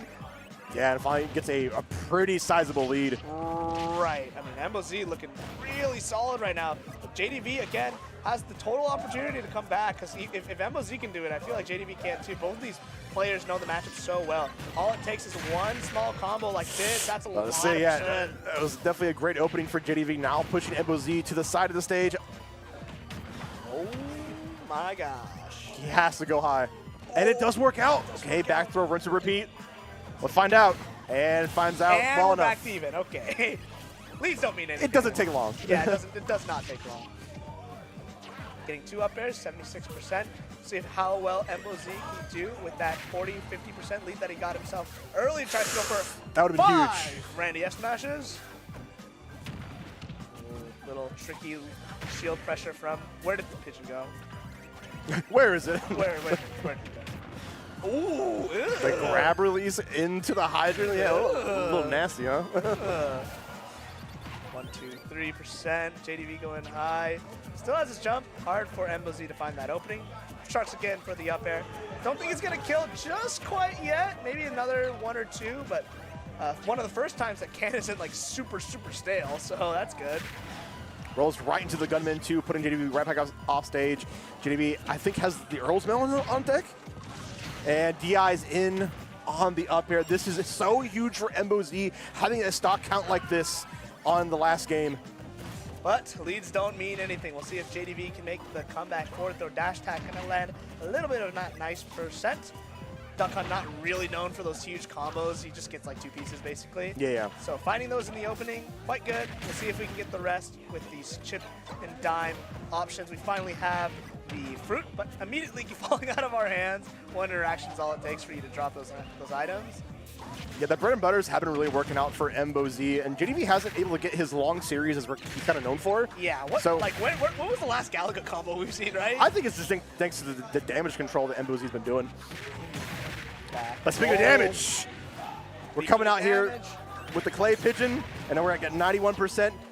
Leads might mean something this time. Yeah, I mean, this is the first, that was the first real pigeon risk that we've seen, kind of work out in Embo Z's favor. Got him 40, 50%. You get 2 basically into a back air most of the time at mid-percents.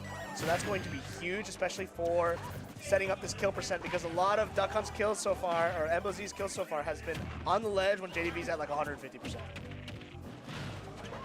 Okay, coming off stage, try to catch the low recovery. I like the use of that up air to get rid of the can. JDV has to play for his life here, does not want to go down in the losers. Does not want to go into losers indeed, but he has kind of a tall mountain to climb. We have the can behind us. Doesn't? Oh, never mind. It exploded. Excuse me. Ledge trap. Doesn't call out the jump. I feel like that's his only option there. F tilt not going to find it. Spot dodge, jab away. If he gets this stock, I mean, we have an actual game, because we've seen it before. These leads don't really amount to anything, but this one feels particularly real. Getting the trade barely lives. Magnifying glass off the very tippy top. Huge use of the bell to negate both the gunman and the can. Yeah, that's pretty good. It's that defense we were talking about earlier, Earth. His offstage play is so good. Sliding F tilt. And this defense is going to net him one more chance to find his way back. Nice parry. Gets the roll read with the grab. I mean, you can't really There it is. Okay. How much can Pac-Man abuse off of Rage? That is the question we have now. Don't DI in.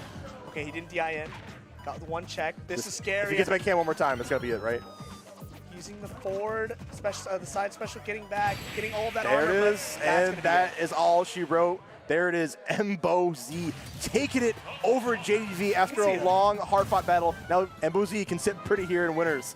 And I believe that's the end of our first half, right? Our top 4? I think so, yeah. All right. Ben, you know what? It's been a blast so far, Earth. Big pleasure. Big pleasure. I hope we can do it again very soon. PNW, always love to do it on the mic with you. So, guys, hold it down. We got Latini and Clue. I thought it was a TriCast. No more TriCast. There are no more? Not that I'm aware of. But we got more see in 2 PNW commentary greatness coming for you. Thank you guys for holding it down here at Requiem. And, of course, I want to see thank you, Goose, in the chat. See you next time. See you next time. That was awesome.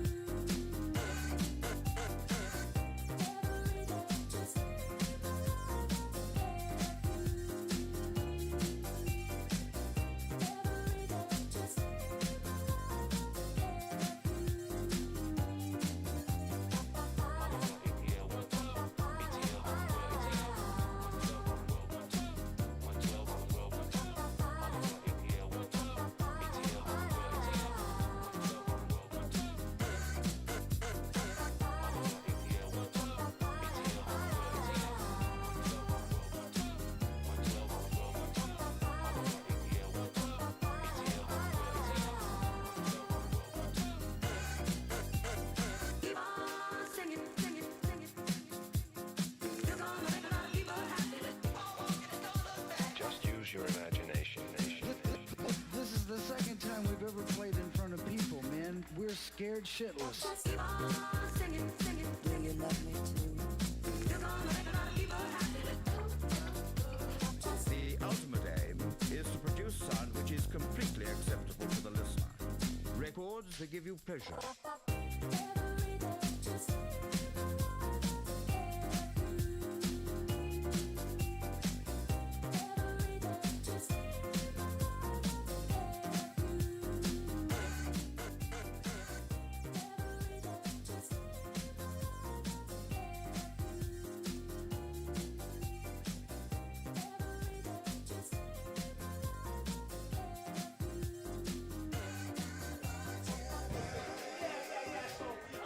Psych, you thought you were done with us. Of course, first shot back in the mic, but I have a new face with me. Nasta, how you doing? I'm doing well, and I'm excited for some more Ultimate. You know, just something in for my boy Irv. He's got his brother right now. Grands of Rival's got to He's get that cracking support heads. I in. get it. Yeah. I know the vibe. So we got to get the big support in. But we're bringing support in for one more match before we switch up the commentators for our top four. Of course, PNW on the mic here. Cheer for some PNW here. We got Ryan and we got Ludo. Oh. All right. Well, I guess. It's Is it over? I don't know. Already? I feel. All right. I guess I'm hopping out, y'all. Hey, you know what? Hey, what? I want to give you something. Do you want to stay? Yeah, I'll stay. I want to give you some time. Oh, is that, okay. Sorry? He just wants to run. Are you serious? What? I'm just kidding. Where's the? I'm gonna start it, okay? Yeah, you can start it. All right. Well, it looks like we got that figured out, but man, we got Falco. No, the important part is we have Snake. This guy's a coward. Bro saw the characters and was like, you want to take this, right? Whoa, wait. Ludo on Falco. Yeah. So Ludo, at least over the last few events I've seen him at, the Falco is actually a true secondary counter pick, has been utilizing it to great success. Yeah, I mean, it's looking pretty good here. I feel like at this point in the game, anytime I see a secondary of a person, usually a character specialist, whatever, I think it's real because at this point in the game, you play a lot, and a lot of people just end up picking a secondary character. What is happening? Reflected up special. I guess, but we just exploded. Surely we never died there. Bro got put into free fall. Yeah, I guess so. Bro was not expecting it. Oh, he actually, the Cypher actually blew up. I see. I thought he just died. I'm like, there's no way we SDS Snake. Oh my God, what an opening. And we can kind of see him understandably just not on Mario. The combo game is basically the same, but we have a better reflector, but up tilt gonna kill it 96%? Hey, Snake needs it, right? That's kind of an essential part of the toolkit. Yeah, just like back here, right? Man, What a change up, Yeah. because last game we went, every stock took 2 minutes, so this is quite. Yeah, this is going to be a change of pace for Right, sure. Like, right. Ludo here, like, this is a hard counter pick. Like, right now, it is going to be hard here for Ryan. Yeah, we got 3 down airs back to back to back. Up tilt fair, going to get that nice little, tries to get the slide off with the illusion. I actually like that a lot. But lasers doesn't really do anything because you can just crawl. But the main thing is you're trying to hit the grenades, try to pop them as he pulls them out. What adjustments does Ryan need to make? Because this is looking a lot pretty difficult. Like, at least in the initial parts, like, you were kind of just like getting Falco. There wasn't a whole lot you could do about it. It was a really rough beginning when we saw the reflector there on the up special. For in terms of like adjusting the pace, I feel like Ryan's starting to do that now, but it is already at a pretty rough time. Yeah, I mean, it's a little too late. I feel like the reliance of grenades in this matchup, especially that reflector, is going to be a huge part. Got the mine on, or the C4, but nice coverage Bro, from hit the splits on screen. Ludo. Yeah, I mean, that was quite rough. You need to take game 2 and probably slow it down just a little bit. Maybe find, I don't know, I mean, you kind of start the game off at like 50, 60% against Falcos. So. Like, in this situation, I'd say take a little time on the character screen, but if you're really trying to get right into it. Right. I mean, a little bit of a reset, but we're just going right into it. No bars held, and it's going to be game 2, going back to PS2. Ludo just looking really good, doesn't really need to change anything. Getting the reflector off, finding that early kill on that broken Cypher is going to be huge. Set up that fortress down throw, up tilt. Going to find Ryan a little bit of percent. Better start from the last game, but nice. He doesn't get all the hits, but doesn't matter. Finds the grab, doesn't get the roll read, 56%. And Ryan's off to a better start. Yeah, like right now, like the game's already going at such a slower pace before that rack up on percent is looking a little bit more brutal for Ludo. We see Ludo actually slowing it down, but I like it. Ryan right now really controlling the space, getting that kill right there. Yeah, dash attack, break that space, finding those combos, finding the openers, getting correct shield reads, basically getting Ludo off the shield, getting those downers, finding that percent. But right now, we'll see if Ludo can make it all back. Down air, not going to connect into that up tilt. It doesn't matter. Misses the grab. Ooh, Reflector tries to punish the grenade pull. 118% once again. Reflector in disadvantage against Snake is quite good. I mean, he's trying to pull those grenades, and it's going to pop, sending him higher, and it's going to reset the situation into something that he doesn't like. But doesn't find the kill just yet. Nice spot dodge read from Ryan, and that's going to be 80% from Ludo. Yeah, I feel like we're starting to see decent trades in terms of Ryan's favor. Unfortunately, getting scooped up by the up smash, you know, kind of caught in the clouds there of the grenade. It was kind of hard to see anything, but man, you know, that up tilt just be cleaning up sometimes. Yeah, I mean, you don't need that much percent for it to kill, 108%, and right now Ryan's showing why Snake is quite strong. It's really easy to rack up that percent. You have these grenades. Kind of doing a better job at dealing with Reflector right now. We haven't seen too many backfires. We'll see this advantage state from Ludo slowly getting out of hand. 22%, even though he's winning the advantage states, he's still taking some of the residual damage from trading with grenade. Toss the grenades, crawl under the laser, misses the dash attack, doesn't matter, gets the grab off. Illusion gonna send him to safety, and right now Ludo just needs to reset. I like the patience here. Oh. All right, got really solid grab there. Oh, and the back air, 40%, not too bad. Super doable for Ludo. But, you know, Ryan here is a little bit more on the hot seat. This is game 2 after losing to Ludo earlier, and it was pretty one-sided. Right, finding his way back in, but not really pushing this lead to where you want it to be. You want to get a little bit more of that, especially as a zoner like Snake doesn't get the roll read off the down throw, gets the sour spot of dash attack. Not going to send him anywhere, but one more up tilt if it's unstale. And oh, what a parry! Oh, still not enough to kill, but hey, that was clean, to say the least. Right, I mean, it's the staleness, tries to roll the bro said, let me do it again. Let me see it one more time, one more time. Take 2? Take 2, you live by 1%, all good. We'll just run it back. Good, get up attack read by Ryan, dash to the left, covered roll, and then just react to the get up attack. I mean, that's just Snake's set play. You just kind of recognize that. Like you get a pretty weighted risk reward when you get a down throw, but considering how game 1 went, that was a lot better from Ryan. Okay, we're getting FD here as the counter pick. Okay. Wait, what is this from? It is. Oh, yeah. Oh my Rivals God. 1. We just finished Rivals Grands. Mystery Soul taking it over there on the other side of Requiem. Good for Mystery Soul, though. Yeah. But going back, game 3. Oh, it's from Tower of Heaven. It is in Rivals, but this is, being the counter picker and going into FD is a pretty interesting choice. Oh my goodness, almost getting that force smash.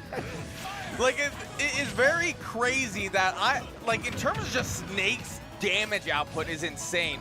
There was one grab and it immediately led to just 32% as a confirm. Exactly, and then if you get the forward smash as well, oh my, super dead, holy combo. Like, wait, are we in turbo right now? Like, that was like frame perfect back here from the C4.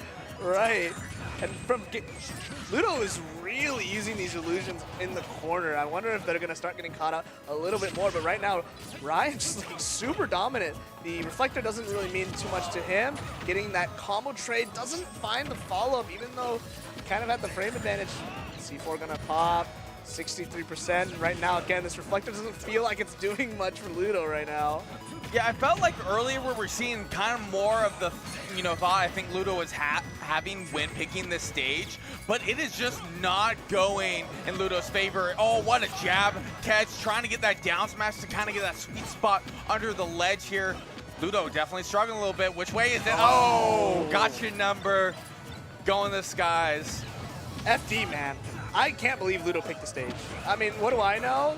But no platforms to extend combos. I mean, I guess it is flat for some of the extensions. I feel like the thought process was maintaining Falco advantage in this game just because of the vertical combos here. You don't necessarily need platforms as Falco in this game. Right, but, dying to up tilt at 90% doesn't always feel great either, so I'm not entirely sure.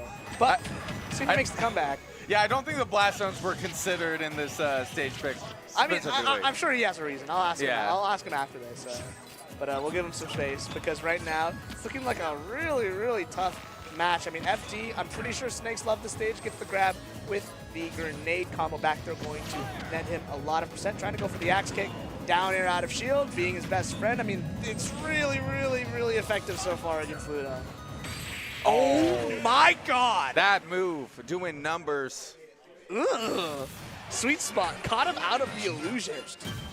Ouch. And, we got, didn't we kill like 3 times with up tilt? Yeah. That game? Yeah. Okay. I was just making sure I remembered correctly. What a stark contrast from the last game we had on set. We'll see if Ludo runs it back to FD. If I'm going to go out being kicked, I kind of want to be kicked like that by Snake. Like, but if I have to go a certain way out. That was the same as 2025? Yeah. Yeah. Like, if I was going to go out by a kick, that kick, what about like Zelda lightning kick? I feel like that'd be quick. But that doesn't feel like it. There's some kicks that are brutal. That feels like it's sharp. But that one just like hits you with like, I don't know, getting hit with a 2-ton kick. I don't know if I'd like that. Like blunt force trauma? But I'm not sure I like. Okay, we're going back to Mario. All right, yeah. We're going back to Mario. Hey, we're on Battlefield. We're on small Battlefield. So, a little bit of a switch up. Ludo using Falco to win game 1. But Ryan obviously adapted, so we're going back to the tried and true. We only got really one shot, so pulling it out, all the stops right now, trying to go for the Nair extension, getting an up air, but no follow-up, even with the platform reset. Nice run-up grab. Doesn't find the reverse hit of that up air. Might have gotten fair from that up B out of that combo. Doesn't exactly work out, but so does the downer, not exactly connecting either. Yeah, I felt like Ludo had a really good start here. Now I see Ryan, really, getting a little bit here and there, but not really getting like the full like Snake combos you tend to see. Right. And it's like, even if you're out of shield game from Ryan has been amazing, down air and up tilt finding their mark, but grabs are now a little bit more scary, so maybe that's a consideration. We don't really have the range reflector that we did with Falco, so approaching might be a tad more difficult, but we can still reflect these individual grenades. The C4 planted to the right of the stage, barely out of that blast radius. Up tilt, trying to find it. F smash, not finding it there. Dash attack gonna break the space, but we're still relatively even. Yeah, I can definitely see how this is working better for Ludo in the aspect that kind of what I was seeing was struggling with Falco is that when you're in advantage with Falco, you have such big and active hitboxes that it's hard to avoid hitting grenade. When you're able to get a start like with a combo as Mario and grenade is not in pull, you actually maintain that advantage. Yeah, I mean, the combos are a little tighter, basically, and finding this opening right now, though, is going to be really important. Up smash going to be the option of choice. Out of shield, down tilt. Not going to take it just yet. 169%. Basically anything kills here from Snake, and this is a guaranteed death. Down throw, up tilt at like 150. Depends on the character, blah, blah, blah, blah. But that's going to net Ryan. Stock number 1, game number 4. Up, back throw going to be interrupted by the grenades. And that's kind of the crummy part is you really want him off stage. You want to keep him to the sides, but getting launched straight up is kind of where Snake wants to be if he's raining down grenades, 34%. Yeah, Snake gets so much value for just having a relatively high weight. Like we're already seeing 61% on a stock that on most characters you would see gone a moment ago. Okay, back throw, gonna be enough to do it. There we go. You know what's messed up is I was skeptical that was gonna kill. I mean, obviously now it looked obvious, but you said wait. I'm like, does it live this? Any world? Not gonna be. Like, are we sure? Yeah, are we that sure? 143% that back throw is gonna do it. Oh, the grenade barely misses that combo up from Ludo. That would have been devastating. We got the reset from the Nair into the regrab, but keeping it even. The percent's not looking too bad. A little overzealous on the back air read. Gonna caught Ryan in that position reversal. We got the grenade coming out, ruining yet another combo. Oh, the Cypher barely catching Ludo out, but still, his advantage state looking quite good. Getting that flood ready. Oh my goodness, the huge C4 boom there. That is not okay. Yeah, even if you're threatening this up B in the down air from Mario to get these early kills, you have to be really careful. You have to navigate the grenades flying, and most importantly, the C4 blast radius is massive. So getting caught out there, but not entirely undoable for Ludo right now. Getting the backer, not going to kill the weight like you were saying, going to net Ryan a little extra lease on life. All right. It's looking a bit scary here for Rain in terms of that aspect. I just feel like Ludo's in a good situation having that full flood. Okay, kind of utilizing it there in neutral to get a little bit of reset. I figured we were going to hold on to it for some sort of like edge guard punish, but hey, Ludo knows what he's doing. Right, just throwing out fireballs, but Ryan finding that opening with that back air, 72%. It gets a little scary. We're like 2 grenades away from being into that up tilt range where it starts getting a little bit weird. But using the flood, getting that stage advantage, sliding up tilt, gonna take the jump away from Snake, but that reverse grenade gonna put the grenade hitbox right in front of Ludo as he's swinging one into the up tilt. And we get that did not hit him in background. And it totally did. Man, that up tilt doing so much work. Yeah, that's God work right there. Oh my God. It killed so early. That move is so good. Man, like I remember like day 1 ultimate, or like it wasn't like day 1 ultimate, but it was a few months in ultimate. Right, and right. we had like a decent Snake in Oregon, Ocelot. You remember Ocelot? Right, right. And I remember dying to up tilt so much, and I kind of like fell apart. I like crashed out. I was like, yeah, you kind of. At one point, I got so pissed. Like I was so mad at that move. I don't think you like that move very much. I can appreciate it when it's not happening to me. Yeah. I don't know if I appreciate it. I think appreciate is the wrong word. Appreciate. I can deal with it. Was that the last?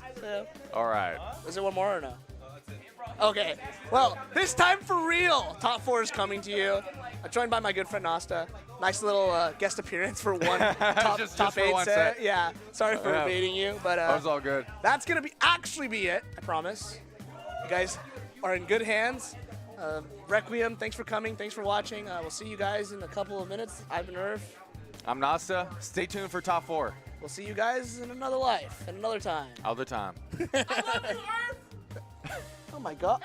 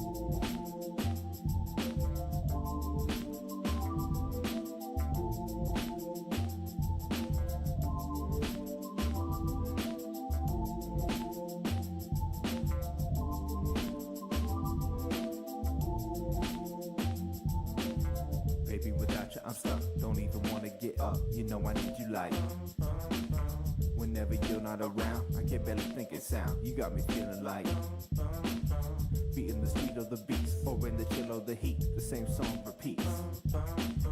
Can I get you on the phone, or talk to you in the mall? Don't leave me hanging like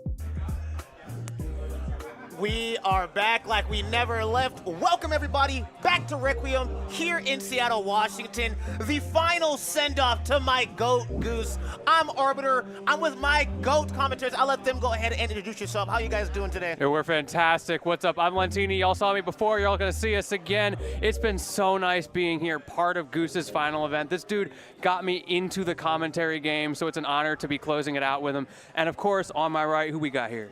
I'm Clue. I've been going to Goose tournaments since when I started playing Smash and like a lot of my tournaments in UW and things like that. And it feels like Goose has just always been like that pillar there for us, always being able to like give us these opportunities to meet new people, have a good time playing the game and stuff like that, and lead us to opportunities like this, where we're at the final regional of his career. It makes me so sad that like this is the last one that he's hosting. You know, like on my way here while I was driving, I was just like, damn, this is like really it. Like this dude who started your commentary career and who you've been going to tournaments to, and this dude who's been, like you said, just so kind to me and everybody who can talk about literally anything for hours, work on the guitar, just an overall good person.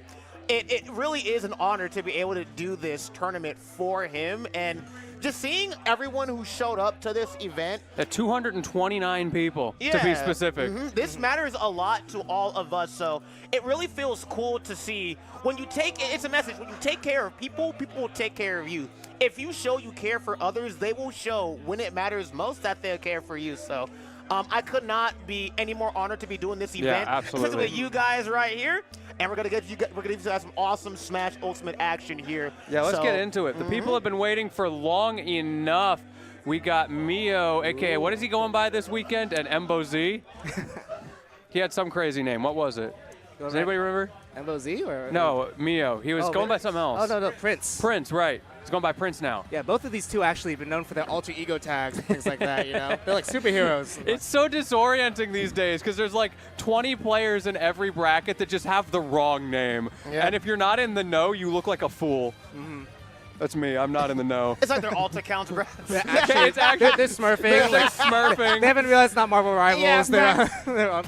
I have a sleeper agent over there. My bad. Winter Soldier on the far right. Marvel Rivals. I saw that flashback in real time. All right, we're going to go on to game number 1 here. We got Mio rocking the Sora, and then, of course, we got Embo Z rocking his tried and true Duck Hunt dog. Now, obviously, his name is Prince, right? Prince, I've been watching this dude play for a while at these Smash Pieces locals.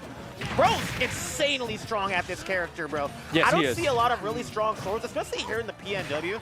But Prince showing that they are a cut above the rest. Gonna go ahead and get that down throw. Not gonna get the full combo with that forward air, but does get that very left hit of that up tilt. But we all know that it saves Duck Hunt from so many bad situations. So let's see how Prince maneuvers around this really obnoxious projectile that does so much for this character. Yeah, the crunch of Duck Hunt Dog zoning game completely ties, as you're saying, to that CAD. It comes out frame 1, so you can use it as a combo escape option, as well as set these setup zones, like hitting the CAD, hit the shield, and giving you a true grab. These tricky options are what's going to give Embo so much mileage and this percent lead at this time. Yeah, the beginning of this game is not looking good for Prince. I'm going to be real. 170 here into the can. Ping-pong you bombo combos into the blast zone. Great statement for stock number 1. Absolutely, and now we're trying to see if he can build some of that damage back up. A huge problem for Sora, in my opinion, is I think he can get kind of out-zoned a little bit. His jump is very slow. He's not that fast on the ground, and Duck Hunt has so many different ways of covering the stage with so much, just silliness and like the clay pigeon. But one hit of that forward smash will send him out of there, and finally taking his first stock. Oh, wonderful parry coming on from Embo Z on that Sonic Blade. So obviously Embo Z losing that first stock, but not fluster whatsoever. Yeah, notice like a big thing right now with Embo's game plan is he's just taking it pretty slow. He's playing at a pretty relaxed pace, and he's able to like set up these walls while he has the stock lead. But he's still able to get those cash out options, like recognizing that the side B is a pretty strict timing. He's able to get the parry. But Mio also, on the other hand, throwing out these F smashes, that's a hallmark of his play. You'll be seeing that a lot, and I'll expect to see a couple more F smash stock takes later on in this set once he gets a read of him. Yeah, a crucial factor is definitely going to be that zone break. Unfortunate there for Prince. He was trying to go for that the Thunder, but accidentally got probably a snapback B reverse. And there's that F smash you were talking about. A bit scary for him, but he's still holding on to hope. Yep, I mean, it can work. That'll kill you from that range too. So, does get hit by the can. Not gonna go out just quite yet. Sora is mid-weight, so he's got some meat on those bones, but Unfortunately, that meat's going to get seared real quick by that mighty explosion. So good stuff coming on to Embo Z, and the damage is going to start racking up so fast. From 0 to 47, not a great start, especially on your last stock. So. And you're talking about meat on bones. You're talking about racks. I'm getting hungry. Yeah, bro, I have not had a proper dinner yet. Don't do this to me. I went to Jack's Barbecue. If we're off for a little bit, Mom's Cookies, bro. There are literally GM players in bronze, bro. It's bad. Anyways, also, hi, Lefty. Oh, shit. I love doing this, man. Good forwarder coming on from Embo Z. Not a good space to be in if you're Prince. Clue, how can he potentially get back into this, man? The thing is, you have to find like an opening right now in Embo Z, and in this ledge trap situation, it's kind of messed up. You can't really neutral get up because he can ping on reaction to jump. So you have to look for these openings, like finding that pivotal grab there, but not enough to take the stock is making it a little bit awkward, and contesting that large up air is going to be a huge problem with how floaty Sora is. That's going to kill though, bringing it to last stock. It'll be really tough. You've got max rage. You get that F smash at the right place at the right time, you can absolutely close it out. But if anybody is good at that war of attrition here in the PNW, it is the man who just defeated JDV. Yeah, absolutely. And one thing about Smash is all about conditions, right? Prince has shit. Okay. That could have been really bad. What I was going to talk about is it's all about variables, right? The less damage you have, the more risks you can take. And the opposite is said for Prince, right? There is only so much he can do because anything like that forward tilt can't kill it, so he has to play a lot careful, right? So I want to see Prince kind of utilize a lot more of what helps Sora get into the game, and it might be able to play a little bit slower, right? Sora can play kind of slow, not as slow as Duck Hunt can, but once he finds that openings right, he can get that down throw into the forwarder, down throw into Nair. He can get that really good damage that Sora is known to be able to land. It's just he has to find a way to break through that zone that Embo Z is so good at playing against. Okay, my man's in master form. He's got a lot to think about here. Let's see if it actually works out on his counter pick. How do you feel, Clue, about this stage counter pick, by the way? I think going to small battlefield makes a lot of sense. You get like 2 buy platforms, and it's not like it's like a very slight like stage, like it's still smaller, but it's not like something huge like PS2. So you're able to get these situations where you can corner off Duck Hunt Dog, which is what you want, because if you're the one that's like able to push and put pressure on Duck Hunt Dog, Embo has to react to these things and get cashed out by these huge reads. Okay, we're still alive though, barely breathing, getting a little bit spicy. Not a really fast match out of that Blizzard. Not much you can do there because he's sharking so hard. And great statement and a clap back from Prince. Yeah, what a way to open up that game compared to last time, right? After getting kind of dominated during that early game, 3 stocks at 76%. Good stuff coming on to Prince, trying to get for those Sora noobs, but not working too well in his favor. And we're seeing Embo Z trying to clap back with the back air, but not gonna get it just quite yet. And he has to come for that Clay Pigeon because Clay Pigeon does so much for that character. Good stuff with the Nair 1-2. Get a little forward tilt action. Good stuff coming on to Prince. Uh-oh. Okay. A little bit freeze. What we got? Bubble theory. The bubble theory. Not the bubble theory.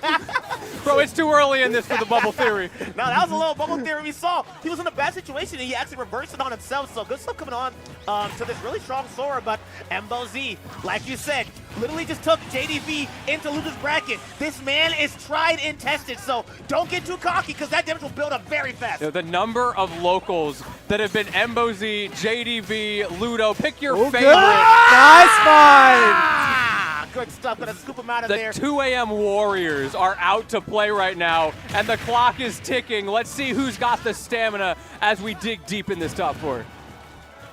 Okay, we're trying to take a little bit of Prince's playbook right there, looking for an F smash. Yeah, see if we even it up real fast, but okay. Get over up air, it's enough. Okay. Wow.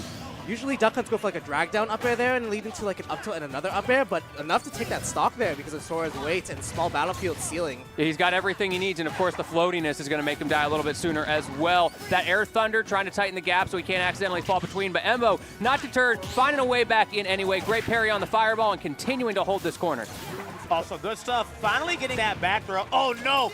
That can nearly getting him in trouble, but we see that Prince is back in that stage control situation.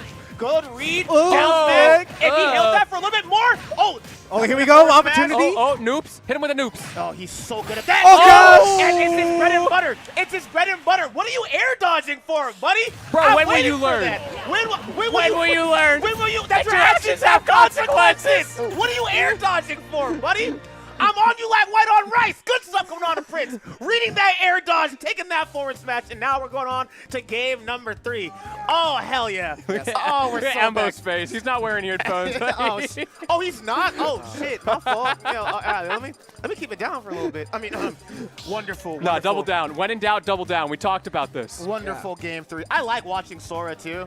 Also, I wanna see the chat. How y'all doing on this wonderful Saturday night? Speaking about beans, that was a little bit of an awkward situation there. You talk about the rice, the red beans on rice there. With the can, when you ping it, there's like a small detonation time where like the next thing that hit it like won't detonate it. And that F smash, because of how like the can was sent out, was able to hit, and you weren't able to get the collat knockback to live.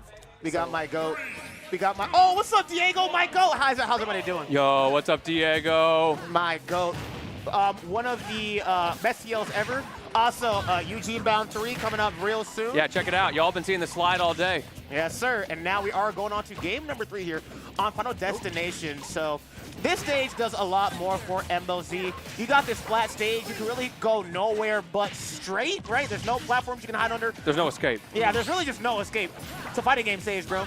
Yeah, I like this counter pick a lot because we saw Prince getting a lot of mileage out of those Nair nukes and like extending them off platforms to get early kills. Embo just wants that flat stage. I have all these zoning tools in the world. I'm going to make it an obstacle for us to get through. And Embo's doing a really good job of mixing up his mash timing to be able to get out of that blizzard without getting punished by Prince. Meanwhile, the percents are staying close, but I feel like Embo is kind of controlling the neutral when it comes down to it. There's definitely like a tempo shift that's going on. Like Prince's character has a stronger punish game. Like Embo is able to nickel and dive you. If you win more neutral openings, like eventually it is enough to take a stock with just a solid can or an up air. All right, how are we going to use this Thundaga? He's going to want to get him into the corner, see if we can get that back throw. However, Embo not letting him stop. 95% on this guy. He's looking pretty healthy, honestly. Okay, able to live it down throw up air. But he's got like a smaller ceiling, but is able to live because of set. Ooh. Oh, scrambling. Yeah, both these pairs are trying to find their openings right now, but it's a little bit of spaghetti going on. Yeah, I don't think anybody thought that they were going to fall out of that up air. Nice. I really thought that was going to get the kill there. Like, you know, about 144%. He was high enough, but the game said never mind. And actually going to kind of kill himself a little bit. But hey, you know what? Like I said, variables. He has more to lose this situation, right? He puts, you know, Prince in the triple digits. Losing that stock, not that bad of a trade in my opinion, so. Now, he was just blast zone canceling. He wanted center stage. It's all about that stage control out here on FD. He wanted that health back, bro. yeah. Yo, give me that. Yo, full heal? Yes, please. Yeah, there we go. See? You tell me I got 3 of those? I said, I'll take it. Cat going up. Okay, Fair is able to cover it, but not enough to take the stock. We see that beautiful F tilts. Okay. Something I've been noticing with these top players in Washington is all of their characters have good F tilts that hit the ledge. Like we've been seeing JDV punching with the boots. Duck on Dog has got that luck coming out. Toon Link, we all have seen Toon Link up tilt defy gravity on us. It's such an important tool. Now we got Fire Aga on block. I'm really curious what the RPS is going to be here. The reason we saw that crazy Fire Aga into down smash read was because usually you go to Fire Aga into grab. So he's trying to bait him not to shield. And then, unfortunately for him, Embo's like, nah, I'm going to keep shielding. Okay. Okay, I'll take it. Damage is damage. Oh, not that kind of damage, though. Oh, okay, a little wrong bit. character. It's okay, we're not playing Rivals, so that would have killed. Oh, don't get us started. You're talking about moves that, like, poke the ledge? Ooh, I got the game for you. That would have been a purple screen right there if this was right. Oh, he could have lived that. Yeah, he could have lived that. No purple no screen. Purple screen. He could have lived. He could have lived. Bad DI. Bad DI, buddy. Good stuff coming on to Embo Z, and like we said, this man is just tried and tested. He's been playing this game. He's been in these top 8s, these top 4s, these grand final situations. The 2 a.m. trenches. So he's the mud, water, the mud. dirt. He got out the mud, bro. It's the 4 elements, except they're all dirt. They're all dirt. They all combine to create dirt. So Embo Z he's been in it, bro. Wasn't there that one episode of The Last Airbender where they tried to do all the elements together? Yeah. And it was just mud. Oh, we got Goofy Sora. Interesting. Okay. Okay. We're going to Timeless River. I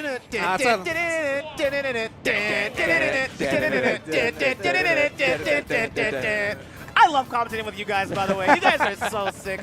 All right, now, this could be potentially the final game that Prince plays in winner's side, unless he can prove it right here. And we are on home field advantage, so let's see how this plays out. Gonna double jump out of there. Very rare case to see, because Sora's double jump, like I said, is not that great. So, and 97% off the board. This is not a good start for your Sora. You're fine. You live everything. Yeah. Oh, okay. Trying to attempt to get another F Smash cash out.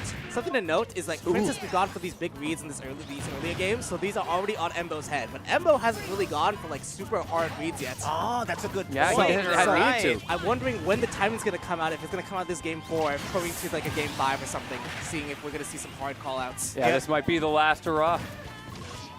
And I guess you're right too. I mean, it only works on a top player like Embo for so long, right? I'm not saying they're scrub killers, but you can only do the same thing over and over and over again. I'm sure by game 2, Embo in his head is like, okay, don't air dodge as much, right? Because he's waiting for those, right? Avoid this, avoid that, and we got it. Duck Hunt has such a big bag of tricks, and Embo is a master. Get up attack. Good lord. Are we back to playing ping pong? My man's playing a one-player game sometimes. He's got a puppet character. He's like, fuck it, bro. This man's Zato, bro. Like, he's good, bro.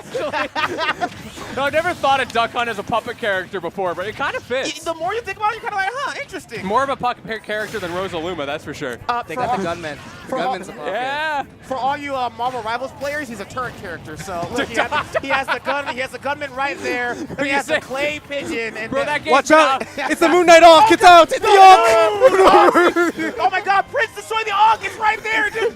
I like how you refer to Marvel Rivals players as if they're all like a separate genre and that game hasn't been out for a month. Hey, I don't talk about Overwatch here. Oh, good lord. Okay. Really good stuff avoiding that can. I don't know if that was proper DI, but, maybe the gods of Smash are just watching over him for a little bit.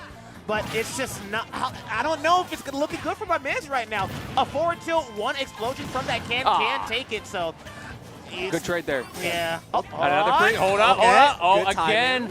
It keeps being a little bit too soon for Prince. He's going to have to find that adaptation sooner rather than later. And once again, the puppet characters reign supreme. Hogan's Alley, canned beans, whatever you want to call it.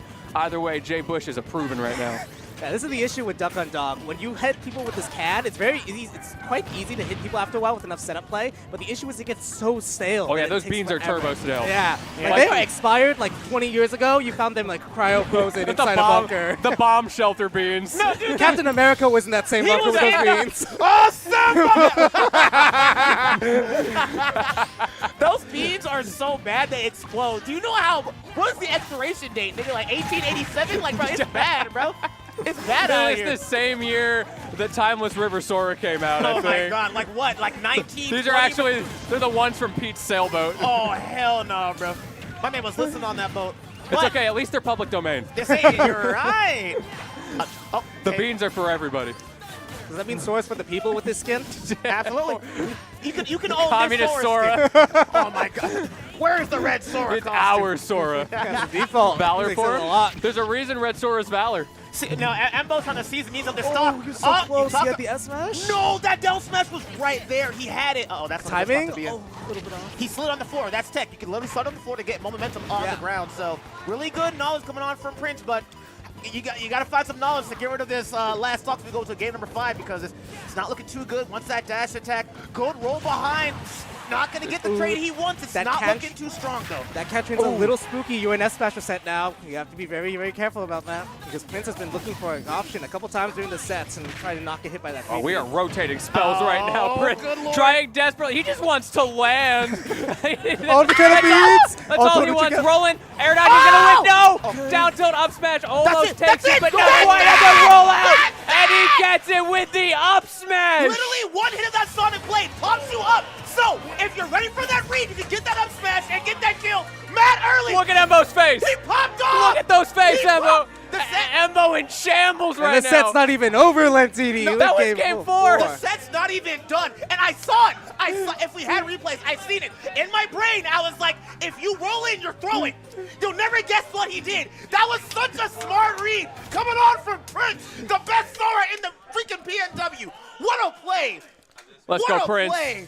I see where he got that name from. Oh, my God. We don't need shades of purple. That's all you.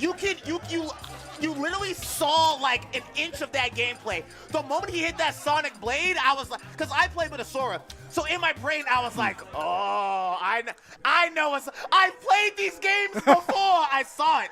I saw it coming, so good stuff coming. We're back. All right, that's just game 4, like you said. Mio with the pop-off. Embo absolutely terrified by the potential outcomes that could come out of this. We're going back to Timeless River. Here's the thing with these top players, though.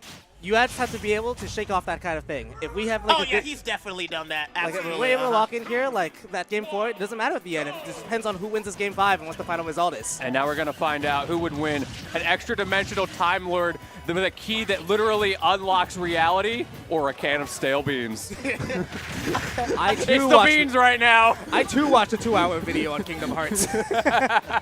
So the lore of Kingdom Hearts is there's this guy named Sora who's not actually Sora. Once they introduce time travel, like, I'm just going to play the hack and slash and have fun. I don't care who Xehanort number 12 is. I'm 24 right now. I can't wait for Kingdom Hearts 4's first trailer when I'm 87. But you're such a little baby. I know. That was so good. He was able to recognize there's a set timing you have to do in between his Sonic Blades and just drop shield F-tilted, have the awareness that that was a true punish. Not many people would know that in those situations and have the wherewithal to press the trigger at those timings. Prince swinging quite a bit here, but he's kind of getting away with it. That's the beauty of Sora. He's so safe on shield as long as you execute properly. The downside, of course, being sometimes you get juggled. Yep, you get juggled, your jump's not that great. But other than that, that character is very slippery. And his hitboxes are deceptively long with that back air. Nothing long about that, but we'll definitely send you straight to the blast zone. Embo Z now needs 2 stocks away to enter grand finals and send Prince to the loser's bracket. And the way this damage is piling up, he has a mission, and he's ready to execute it right here, right now. Oh, hit him with the chicanery. That's a kid. Just a little bit of skullduggery on top. The tomfoolery. Duck been taking lessons from Goofy right now because he's able to take complete control about this against Walt Disney Sora. Donald, where's the heels, Where's man? the cease and desist? Donald, Forget the heels. Donald, heel Prince, Donald's off in the corner. He's still trying to fight This that ain't no first Disney enemy. princess movie. There's no nobility. Oh, wow, he was able to live that. I mean, I guess that makes sense, right? Across the stage, drag him off the blast zone, good stuff coming on to Prince. He still has some fight left in him, but Embo Z is just like, man, I just need 1 more stock, bro. That's all I need, and you're out of here, bro. This is a pretty big stock lead right now, especially against a character like Duck Hunt Dog. When you're able to make these walls and you're playing like a floaty character, it's hard to like sneak directly in. So you have to be really smart, try to find some patient openings, and like try to capitalize on some crucial mistakes. Oh my God, is that my friend Tony? Hi, Tony. Yo, let's go. Falling up air is going to kick, just grabbed in neutral. That is crazy work from Embo. He has downloaded these approaches from Prince so hard. Oh, wait, hold Can't on, download that, though. That just always works. Yeah, Fireball grab. Nah, we know we can air dodge there. We're not pressing can there and giving it up. A little overzealous there, but you know what? When you're back to the wall, he wanted the fattest roll there, but obviously Embo not going to swing there. Once an up air, definitely with that clay pigeon. What's the trap looking like? Gets that forward throw. There is no. Oh, DMX! Right. That was so smart. I don't know if anyone else paid attention to that. The thing with Duck Hunt Dog down throw, there's technically no true combos about it. But if someone DIs in on down throw, you get true combo by up air. And that's the thing. And you had that can behind you in the back. If you hold in, you're afraid that you're going to get into that can and take more damage. Yep. Everyone knows that. Go, you're holding in. I'm going to down throw you real quick. Up air, take that stock, cash it out. We didn't need to hit any F smashes like Caught you slipping. Did. Yeah. He literally used his own fear against him, right? Because even with forward throw, you want to be sent more upwards. That way you have a little bit more of a chance to live. And like you said, right? You know the can's over there. I know it's over there. You're going to hold it in to try to, I don't want to get hit by the can. Wrong answer. Down throw. You held in. Yeah, see ya, buddy. Let's Your go stock is gambling. gone. Yeah. Dang it. Dang it. And that's kind of what Duck Hunt is. He's just kind of a let's go gambling character. And Embo won the draw today as he is now in grand finals of Requiem. And unfortunately for Prince, gave it a good fight, but he is going to be in loser's bracket right now. That's not over yet. Yeah, he is in loser's finals, which is good. Yeah. So, no harm, no foul. But it's amazing how fast and aggressive that set was, considering the characters we saw on screen. And I can only hope, because I'm looking at who we got coming up next. It's Ryan, it's JDV. Let's hope we see a little bit more of the same, but we might be slowing the pace down a little bit. It's time to chill out. I'm sorry, I got to say something real quick. Juice, fuck you. I literally posted it that we're commentating on our Instagram, and one of the really strong commentators in our scene, his name is Juice, wonderful guy. He said he's watching me, so Juice, if you're watching That's not this, a real person. Oh, you're right. AI-generated person. You could convince me, bro. Juice, if you're watching this, I appreciate you, man. I'm glad you're watching this really awesome regional. If you guys just tuned in, you're watching Requiem. Final send-off to Goose. Really wonderful guy, and we're happy to, be doing this for him. But if you're not Juice, hello. If you are Juice, I hate you. So I'm sorry, I'll let you continue. Arbiter, I have some bad news for you because I can tell you there's been some storyline with these two. So Ryan and JDV have been playing a lot, and for a long time, Ryan has had JDV's number on his Pac-Man. JDV. So I got to watch this. I got to watch this actually. Oh, you have. You know what's crazy? JDV Sonic is not that campy. No. Yeah, it's not. It's less campy than his Pac-Man. Yeah. Like, he doesn't know what to do if he can't run away and charge something. Yeah. So he gets spin dash charged. He's like, well, I guess that's Galaxian. I'm going to go in. Sonic doesn't have a fruit, so JDV's like, shit, I guess I got to approach Oh, there him. you go. I mean, you run up, Dad. What are you doing, JDV? That is not the character with the safe dash attack. That's your other one. He's changing the. In what world, Lefty? In this world. In this world. So I was talking to JDV about his Sonic earlier this week because he was trying it out at Smash to Pieces. He ended up losing that set, and he feels like a lot of his issues are SDs. We almost saw it there, and he thinks that if he can just get a little bit more consistent over the long set and not SD, that might be what puts him over the edge. I mean, he's so used to having like a character with like one of the best recoveries in the game, and then Sonic's recovery isn't bad by any means. It's just But comparatively. Sonic's recovery is still insanely good. Yeah. It just, there's like some things, like if you lose your jump and you forgot about it, it's like, oh wait, I'm dead immediately. Yeah, you have to be comparing it to the character where he will literally run off stage intentionally so he can charge fruits and then come back. Yeah, Sonic can't do that, unfortunately, so gonna have to play a lot more careful, and already losing that stock. Good stuff catching that jump. Forward smash, not gonna land, unfortunately, but good pickup on that forward air, knowing he's gonna try to, jump in to get back on stage. So. That's another thing I'm intrigued by, seeing him immediately going for a forward smash at ledge, because on Wednesday, one of the notable things about JDV's Sonic was that he wasn't going for those traditional ledge options. He was going for more ledge tracks. Yep. Maybe he's gonna keep it more simple, He's like, okay, why do all this when I can just giant fist? Yeah, and like the thing with two, like when you play against someone for, oh my, that was insane the amount of percent that just got like set out in 2 seconds. Oh! He's been going for that all night. I saw him do that against Ludo earlier today. It's so mean. 50% in like 1 second. It's insane. Dude, the chat is like, I hate both these. Not I hate, they're like, I want both these people to lose, bro. He's like, these characters are both evil as shit, so. DQ, you won't. Okay, spin dash, going for the fair. You have an opportunity to go for a nair there, but probably wouldn't have killed Snake, so I like he's setting him off spring trolling. stage. Okay. Okay. Down smash. Yeah, put the splits on him, I guess. Okay. Calisthenics. We're ready to split the stock and go into the next game, but we're still going, and that F-tilt's going to get denied by that grenade. Latini, what do you think about this situation? What would you do if you were Jose? I would go to character select. I'm going to be real. This ain't it, Chief. In my honest opinion, I think he should just go Pac-Man.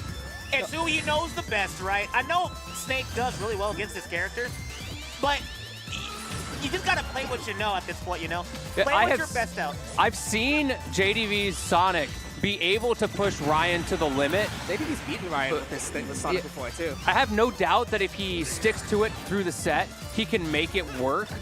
But given how badly this game started, I'm not convinced it's the right choice. It's so hard to know. But you can also look at the long, bigger picture. What about the next tournament and the next tournament? Should he thug it out with the Sonic and try to improve in bracket? That's true. Sonic, it's like the series, Like sometimes you might have some hiccups, but we'll come back. Or we'll have some good movies. Look, this is his Sonic 06 era. Oh my God. It's okay. Sonic Generations is coming in like 20 years. Dr. Eggman looked a little different dropping that C4 there. That's what he was missing. I'll never forget when I first saw the first Sonic movie with all my friends, and Sonic I think he tripped on a fucking explosion, and all my friends were like, oh, he got hit by C4. We were like Super Smash Code at the time, so it was like really, at the really time, funny, bro. I mean, I'm a rival build, so it's over. So you're thinking Squirrel Girl there? Yeah. So what happened was there was a penny mine over there. Oh, true. And Ryan put a web over the penny mine. I'm so confused. And when the penny mine gets hit by a web, it turns invisible. And JDV didn't see it. So now I don't know what they're JDV talking is about. actually going as Squirrel Girl, right? JDV Cloak and Dagger ulted off the mines. You're right. What is happening? See, you understand it. You get it. Someone hit me with the Google Translate on that. No. We can go TF2 if you want that. Does that work for you? No. I can go back in the I feel like genre. that's probably worse. Could you hit me with like a Them's Fighting Herds equivalent or something? I don't know. You know what? I got you. So in Elden Ring terminology. Oh, oh, he's Rykard. Because snakes. There you go. I get it.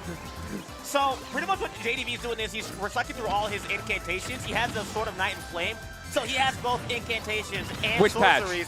With the patch, that's right. So he has a lot of intelligence, but meanwhile, you're just going with Ryan, who's a pure incantations build, but he's so good at it, and he also has some really good, close range options too. So is each stock New Game Plus? Yes. He gets more powerful. No. Each stock is how much, not embers. I forgot what they're called in Elden Ring. Embers, F it. So when you lose 3, you're just cooked. You're normal. You're just normal now. So. He's got to hold. Oh, there you go. There we go. See? It's his dead mouse era. No way. and this is what I'm talking about, right? Even though you're not really too sure about the matchup, it's what you're good at. Now, obviously, Ryan's good at, that up tilt. He's really good. Really good at that. My favorite snake to watch is Arpeggio because he covers up tilt with up tilt. Yep. If they shield it, guess what I'll do? I'll up tilt it again. Really good coverage on that jump. Ooh, 21%. Taking that C4, it's going to be a lot of damage. So even though it's a lot of damage, he's still making sure that he's trying to keep it in his favor, right? Not unfortunately, he doesn't need to. Has Galaga in hand, gets a lot of damage off of that up air. Good stuff. Aware of the C4, not going to let it get to his head. Good stuff coming on to JDV.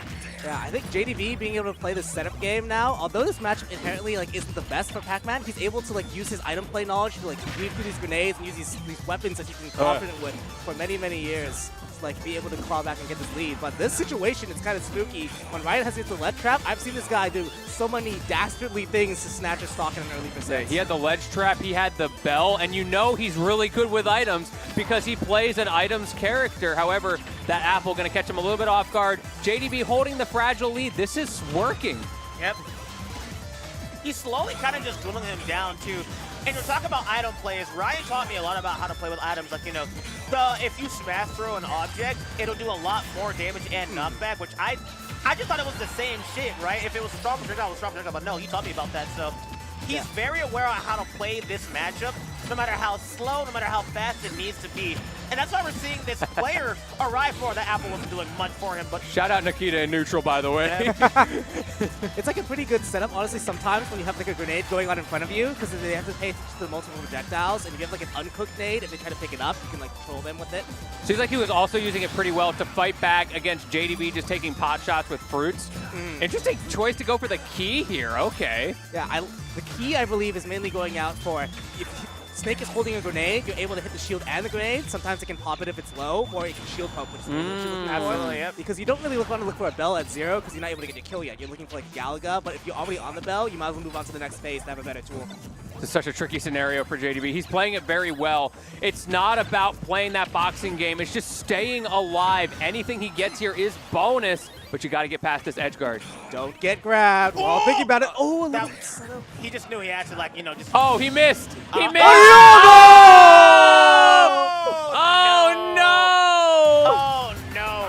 His play was so smart, he fucked himself over. That's insane. 200 IQ. JDV did it on purpose. Check the VOD. Ryan was at the trampoline zone. He missed. Y'all saw the wink at the camera. Trampoline zone. At the trampoline. Can we play some dodgeball? We're playing Right, okay, you're right. They're getting tossed to each other. The world's most dangerous game of dodgeball. That whole game, unironically, was just dodgeball, except one explodes you and one kind of curves up and down. It's like the Looney Tunes dodgeball. Yeah, facts. He throws it and it does a loop and then it still hits you. Why does JDV have 7 different dodgeballs? It's kind of weird. Yeah, that's not fair. I mean, to be fair, Ryan has a dodgeball that he can control, and if you get hit He's by that it, kid who would hoard the dodgeballs when you were playing in gym class. AKA me. That was me. Oh, you were that guy. They dodge everything like the Matrix until everything's on their side. If they can't throw it, then I don't have to dodge nothing, bro. So real. You played timeout dodgeball when you were in high school? That is crazy. Yep. No wonder you play Ultimate. It all makes sense. Welcome to the PNW, everybody. I'm a Link player too, nigga. I can't be able to smile on my face. He got that time-activated dodgeball. Sir. Also, let's see now. Oh, wonderful back air as well. And I think we're trying to see JDV. He's very aware that Ryan wants to get back into this game ASAP. Good tech as well. No forward smash. Oh, wow. Ooh, way in roll your straight head. into Get out that. my head, Charles. Yep. Hey, you know what? I'm just happy to see JDV not neutral getting up. Well, It's okay. He didn't get punished for it that time. yeah, that was a good time to do it. We should do it 5 more times. Yeah. Oh, the S smash across the stage. Is every player like Prince was going for that, and like now JDV's going for It's that. the new meta. Yeah, these S smash moves on these characters might be good. We love belligerence out here. Belligerent? What a word. What a fucking word, dude. My man feeling chilly with it. Chili? Like the restaurant, my nigga? Like the Baby back rib. I'm on my baby back. I'm thinking about your barbecue now that you're eating for dinner. Oh, and there's that Pac-Man dash attack being safe as all get out, so. Oh, really smart. You actually canceled the first few animations of Nair that was left.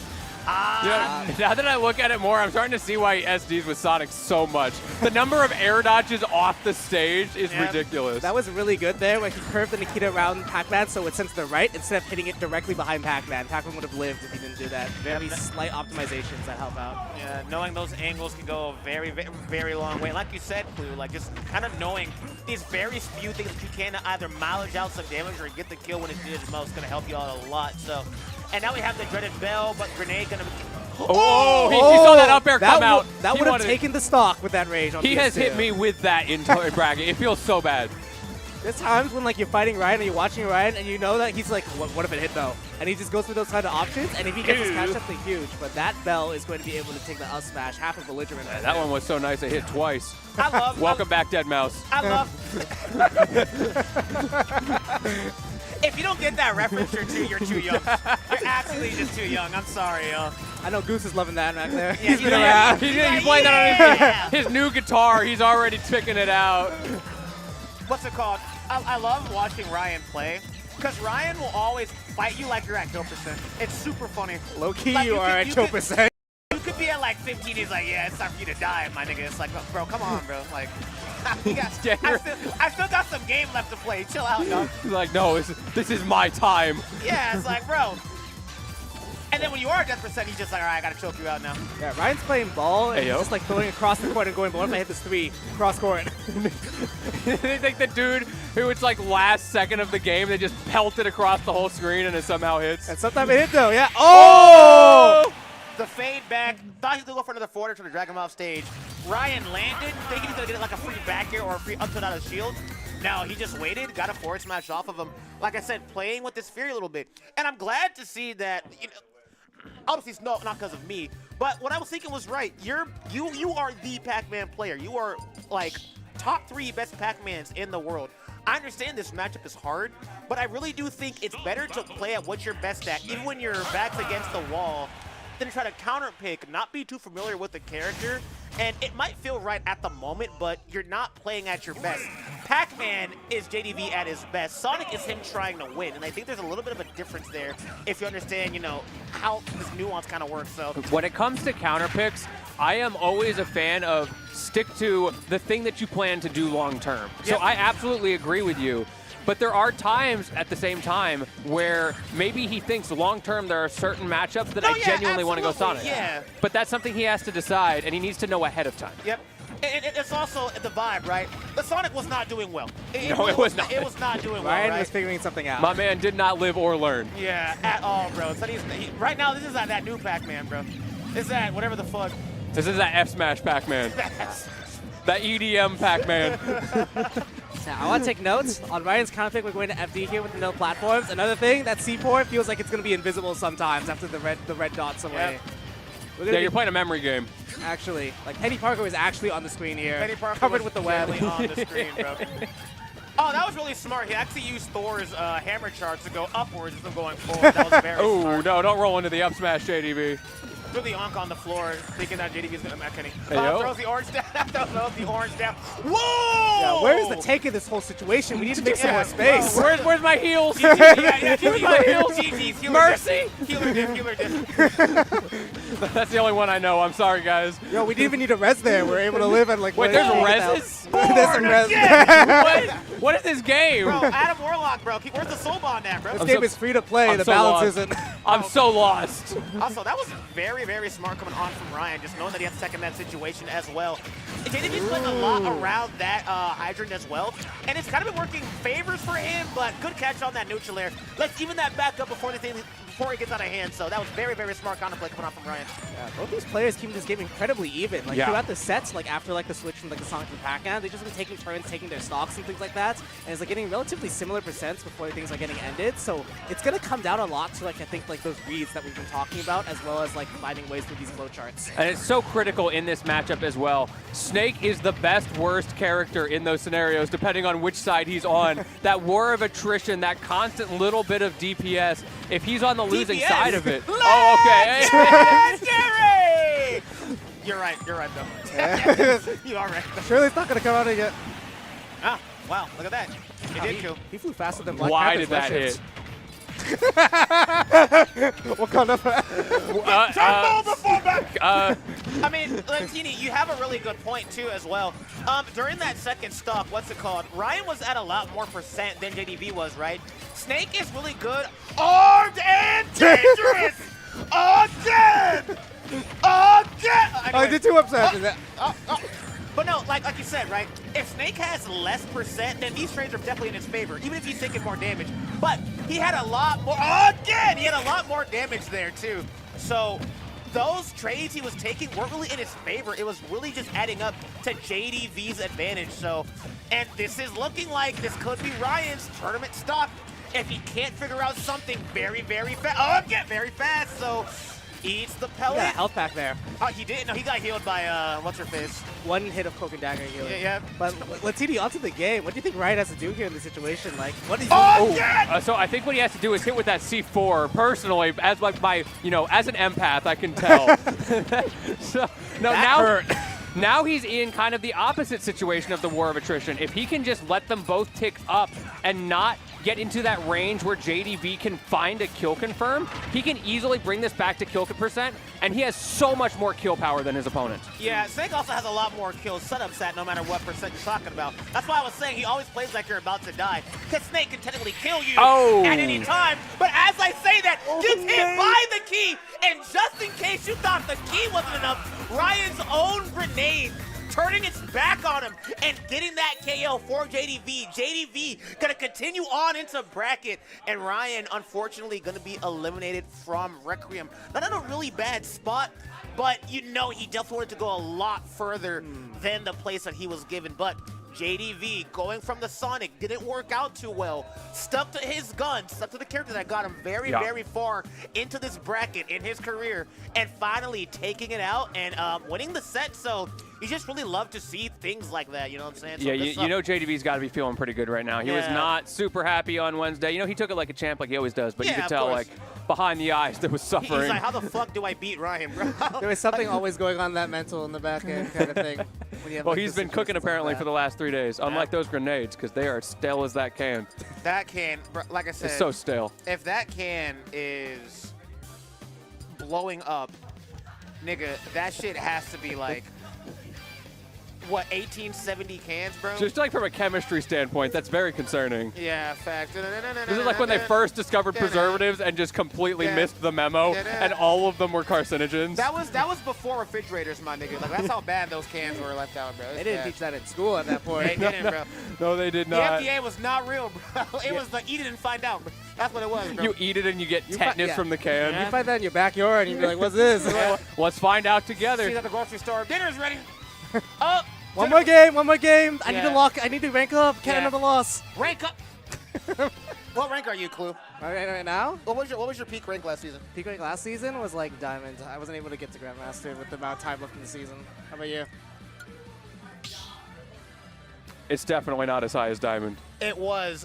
Oh? I peaked Diamond 196 out of 100. Oh, I'm sorry. Did you get like the last second? Like it was like 3 minutes? No, bro. I got Diamond 196 out of 100. 3-game loss streak. Was not able to recover ever since. Pain. Life is sad, bro. Hey, the Moon Knight skin though. That's right. I did get that Moon Knight skin. I'll tell you what's not sad, bro. We got my boy Prince. Yeah. Speaking of gold, we got Pac-Man on the screen again. Ah, yes, sir. My goat. And we're gonna get right back into it for this top 4 set. Rocking the Sora, rocking the Pac-Man. He's feeling good about that last win. Let's see how can Prince adjust. Fun fact, Prince lost his first set against Embo Z in top 4. That is wonderful, but let's see if he can go a little bit further. Try to go for that jab, which actually has a hitbox that sends you downwards, so really fun to see. And you saw Prince try to get a little bit of that, but not going to work on his favor. Ooh, the run-up F-tilt there. Just the pressure from JDV. He's kind of going in right now. You expect in this matchup that you're going to see him trying to find ways to charge those fruits, but it's easy to forget this character can box. Ooh. Oh, it's interesting that he's going for the scrap man perspective right now against the sword, but he's getting stuff like that parry down smash. Holy shit, Mewtwo King! Holy shit, Mewtwo King's watching. Yeah, that is Mewtwo King. Holy, hi, yo, what's up, Mewtwo King? Awesome, what's up, Diego? Okay, ooh, nice grab of the bell. Let's see what you can do with it. Well, unfortunate drop there. Sometimes that just happens. It's RNG, and it did not go his way. Okay, just a little bit of percent off. If you had like 100% range, that might have been able to kill. But second lease on life is definitely what you want as JDV. Bell in hand. Oh, back throw. Gonna put him off stage. What are you cooking up? We're going for the bell again. Didn't work last time, but forced him to not jump. But not jump. He's like, okay, bet. I'm a swing. Not enough. We gotta get it to that corner. We're gonna be able to live, but we hit a bonk on the side B and too long. Mio! Yeah, taunt on him. You earned that. He's so sick with it. This man's tricks are so good. Of course I am, Diego, but his tricks are so good. I thought that Nair 1-2 up B was going to kill, but taking him off stage, having the right spell at the right time, who needs a spike? We could just freeze him, and that match was not fast enough whatsoever. Okay, back into this position. The thing with JDV right now is just trying to look for time to set up a bell, but Prince is just on this onslaught, able to keep you in the corner. You don't got time to breathe. Watch I'm that still Thundaga. on you.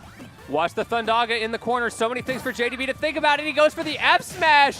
Could have punished him a little bit harder. Wait, we got Oh, a little bit off. Hey! Nice tomahawk grab. I like that. He thought he was going for another Nair, ready to shield that, but no. Prince playing in his bag of tricks right now.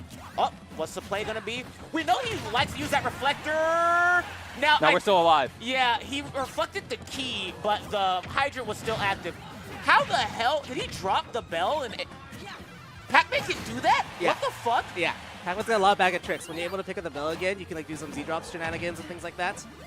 And it's able to set up those situations. And at Apple is going to be just what the doctor recommended to get that stock lead. Well, good to even out Yeah, the stocks. 131 though. It might not be long for this world. This is the test of JDV. Can he manage to find a way to just stay back, figure out how to get his win condition going before Prince closes out this stock and gets the momentum? Yeah, and you're seeing he's trying to go for that Galaga because he wants to get as much damage off Prince as possible right now. Trying to go for a spell or two, but not able to get anything right now. There you go. Forward, just the raw forward smash. He knew he wanted to jump, go for a forward air, but JDV recognizing that, it's like, I'm not going to let you get your win condition. And now the damage is going to build up very fast. 48%. Forward to the ledge. Gets hit by the fire hydrant. Passes up the strawberry, but it's not too late. He just took so much damage, and that amount of hit lag you have from hitting that hydrant, it's not going to be good for you whatsoever. And JDV is sharking. He's like, yeah, nigga, roll forward. But doesn't get the kill just quite yet. And now we're still looking, but Prince has to play very carefully because JDV's kind of cooking right now. This has turned around so quickly, so drastically. All of a sudden, it's a last-hit situation.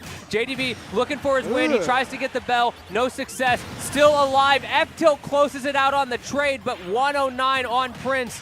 You're going to need to upgrade yourself to a king if you want to make this happen. Ooh, I like that. But with that looking for a promotion right now, JDV is able to take a lot of these tiles right now, and he has the key in hand right now. It's not going to kill center stage. If we're able to push Prince over to the ledge, we might have opportunities, but Prince is doing a lot of damage with these Sora moves. This character was a Final Smash 2 character, which means all my raw hits and combos do massive damage. Going to use some of your own against you there as well. Tries to bait him with a down smash. You're stuck in the corner. F-tilt not going to connect this time. Safe roll onto stage. Both these characters are looking to nair each other right now. Get it off.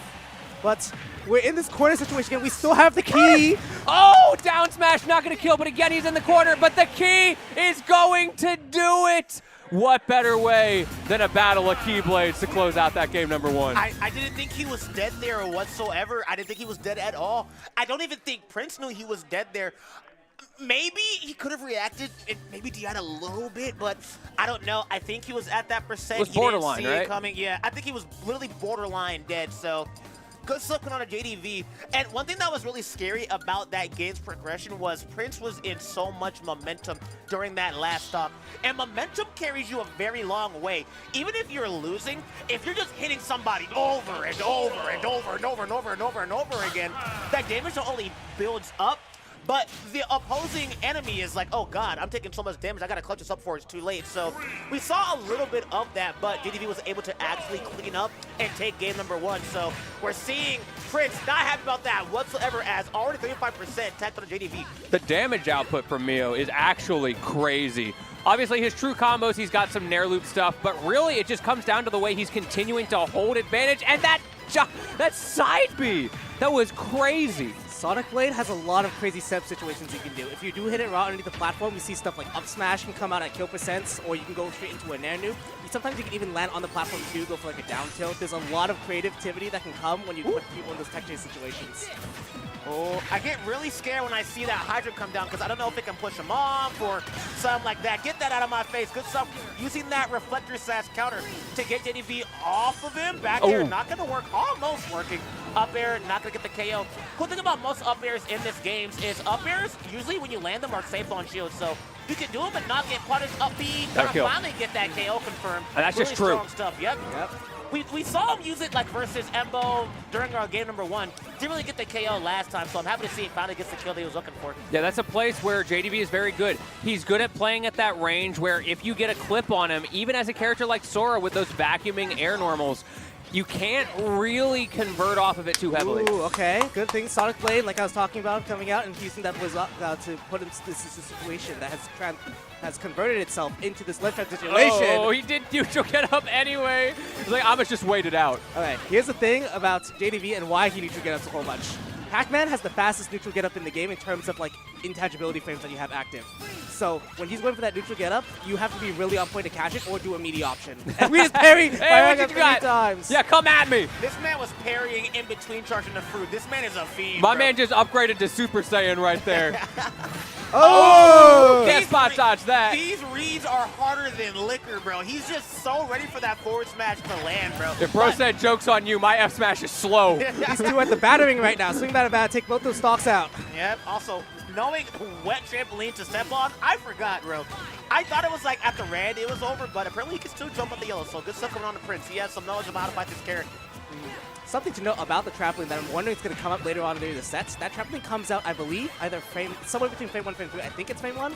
But what you can do is with these tight Nair noob combos, I wonder if JDV is going to try to mash up out of them at some point. Ooh, I love that wait. Oh my god. Good patience from JDV, not letting himself get burned out there. Could have easily been stretched into the blast zone. Wait, we got a bell unlock. Okay, nothing big coming out of it in the situation, but you're able to disengage and get rid of that bell out of the equation. So JDV still has to charge another one, giving you some room to reprieve.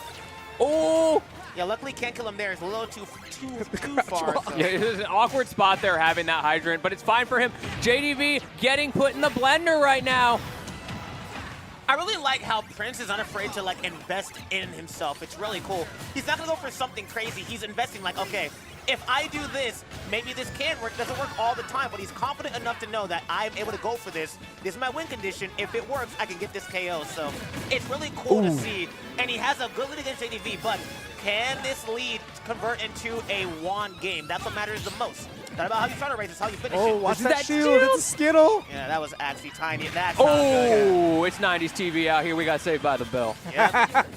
Now we got the Galaga ship. Has to be careful. That damage can pile up really fast. Oh, you were saying? Yeah. JDV space invading right now. It's okay. We got the fireballs on lock, but we saw what happened the last time. JDV got a little bit of momentum. Can he do it again? That Nair going through the Galaxian, the big brain from Prince, rivaling that of JDV. Gonna be a bit of a scrap at the end of this. He got the sour hitbox with that up smash too. I think that up smash is 2 hits, so they really get the strong. That was so smart. Despite not getting that up smash hitbox, hits him with the freeze, hits him twice, knew exactly when to hit that forward tilt to get that KO. This is my first time commentating for Vio, and it's I so gotta hype. say, it's cool. To say I'm impressed is an understatement. This man is incredible. Bro buckled his shoes with that one. That was crazy. 1, 2, buckle my. I mean, real though. He actually kind of did though. He hit him with the 1-2. Oh my god. This is actually really exciting for Prince, and I'm thinking about it. So Prince is from SOA, and then recently I believe he's had his highest placement on the Western Washington PR. And then now he's getting an opportunity to win, I believe, his first regional potentially. That would be insane. And the last Goose one, and like we've seen JDV at all these Goose tournaments. He's been like the winner of like a whole bunch of them and things like that. He's Number one like a couple times too. Yeah. I like to call this man the wall of PNW. So Prince is currently challenging our king at this time. Yeah, that's true. With this line of succession. The wall, the king, whatever you want it to be. Either way, let's see if Gorbachev can knock this one down. No way. Some of y'all also too young for that one too. Oh. Okay, we got an early trying to get an early combo starter. Not really get too much, but as I lie, we get 50% of the classic Pac-Man aerial scraps. They're kind of a spooky spot there if you're JDV. Like, you do a run-off double jump forward air, and you get a little bit of extra percent, but now you're off stage without resource, and Prince is going to be hounding. Okay, good parry. So many parries from JDV in this set. Can we just talk about that real quick? JDV is actually, for a zoner character, I don't know why this dude practices his parries as much as he does. He's so good at it. He's so good at parrying like almost everything, bro. Here's the hidden lore. JDV's first characters you want to get good at in this game, the Shoto characters. Ryu, Ken. Everything makes sense now. Yeah. Then it was Joker, and then it became Pac-Man. That makes sense. Oh, I remember the Joker. He had a wolf in there as well. Bro was searching. Ooh, speaking of searching, Prince searching for a defensive option, and JDV's like, nah, I'm going to float down. I'm going to do my own thing. Nice. Nice turnaround grab, able to set up this situation again. We're going to look for a smash attack. Ah. And how much of a commitment that down smash is to shield too, and you know, you don't want to get hit by that bell. Sora has it. Goes for that forward smash. Sliding into those DMs as well. I always love how he uses that hydrant little push to get himself, especially with throws into the corner. Okay, we have this. Get the thing again. The thing with the hydrant is when you put it up, down, it's like a wall you kind of have to respect because Pac-Man's going to be able to hit it and off the bat, or it just like makes it so you can't just run straight through. That was so scary. It like hits the shield and goes into slow-mo. That was kind of wicked. He was defying gravity right there. Terrifying. I get it. Whoever said that, I love that reference. Oh, we took the trampoline. Oh my God. Sometimes you got to fall back to earth. He's so smart, dude. And Sora's one of those characters that you don't really have to fear if you miss or not, you know? Because he can make it back. And Sora's recovery is wonderful. He's like, I can go down there. I can kind of challenge you down there. Good catch. And he's also so good at knowing when to catch those bells. What a trap setup that was. He has the freeze, throws the bell, puts you in between a rock and a hard place. Such a smart play style. But JDV is so used to canning this play style. He wrote the playbook. So most of these traps that Mio wants to go for, JDV's like, I've seen this already.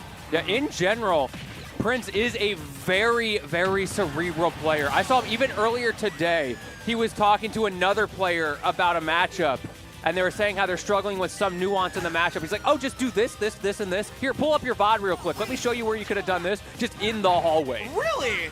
Had nothing to do with his character at all. He just knows that My stuff. man's like, he's playing Tekken. Like, oh yeah, just do this, bro. Yeah, I got 17 PhDs just down, this. just down forward, too. Yeah, come on, bro. Oh, back air? Okay, it wasn't high enough. Okay, good reversal with the down air. We take any bit of space that we can get, but this Sonic Blade's going to get the full three-hit combo. That looked cannon. Okay, you only get one. I died there. No, you got your one. Yeah, he did that earlier. Yep. JDV is like, no, don't do that. A JDV never forgets. Yep. Like an elephant, bro. Telltale Games, he'll remember My this. man's a Locks player. He just doesn't know it yet. Meatball. I mean. He is the meatball. You're right. This is that new Pac-Man game. Y'all see that? That was crazy. That is not Pac-Man, bro. What is that? That's Dark That's Souls the 4, Enigma bro. right there. The Enigma? Okay. Oh, bro. Oh, wait, no. Why I think he crouch canceled that, so his stun was way lower. He must have gone and initiated crouch. If he did, that was crazy. If he jumped, he'd be in the air, and in the ground, that'd be way more stun. There's no way that was on purpose. He was trying to down tilt him, right? He crouch walked earlier in this game to like early in the set to microspace. So Did my man just parry a get-up attack knowing it was going to work and then just back throw him? He's built different. He is built different. Cerebral. This man's Charles Xavier, bro. But we always crazy. talk about how smart of a player JDV is. Maybe he's finally met his match. Battle of Wits coming out right now. Yeah, they're basically playing chess.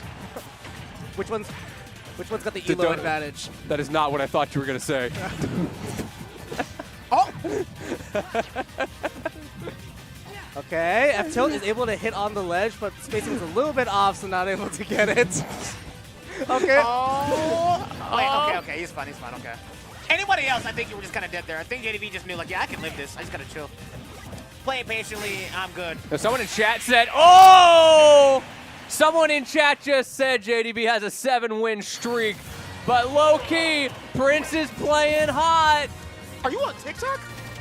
Oh, you're on Red Note.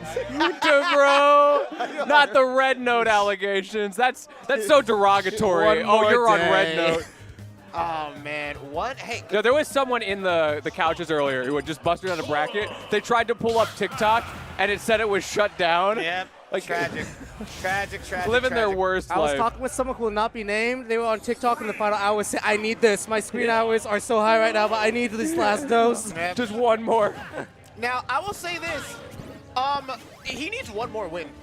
And he beats JDV. I don't know if it's for the first time, but for a regional, this is a big deal. Yes, especially with the stakes right now. Yep. Yeah, and it means a lot for rankings as well. I mean, there are 200-something people in this building. Yeah. Running through all these people and loot. Oh, have to be careful. Yeah, don't get hit by that or else you will die. That he could have been very, very dangerous because if he gets that down, it stops like all of the momentum that you have when you get the counter. So if that sword didn't hit, okay. Weird trade, but hey, we take those. Okay, I like that adaptation to get rid of the fireball. That's something that is so hard for, honestly, most characters to deal with. So to just trade it out with a forward air, which is super lagless on your approach, works out pretty well for him. Goes for that Thunder setup. It almost guarantees that he has to recover low.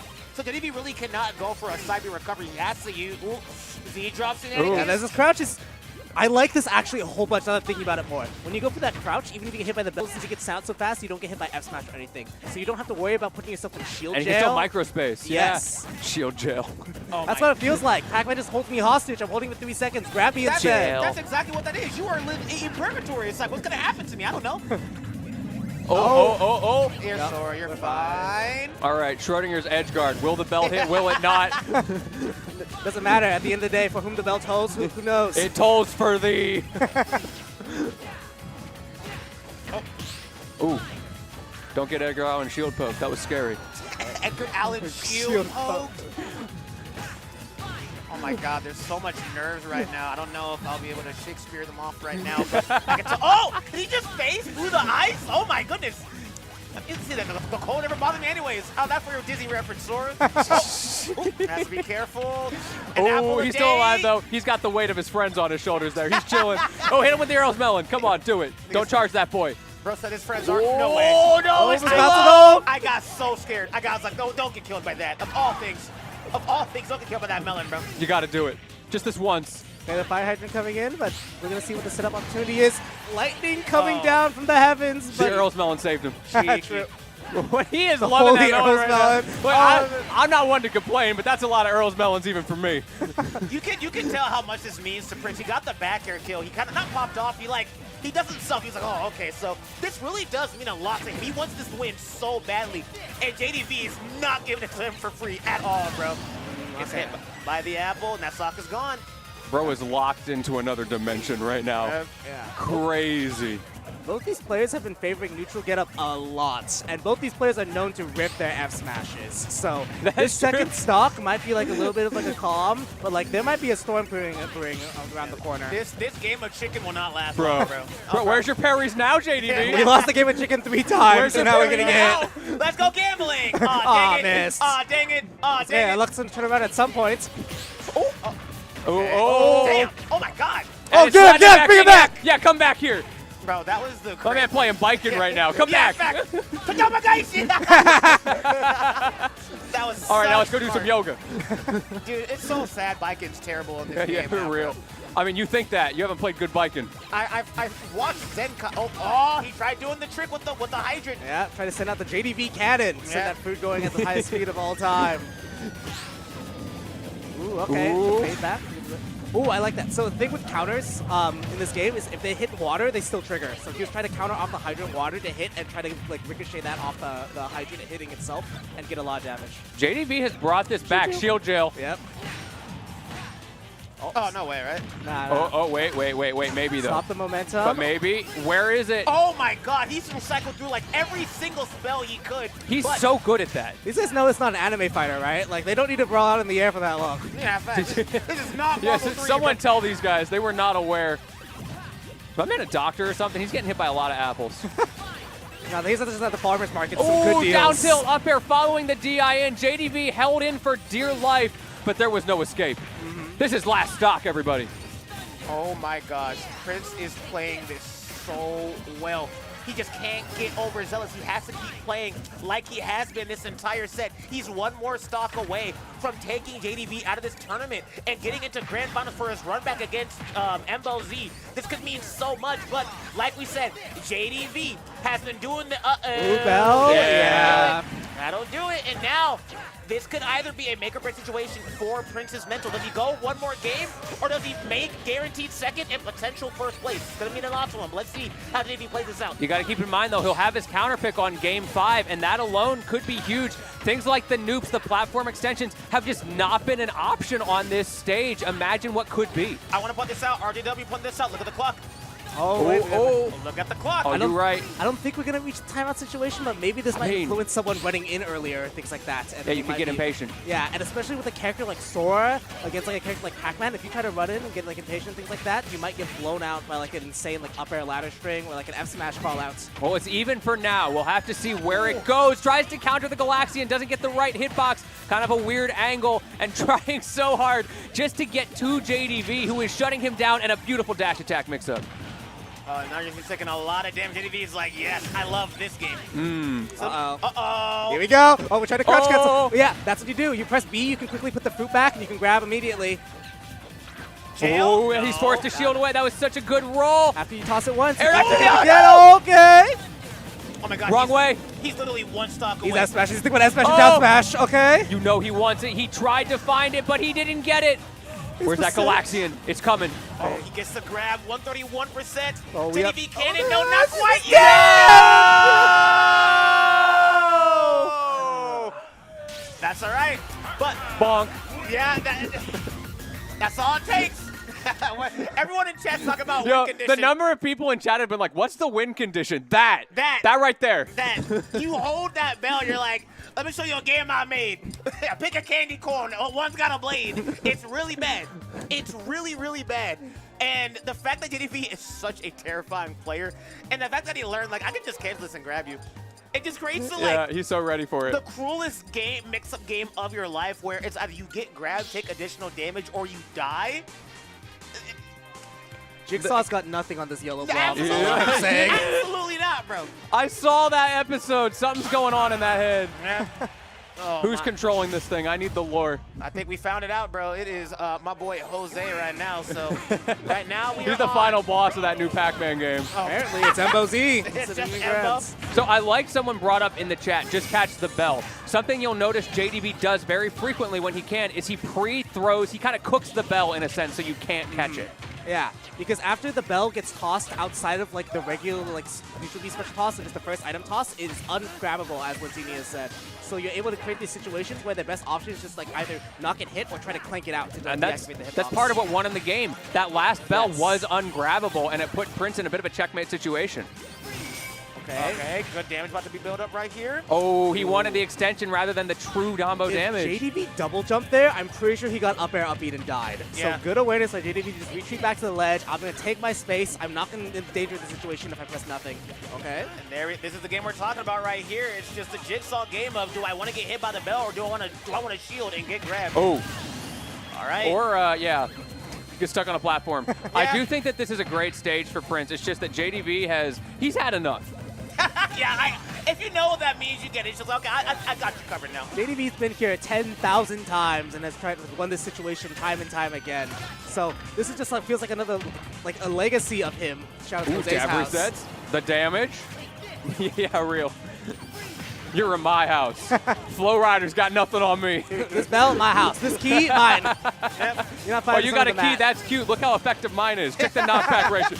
My knockback's bigger than yours. You can't throw yours. By the way, why can't he? I can throw mine. That's crazy because he actually can in the Yeah, game. it's like, why can't he throw the key, bro? Stop right what we doing, buddy. Hey, sometimes it's not the size of the key, it's how Okay, you use I it. That's died. what JDV told me. It's the size, it's the motion of the ocean, bro. Oh, shit. Nair out of shield. Very fast option that JDV is not afraid to throw whatsoever. This set has swung completely since we last looked at it. Like, JDV is up a full stock right now, but we did have that one game where it came really, really close. Down smash? No. Oh, okay, he's fine. Oh no, I think this might be the writing on the wall. We're taking a trip to Babylon right now, and it's not looking good. Now we have the apple, throws it upwards. Oh still no! active. I'm telling you, this man's a doctor in his free time. Why do those keep hitting? I think he was so used to how the bell works at the ledge. I think he thought maybe the apple would disappear once it hit the floor, but that's not the case. It kind of just bounces up, and you're at that kill percent where you have less variables, right? You have less variables where you get to guess that. Either you get it right or you die. And unfortunately, you kind of just die in that scenario. I don't know. We're at the point right now. I can see JDV is in Prince's head. JDV just did like a grab to call out Prince running in as Sora. This is like a spooky situation now when you're being able to do confident things like that at 150%, and you still haven't cashed out a lot of your reads, which you could just use on any of these times, these stock attempts. Yeah, you were talking about that earlier, I think, as well, where you get to this point. Oh, it was against Embo, right? You get to this point where this PR player, this absolute menace, has been going toe-to-toe to you, but he's been playing that typical honest game plan that you expect, and now it's time to turn on the afterburners. Yes. Yeah, he wants to go for that counter a little too much, and it's been getting him a lot of mileage here, but you know, when the chips are against when your chips are down, it's just not looking too good. You try to use the option you think will get you out of trouble the most, and JDV knows this. He kind of knows, like you said, George, the writing's on the wall. Like, he doesn't really have any way of losing this unless he just kind of like plays absolutely terrible. Ooh, crouch. Or Prince turns up the volume like tough. super hard. Yo, JDV cannon, here comes the drop. Yep. Oh, he messed it Oh, up. It would have messed it up right Boo! speed. Boo! Yo, do it again. Yeah, Oh, again. Oh! Has to be very careful how he plays this. 115%. The bell, you know that bell's coming, bro. Okay. No way. What is this silliness? And you can't jump on that. Yep. Okay, we've lined up Lazaga now. We're trying to go back to Fire Auga because we're trying to look for any kind of poke. Okay, wait. Hey, have you learned nothing, Prince? Let's go, Justin. Prince, you are in the presence of the king right now. Do you think these petty parlor tricks are going to save you? These petty projectiles will save you? I got 7 of these. Oh. Oh, slide on him. Right into those DMs. Here comes the hydrants. Okay, we're going to be chilling over there, out of our zone.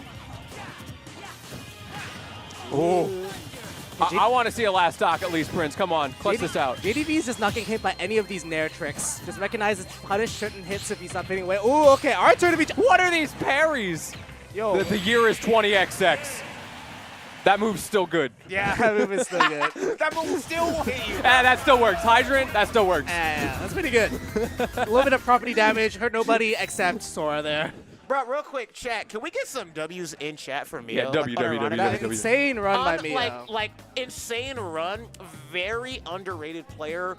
Had to fight the gauntlet, and he lost to literally some of the best players in our state.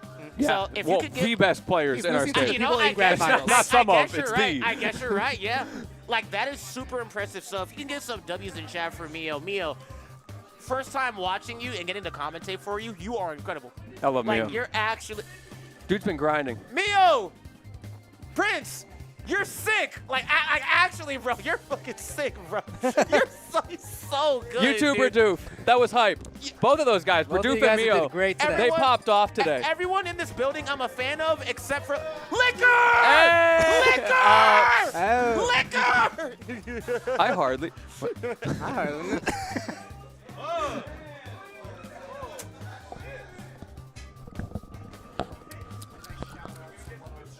Yeah. Yeah, that's $5. Okay, yeah. Is that the Brown Menace? We can't do that. I'll do it. We gotta stick to A. We can't go. Oh, two? Hold on, I gotta look at Wait, what is going on here? What is going on? We gotta stick to A.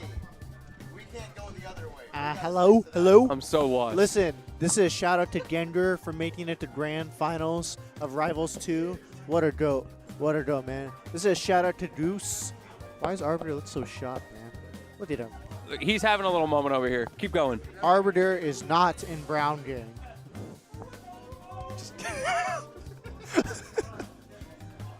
There's so much happening here. What's up, Sale? Nothing, man. Chilling. You chilling? All right. What happened to JDV? What is happening? we gotta stick with that one. I don't know. I don't know what I'm doing anymore. Hey, what? Where's Carson's name on the overlay? I like the you know the 3 dragon heads? Yeah. It's not the dragons, it's King Ghidorah, by the way. King Ghidorah. Oh no, he knows. Did someone say more Rivals? Yo, who you play?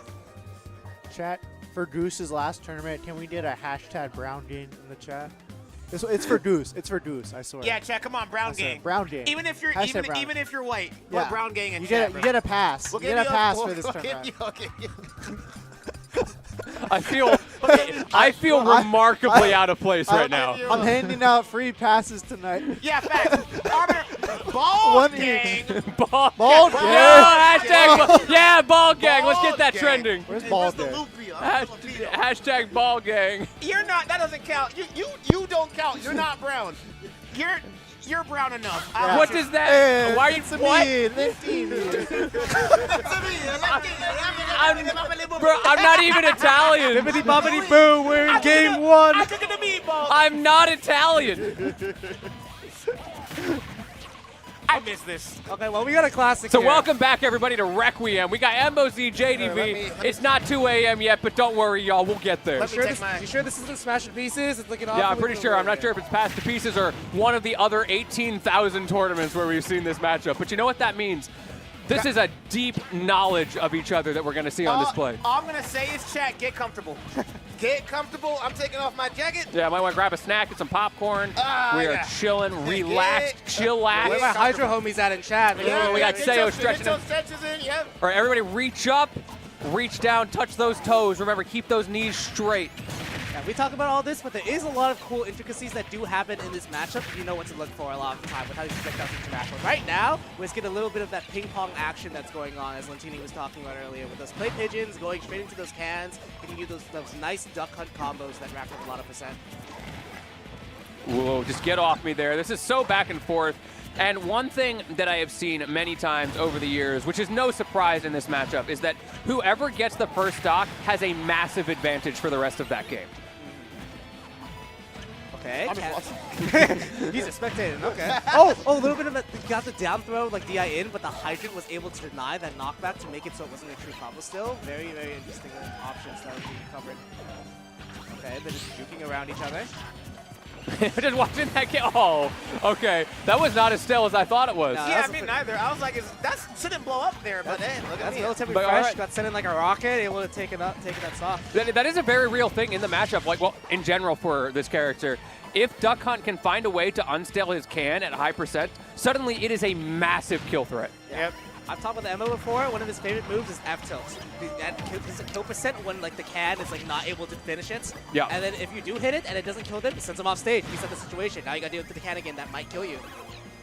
Ooh, air dodge past the bell. Wow. Beautiful coverage. The JDV classic. Yeah, that man, he is not looking to hit you with the fruit half the time. He's trying to force you into specific options so he can punish those. It's all set play. Just going for like these trap maneuvers and seeing if you're able to get these cheeky openings. But that can going to be able to set that ricochet. Even with the 188 rage, not able to take that stock even though it's PS2. But this stock lead deficit, as Lentini was talking about earlier, as it's climbing, it's so hard to get back. No, are you serious? So I just got so distracted. I saw Goose walk into the room and just go, ooh. I don't know what's going on. It's too late. Like a Spectre, bro. Just right when you least expect it, He bro. just appeared going, ooh. He did that for Ball Gang. Yeah, hashtag ball game. Hashtag Represent. Ball Gang. You would know. Yeah, see, Pac. JDV part of that ball. As a resident Brown, I let Goose in Brown Gang, bro. He's an honorary Brown Gang member, so. Goose, if you're watching this, wondering why you said You know, I ooh in have the heard that background. he hosts cookouts for everyone. The cookout is open for everyone, in his own words. You know what? You know what? He gets Brown Gang like presidency. My goat. Just for that, bro. If you can throw that in the kitchen, yeah, that makes you the GOAT. But one thing we got to see right now is who's going to be good enough to win this whole tournament, right? This is grand final, so JDV has to win 6 games. Embo just needs to win 3. Yeah, and Embo. the way he's playing it right now, he's on his way of winning 3 right now. Recently, Embo has been on a streak of beating JDV like the last like 4 times I think I've seen. Yeah, he's had his number. Yeah. Oh, that was so good. What a catch. There were a lot of conversations where we were trying to figure out like who's #1 in the region. It was kind of like JDV beats everybody, but Embo beats JDV. So where does that put us? Okay, we got the fruit. Yep. When you play someone long enough, you're able to recognize where this fruit's going to go after you grab your shield, deny the item, or use it yourself. Very good stuff. Yeah. Something that I want us to like take note of before it happens in the set is how each fruit interacts with the CAD is going to be vastly different. Orange sends it straight back. Bell doesn't really interact with it a lot and things like that. So when you're looking at JDV's fruit play, a lot of it's going to be dependent on if there's a CAD on the field or if he thinks it's going to be Ooh. Remember you said you like that F-tilt? There you go. And Dunkaroos. Okay. Yeah, no trampoline to save him there, too, because he recovered horizontally. And, you know, like you were saying, he loves using that forward tilt. It's disjointed, right? Yes. Yeah. Oh, yeah. It's turbo disjointed. that duck is a sword, bro. So there's times where the duck can become a hurt box, and it's like kind of awkward, and you like trade weirdly. But in like situations like those where you just need to poke the ledge, it's really good. Man, so game 1 going to Embo. He is obviously on winner's side. JDV, on the other hand, he's got a bit of a mountain to climb here. Let's see if he's got what it takes. Going into game number 2, we're chilling out here on PS2. I suspect we're probably going to see pretty much this whole set go on PS2. No reason to mix it up too hard. See, if I never heard about Duck Hunt Dog or Pac-Man, I can believe they're Pokemon. I'm kind of looking at them. Yeah, I can see it. I can see Pac-Man being a Pokemon. Duck Hunt looks like an actual It's a disturbing. I do not want that Pokemon in my bag. There's way worse. There's like way worse. But he looks like Voltorb, bro. Pac-Man is the creepy Pokemon that the weird evil dude leaves out of the ball. How is Pac-Man's not creepy? Bro, look at that thing. One execute got lost, and some generation like mutations over time has led to this Pac-Man. Wait, mutations? 4 mutants! It's a big meteor too. Wait, what happened to the stock? I looked away. Oh, they got hit by Scarlet Witch. Yeah. Like Voltorb would do that too with explosion. He kind of would. But yeah, yeah, that was a very rough stock for JDV. He did, what, 10 damage or so on that whole thing, and now Embo is still pushing his advantage a little bit back on JDV's side, but it's looking like too little too late already, and we talked about how important that first stock is. Yeah, yep. I think the big struggle here is that JDV is a regular for Embo's Diner, and he's serving up all these beans, which aren't expired on like the previous sets. Like, right? These are fresh. He went to Costco, got like a big bundle of them because they were like, the Costco deals. Guys helped about. Yeah. These ones got the 5 big booms on them. That's why they knock off so hard. I'm about to say that the cans go boom. They actually go boom when he gets those hits. So yo, it's just Clay Pigeons. Every single time one of those hit, we gotta give them the amount of booms that they got. This is so sad for JDV, guys. That's 5. Let's give him 5 big booms. 5 big booms to see if he can 5 get back sad big booms. Shit, that's not a joke, by the way. They did that. I see why. This is why we called it the Requiem, because Yeah. And it's like you guys said, right? Whoever takes this first stop, that really sets the precedent for how this match will go. This can literally go for as long as Embo wants to, right? Because it really determines, will JDV be able to get enough damage to, you know, even this game out, because there. Yep. That's a 5 big booms right there. Boom, boom. Thank you so much for not finishing that. I'm gonna save the ears. That's 2 booms for the 2 stocks. 2 booms for the 2 stocks. You got it. No way. And that was so accurate, too. But it's just really scary right now if you're JDV. You got 1 stock. JDV's freaking grab in the corner. Bro, it's looking a little scary. This is right a now. hunting dog. Did you see him just run across the entire screen and then jump with perfect timing over JDV's response? Chat, can we get, how many booms can we get in the chat, bro? I want to see how much booms in the chat. Hashtag boom gang. Hashtag boom gang. Here comes the can. We're going to see the lineup. JDV is able to sneak by, but neutral get up. Getting it through with that spot dodge. Ooh, okay. He was playing JDV's game so much better. So good right now. He's able to parry it. Oh. Yeah. I forget that move does that. Yeah, it just kind of, Right, it's another one of those moves. Boom, boom, boom. Close enough, Jasmine. Boom. Close enough. Yeah, Nair is another one of those moves that you see a lot in neutral. We give the boom to you. We give the boom. We bring the boom to you. So it's easy to forget how much knockback unstale Nair has, just like the can. Yeah. Especially when you're at 160% and you know that you're fighting against the person who neutral gives the most in the state. Yeah, exactly. Go for it. And Nair's so active, right? Like, you don't have to time that. Like, if he didn't get the sweet spot, he gets a sour and still like sends it to a Yeah, you're reset. situation. It's like, why not go for that? It's optimal. Game number 3, Embo on the cusp of taking Requiem, and look at that, we actually got a counter pick. Clue, how you feeling about this counter pick choice? FD is super duper polarized, so you have to get the stock lead. Oh my, wow. Oh, we got him with the caught them Yo, sleeping. is it possible to give 6 big booms? Yeah, boom! I'm gonna have to, somebody call the Costco guys right now. Boom! Boom! Boom! Good stuff coming out of JDV. Literally escorting Embo Z off to the blast zone. That was so good. The thing with that fair trade is that technically wasn't true, but the thing is like when you get caught off guard and you try to save your air dodge because you're afraid of the things that come afterwards, you just get caught off guard. It's like, wait, that killed me? Yeah, My man really said, hey, right this way, follow me. If you're not ready for it, like you said, yeah, that could definitely just kill you at a moment's notice. So, And if you do air dodge, you're super exploitable afterwards. yeah, it puts you in this really, really whack frame trap where Embo Z could do so many different awful things to you.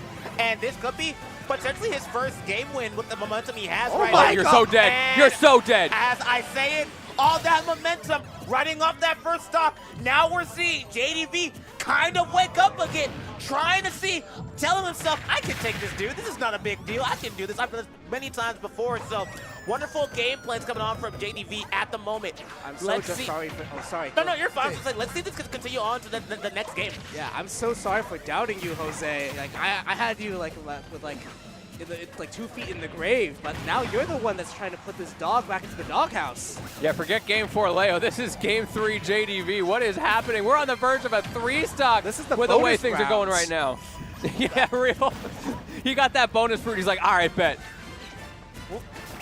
Clank? What? Well, there's some plot armor going on right now. JDV is in the code saying, Goose, I need you to mod my Switch for this final tournament. Real quick, yo, FTP, help me out. FTP, where's the music back at? No, it's music. I swear to God, bro. It's just music. Why is it taking long to load? It's Yo, over here here. Okay, the load times are real, though. That is true. Ooh, full hop, trying to get a defensive option of Embo, doesn't give it to him, but he's so far ahead, he gets to take those risks on his offense. Spot dodge, no punish, Embo's crumbling. I've never seen the Cherry get that much momentum as just stopping the can from hitting JDV. Well, that's kind of how it is. The fruits in this matchup are so huge. The early fruits are really good at stopping can in place. The later fruits are really good at either ignoring can or like being able to cleave through like a DOT. Yep. We got one. Embo on the board, trying to make a statement. At this point, it's not about winning this game usually, right? It's about getting that momentum back, figuring out what went wrong so you're ready for the next one. And even then, there's still ways that Embo is able to fall back to this game. Oh, absolutely. If he wants to cash out a read like an F smash or get like a big clay pigeon chain, this is not over in the slightest, especially with a stage like FD. If he's able to take the stock like he's doing with his momentum right now and get to the last stock, if he's able to set his zoning pressure, this is a lot closer than it looks. And if you're JDV, you're kind of like, wait, what happened? Yeah. Why am I getting clapped up? When you're like in the lead and like people are starting to claw back, it's very, very stressful because like you have all the onus on you, especially when you're a Zona character that dictates the pace, and now you're letting them claw back. F-tilt, F-tilt. Yo, check out these Tims I got. Both of these characters in that. That's the kid who's like walking into school with the new shoes. Okay, he closes it out. And he's like stepping super far forward so you see him. He's got his Skechers on. Yeah. Nice light. The so air cool. raiders when they were like the zip-ups.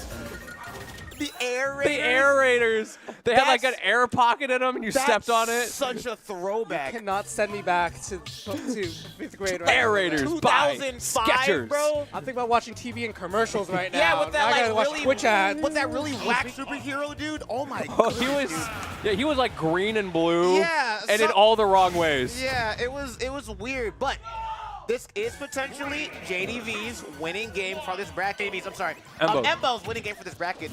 But however, we did just see JDV have so much momentum bringing that last game back with that fair trade, with that really good conversion, with that side B. So it's not over until the Fat Lady's singing. I don't hear nothing just quite yet. The thing was like, that was like... Why are you coming over when we say that? What do you mean by that? I'm disbanding. A man's projecting hard right now. I'm not Butter Brown Gang anymore. I'm leaving. I was... Yeah, Embo. Yeah, Embo right now is dictating a lot of the space. The thing with the last game was like JDV was like 50% like third stock on Embo was on his first stock, but he came really close to getting that second stock too. And now Embo's like, okay, recognize that it's my turn to take control of the situation and try to get like these openings and use this care from can play to catch JDV, who's on this confident swing. Yeah, and I'm really impressed with how well Embo was able to bring momentum back while being down in the last game, and it really makes you wonder what happens now that they've figured out whatever went on that first stock. What's it going to look like if he gets this first stock this time? Does he just completely shut JDV down?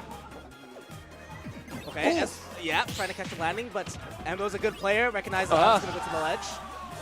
Yeah, that hard read would have been so huge for JDV's confidence, but you're fine. I love that catch with the clay pigeon, by the way. JDV going for the rolls off the ledge now. We're telling that it's very telling right now that we're trying to make sure that we don't give him any easy options to get punishes. It's so funny how good of a move clay pigeon is, by the way, but that up smash going to scoop him up.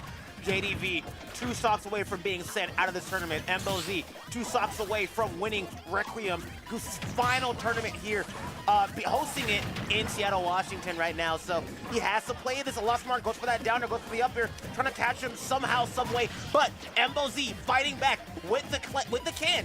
Nope, okay, maybe go for a grab over there, charging up the bonus fruit. There really is all that extra pressure. You're mentioning Goose's final tournament.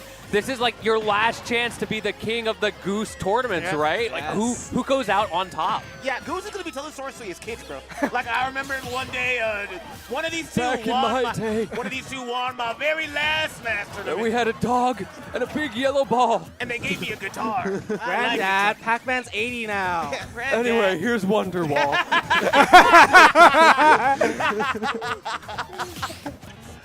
God, I'm gonna miss this dude, man. Yes, Yeah, he he is. Yes, he is.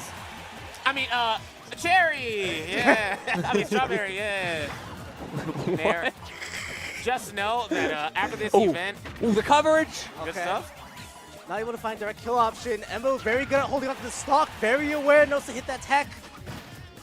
Okay, clay pigeon. We have to be really careful with clay pigeon if you're JDV. If you get hit by clay pigeon, it's gonna change to like 3 more and probably put you into an offstage situation.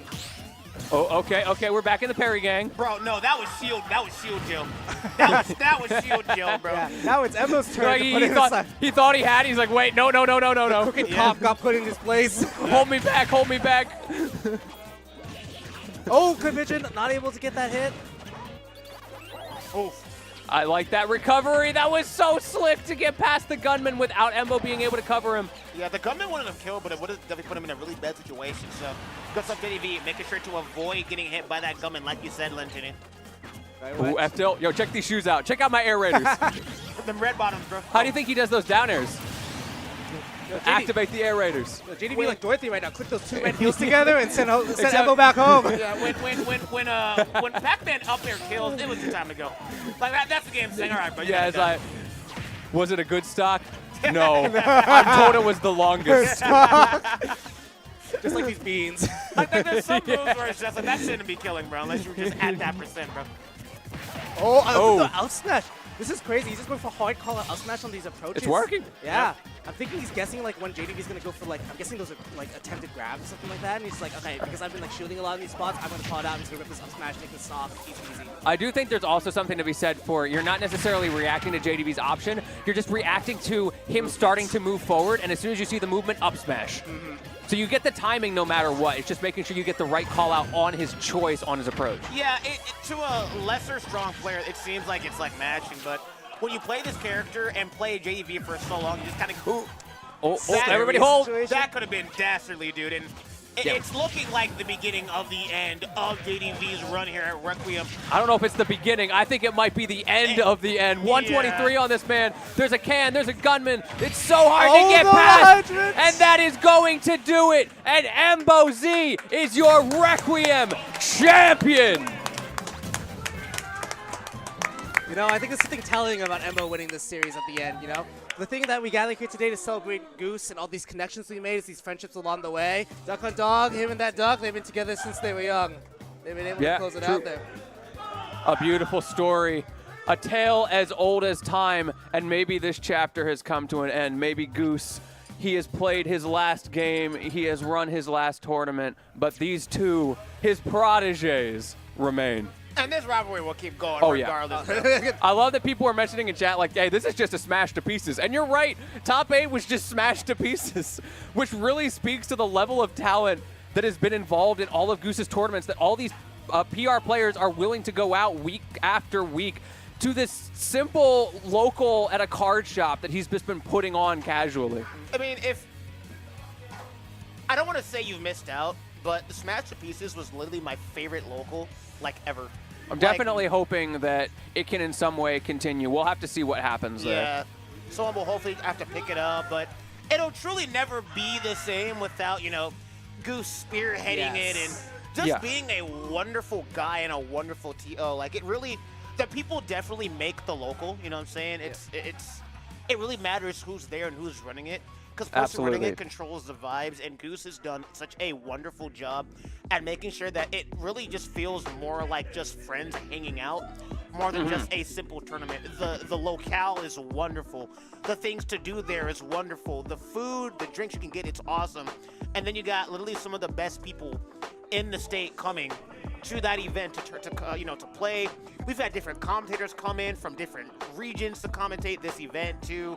People from all over. It's super wonderful, man. I love how many people came to this event who are retired or semi-retired or like on an extended break for important reasons, but they found a way to make it out to this. It matters. Like I said, if you take care of people, they'll take care of you. And Scott, it seems like you got something to say? No, I don't. Why do you don't park on the grass side? Pokemon VGC. Pokemon VGC. Holy shit, I love Yu-Gi-Oh! Favorite anime? Which is not a bad one. Not a bad one whatsoever. I don't want this to end, man. Like, can we just like keep talking? Yeah, facts. Can we get an Embo interview or something in here? Yeah, if we Is he around? Embo! Oh, well, we get an Embo interview, then a Goose interview. How about that? Yeah, true. I think Goose deserves more than just an interview. That man needs like. Oh, we got 4 headsets? Yeah, Crouch, come on in here. Yo, get your head in here. Yeah. How you feeling, Embo? Congratulations. Here, pull this down a little bit. Oh, there you hello? go. Hello? There you go. You That sound- sounds great. You sound wonderful. I appreciate it. Yeah, you too, man. I was hearing you when I was playing. All I'm gonna You get say- the mid-set all I'm gonna coaching? say- Yeah, I do. You play without headphones? You're nuts. It's funny because sometimes it's a vibe-based thing. I Sometimes respect that. I sometimes respect that. don't. But today was mostly no headphones, so that's how it be. Yeah. Pretty good tournament. That's an understatement. I avoided the 2 people I didn't want to fight the most. Ooh, who were you scared of? Ludo? Lemmon and Sparkle. Oh, yeah, you did dodge him. I did. I mean, I feel like it's just rough matchups. Like, I feel I'm pretty confident against them, but just still don't want to fight them, if you know what I mean. So. In general, you looked so strong tonight. I have to ask, though, how are you feeling in that grand finals when JDV started to cook a little something up? It seemed like it might be going the other way. Dude, every time it's like, okay, I win game 1, I win game 2, then he goes FD. I swear to God, every single time he hits me with that, like, So why did you ban FD? Dude, I hate Town. Oh, I hate Town okay, way more fair. than I hate FD. I feel that. Yeah, that makes sense. Yeah. He's been here. I put it out. Yeah, he's been here. Damn. He's been watching you play.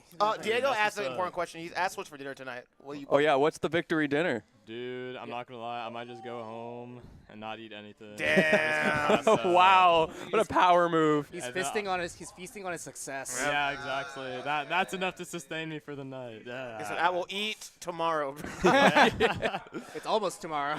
Dude, it's funny because I think all I had today, at least at the tournament, was like a bag of nuts and a protein bar. Oh, no. You had that So- gluto diet. Yeah. A lot of different people have different thoughts on that. Do you tend to eat a lot during brackets, or do you not? No, not at all. Like, I feel like if I do, then I'm basically just asking to lose the next match. So Interesting. Why do you think that is? You get too comfortable. I get too comfortable. Yeah, there it goes, And, you know, sometimes it's like, I don't know, the restaurant food, sometimes it's like it takes a while to digest or like it's greasy. It doesn't make me feel like I'm playing at my best, but That's fair. if I just eat like nuts or like I make myself a sandwich from home, it's like chill. So Fair enough. Do you ever yeah. get hungry picking the duck hunt can? Like, do you look at a can of beans and think Like, about Dude, those beans. all the time. Oh my Oh, God, yeah. all the time. Hogan's Alley sounds delicious. No, literally, I'm saying, man, I'm saying. I have a question. Yeah. You've played JDV so much. Yeah. And that matchup literally can go like either or in so many different ways. How do you prepare to fight this dude? And how do you adjust in a way to where you're like, okay, I can beat this dude, this tournament, this set, this game? Like, how do you do that after playing him for so long? I honestly, I feel like because we played for so long, I can like pinpoint exactly what we're doing different and like why he won that game or why I won that game. And I think that's because we've played like so much that you honestly can't really prepare for it. It's That just makes like, sense. Yeah, he's just that good. Yeah, I get you. And I feel like at like this level, it's like, what's he gonna cook up now? Because everyone's trying to push their character to the highest level, and yeah, honestly, it's like different player, different days. Sometimes he does something, sometimes I do something. Today you definitely did something. I today, did something. you definitely did something. You definitely did something, bro. But yeah, honestly, it's just we're not even playing the matchup at this point. It's just a player thing. So it's like whoever's just on that day is on that day. So what's next for you then? Honestly, I'm not gonna lie. I just like dropped out from some tournaments because I found out I have like 3 exams. Ooh, the day after. priorities. Yeah. Good So man. I always keep school in priority, but That's great. Smash will always be. Switch 2 just came out, bro. Like, we'll go get new Smash. School's now. I got you, exactly. bro. There you go. I respect it. Smash will always be around, but my education. Now that shit takes priority, bro. Exactly. That's forever. But I mean, honestly, like far in advance, probably Battle of BC. Okay. Yeah, yes, sir. But You're gonna win that one too. Oh, you know me. Hey, you know me. You know me. You know me. You know how it goes. You know. But yeah, nothing in the foreseeable future. Maybe you can see me at some locals though. I'll definitely be at locals, but. Awesome. Yeah, awesome. Yeah. Don't, Embo, don't. There's a YouTuber behind you, like a really. Don't panic. There's a really popular Don't YouTuber panic. right behind. It's right you. behind The you. guy that knows a lot about me, brother. Why is he cracking his bro? Why are you popping his knuckles, bro? Wait, what did you do? He has more views than a lot of people have GSP. That's true. Dude, I'm saying he should make a video about Duck Hunt. I'd help him. That is Only that's a 30 crazy pages? reply. Only You should make a video about this. 30 pages. Can you eat a can of beans while narrating the entire thing? Well, ask your audience. Well, I think we should get Goose Yeah, here. let's get Goose in. Hey, Where's Goose? And he's MIA. Someone find Dad. Someone find that. Don't worry. I'll keep y'all company. Yeah. Okay. Oh, wait, let me ask you real quick. Yeah. Do you know Duck Hunt's favorite dance? The can. Yeah, let's go. Okay, he's a real one. There's no way that was the response to that fucking. I know you were thinking about Luna Snow. I am ready to put on a show. For 11 seconds, Luna Snow cannot be killed. Crazy. I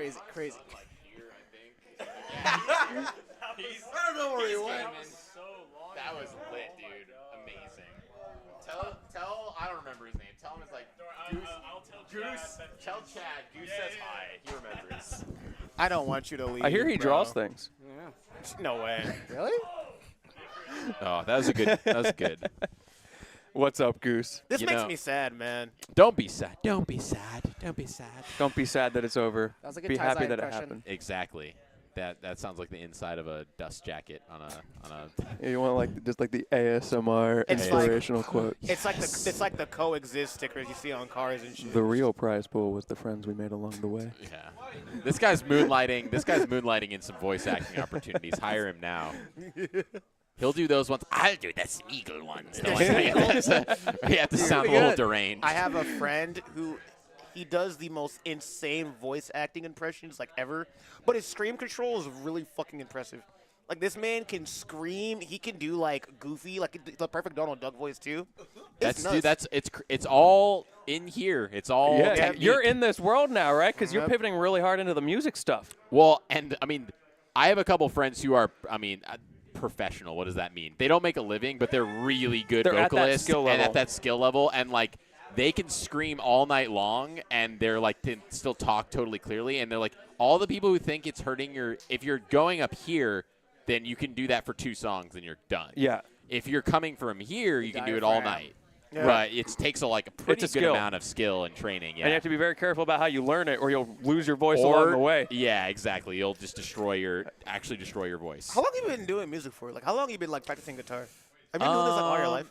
No. I started. So actually, my sister has been playing bass and saxophone forever, and she's a really talented musician. And I, in high school, like this junior year, got mad that she was like good at something that I was not good at, and I was like, and I've always been super into music, and the idea of playing it. But I was like, you know what? I'm finally going to do it, and I'm not going to play bass because then she'd be better than me.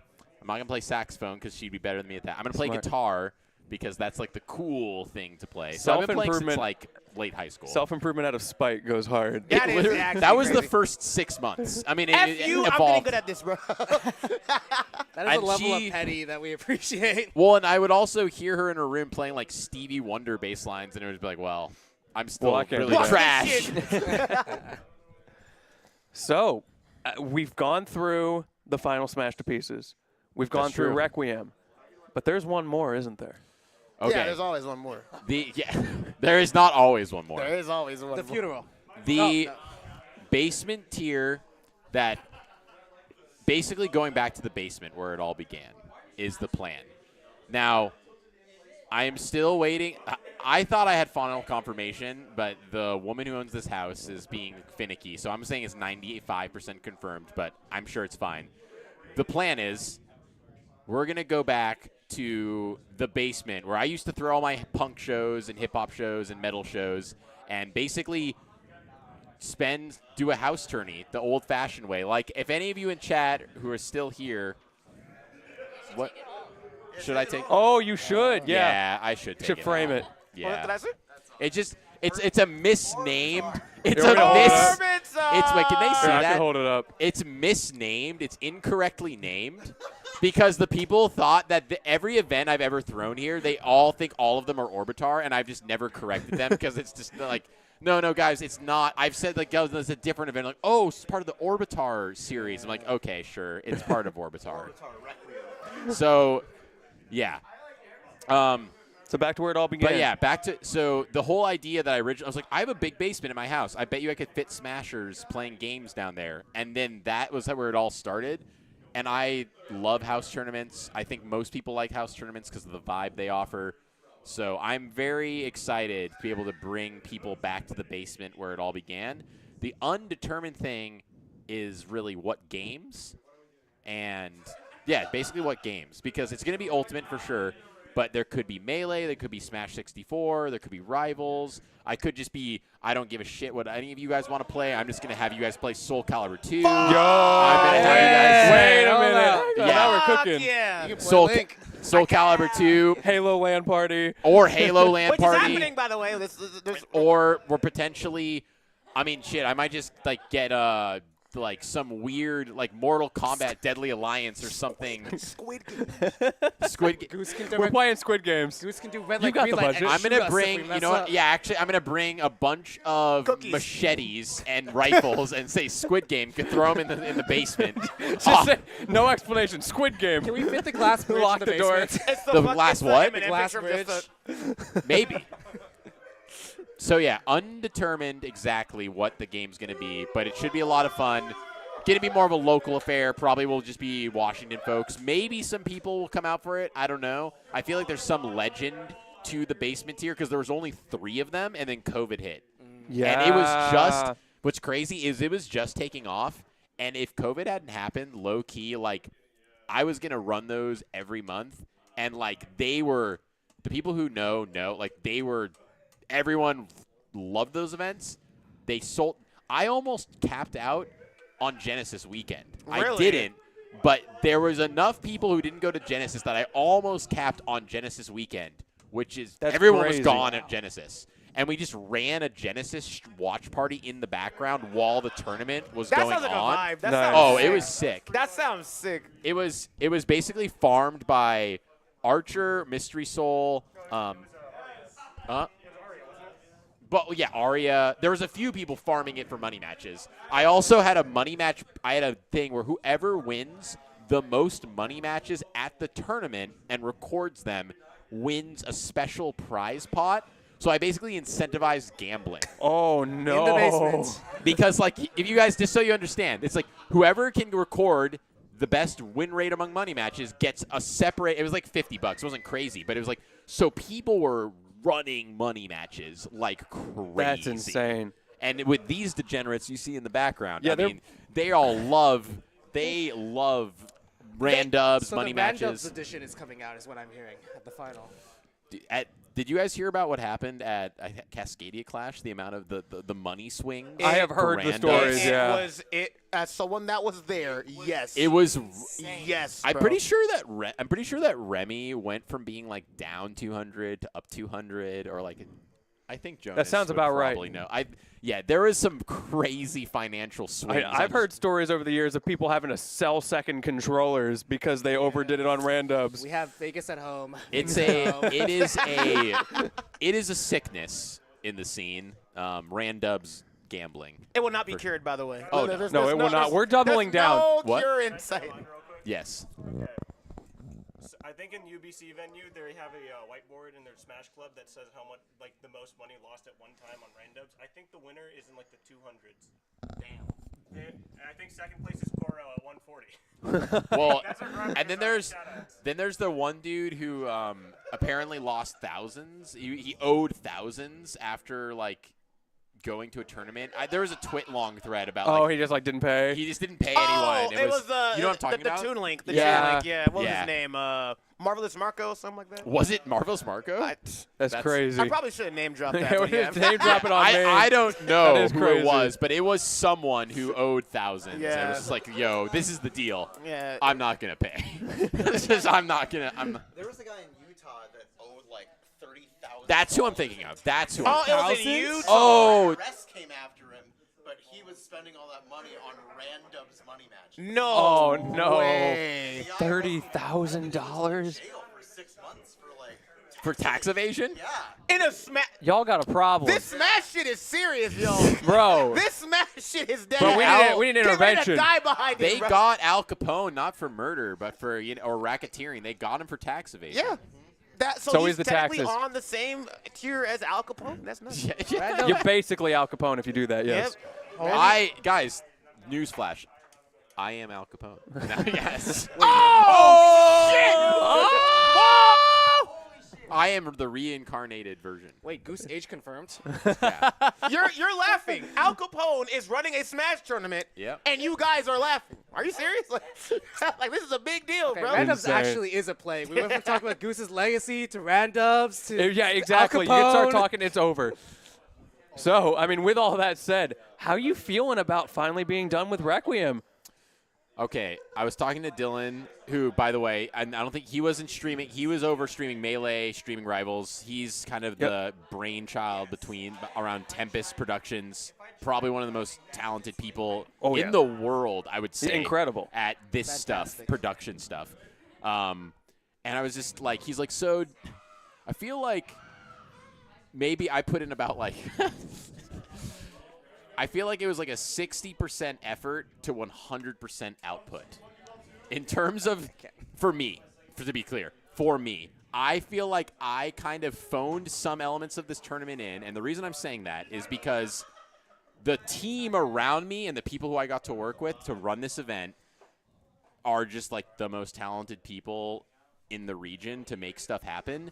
And seeing everyone come out, enjoy themselves. I like to do vibe checks. I'll just kind of ask random people, like, hey, how are you feeling right now? Like, what's going on? Like, how are you having a good time? Especially just random people who I don't know. Mm-hmm. And to hear random people who I'd never talked to just be like, yeah, no, I'm having tons of fun. This is a fun event. So, like, the general vibes seemed very positive. I loved that we had all the games represented. Everyone seemed like they were having a good time. And there was no catastrophic, like Scott knows when I say catastrophic events. There was nothing that happened. Sorry, that was there was nothing that happened that was like crazy or out of We untoward. saw you put the jacket on. What do you think you're hiding? This is a big ass jacket. Pure chaos! Wait, don't you can't trigger me with that sound. Ah, shit, that one sucks. You gotta wait 6 seconds. That one sucks, bro. But yeah, I feel fantastic. Fantastic. Say that again. Bro, y'all have an illness. Fan-forced It's like Randubs is up here. Marvel Rivals Sickness right is like there. a close second. And I agree. I wouldn't have thought that we'd have to have this conversation, but there's some of y'all need to go to Marvel's Y'all rehab, need ranked Jesus. rehab. Yeah. I had another the other day, and I thought of Thor and Namor before I thought they said another. Thor? It was bad. No more. Well, I mean, if I were to be honest, I was telling them this on commentary, and it's just like a life motto. I've kind of just realized that the more people you take care of and the more genuine you are about it, people realize that. And you've done such a good job of taking care of so many people. True. And making sure that they're okay and bringing people that don't have a circle to belong in and putting them in a circle where they can play this game, be chill, and just have a grand old time. You know, I'm saying this because that person was me. I liked going to locals, but I was really afraid to go to a ton of them until you were just like, dude, come to fucking STP, bro. And I was like, I'll try. I'll see if I like it. That tournament, by the way, for those that don't know, that's an hour drive for me. That is a really far drive from my place to that tournament, and I work on Wednesdays as well.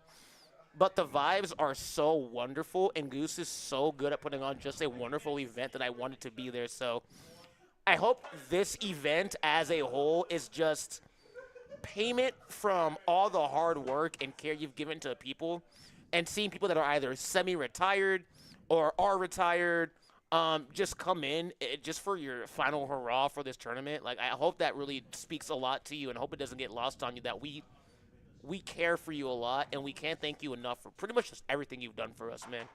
Like, you're just not even a good TO. You're just a good dude. You're an incredible person, and I'm just really honored to just get to know you, man. You're just fucking wonderful, honestly. So, well, I really appreciate it.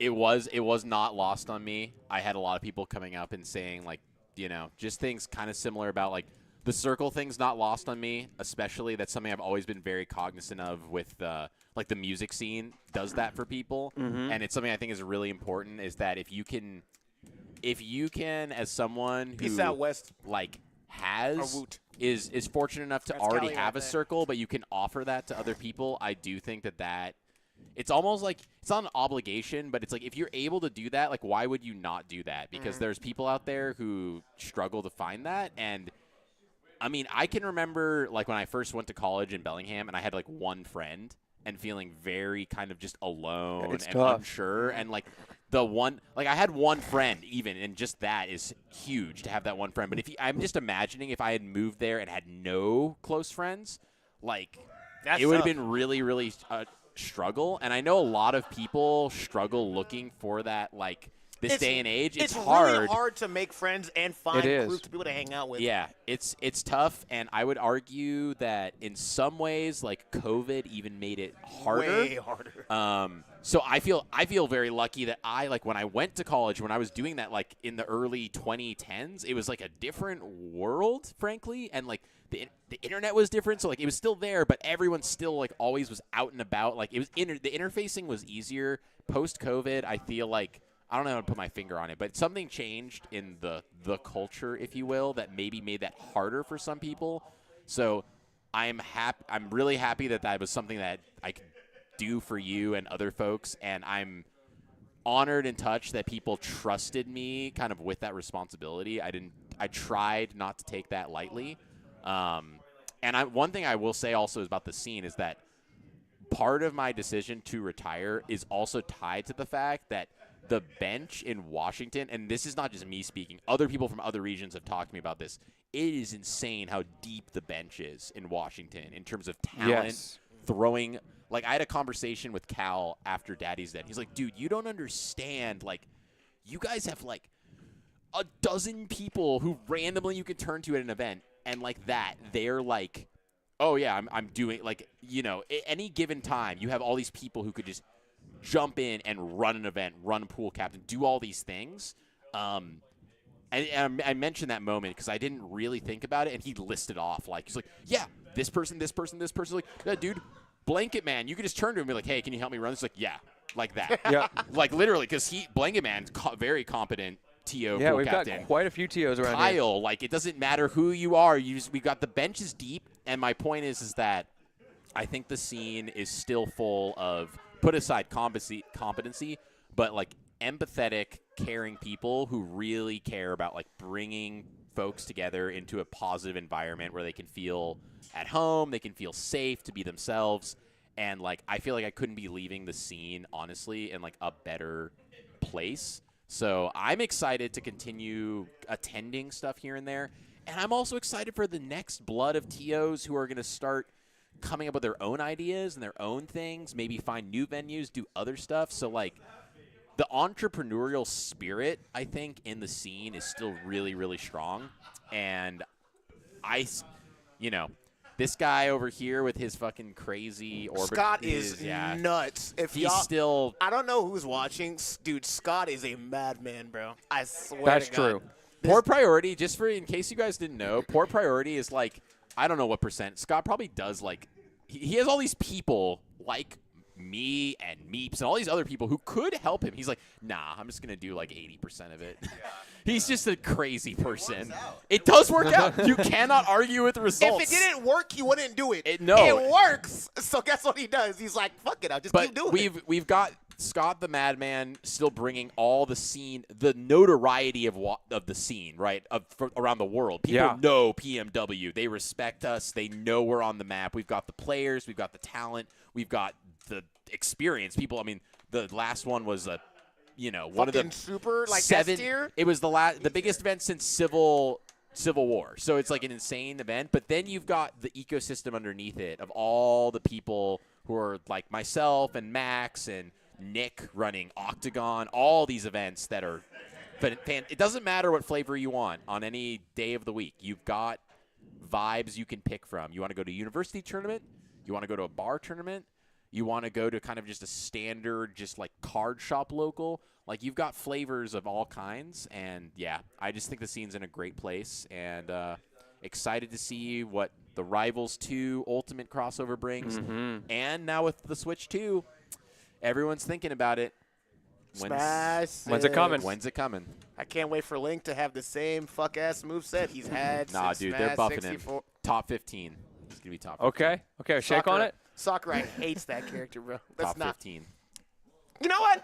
In the future, top 15. Top 15. Wait, in 4 years. Be the change you want to see. I can only change so much with that shitty character, bro. I can only change so much. And also, low key, they're going to buff Kirby a lot. They're gonna, yeah. They're going to finally Kirby's give him his nasty. flowers. Yep. He'll be nasty. I'm gonna eventually just head out only because it's late. It is pretty late. It is. Clue, this is my first time ever casting with you. You are wonderful. You're a joy to be around. Yeah, you killed it. I appreciate Like it. you're a just lot. wonderful. Thank you for entertaining me with the Marvel Rivals jokes, because this old man doesn't get it. And then what else is there to say about Lentini, bro? Like, this man is like the real deal. Like, this dude is the greatest. Hire this guy He because is the okay, greatest. wait. I'm sorry. I have to tell a story about Lentini that he told me a little bit ago. That I have to really. That I don't know if he's told other people, but I'm just gonna tell him really quick. So I'm gonna butcher this a little bit. There's like competitive handbells. That's like it's a musical instrument that you can play. Yeah. This guy. Someone got expelled or kicked out of his group at the competitive handbell competition. This guy just learned an entire complex, ridiculous, orchestrated sequence that you have to perform in, like, what was it, 48, 72 hours? It was over the weekend. Over the weekend. Yeah. So 48, we'll call it 48 hours. Just learned it and just willed it into being. And the reason I mention that specifically is because this dude, I hear about his routines for casting games. He's like, yeah, I got this block for this game I've never played, touched, know anything about. So I just went home and I watched 7 hours of it. I VOD reviewed it. I took notes on it. I learned all the frame data. I learned everything. And then, I just did it and cast it. Like, dude, that's not crazy. normal. That's not a normal, healthy.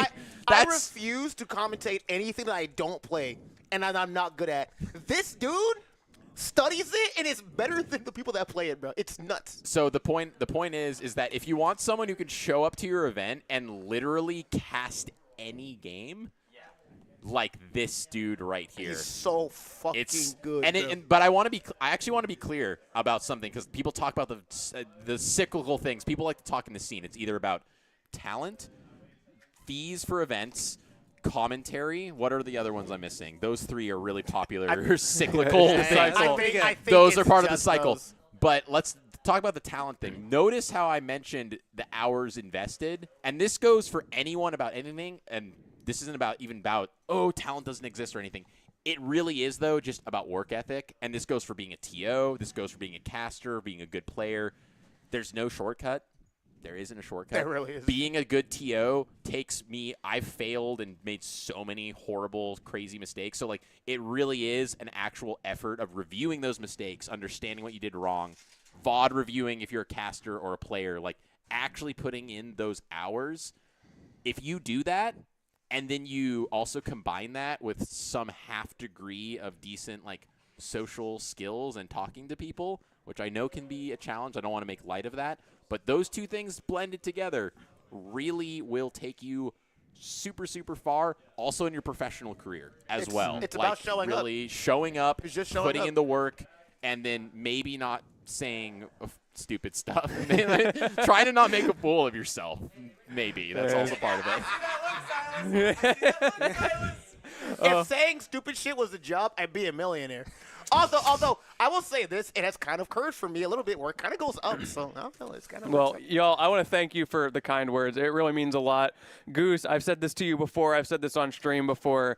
The basement tier event, Smash to Pieces, was not only the first Smash event I ever went to, it was the first time I ever commentated. It was never even on my radar, but you gave me the opportunity to try it. It ended up being something I really loved, something that I could pour myself into, and I cannot begin to thank you for all that has done for me, because you trusted me to sit on your stream and try to figure out in the old days before we had ties. Oh, yeah, you had to to like do- input stuff. I'm like solo comment over there. It was great. I had so much fun with that. So thank you. The massive potato days. Yeah, We'll back all in the remember old days. Massive potato. Like, for thank those you. who know about massive potato.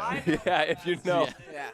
I want to thank both you and Goose a whole bunch, just because, like, Scott is the reason why I'm able to do what I do.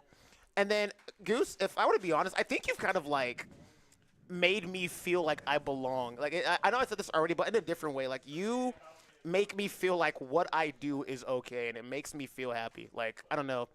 I feel like there's a lot of noise in the scene and this, that, and that. Whatever opinion you take, I've learned is usually the correct one. Like, I'm being, Whoa. I'm being- That's actually kind of real, though. I'm being, This guy's no, a no, no, people no. person. I'm so Whoa, not- now. I'm being so serious. Like, Cult leader, usually, no, no. Yeah, that's your pivot, right? Not even on. Yeah. My pivot into That's why politics. you're into music. And I'm Wait. launching a campaign tonight. We shall rise. Yeah, you guys have Kool-Aid over there? Yeah. Yes, they do. It really does feel like everything. Every time you mention something, it usually just, to me, it speaks to me. It's just like, yeah, like you talk about, you know, how safe spaces for the scene. I'm like, yeah, I agree with that. Or, you know, paying, you know, the certain amount of people on time. I agree with that. You know, just making sure that things get done in a certain way. It just speaks to me. I'm like, yeah, this is how it should be. So really, everything that you say about the scene and how to, you know, organize yourself and organize, you know, just an event, I just tend to agree on 100%. So I really want to thank you for not only just, you know, helping me feel like, you know, I matter in the scene, for just being a wonderful voice as well. You're a wonderful voice, and I'm gonna miss having you here, man. So It helps being really old.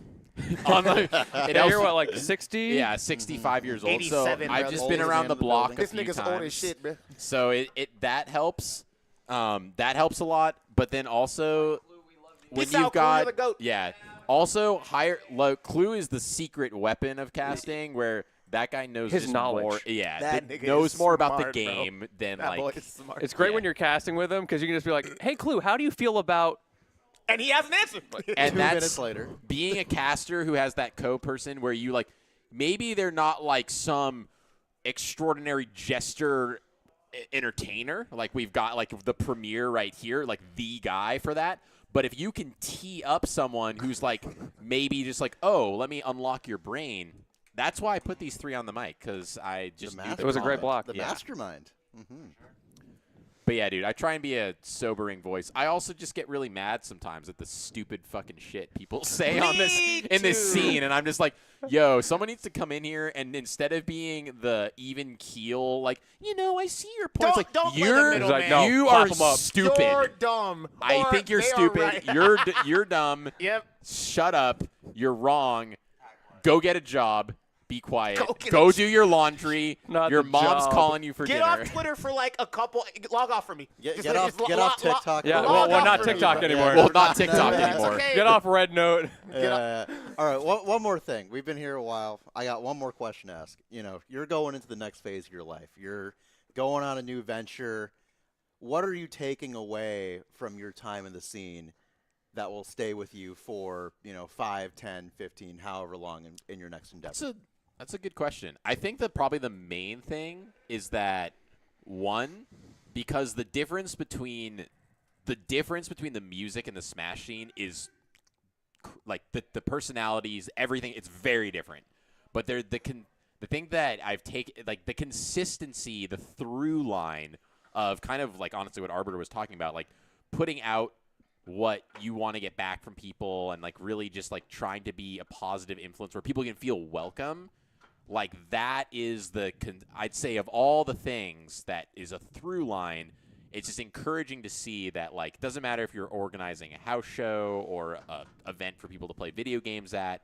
Like there are those people out there who really don't feel like they can be themselves either at home or maybe just in their social environment, or they feel like kind of lost and they're just looking for a place to feel welcome and at home. So, like, that's something that I just kind of always am going to be cognizant of, whether I'm organizing, but doesn't have to be organizing. You can provide that space even in a social interaction, in a small, like, social setting. You can be cognizant of that. So I think being cognizant of just, like, that people just need a place to feel themselves and be welcomed is, like, super, super important. And if you're someone like myself who generally feels very comfortable in most situations, so I don't have to almost like worry about like, do I feel comfortable? Like I can offer that or try and offer that to people. I think that is like the main through line, and also just the fact since there's a lot of Zoomers in Smash. Like, despite all the shit people talk about Zoomers, they're a pretty clever group of folks who I like. They have impressed me in ways that I just like the entrepreneurship, the technological aptitude, some of the things that like there's different things that different generations are good at and are into. And like every generation also has its problems, its issues, kind of its vices, if you will. And the Zoomers are no different. They definitely got him. They definitely got him. But like I feel like I hear so much. I feel like I hear way too much. It's overly stilted toward like all the problems and the Ludo! negativity. And I'm just like, bye, dude. Thanks so much for coming, dude. It's all love. It's all love. Dude, this guy came down from SoCal, or came up from SoCal. If I'm ever in LA, I'll hit you up, dude. Dude, have you been lifting? Dude, actually, Ooh, yeah. Yo! Give us one of these. Give us one of You these. just look different, bro. See y'all, balance in your life. But yeah, be nice to people. No. Also, Zoomers are actually not all lost. It's not all lost. That's not Some of them. Some of them. They're not all lost, but some can't be saved. I'll say that. No. Some can't be saved. Yeah, I think that's so the cliff notes are provide space for people who may not have space themselves, and the Zoomers are not completely lost. Important words for us all to learn. Well, with that being said, that's going to wrap it up for Requiem. I almost butchered that. And now, you guys, it's time to perform the Catholic ritualistic killing So now of we me. just kill you. Yes, and exactly. burying me. So yeah, because that's what Requiem actually refers to. Yeah, So we can't do that on stream. as hype as that would be. Yeah, we'll upload the VOD. don't worry. We'll upload. We'll upload the VOD. There's a behind the scenes. It's on disc too. It'll just be Smashboxing too. We'll just put you there and have me just wail on you for a little bit. Yeah, and we know from watching. I am not trained. This guy is trained. Put him in. Scott will beat your ass. Believe it. Believe it. I miss Nick. That man died. Yeah, he Yeah. has not been seen A since. We nicer don't know couldn't where have he is. happened to a nicer guy. So What are you going to do? It happens. It's how true that is too. That Get nigga- ratioed, I guess. Yeah. He signed up to get in the ring. I mean, I'm not liable for anything. Yeah. He agreed to it. Washington is a like consensual Stand fighting your state. ground, Yeah, stand your ground state. If you guys want to come here and fight us, I guess. Yeah. We'll put them up. We'll be here. We're staying here. Send me tonight. out. Send me out for them, and I'll take them. I'll dirty. take them. I got sticks. I got. This is our vanguard right here. Yep. Vanguard, like a Marvel Rivals, like the. Anyways, okay, we're thank out. you guys so much for watching. Thanks, everyone. Goose, I'll let you close this out. Any last words before you head out? I mean, Any what last else? words? What else is there to say? I'm so happy everyone could come out. Thankful to all of you, everyone here. Thanks for everyone who tuned in, and for all 5 people still left in the chat. Thanks for viewing. Thanks for participating. And yeah, make sure to stick around for other Washington stuff because we're just getting started. We're just getting started. There's some things in the pot this year. Yep. You'll want to stay tuned. Stay tuned. Nick, wait, nigga, what? And wait. Wait.